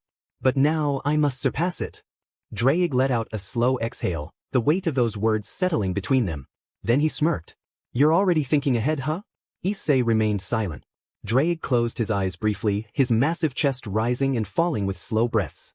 I wonder if you truly grasp what you've become. A long pause. For the first time since his awakening, Issei acknowledged it. That I may stand as off. He stopped himself. He had not tested it yet. Not fully. But the thought lingered, deep in his mind. Perhaps he had finally reached her level. Perhaps he was equal to Ophis. Drake cracked a weak grin. You're thinking it, aren't you? Issei's expression did not change. It is a possibility. Drake sighed, shaking his head slightly. You're terrifying, you know that? He coughed slightly, adjusting his position. But I wouldn't have it any other way. Issei finally looked away, his gaze drifting toward the cavern's exit. The distant sound of the waterfall echoed beyond the stone walls, a constant reminder of the outside world. They will come soon. Drake's eyes half-lidded. Yeah. The Chaos Brigade. The gods. The dragons. All of them. For better or worse, the world would not leave him in peace. And yet, Issei Tsujikuni, the reincarnation of Kokushibo, did not fear them. Because now, he stood beyond mere strength. He had reached something far greater. And soon, they would all come to understand that. Scene changed to Kyoto Shrine. The morning air was crisp and filled with the scent of cherry blossoms. The sun bathed Kyoto in a golden glow, its light gently illuminating the sacred grounds of the shrine. Birds sang their morning hymns, the wind carrying whispers of tranquility through the temple. And then, a divine presence descended from the sky. A figure, graceful and radiant, emerged from the heavens, slowly descending like a falling petal. As her feet touched the shrine's entrance, the very air seemed to hum in recognition of her arrival. Amaterasu, the Shinto sun goddess. Her presence alone was enough to command respect. She stood tall, adorned in a magnificent kimono of crimson and gold, patterned with the intricate designs of the sun's rays. The silk shimmered with each movement, reflecting an ethereal light. Unlike Yasaka's golden hues, Amaterasu's colors burned like an eternal flame, warm, yet untouchable. Her long, flowing black hair cascaded over her shoulders, pinned back by an ornate golden hairpiece shaped like a rising sun. Her expression was poised, elegant, yet distant. Her piercing amber eyes, filled with centuries of wisdom and scrutiny, flickered across the shrine's surroundings as she approached. The yokai present immediately took notice.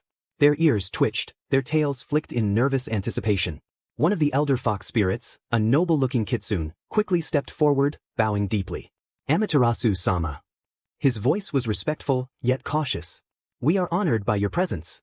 How may we serve you? Amaterasu's gaze remained unreadable as she studied the shrine grounds. That I have come to see Yasaka. Her tone was calm, yet carried undeniable authority. The elder fox spirit nodded. Of course, my lady. Please follow me. As she walked through the shrine, the yokai whispered among themselves. It was rare for Amaterasu herself to visit. Though she was their patron deity, she rarely involved herself in the affairs of yokai directly. Her presence here today meant that something important had transpired. And yet, she sensed nothing unusual. No divine aura beyond her own. No presence that resembled the sun. Amaterasu had not yet noticed Yorichi Tsujikuni. The shrine, Yasaka's chamber. Yasaka sat inside her chamber, elegantly sipping a cup of warm tea as she gazed over the koi pond through the open sliding doors. The water reflected the golden morning light, the gentle ripples of the fish creating mesmerizing patterns. She had expected many things to happen today, but she had not expected the arrival of Amaterasu. As the doors slid open, she calmly turned to see her divine guest enter the chamber. A small, knowing smile touched Yasaka's lips. Amaterasu-sama. Yasaka set her teacup down, bowing her head slightly. It has been some time. Amaterasu studied her for a moment before stepping forward. Yasaka. Her voice was formal, polite, but distant. She moved with effortless grace, taking a seat across from Yasaka at the low wooden table. Yasaka, ever the perfect host, gracefully poured another cup of tea and placed it before the goddess. Amaterasu's amber eyes flickered toward the cup, then back to Yasaka. I see Kyoto remains standing, she mused, her gaze scanning the chamber. Despite recent conflicts. Yasaka sighed softly, lifting her own teacup. Barely. But yes, we are still here. Amaterasu delicately picked up the cup, taking a small sip. Her movements were measured controlled, as if every action was dictated by divine precision. The Chaos Brigade has grown bolder, she stated, setting the cup down. Their attacks have become more calculated, more frequent. Yasaka's golden eyes darkened slightly. Yes. A silence stretched between them. And yet, Amaterasu's gaze lingered on Yasaka. You seem remarkably calm. Yasaka chuckled lightly, though there was a hidden sharpness to it. Would you prefer I be shaking in fear? Amaterasu studied her. No. She picked up her tea once more. But I do find it curious. Yasaka exhaled, tapping a finger against the rim of her cup. That I have my reasons. Amaterasu raised an eyebrow. Reasons you have yet to share. Yasaka met her gaze evenly. I will in time. Another pause. Then, shifting the conversation, Yasaka leaned forward slightly. And what of you, Amaterasu-sama? You did not come here simply to discuss my troubles. There is something else on your mind, is there not?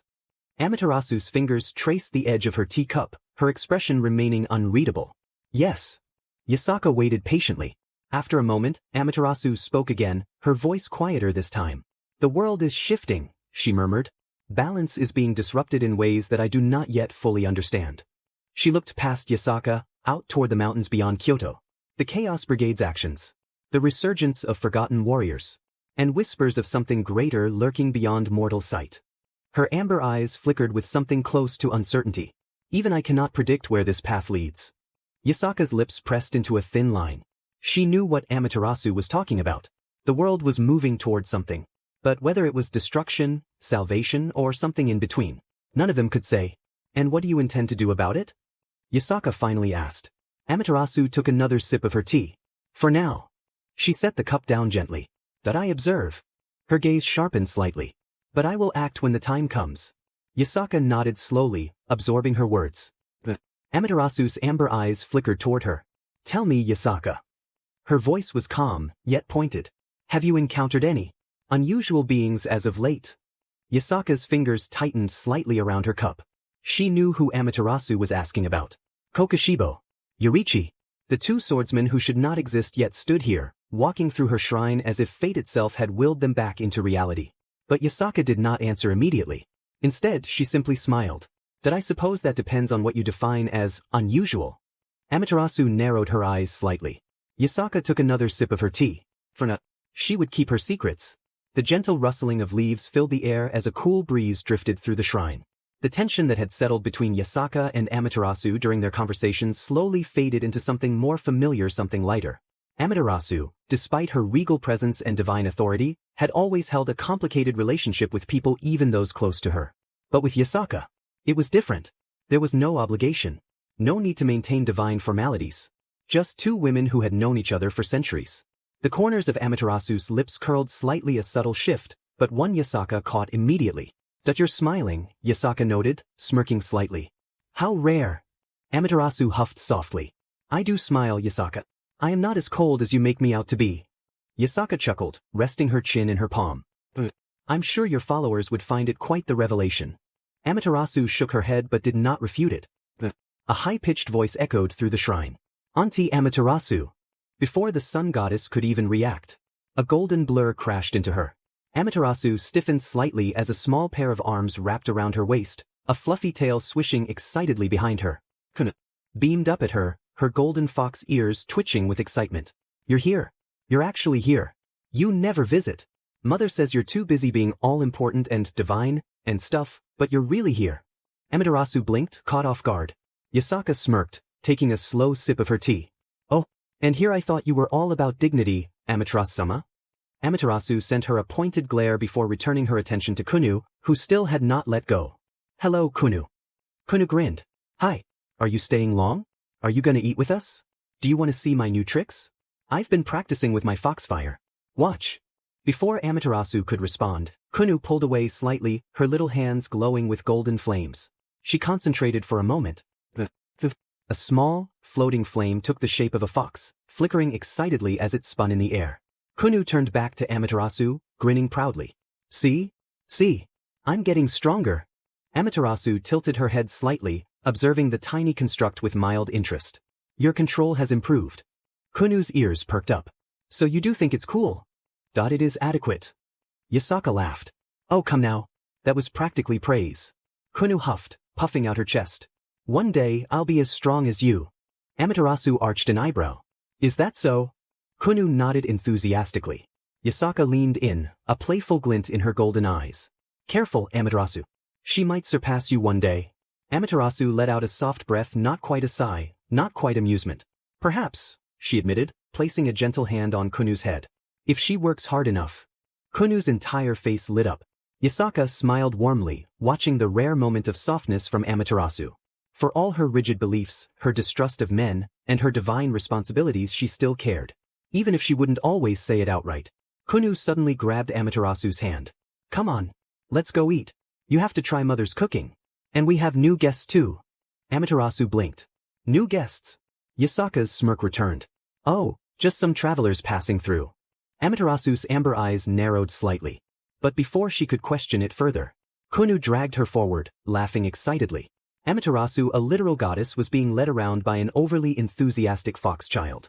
Yasaka chuckled to herself as she followed behind them. For now, she would let things play out. As Kunu excitedly dragged Amaterasu toward the dining area, her golden tail swishing with enthusiasm, Yasaka followed behind, calm but calculating. Amaterasu's arrival was unexpected, and it complicated things. It was no secret that Amaterasu held deep mistrust toward men, especially those who sought power. Given her views on the male-dominated supernatural world, Yasaka had no doubt that the revelation of Kokushibo and Yorichi's existence would create a problem.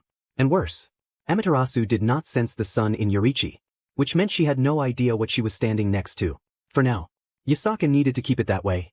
But first, she had to leave without raising suspicion. She slowed her pace slightly, pressing a hand lightly against her forehead with a quiet sigh. Kunu immediately noticed. Mother! Yasaka smiled faintly. I'm fine, dear. Just a slight headache. Amaterasu glanced at her, unreadable. A headache? Yasaka nodded, bringing a hand to her temple. It's nothing serious. Just the stress of recent events catching up to me. Kunu frowned. Do you need to rest? Yasaka chuckled, placing a reassuring hand on her daughter's head. No. I just need some air. She turned to Amaterasu. Please enjoy the meal with Kunu. I'll join you shortly. Amaterasu studied her for a long moment before simply nodding. Take your time. Yasaka offered a grateful smile before gracefully excusing herself. The moment she stepped away from the shrine, her warm expression shifted to one of determination. She moved quickly, but not with urgency. If Amaterasu was paying attention, she needed to appear as if she were merely taking a stroll. The hidden courtyard. Yasaka found them near the bamboo grove behind the shrine, a secluded area away from the prying eyes of Kyoto's inhabitants. Kokushibo and Yorichi stood side by side, a rare sight. Kokushibo had his arms crossed, his 6 glowing eyes staring off into the distance, while Yorichi maintained his usual composure, hands resting lightly on the hilt of his blade. They both turned when they sensed her approach. Yorichi spoke first. Yasaka. Kokushibo narrowed his 6 eyes slightly. You seem troubled. Yasaka exhaled, placing a hand on her hip. I am troubled. She looked between them, her golden eyes serious. Amaterasu is here. Yorichi asked, Who? Yasaka sighed, No time. All you need to know is that she is a god and my friend. Kokushibo's expression didn't change, but Yasaka noticed the slightest tension in his posture.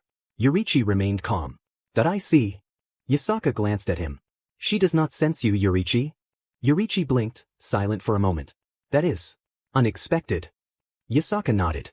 Which means for now you are safe. Then she turned to Kokushibo, her expression grim. But you. Kokushibo's 6 eyes gleamed. You are too obvious. He let out a slow breath through his nose, clicking his tongue. Titi. Yasaka crossed her arms. You're far too distinct. If she senses you, it's over. Given her views on men, especially those with immense power, she would not take your presence lightly. Kokushibo remained silent for a moment before letting out a small huff of irritation. Hiding is beneath me. Yasaka's golden eyes narrowed. I don't care. You don't have a choice. Kokushibo clenched his jaw, fingers curling slightly at his side.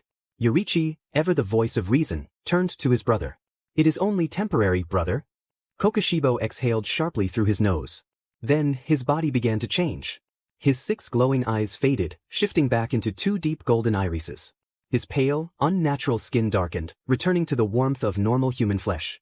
The monstrous features that had long defined Kokushibo the demon vanished, and in his place stood a man who now bore an uncanny resemblance to Yorichi. Human once more. The transformation was flawless. Back in the cavern of Issei's mindscape, deep within the mountain, the echoes of the chaotic exchange reverberated in the background. Issei sat alone in the quiet of his sacred gear, watching through Kokushibo's eyes as the scene unfolded. He leaned back, contemplative. If these two fought me together, who would win? The thought lingered in his mind. Would Kokushibo and Yorichi, working together, be enough to challenge him? Drake's voice, casual and familiar, cut through the silence. You know the answer, partner. Issei's lips twitched into a faint smile. Yes, but it's hard not to wonder. Two brothers working in sync, with that kind of power? It would be quite the challenge. Drake let out a low chuckle, his deep voice rumbling through the cavern. Yeah, I get what you mean.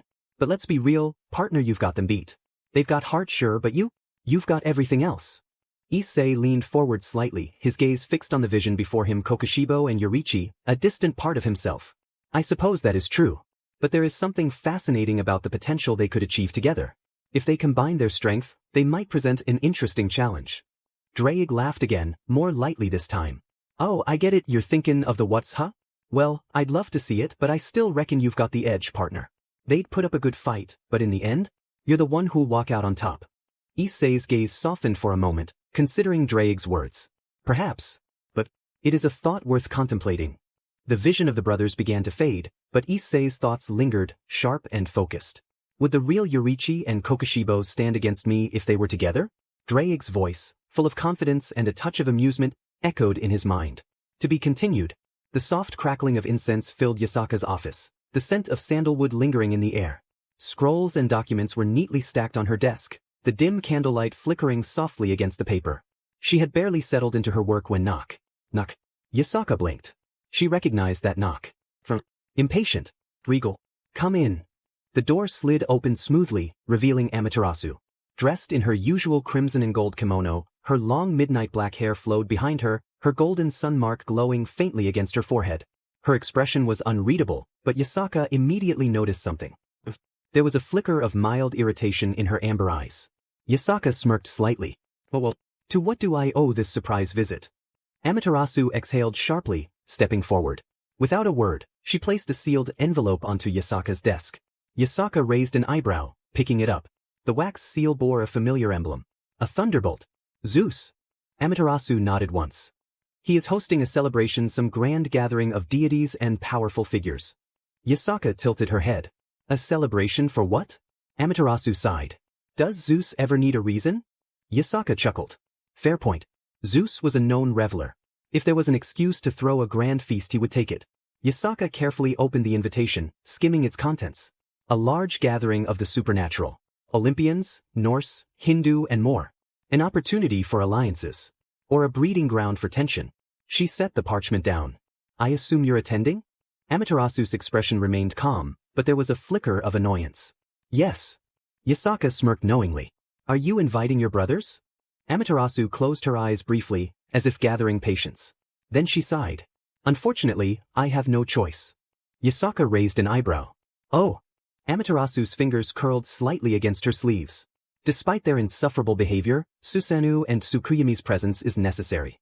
Her tone was reluctant, as if the very thought exhausted her. Zeus specifically requested a full representation of the Shinto pantheon. Yasaka chuckled. You sound thrilled. Amaterasu scowled. Do not mock me. Yasaka smirked, resting her chin on her hand. Oh, but I must.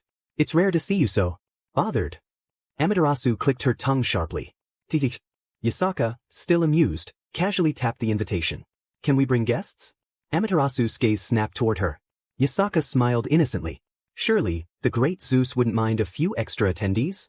Amaterasu studied her carefully. You mean them? Yasaka didn't need to clarify. She did.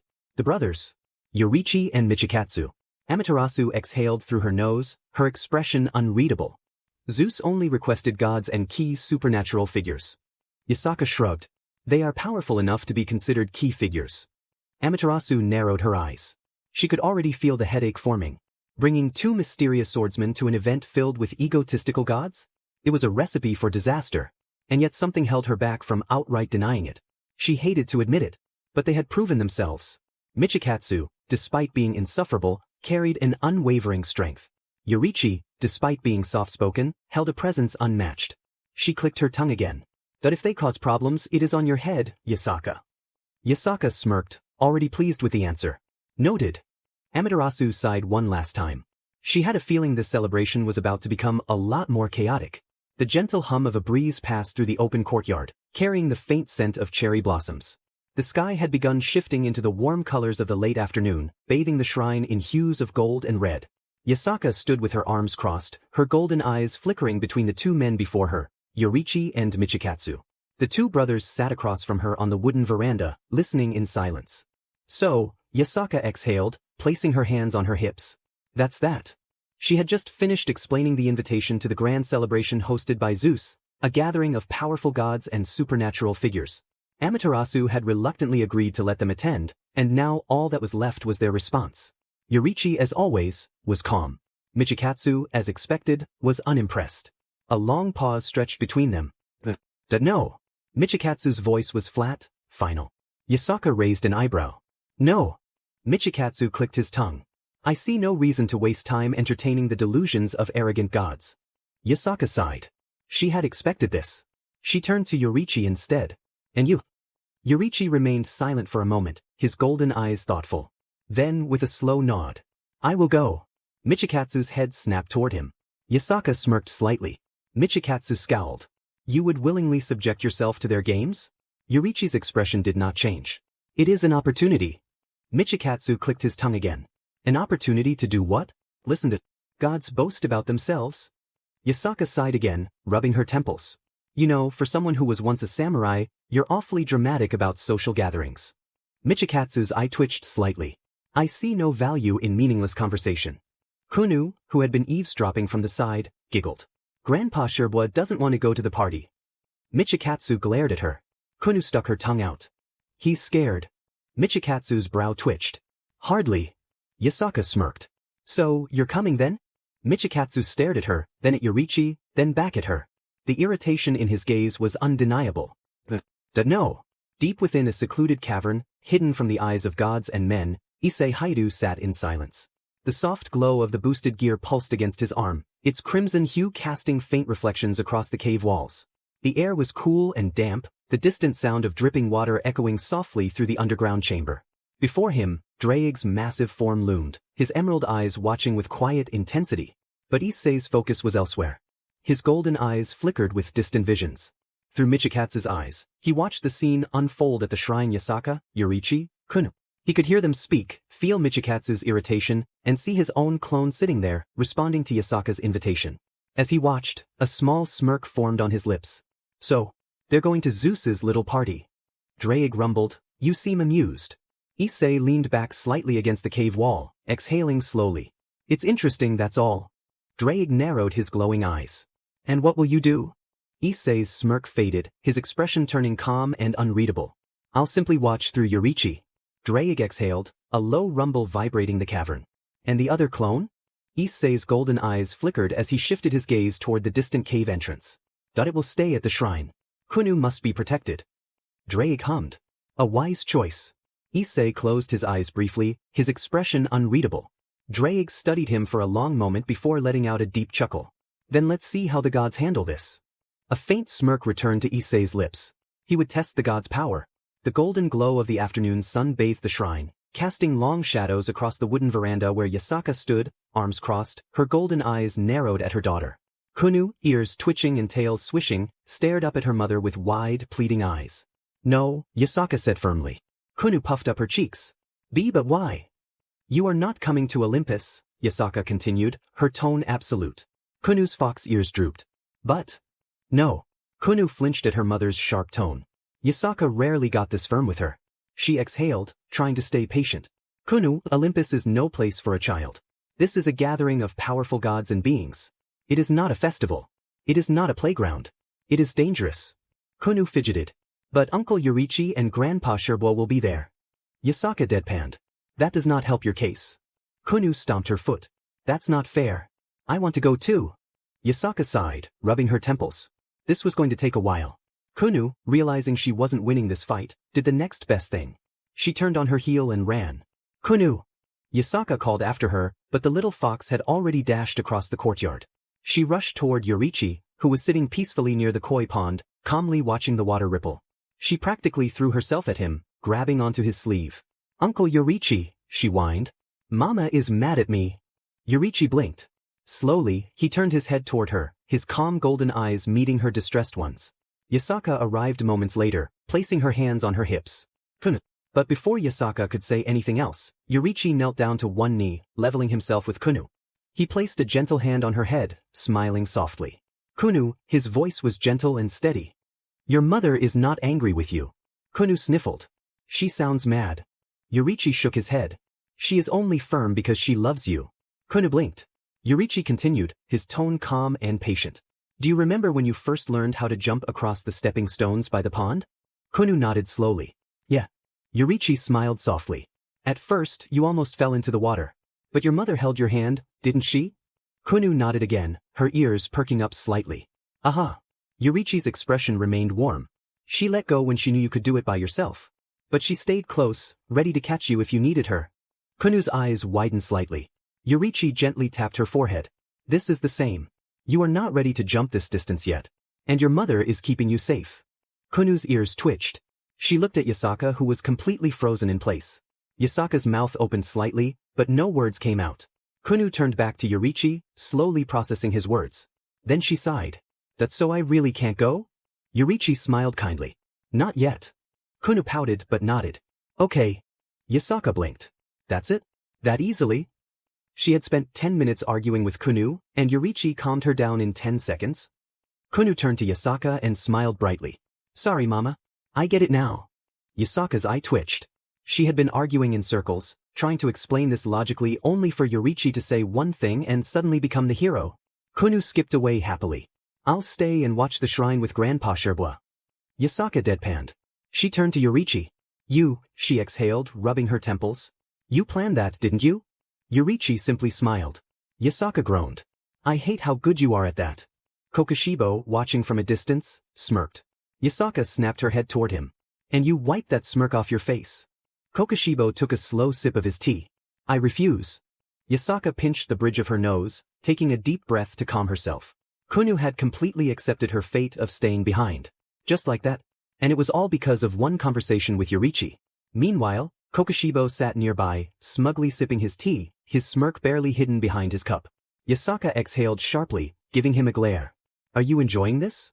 Kokushibo lowered his cup, his golden eyes glinting with quiet amusement. Yes. Yasaka's eye twitched. Kunu, still happily humming to herself, grabbed Kurama and skipped off toward the shrine. Yasaka watched her go, then sighed, shaking her head. I swear, sometimes that girl is too easy to influence. Yorichi, still kneeling, tilted his head slightly. It is not influence. Yasaka raised an eyebrow. Oh, then what would you call it? Yorichi's expression remained gentle. Understanding. Yasaka stared at him for a moment. Then she sighed again, rubbing her temples. You're too nice. Yorichi simply smiled softly. Kokushibo scoffed. It is pathetic. Yasaka turned to him, raising an eyebrow. Oh, and what would you have said to her? Kokushibo's expression remained flat. The truth. Yasaka rolled her eyes. Oh right, because you're the expert on talking to children. Kokushibo took another sip of tea. I was a father once. Yasaka froze. Even Yorichi paused. The air grew still. Kokushibo placed his cup down with absolute precision, his expression unreadable. But I was not a good one. Yasaka blinked. She had expected him to say something cold, something dismissive. But instead, his words carried an undeniable weight. A weight that lingered between them. Yorichi's golden eyes softened just slightly. Yasaka didn't know what to say. The moment stretched on. Then Kunu's voice suddenly called out from the shrine. Mother, Uncle Yorichi, Grandpa Sherbois, come help me make food. The tension snapped. Yasaka exhaled, shaking her head. Grandpa Sherbois? Kokushibo clicked his tongue. Titi. Yorichi chuckled quietly. Kunu called out again. Hurry up or I'll make it all myself. Yasaka sighed, then turned back to the brothers. Well. She smirked slightly. You two coming? Yorichi nodded. Of course. Kokushibo glanced away. I see no reason to waste time in the kitchen. Yasaka grinned. Oh, so you're fine with whatever Kunu makes? Kokushibo paused. Kunu's cooking. The last time she had attempted something alone, the entire shrine had been filled with the smell of burnt rice and miso soup that tasted like seawater. A long silence stretched between them. Then, without a word, Kokushibo stood up. Yasaka smirked in victory. And with that the three of them headed toward the shrine, where Kunu awaited them. A long day indeed. The shrine entrance, sundown. The shrine stood peaceful beneath the golden hues of the late afternoon sky. The scent of cherry blossoms and incense filled the air, carrying the soft hum of wind chimes swaying with the breeze. Yasaka, standing in the courtyard, had been preparing for their departure when a sudden shift in the air. The atmosphere warped, rippling like disturbed water. Then a silver light flashed. A tall figure emerged first, stepping through the distortion with an aura of cold elegance. Tsukuyomi, the moon god. Draped in midnight blue robes adorned with silver patterns, long black hair cascading over his shoulders, Tsukuyomi appeared like the embodiment of the night sky. His expression, as always, was unreadable calm, distant, unbothered. His sharp, piercing silver eyes flickered briefly across the shrine before settling on Yasaka. He took a single step forward and exhaled slowly. It has been some time. Yasaka arched an eyebrow. It has. Before she could say anything else, another presence surged forth. A strong gust of wind burst through the area as a man of wild, untamed energy strode out from the teleportation light. Susanoo, the storm god. A towering warrior, clad in a loose open robe, muscular and rugged, his long untamed black hair flowed freely behind him. His fiery crimson eyes held a fierce, playful glint, and a massive sheathed sword rested across his back. Unlike Tsukuyomi, who carried an aura of quiet cold, Susanoo exuded an overwhelming, storm-like presence. He stretched his arms with a loud yawn, smirking. Finally, you took your time, Tsukuyomi. I thought I'd suffocate in that teleport. Tsukuyomi, still calmly composed, merely glanced at him. You talk too much. Susanoo grinned. And you talk too little. Then the last figure stepped through. A golden radiance filled the air. Amaterasu, the sun goddess. Dressed in her flowing crimson and gold kimono, her long midnight black hair cascading elegantly, Amaterasu stepped forward with quiet authority. The mark of the sun on her forehead glowed faintly, and her amber eyes, sharp and calculating, immediately locked onto Yasaka. There was a long pause. Then she exhaled sharply. I already regret this. Yasaka smirked. So do I. Susanoo grinned. Come on, Amaterasu, lighten up. It's a party. You need to have some fun. Amaterasu shot him a cold glare. You are the last person to lecture me on responsibility. Susanoo chuckled. Responsibility? Nah, I leave that to you and the moon boy over there. He playfully patted Tsukuyomi's back only for Tsukuyomi to sidestep effortlessly, causing Susanoo's hand to hit nothing but air. Tsukuyomi sighed. Must you always be a fool? Susanoo smirked. Must you always be boring? Yasaka chuckled quietly. Some things never changed. Then, Amaterasu turned back to her. Are you ready? Yasaka exhaled, folding her arms. Yes. But before we go, I should inform you. She gestured behind her. Yoriichi and Michikatsu stood near the shrine entrance, waiting.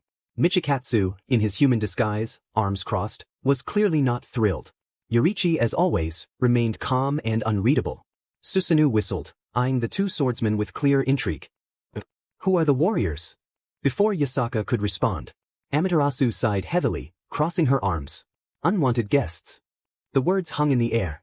A flicker of irritation crossed Michikatsu's golden eyes. Yoriichi, as always, remained calm and polite, offering a small bow. But Michikatsu? He slowly turned his head toward Amaterasu, his gaze steady, his voice cool.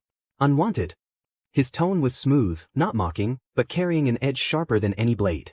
Amaterasu narrowed her eyes. Did I stutter? Michikatsu simply tilted his head. No, he replied. But I find it amusing. Amaterasu's brow twitched.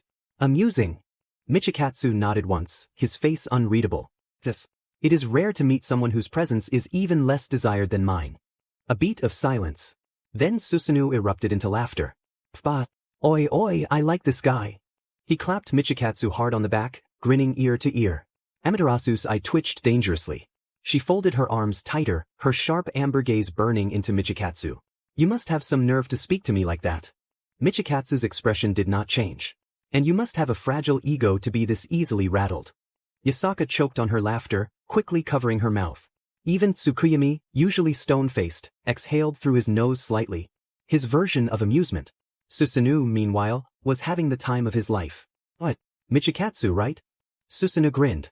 I think I just found my new drinking buddy. Michikatsu exhaled slowly. I do not drink. Susanoo shrugged. Then I'll drink for the both of us. Amaterasu rolled her eyes.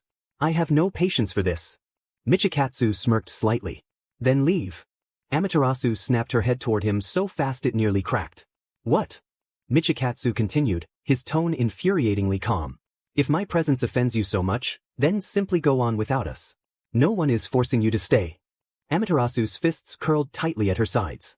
Yorichi, sensing the tension, finally spoke. Brother, he said gently. That is enough. Michikatsu clicked his tongue. Amaterasu took a deep breath, forcing herself to remain composed. Enough games. She turned to Tsukuyomi. Let's just leave.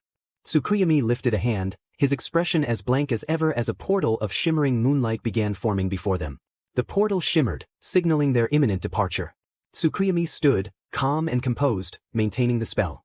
Susanoo looked entertained. Amaterasu? She was visibly irritated. She crossed her arms, let out a sharp sigh, and cast a glare toward Michikatsu. Well, she scoffed, tilting her chin, at least one good thing came from all of this. Yasaka raised an eyebrow. Oh. Amaterasu smirked, voice dripping with mock relief. At least he's not coming with us. Michikatsu, who had remained silent until now, finally turned his golden gaze toward her. There was a pause. Then his lips curled into a smirk. Indeed. A beat of silence. Then he struck. Well, I suppose that makes sense, he mused, voice calm. Amaterasu narrowed her eyes. And why is that? Michikatsu sighed, tilting his head. Well, the sun doesn't really like being next to anything that shines brighter than it. Susanoo collapsed. Bah, bro, what? He slapped his knee, gasping for air. Yasaka's eyes widened as she choked on her own breath. Kunu froze mid-giggle, then shrieked, "Oh my god." Tsukuyomi twitched. His lip curled slightly. Then a quiet pfff escaped. His shoulders started trembling. He immediately turned away, gripping his chest. Amaterasu's eye twitched dangerously. Are you laughing, Tsukuyomi? Tsukuyomi did not turn around. He couldn't. His entire existence was quaking. Susanoo, rolling on the ground, was wheezing uncontrollably. Michikatsu, completely unbothered, simply took a slow sip of tea. But he wasn't finished. In fact, he continued, completely composed, I always assumed a sun goddess would have a radiant personality. Amaterasu huffed. And I do. Michikatsu slowly set down his cup. Really? He paused, tilting his head slightly. Then why is talking to you the emotional equivalent of microwaving ice? Susanoo was kicking the air, wheezing as if he were on his last breath. Kunu was pounding the floor with her fists, tears streaming down her face. Yasaka turned away, gripping the railing as she shook with emotion. Amaterasu looked like she was about to explode. Susanoo. Tsukuyomi was barely holding it together. Michikatsu watched Tsukuyomi with mild amusement. But he wasn't finished. No, truly, he said, his voice smooth. I'm glad I'm not going. I'd hate to interfere with your brilliance. Amaterasu smirked smugly. At least you understand that. Michikatsu nodded. Yes. Because the last time the sun was this full of itself, dinosaurs went extinct.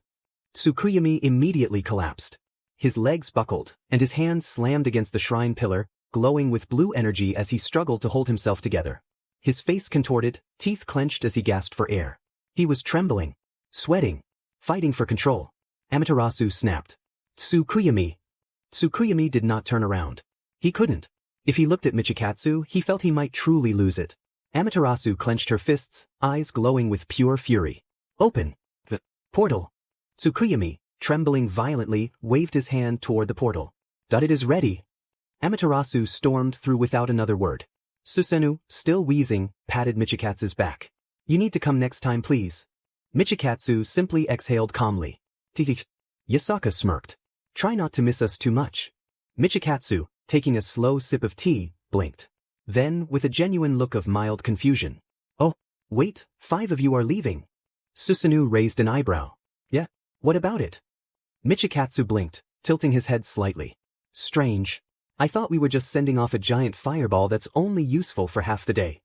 Tsukuyomi stopped, breathing. A wave of pure black energy radiated from him, engulfing the entire shrine. The sky darkened. The trees trembled. The shrine walls cracked. Tsukuyomi gripped the shrine pillar, his body shuddering violently. His breathing was ragged. His hands were trembling. He was on the verge of spiritual collapse. Susanoo was on the ground, clutching his stomach, wheezing. Kunu had fallen off the steps, holding her sides. Yasaka turned away, her whole body shaking. Amaterasu. She was seething. And then Michikatsu looked at Tsukuyomi. His expression shifted completely blank. As if he genuinely didn't understand what just happened. What? He asked, confused. Tsukuyomi collapsed. His hands slammed into the ground. The entire shrine shook. The wooden flooring shattered beneath his grip, cracks exploding outward. His breath came out in sharp, trembling gasps. He bit his lip, his body twitching violently. He had lost. Michikatsu, still composed, took another sip of tea. Teach. Amaterasu, glowing with pure rage, stormed through the portal. Susanoo, still gasping for breath, patted Michikatsu's back as he staggered forward. Bro, you need to come next time please. Michikatsu simply exhaled calmly. Why would I? I already forgot the sun goddess existed just like everyone does the moment the clouds show up.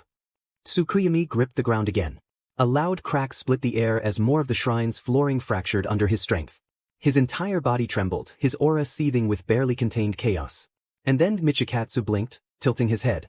His expression softened into something innocent, as if he was genuinely curious. Wait. He pointed at Amaterasu, his brows slightly furrowed. If you're the sun goddess. The pause. Then he tilted his head slightly. Why is everyone always happier when you leave? Tsukuyomi fully collapsed. The ground below him gave out completely. The wooden planks caved inward as his aura finally broke. Susanoo let out one last wheeze and fell face first onto the floor. Kunu let out a final laugh and rolled away. Yasaka bit her knuckles so hard she almost drew blood. The portal snapped closed. And then silence. Kunu, still giggling, looked up at Michikatsu. Uncle Michikatsu, I think you just made Aunt Amaterasu your eternal enemy.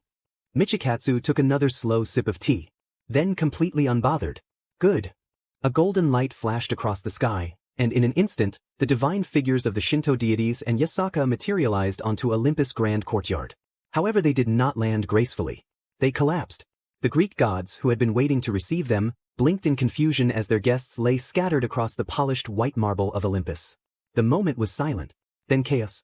Amaterasu stood first, regaining her composure immediately. She fixed her kimono, squared her shoulders, and lifted her chin as if nothing had happened, as if she hadn't just been verbally overwhelmed moments ago.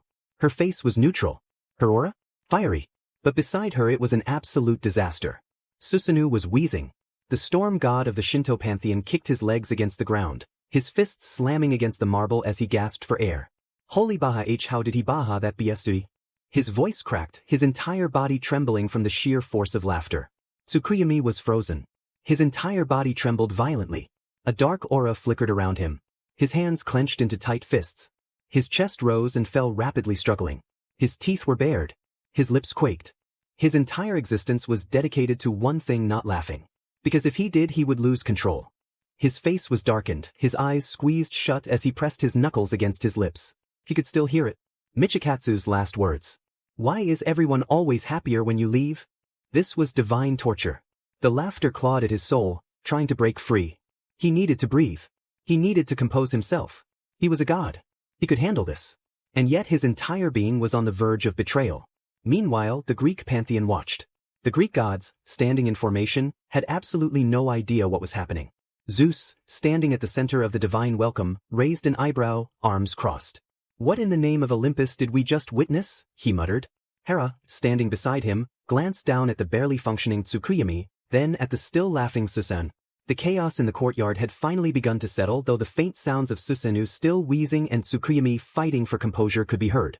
Amaterasu, still burning with silent frustration, forced herself to focus on the reason they were here, the grand celebration hosted by Zeus. Taking a deep breath, she straightened her posture and turned toward the Greek gods. Let's get this over with. Zeus smirked. Now that's the spirit. With a wave of his hand, the golden doors of the grand hall opened. A wave of divine energy surged out, revealing the magnificent interior of Olympus. Golden chandeliers illuminated the massive marble hall, intricate carvings of myths and battles decorating the walls. Long banquet tables lined the room, filled with divine delicacies, golden goblets, and rare ambrosia. The air was thick with the scent of wine, roasted meats, and the faint spark of Olympian magic.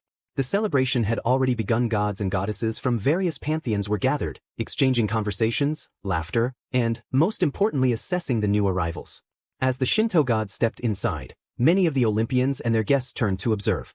However, one figure in particular drew many curious gazes. A tall warrior clad in a simple yet elegant crimson and black haori. His deep red hair cascaded over his shoulders, his golden eyes holding a warmth that contrasted the absolute stillness of his presence. There was no divine aura. No overwhelming pressure. Only a calm, unreadable strength. Yet something about him felt different. The gods whispered. Who is he? I don't recognize him. He carries himself like a warrior. But I can't sense a trace of divinity. Is he mortal? One particularly bold deity stepped forward. Hermes, ever the curious one. He approached Yasaka, offering a charming smile. Lady Yasaka, always a pleasure, he greeted smoothly. Yasaka, still exhausted from earlier events, gave a polite nod. Hermes. Hermes glanced at Yorichi, his sharp eyes filled with curiosity. Who might this be? Before Yasaka could answer, Apollo, still smirking from earlier, stepped forward as well. Yeah, I'd like to know too. The way you carry yourself. You don't seem like an ordinary warrior. The room went silent. Many gods now focused on Yorichi, awaiting his response. But Yorichi merely bowed slightly. Then, in a calm, respectful voice, that I am simply a swordsman. Silence. Hermes raised an eyebrow. That's vague. Apollo crossed his arms. I don't buy it. Yasaka sighed internally. She had anticipated this. Carefully she stepped forward. He is an old friend of mine, she stated smoothly. A warrior who has long since walked his own path. Yorichi remained silent, offering no further explanation. The gods studied him carefully.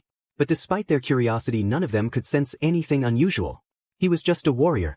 A calm, respectful, and strangely serene presence in a hall full of powerful deities. Hades, who had been observing from his seat, smirked slightly. Interesting. Zeus finally waved a hand, dismissing the tension. Well, whatever he is, he's a guest now. He smirked. Let's enjoy the night. The room slowly resumed its energy. The celebration continued. But Yasaka knew better. There would be more questions later. And she could only hope that Yorichi would remain as unreadable as ever. Meanwhile, Tsukuyumi and Susanoo were still recovering. Susanoo, grinning, nudged Tsukuyumi, who still had a haunted look in his eyes. Hey, brother, you think we should drink to Michikatsu's absence? Tsukuyumi exhaled sharply. That I need something stronger than alcohol. Susanoo snickered. Same. Yasaka, overhearing them, muttered, I should have stayed in Kyoto. As the celebration continued, the pantheon halls filled with divine figures from across the supernatural world. Gods and goddesses from every myth, every nation, every corner of the world had gathered. The Norse, the Egyptians, the Hindus, the Chinese, had all come to Olympus for this grand occasion. And yet, despite the overwhelming divine presence, despite the countless powerful deities gathered in one place, one presence stood apart. It was not loud. It did not demand attention. Yet it commanded it. Athena sensed it first. The goddess of wisdom and war, clad in her golden armor and flowing white robes, stood among her fellow Olympians. Her storm-gray eyes, always sharp and analytical, swept across the hall. For a long time, she had stood in silence, simply observing. And then she felt it. A force. Not of power, but of presence. She turned sharply, her gaze locking onto a single figure. A tall man, dressed in simple crimson and black robes. His posture was relaxed, yet absolute. His golden eyes were warm, yet distant. A warrior, yet his presence was not one of violence. Athena narrowed her eyes. Strange. Beside her, another goddess had noticed something as well. Aphrodite felt it too. The goddess of love and beauty, dressed in flowing silks, had long since learned to sense emotions. It was her nature. She could see the way power shifted in a room, the way emotions ebbed and flowed like an endless tide. She could feel the desires of gods, the hunger for power, admiration, and dominance. Yet this man? This warrior? She felt none of that from him. Instead, she felt something far greater. A warmth, a presence so gentle yet immense, it made her heart pause. Pure kindness. It was unshakable, unbreakable. A kindness that had no expectations, no arrogance, no ego. A presence. Aphrodite blinked. She turned to Athena. You feel it too, don't you? Athena nodded slowly, still staring. Yes. Aphrodite's brows furrowed. But why? He does not carry divine energy. And yet, he feels stronger than most of us, Athena finished. A moment of silence stretched between them. And then Buddha smirked. Across the room, a man in golden robes, beads hanging from his neck, leaned back against a column. His serene, ever-smiling face tilted slightly, watching Yorichi with an expression of knowing amusement. Unlike the others he knew. He had felt it the moment Yorichi arrived. Not divine power, not overwhelming might, but something far beyond that. Enlightenment. A state of being so pure, so absolute, it made even the gods themselves feel. But Buddha chuckled softly, exhaling from his nose. Interesting, he murmured. Shiva, the Hindu destroyer, standing beside him, raised an eyebrow. You sense it too? Buddha nodded. Oh yeah. Shiva, ever the warrior, studied Yorichi carefully.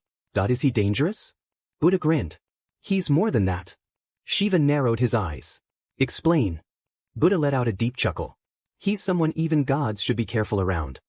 Shiva paused. For someone like Buddha to say such a thing, that was not something to be ignored. Meanwhile the gods whispered. From the Egyptian pantheon, Ra, the sun god, narrowed his golden eyes. From the Norse pantheon, Odin, seated with his ravens, stroked his beard in thought. From the Chinese pantheon, Guan Yu, the god of war, let out a thoughtful hum. And from the Mayan pantheon, Quetzalcoatl, the feathered serpent god, smiled faintly. One thought passed through all their minds. Who is the swordsman? And yet Yorichi remained unfazed. He had noticed their stares. He had felt their curiosity. But he did not react. He simply stood, observing. And then he took a sip of tea. Unbothered. Yasaka noticed the attention. She sighed deeply, already knowing this was going to lead to more questions one she wasn't sure how to answer. But for now she simply said, he is a friend. A simple response. Yet, none of the gods believed her. Because a man like that? A warrior who carried no divine power, yet commanded more respect than gods themselves? That was not just a friend. That was something else entirely. The celebration continued, but the atmosphere had shifted. Music played. Golden goblets were raised. Laughter echoed through the halls.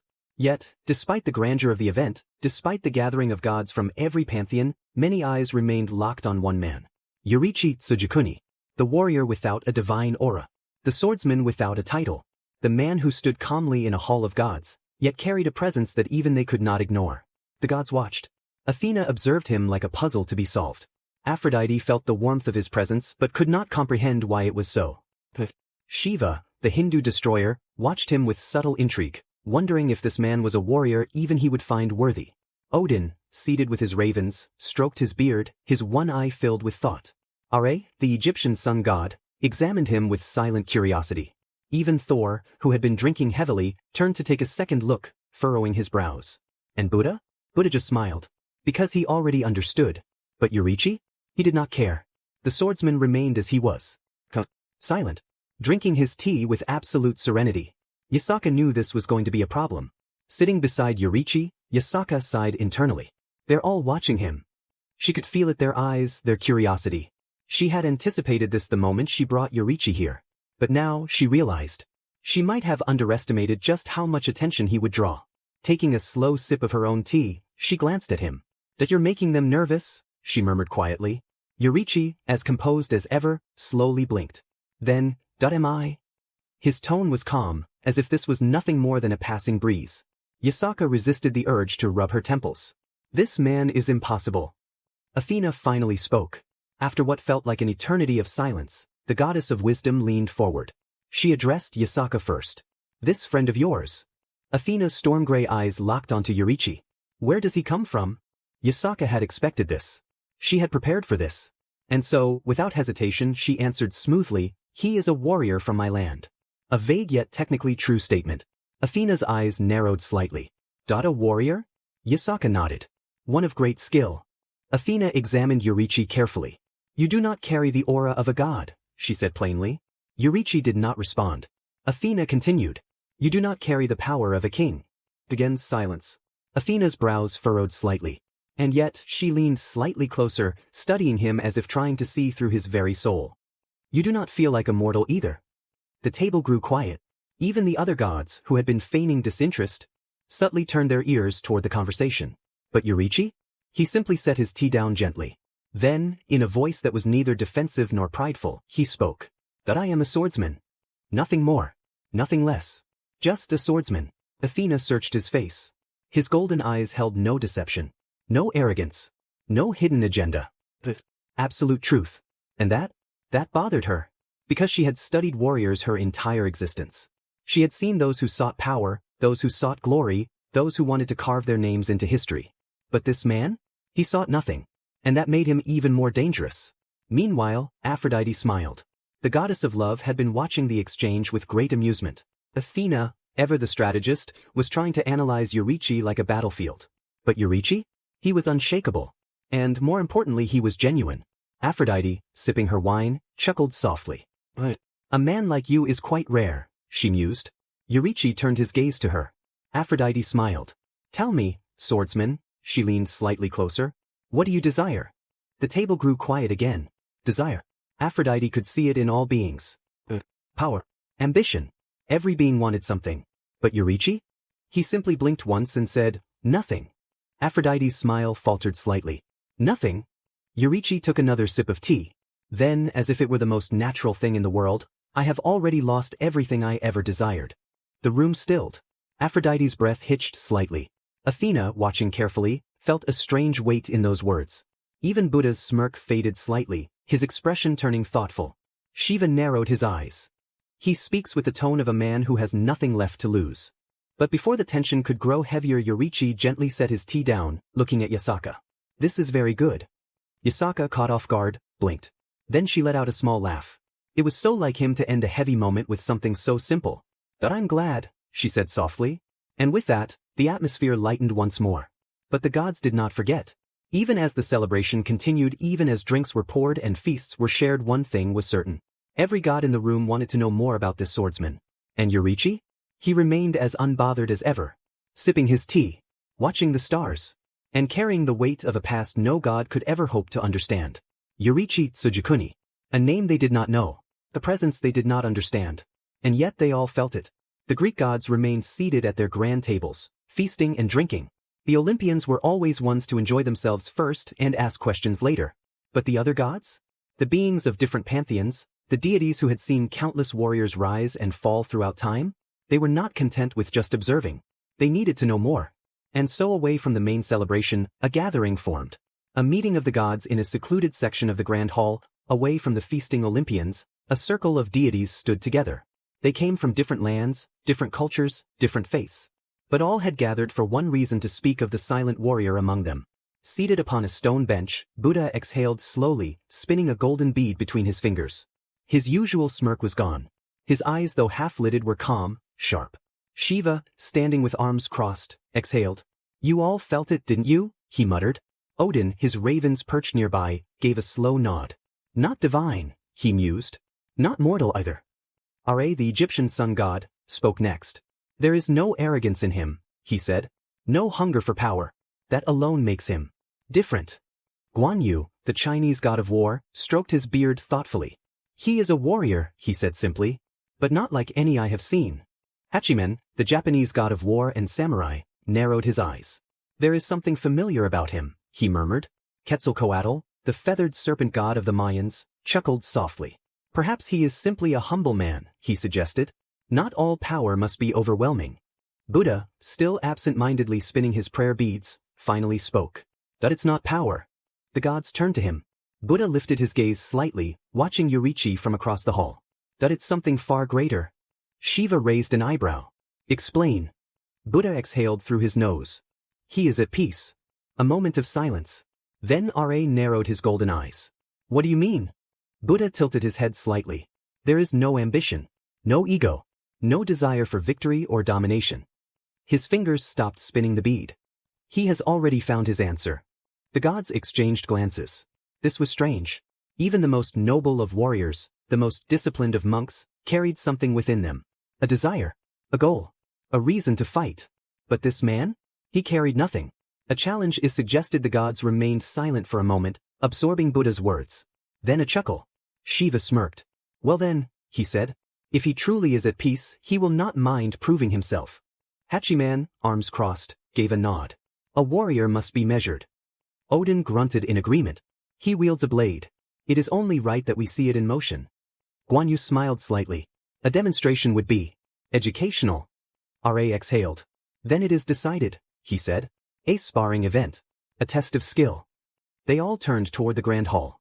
Toward the silent swordsman. He did not know it yet. But soon the gods would see him fight. The event begins. The gods spar for sport. Word quickly spread. The Olympians, hearing of the proposed sparring matches, eagerly agreed. Nothing entertained them more than a good show. Zeus, grinning, immediately approved. What better way to celebrate than with a contest of skill? He laughed. And so, the courtyard was prepared. A grand arena was formed, a space large enough to withstand the might of the gods. Weapons were summoned. Rules were established. It was not a battle to the death. Only a test of skill. For now, the gods take the stage. The first challengers stepped forward. Thor, the Norse thunder god, faced off against Ares, the Greek god of war. Their battle was intense, filled with the clash of steel and the roar of thunder. The arena shook with each strike, lightning flashing through the sky. Next came Guan Yu versus Hachiman, two war gods of different lands, testing their strategies against one another. Then Odin faced Are, their battle one of wisdom and experience, each testing their divine might in a calculated exchange. One by one, the gods stepped forward. Some battles were fought with weapons, some with pure hand-to-hand combat.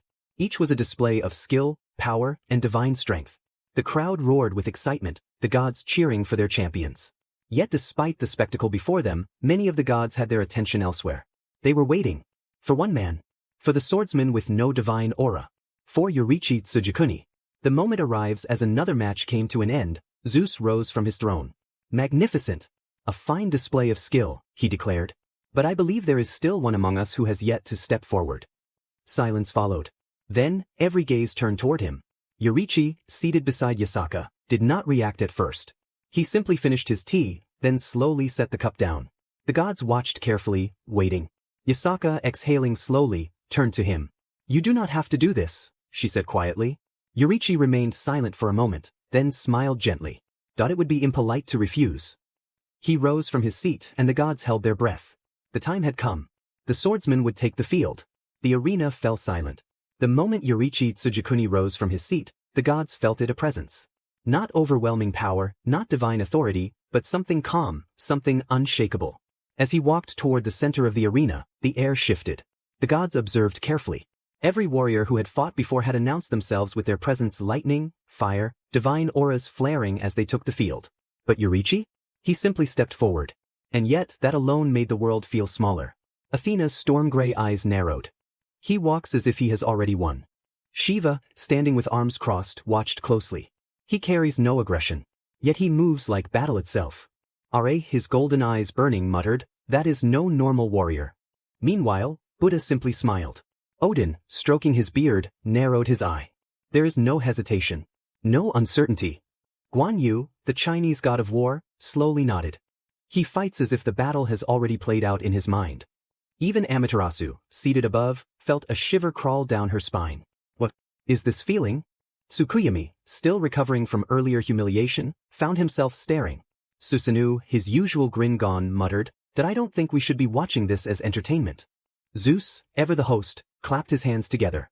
"Well then, let us see what this swordsman is capable of." A figure stepped forward, a warrior of renown among the gods. One who wielded a spear said to pierce the very heavens. Ares, the Greek god of war, grinned, twirling his weapon, eyes filled with anticipation. "I'll test you first," Ares smirked.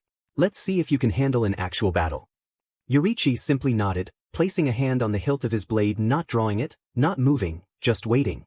Ares, seeing this, clicked his tongue. "You won't attack first? Fine." He lunged forward.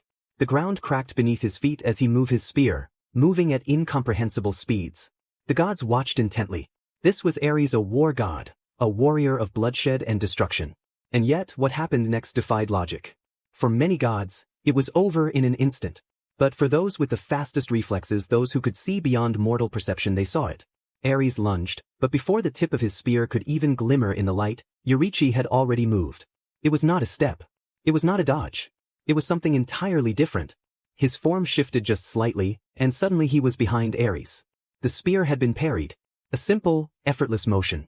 But what stunned the fastest gods was not just that he had moved, it was that he had moved before Ares had even finished attacking. He had read the motion, predicted the path, and acted as if time itself had slowed for him. Athena's breath hitched. That wasn't speed. Apollo's golden eyes widened. He already knew where Ares would strike. Hades, sipping his wine, muttered, "Fascinating." Even Zeus, for the first time that night, leaned forward. Meanwhile, Ares, realizing he had already lost, clenched his teeth. "You!" He turned, swinging his spear with all his might. But before the attack could connect, Yorichi finally spoke. Sun breathing. Second form. His voice was calm, absolute. Then clear blue sky. Yorichi finally drew his blade, and in that single moment the world shifted. A perfect, full rotation. A circular arc of light, faster than any god could process. The air sang. Ares' spear shattered not from force, not from power, but from a cut so clean, so absolute, that the weapon ceased to exist in its previous form. A single slash that defied comprehension. Ares staggered back, stunned. The gods who had been cheering and laughing before fell completely silent. For a long moment, no one spoke. The arena was utterly still. Then Ares, gripping the broken remains of his spear, let out a low breath. I yield. A single match. One strike. And the Greek god of war had surrendered. Odin exhaled slowly. That was not just skill. Shiva, his arms still crossed, narrowed his eyes. That was something beyond mere combat. Athena, still processing, muttered, "He ended the fight before it even began." Ra clenched his fist. The way he moves. It is not battle. It is inevitability. Even Amaterasu, who had watched many great warriors in her time, felt a cold shiver run down her spine. This. She turned to her brothers. Tsukuyomi and Susanoo were both staring, not with mockery, not with amusement, but with something close to disbelief. Susanoo muttered, "What did I just watch?" Tsukuyomi exhaled slowly, a rare moment of actual contemplation in his eyes. That was not normal. Among all the gods, only a select few truly understood what had just happened. Buddha, watching from his seat, smirked slightly. "Did I see now?" Zeus, still silent, finally leaned back with a grin. "Oh, that was something." He chuckled. "Tell me, swordsman, do you plan on stopping there?" The gods turned back to Eurychi, the man who had just defeated a god with a single slide. Eurychi simply tilted his head. Then, with the same calm, unreadable tone, he responded, "That I do not mind continuing." Silence followed. Then the gods roared in excitement. The sparring had only just begun. The arena buzzed with energy from the last match. A single strike had led to Ares' surrender, a battle that lasted mere moments but left an unshakable impact. The gods spoke in hushed tones, some struggling to comprehend the outcome, while others were filled with excitement, eager for more. Then, a booming laugh echoed through the hall, filled with raw confidence and undeniable power. A chair scraped against the floor as a towering figure rose to his feet. Thor, the Norse god of thunder. Clad in thick Asgardian armor with a flowing red cape, he grinned widely, resting Mjolnir on his shoulder. "Well now," his voice rumbled, eyes fixed on Eurychi. "I must admit, I didn't expect Ares to fall so easily." Ares, still clutching the remnants of his broken spear, scoffed. Try standing where I was, then talk." Thor chuckled, stepping forward into the arena. "I think I will." He pointed Mjolnir at Eurychi. "I've seen many warriors in my time, many swordsmen. But you," he exhaled, his storm blue eyes flashing with excitement and challenge. "You remind me of a certain all-father I know." Odin, still seated, let out a deep chuckle. Thor continued, rolling his shoulders. "I'll be honest, gods are strong. We're faster, stronger, and more durable than mortals." He cracked his neck. "But you're something else entirely." He took another step forward, his presence growing heavier. "I've fought giants. I've fought dragons. I've faced gods who thought they were unbeatable." Mjolnir crackled with lightning. "But a man who can defeat a god in a single slide? That's someone I just have to fight." The atmosphere shifted, and the gods leaned forward. This was a battle they wanted to see. Zeus smirked, resting his chin on his fist. "This should be interesting." Athena, still studying Eurychi, muttered, "That I wonder how he'll handle Thor's strength." Ra, arms crossed, glanced at the two warriors. "One wields the power of the sun," he murmured. "The other, the fury of thunder." Guan Yu stroked his beard. "It will not be a battle of brute force," he said. "It will be a battle of will." Hachiman, the Japanese god of war, exhaled. "That I wonder which fire burns hotter." That comment made several gods pause. Ra's golden eyes flickered. Shiva, who had been silent, opened his eyes slightly. Even Amaterasu, who had been watching quietly, felt a twinge in her chest. Which fire burned hotter? The sun of Amaterasu? The storm of Thor? Or the flames of Eurychi Tsujikuni? Susanoo, who had been casually drinking, nearly choked. "Pfft, what?" Tsukuyomi exhaled sharply, crossing his arms. "This is ridiculous," he muttered. "Comparing him to gods? He's just a swordsman." Susanoo smirked. "That you're still mad about earlier, huh?" Tsukuyomi twitched but said nothing. Amaterasu's golden eyes remained locked onto one man, Eurychi. He had not spoken or reacted, even as Thor issued a challenge. He remained still. Finally, after a long silence, Eurychi's golden eyes lifted. He simply nodded. "As you wish." No hesitation, no arrogance, just acceptance. Thor's grin widened. "Good." He slammed Mjolnir into the ground, lightning crackling. The gods cheered. This fight was going to be legendary. The arena fell silent, not out of boredom or hesitation, but sheer anticipation. The gods had witnessed many battles, wars that shook the heavens, champions rise and fall. But now, they were about to witness something different, a battle between a god and a man who transcended gods. Thor versus Eurychi Tsujikuni. The god of thunder versus the swordsman of the sun. A battle no god would ever forget. Thor rolled his shoulders, his massive frame crackling with divine lightning. Mjolnir, humming with ancient power, rested against his palm, a weapon that had felled giants, a hammer that had crushed countless foes. Yet, for the first time in centuries, Thor felt something he had not felt in an eternity: excitement. His heart pounded, his blood boiled. This was not just another fight. It was a battle he had been waiting for. "Yorichi," Thor murmured, gripping Mjolnir tightly. He grinned. "For the first time in centuries, I feel alive." Yorichi placed his hand on the hilt of his sword. "Then let us begin." With a thunderous boom, the ground shattered as Thor launched forward, Mjolnir raised high. Lightning tore through the air, splitting the heavens apart. The gods held their breath. Would Yorichi dodge? Would he counter? In a single motion, Yorichi stepped forward and swung. Sun breathing, third form. Flame dance. A crescent arc of pure fire erupted from his blade, curving upward and clashing directly against Mjolnir. The impact shook the heavens. Lightning and fire collided, sending shockwaves across Olympus. The gods shielded their eyes, the sheer power of the clash blinding. When the dust settled, Thor grinned wider. "You're strong." Thor charged again, this time faster. Lightning surged through his veins, his movements blurring through the air. The strongest Norse warrior, moving at full speed. But Yorichi had already moved. Sun breathing, fifth form. Setting sun transformation. A blazing step backward, a downward slash, precise and controlled. Thor's attack missed, redirected instead, Mjolnir crashing into the ground. The force tore the arena apart, but Yorichi was already standing behind Thor, a perfect counter. Athena exhaled sharply. He redirected Thor's attack? Without even stopping it. Shiva's eyes glowed faintly. His footwork is perfect. Ra clenched his fists.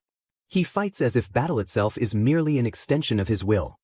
Even Zeus, who rarely acknowledged warriors beyond gods, felt a chill. This man, he muttered, moves like inevitability. Despite missing his strike, Thor began laughing, a deep, booming laugh. He turned, grinning like a madman. Haha, good. His aura erupted, storms swirling violently around him. Strong. Faster than anything I've seen. He gripped Mjolnir tighter. But can you withstand this? He threw Mjolnir. Not as a simple attack. Not as a test. But at full divine speed. The hammer vanished. No god, not even the fastest among them, could see it move. But Yorichi could. Sun breathing, seventh form. A deep inhale. Beneficent radiance. A single step. And suddenly, the world moved around him. Yorichi vanished from sight. And when Mjolnir reached where he should have been, it struck nothing but air. The attack that shook the gods. Thor, seeing this, felt pure adrenaline course through his veins. He called Mjolnir back. But Yorichi was already there. The instant Thor grabbed the handle, the swordsman attacked. Sun breathing, ninth form. A deep breath. Dragon sun halo head dance. The world erupted in a blaze of energy. A flurry of slashes. Not wild. Not reckless. But precise. Each slide aimed at vital. Each movement calculated. Thor blocked 1, 2, 3. But there were too many. A slash grazed his chest. Another marked his arm. A final cut across his cheek. The Norse god of thunder had been wounded. The arena falls silent. The gods who had been cheering before were speechless. Thor staggered slightly. Then he looked down. Blood. His own. His own divine blood. Something that had not been drawn in centuries. Heh. He grinned. Ha ha. The sky thundered. The storms raged. Lightning crackled across his body. And then Thor raised Mjolnir high. His battle hunger ignited. Yorichi. His voice boomed across the heavens. This is the greatest battle I've had in centuries. He slammed Mjolnir into the sky. And then lightning fell like divine punishment. The final exchange begins. Yorichi, calm as ever, lifted his blade. He inhaled. And then he moved. Sun breathing, 11th form. The fire of the sun met the fury of the storm. And Olympus shook under the might of their battle. Olympus, a battle of legends. Lightning and fire clashed in the skies above Olympus. The roar of thunder shook the heavens. The blaze of the sun carved through the storm. This was not just a battle. It was a legend in the making. Thor, the strongest Norse warrior, was no longer holding back. Mjolnir crackled with divine power, each swing carrying enough force to shatter mountains. The gods watched in awe. Never before had they seen Thor so alive. Never before had they seen a battle that felt like destiny itself. And Yorichi? He stood unshaken. His blade burned with the fire of the sun, his golden eyes locked onto his opponent. He was not afraid. He was not overwhelmed. He was simply there, facing the storm head-on. The clash that shook Olympus. Thor lunged. Mjolnir, now fully charged with divine lightning, swung toward Yorichi with impossible speed. The gods gasped. This was Thor's full strength. This was an attack that could crush even the mightiest of warriors. But then, Yorichi exhaled. Sun breathing, 10th form. A deep, focused stance. Fire wheel. His blade twisted through the air, spinning in a perfect, fluid arc. And then, the moment Mjolnir met his blade, the sky split apart. Lightning erupted outward. Fire shot toward the heavens. The arena trembled, the force of their clash sending shockwaves across Olympus. The gods had to shield their eyes, the sheer brilliance of the impact almost blinding. And then, it happened. The impossible feat. Mjolnir slowed. Thor's unstoppable attack halted. Not through raw strength. Not through divine power. But through absolute skill. Yorichi had not blocked the strike. He had redirected it. The angle of his sword, the precision of his movement, it was perfect. Thor staggered. His grip on Mjolnir tightened. But before he could counter, Yorichi had already moved. Sun breathing, 4th form. Burning bones, summer Sunday. A downward slash. Not reckless. Not wild. A single focus slide aimed directly for Thor's chest. Thor barely had time to react. He lifted Mjolnir to block. But it was too late. A clean, burning cut sliced across his armor. His body jerked. For the first time in centuries, Thor was wounded. The gods react. The arena fell silent. Athena's hand gripped her seat. That level of precision. It's beyond anything I've ever seen. Shiva, arms still crossed, muttered. He fights as if he has seen every outcome before it happens. Zeus, for the first time in centuries, was speechless. Even Amaterasu, who had mocked the idea of a mere swordsman standing among gods, felt a strange weight in her chest. This is no ordinary warrior, she murmured. Even Tsukuyomi and Susanoo, usually unimpressed, were silent. The gods were witnessing something they had never seen before. A battle between thunder and sun. And the sun was winning. Thor laughs, a warrior's joy. Thor, despite the pain in his chest, despite the fact that he was wounded. He laughed. A deep, thunderous laugh that echoed through Olympus. Ha ha. He staggered, wiping the blood from his mouth. And then, he grinned. It's been too long. His battle lust ignited. Mjolnir crackled with raw, divine power. This is what I've been waiting for. He stomped his foot and the sky obeyed. Lightning tore through the heavens. Storm clouds swirled above. And then, Thor raised Mjolnir high. I'm going to use everything I have. He slammed Mjolnir into the ground. And then, the arena disappeared. The sky turned into a storm. The gods gasped. A storm unlike any before had consumed the battlefield. Lightning rained down from the sky. The ground split apart, the force of Thor's divine fury shaking even the highest of heavens. And yet, Yorichi stood still. His golden eyes locked onto his opponent. And then, he exhaled. Very well. He lifted his blade one last time. The final exchange, a battle to be remembered. Thor charged. Mjolnir burned with divine power. A single strike strong enough to destroy anything in its path. The gods leaned forward. And then, Yorichi moved. Sun breathing. 1st form. A deep inhale. Dance. His blade flashed. A single arc of flame. And then, it was over. The impact shook the entire realm. The gods gasped. The storm vanished. The fire died down. And when the dust settled, Thor stood still. Mjolnir held tightly in his grip. But, a deep gash burned across his chest. A cut so precise, so clean that even divine flesh struggled to heal. The god of thunder, mighty and unshaken, fell to one knee, breathing heavily, drained, defeated. The aftermath, a god kneels. The arena was silent, the god speechless. And then, Thor, still kneeling, let out a deep breath. Ha! He chuckled. Then slowly he looked up. He met Yorichi's gaze. And then, he grinned. He muttered. You're the strongest warrior I've ever fought. Yorichi simply sheathed his blade. Thank you for the battle. Thor laughed again. And then, he bowed his head. A god. A being of legend. A warrior who had never knelt before anyone. Now bowed before a single swordsman. The gods watching from above felt something unshakable settle in their souls. They had just witnessed history. A battle that would be spoken of for eternity. And Yorichi Tsujikuni, the man with no divinity, the swordsman with no title, had just defeated one of the greatest warriors in all the heavens. The thunder had faded. The flames had died down. And yet, the weight of the battle still hung in the air. The gods, beings who had witnessed countless wars, battles, and duels throughout history, could not speak. They had watched Thor, the mightiest of warriors, pour everything into this battle. They had seen Yorichi, a swordsman without divinity, stand before that power and surpass it. The god of thunder knelt. Breathing heavily, Mjolnir still clutched in his grip. And across from him, Yorichi stood. His sword was sheathed. His golden eyes were calm, as if he had already known how this battle would end. The gods react. Zeus, who had once held his arms crossed in amusement, now sat completely still. Impossible. Athena, who had spent her existence analyzing and predicting wars, exhaled slowly. That it wasn't power. She turned to Shiva, who had been watching with a quiet intensity. He never fought with strength, she whispered. He fought with inevitability. Shiva nodded slowly. He did not just attack. He clenched his fist. He corrected. His golden eyes flickering, muttered. No wasted movement. No wasted energy. Guan Yu, the god of war from China, stroked his beard. A swordsman who does not seek battle, yet one who cannot be defeated in it. Even Odin, Thor's own father, watched with an unreadable expression. The battle was over, and the gods knew it would be remembered forever. Amaterasu and the Shinto reactions. Amaterasu, for the first time that night, had nothing to say. She had come to Olympus thinking this was just another political gathering. She had assumed warriors would battle, drink, and celebrate. But no. She realized she had witnessed something more. The Shinto sun goddess, the embodiment of Japan's divine authority, was forced to admit something. This man, Yorichi, he was something she could not understand.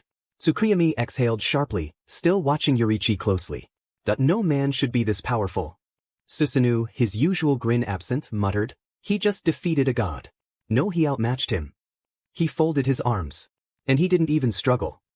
Thor, still kneeling, wiped the remnants of battle from his mouth. Then he chuckled deeply. His storm-blue eyes met Yorichi's. I've fought for centuries, he murmured, using Mjolnir to help him stand. I've battled gods, monsters, demons. A low, thunderous chuckle escaped him. But you are the strongest warrior I have ever faced. The god stirred. The Norse god of thunder, the son of Odin, had just admitted defeat. Yet, his eyes burned with joy. I don't think I've ever had this much fun, Thor laughed, rolling his shoulders despite the pain in his chest. And I want to fight you again. Yorichi, his expression unreadable, simply nodded. That I would be honored. The gods, who had once watched the fight in disbelief, now felt something else: respect. Even Zeus himself smirked slightly, tapping his fingers against his throne. Well, he mused. That was certainly the best fight I've seen in centuries. He turned to Thor. Did you enjoy yourself, Thunder God? Thor let out another booming laugh. I haven't felt this alive in years, he admitted, grinning like a child who had just found his favorite game again. Zeus chuckled. Well then. He turned toward Yorichi. Welcome to Olympus. The gods cheered, even those who had once doubted him. They had their answer now, and they would never forget it. As the celebration resumed, some gods continued talking about the battle, while others processed what they had seen. A small group of the wisest and most powerful gods stood off to the side, watching and thinking. Buddha, still spinning his prayer beads, smirked. Interesting. Shiva, arms crossed, muttered. He did not just win. He looked toward Yorichi, who was now sitting beside Yasaka, quietly drinking tea. He did not fight to win at all. Athena, still deep in thought, murmured, he fought because it was required. She exhaled, but as if he already knew how the battle would end before it even started. Even Hades, who rarely joined conversations, finally spoke. A mortal who surpasses gods. He tilted his head slightly. I wonder. The other gods turned to him. Hades' voice was low. What purpose does such a man have? Silence. Then Buddha chuckled. We'll just have to wait and see. And so, as Olympus continued its celebration, one thing was clear. This night, this battle, would never be forgotten. The celebration roared on. Gods drank, laughed, and praised the fight they had just witnessed. Thor, despite losing, was in the best mood he'd had in centuries. He clapped Yorichi on the back so hard the table shook, laughing like a man reborn. You have to fight me again. Thor bellowed, chugging a mug of golden mead. I haven't felt this good in 1,000 years. Yorichi, calm as ever, simply nodded. I would be honored. Zeus, grinning, leaned toward Yasaka. Are all your friends this strong? Yasaka smirked. Only the ones worth knowing. Susanoo, already on his third bottle of Olympus' finest sake, snickered. You think he's strong? He grinned. He's got a brother. Silence. Tsukuyomi froze. The gods blinked. Thor paused mid-drink. Even Yorichi raised an eyebrow. Susanoo, completely unaware of what he had just done, took another sip. Yeah. Michikatsu Tsujikuni. Tall guy. Scary aura. Sharp tongue. Tsukuyomi's entire body locked up. Amaterasu's eyes twitched. Then a loud crack. The goblet in Amaterasu's hand shattered. The table split. The air grew tense. Susanoo, finally noticing the deathly silence, blinked and looked around. What? Amaterasu stood up so fast the room tilted. Her voice shook with intensity. Don't even mention him. The five who had witnessed the chaos at Kyoto Shrine all froze. Tsukuyami? His breathing stopped. His pupils shrank. He was having war flashbacks. He could still hear Michikatsu's voice. Why is everyone always happier when you leave? Susanoo? His brain short-circuited. He suddenly remembered that moment, the pure destruction, the black aura, the shattered floorboards from Tsukuyami trying not to laugh. Even Yasaka, who shouldn't have been entertained by this, was covering her mouth to hide a smirk. Susanoo, finally realizing his mistake, quickly grabbed his drink and took a long sip.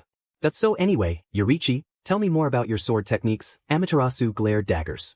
But before she could explode again, Zeus, wiping tears of laughter from his eyes, clapped his hands. Well, as much as I would love to watch you all bicker over a single man's existence, he smirked, I believe it's time for you to return home. Yasaka nodded, stretching. Yes, we do need to return to Kyoto. I have a shrine to run after all. Amaterasu, still seething, scoffed. Fine. Zeus smirked at Yorichi. You're welcome here anytime. Yorichi simply bowed. I appreciate the hospitality. Thor, despite still being wounded, grinned. I'll be coming to Kyoto for that rematch. Yorichi nodded. I will be waiting. As Tsukuyami prepared the teleportation, he kept his eyes glued to the floor. He could feel Amaterasu's rage. He could hear Susanoo suppressing a chuckle. And worst of all, Michikatsu wasn't even there. And he was still winning. As the Shinto gods stepped through the portal, the first thing they saw was him. Michikatsu sat calmly at the shrine gate, bathed in the soft glow of the moonlight. Kunu slept peacefully on his lap, her tiny hands curled into his robes, her fox tails twitching slightly. Beside her, Kuruma, the small fox resembling a miniature Kyubi, was curled up, sleeping soundly. Michikatsu's golden eyes were half-lidded, his expression unreadable. But the moment he saw them, he glanced at the sky. The gods who had never met him before immediately stiffened. Some whispered amongst themselves. Athena's eyes narrowed.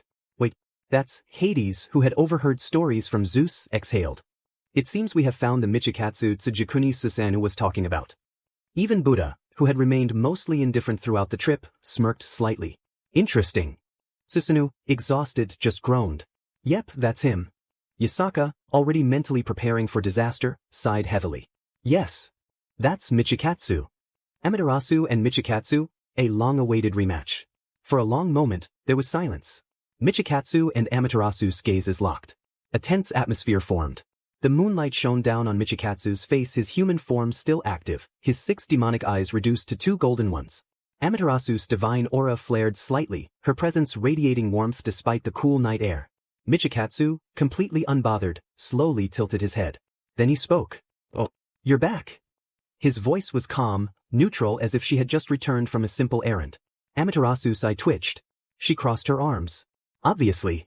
Michikatsu looked up at the sky. His gaze lingered. A small hum escaped his lips.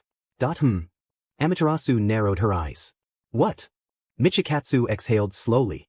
Then, with a deep sigh, he shook his head. Nothing. It's just. His golden eyes remained locked onto the night sky. The moon is so peaceful when the sun is gone. Silence. Dead silence. The gods collectively inhaled. Yasaka froze. Susanoo's entire body locked up. Tsukuyami felt a chill run through him. Amaterasu stared. The temperature rose. What did you just say? Michikatsu, still looking up, clicked his tongue. I was just saying. He gestured toward the stars. The world finally gets a break from all the chaos. Susanoo bit his lip, feeling the tension rise. Tsukuyami felt his heart race. The gods from Olympus, who had only just recovered from his last verbal jab, were already bracing for conflict. Amaterasu threatens divine wrath. A flame ignited in Amaterasu's hand. Her golden eyes glowed dangerously. You really have no self-preservation instinct, do you? She growled. Michikatsu blinked. Then he smirked. Self-preservation. He hummed. Oh, you misunderstand. His voice remained calm, but the next words that left his mouth would linger in the air like a storm. The final blow, verbal fatality. Michikatsu lowered his gaze from the sky, looking directly at her. And then he spoke. I was just appreciating the night. He exhaled. Because the only time people truly relax. His golden eyes glowed slightly. That is when the sun finally sets. Silence. Tsukuyami stopped breathing. Susanoo fell to his knees. Yasaka covered her mouth. Artemis turned away, pretending she didn't hear it. Athena closed her eyes, breathing slowly. Chapter end. Hades walked away to compose himself. Olympus' grand courtyard. To be continued. Chapter end. Hera, typically the most composed, let out a quiet snort. Aphrodite, sipping her wine elegantly, turned away to hide her smile. Even Artemis, the most aloof among them, had to bite the inside of her cheek. Athena? She exhaled slowly, whispering that I should have taken bets on this. Meanwhile, Apollo, the Greek sun god, was laughing heartily. Oich, my gods, he wheezed, gripping his sides. Did he just? Hera sighed, shaking her head. That I suddenly understand why Amaterasu dislikes him. The Olympian gods, who had thought they had witnessed the peak of Michikatsu's verbal prowess, realized they were mistaken. So mistaken. Zeus actually covered his mouth. Hades turned away to regain his composure. Athena bit the inside of her cheek to suppress laughter. Even Buddha, the embodiment of calm, exhaled sharply. Tsukuyomi and Susanu's life or death struggle. Tsukuyomi, who felt utterly defeated, clenched his jaw tightly. He could not laugh. He must not laugh. Because if he did, he would cease to exist. Susanu, gripping the shrine gate, was visibly trembling. That I can't. His hand clawed at his chest. The pressure. It was overwhelming. He needed air. But if he laughed, he would not survive. Amaterasu, a living supernova. Amaterasu's aura flared. The air shimmered around her. The shrine's wooden beams creaked under the intensity. Michikatsu calmly sipped his tea. Then, completely unfazed, he exhaled slowly, and looked up at the sky again. See? Even the stars don't care. Absolute chaos. A surge of energy erupted from where Amaterasu stood. The entire shrine trembled. Tsukuyomi collapsed onto his knees, clutching his chest. Susanoo gasped so hard he fainted. Yasaka, gripping the nearest support beam, tried to contain her smirk and failed. The Olympian gods were in tears. Thor was on the ground. Zeus was clutching his stomach. Hades, barely holding it together, muttered, that I am so glad I live in the underworld. Athena, wiping a tear from her eye, muttered through a shaky breath, that I have never seen a man court danger so willingly. Buddha, still composed, simply smiled. Enlightening. Meanwhile, Michikatsu took another sip of his tea. Kunu, still asleep, murmured in her dreams. Grandpa Sherbois. Warm. Michikatsu gently patted her head. Amaterasu's fury intensified. Before she could unleash her wrath, Yasaka clapped her hands together. Well, that's enough for today. She quickly grabbed Amaterasu's shoulder. Time for some rest. Long trip. Tired, right? Amaterasu's eye twitched. Yasaka. Great. Let's go. She forcefully pulled her away. Meanwhile, Tsukuyomi was still recovering. And Susanoo? He was out cold. Collapsed against a pillar, gasping for breath. Michikatsu watched them leave, then smirked to himself. Titich. He glanced back at the tranquil night sky, and muttered, the moon really is peaceful, isn't it? The morning after the verbal annihilation. The morning sun peeked over the mountains, casting a warm glow across Kyoto. The birds chirped, the breeze was gentle, and the shrine stood in perfect tranquility. It was, by all accounts, a peaceful morning. Except, inside the shrine. That I still can't believe he said that. Tsukuyomi, sitting in the shrine's dining hall, looked traumatized. He had spent the entire night replaying the verbal onslaught in his mind. Susanoo, on the other hand, had finally recovered from fainting. He was grinning. I can believe it, he cackled, slapping the table. It's Michikatsu. I should have known he'd say something like that. Yasaka, sipping her tea calmly, sighed. That I was going to stop him. She took another sip. But then I didn't. Tsukuyomi ran a weary hand over his face. I still don't understand how he's even alive after that, he muttered. The tension in the air from last night had been palpable. Amaterasu, still fuming, sat across from them, arms crossed. She had barely spoken all morning.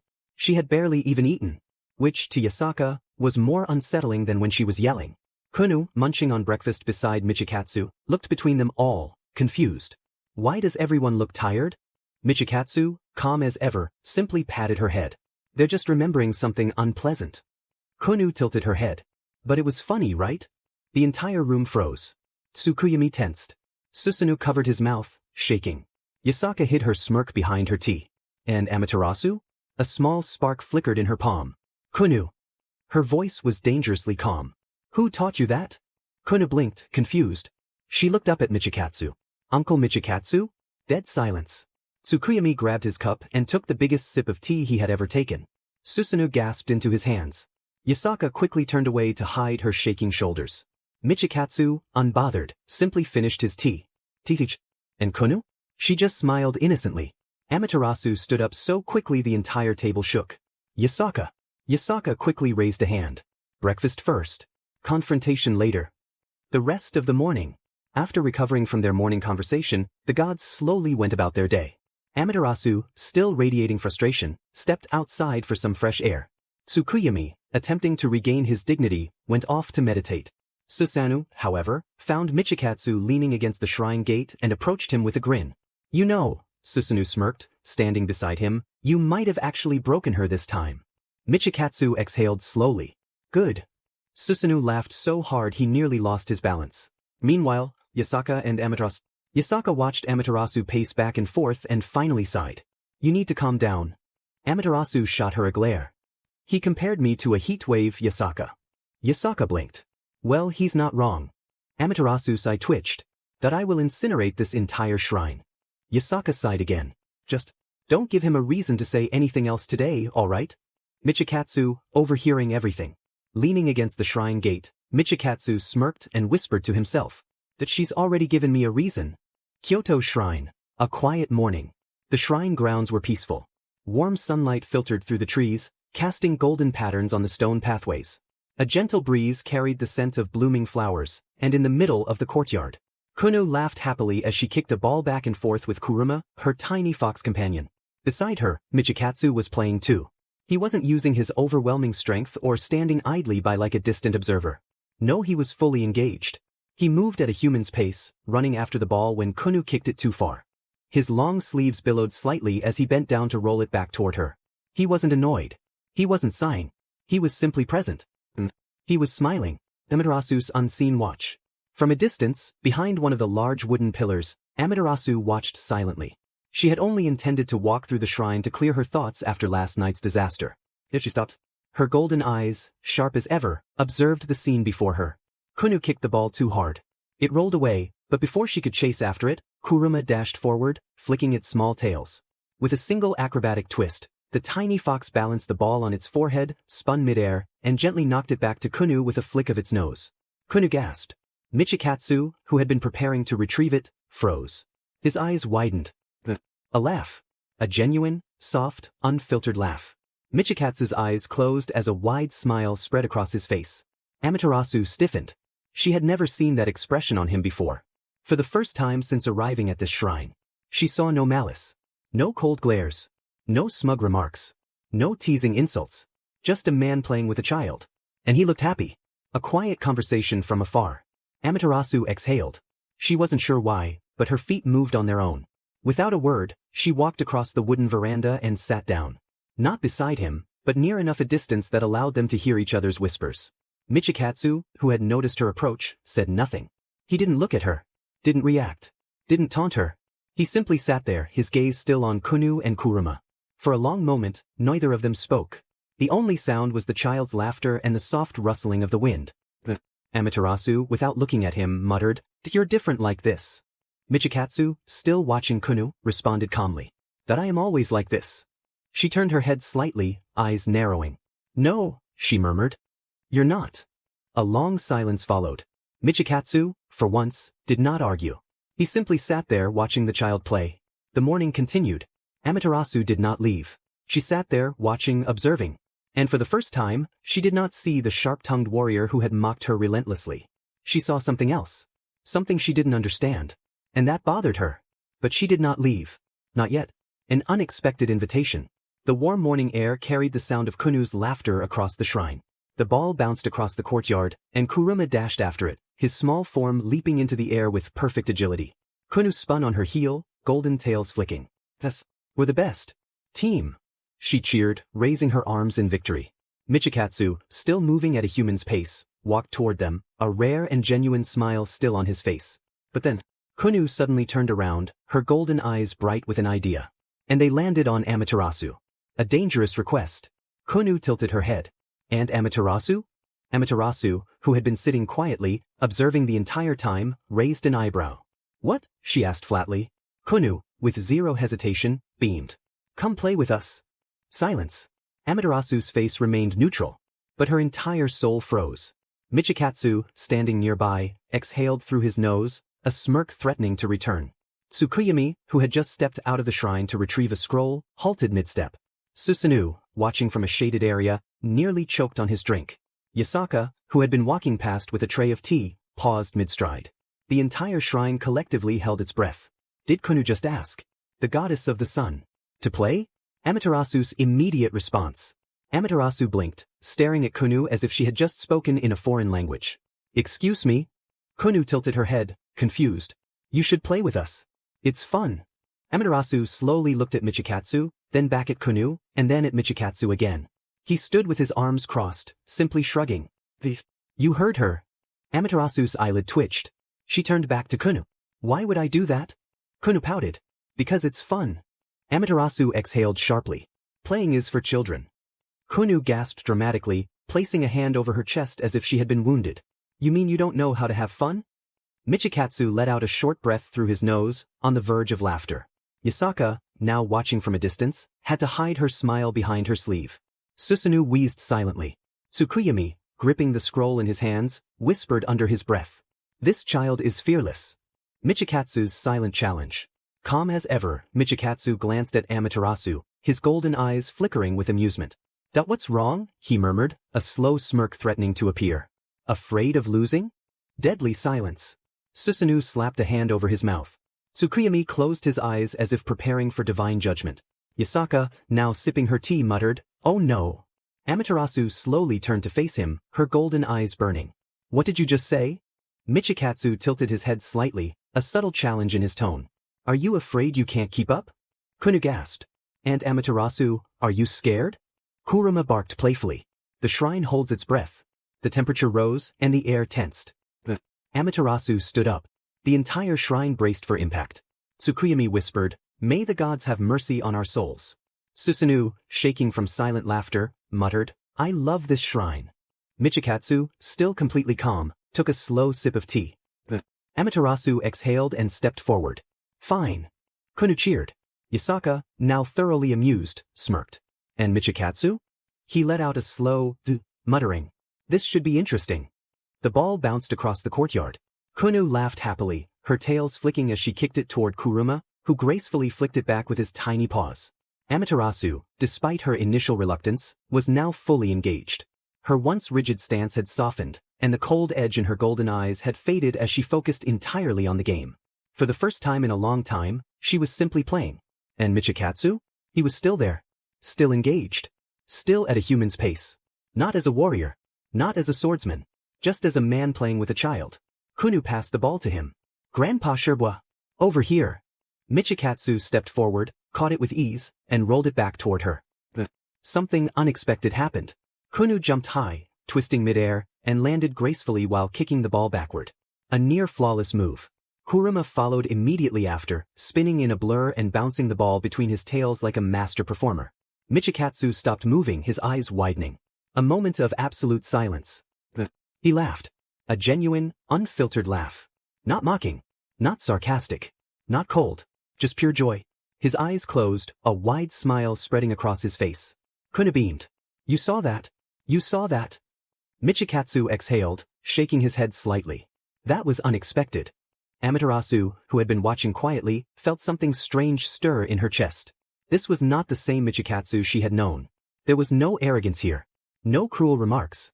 No bitterness. Just a man. Enjoying a moment. Something changes.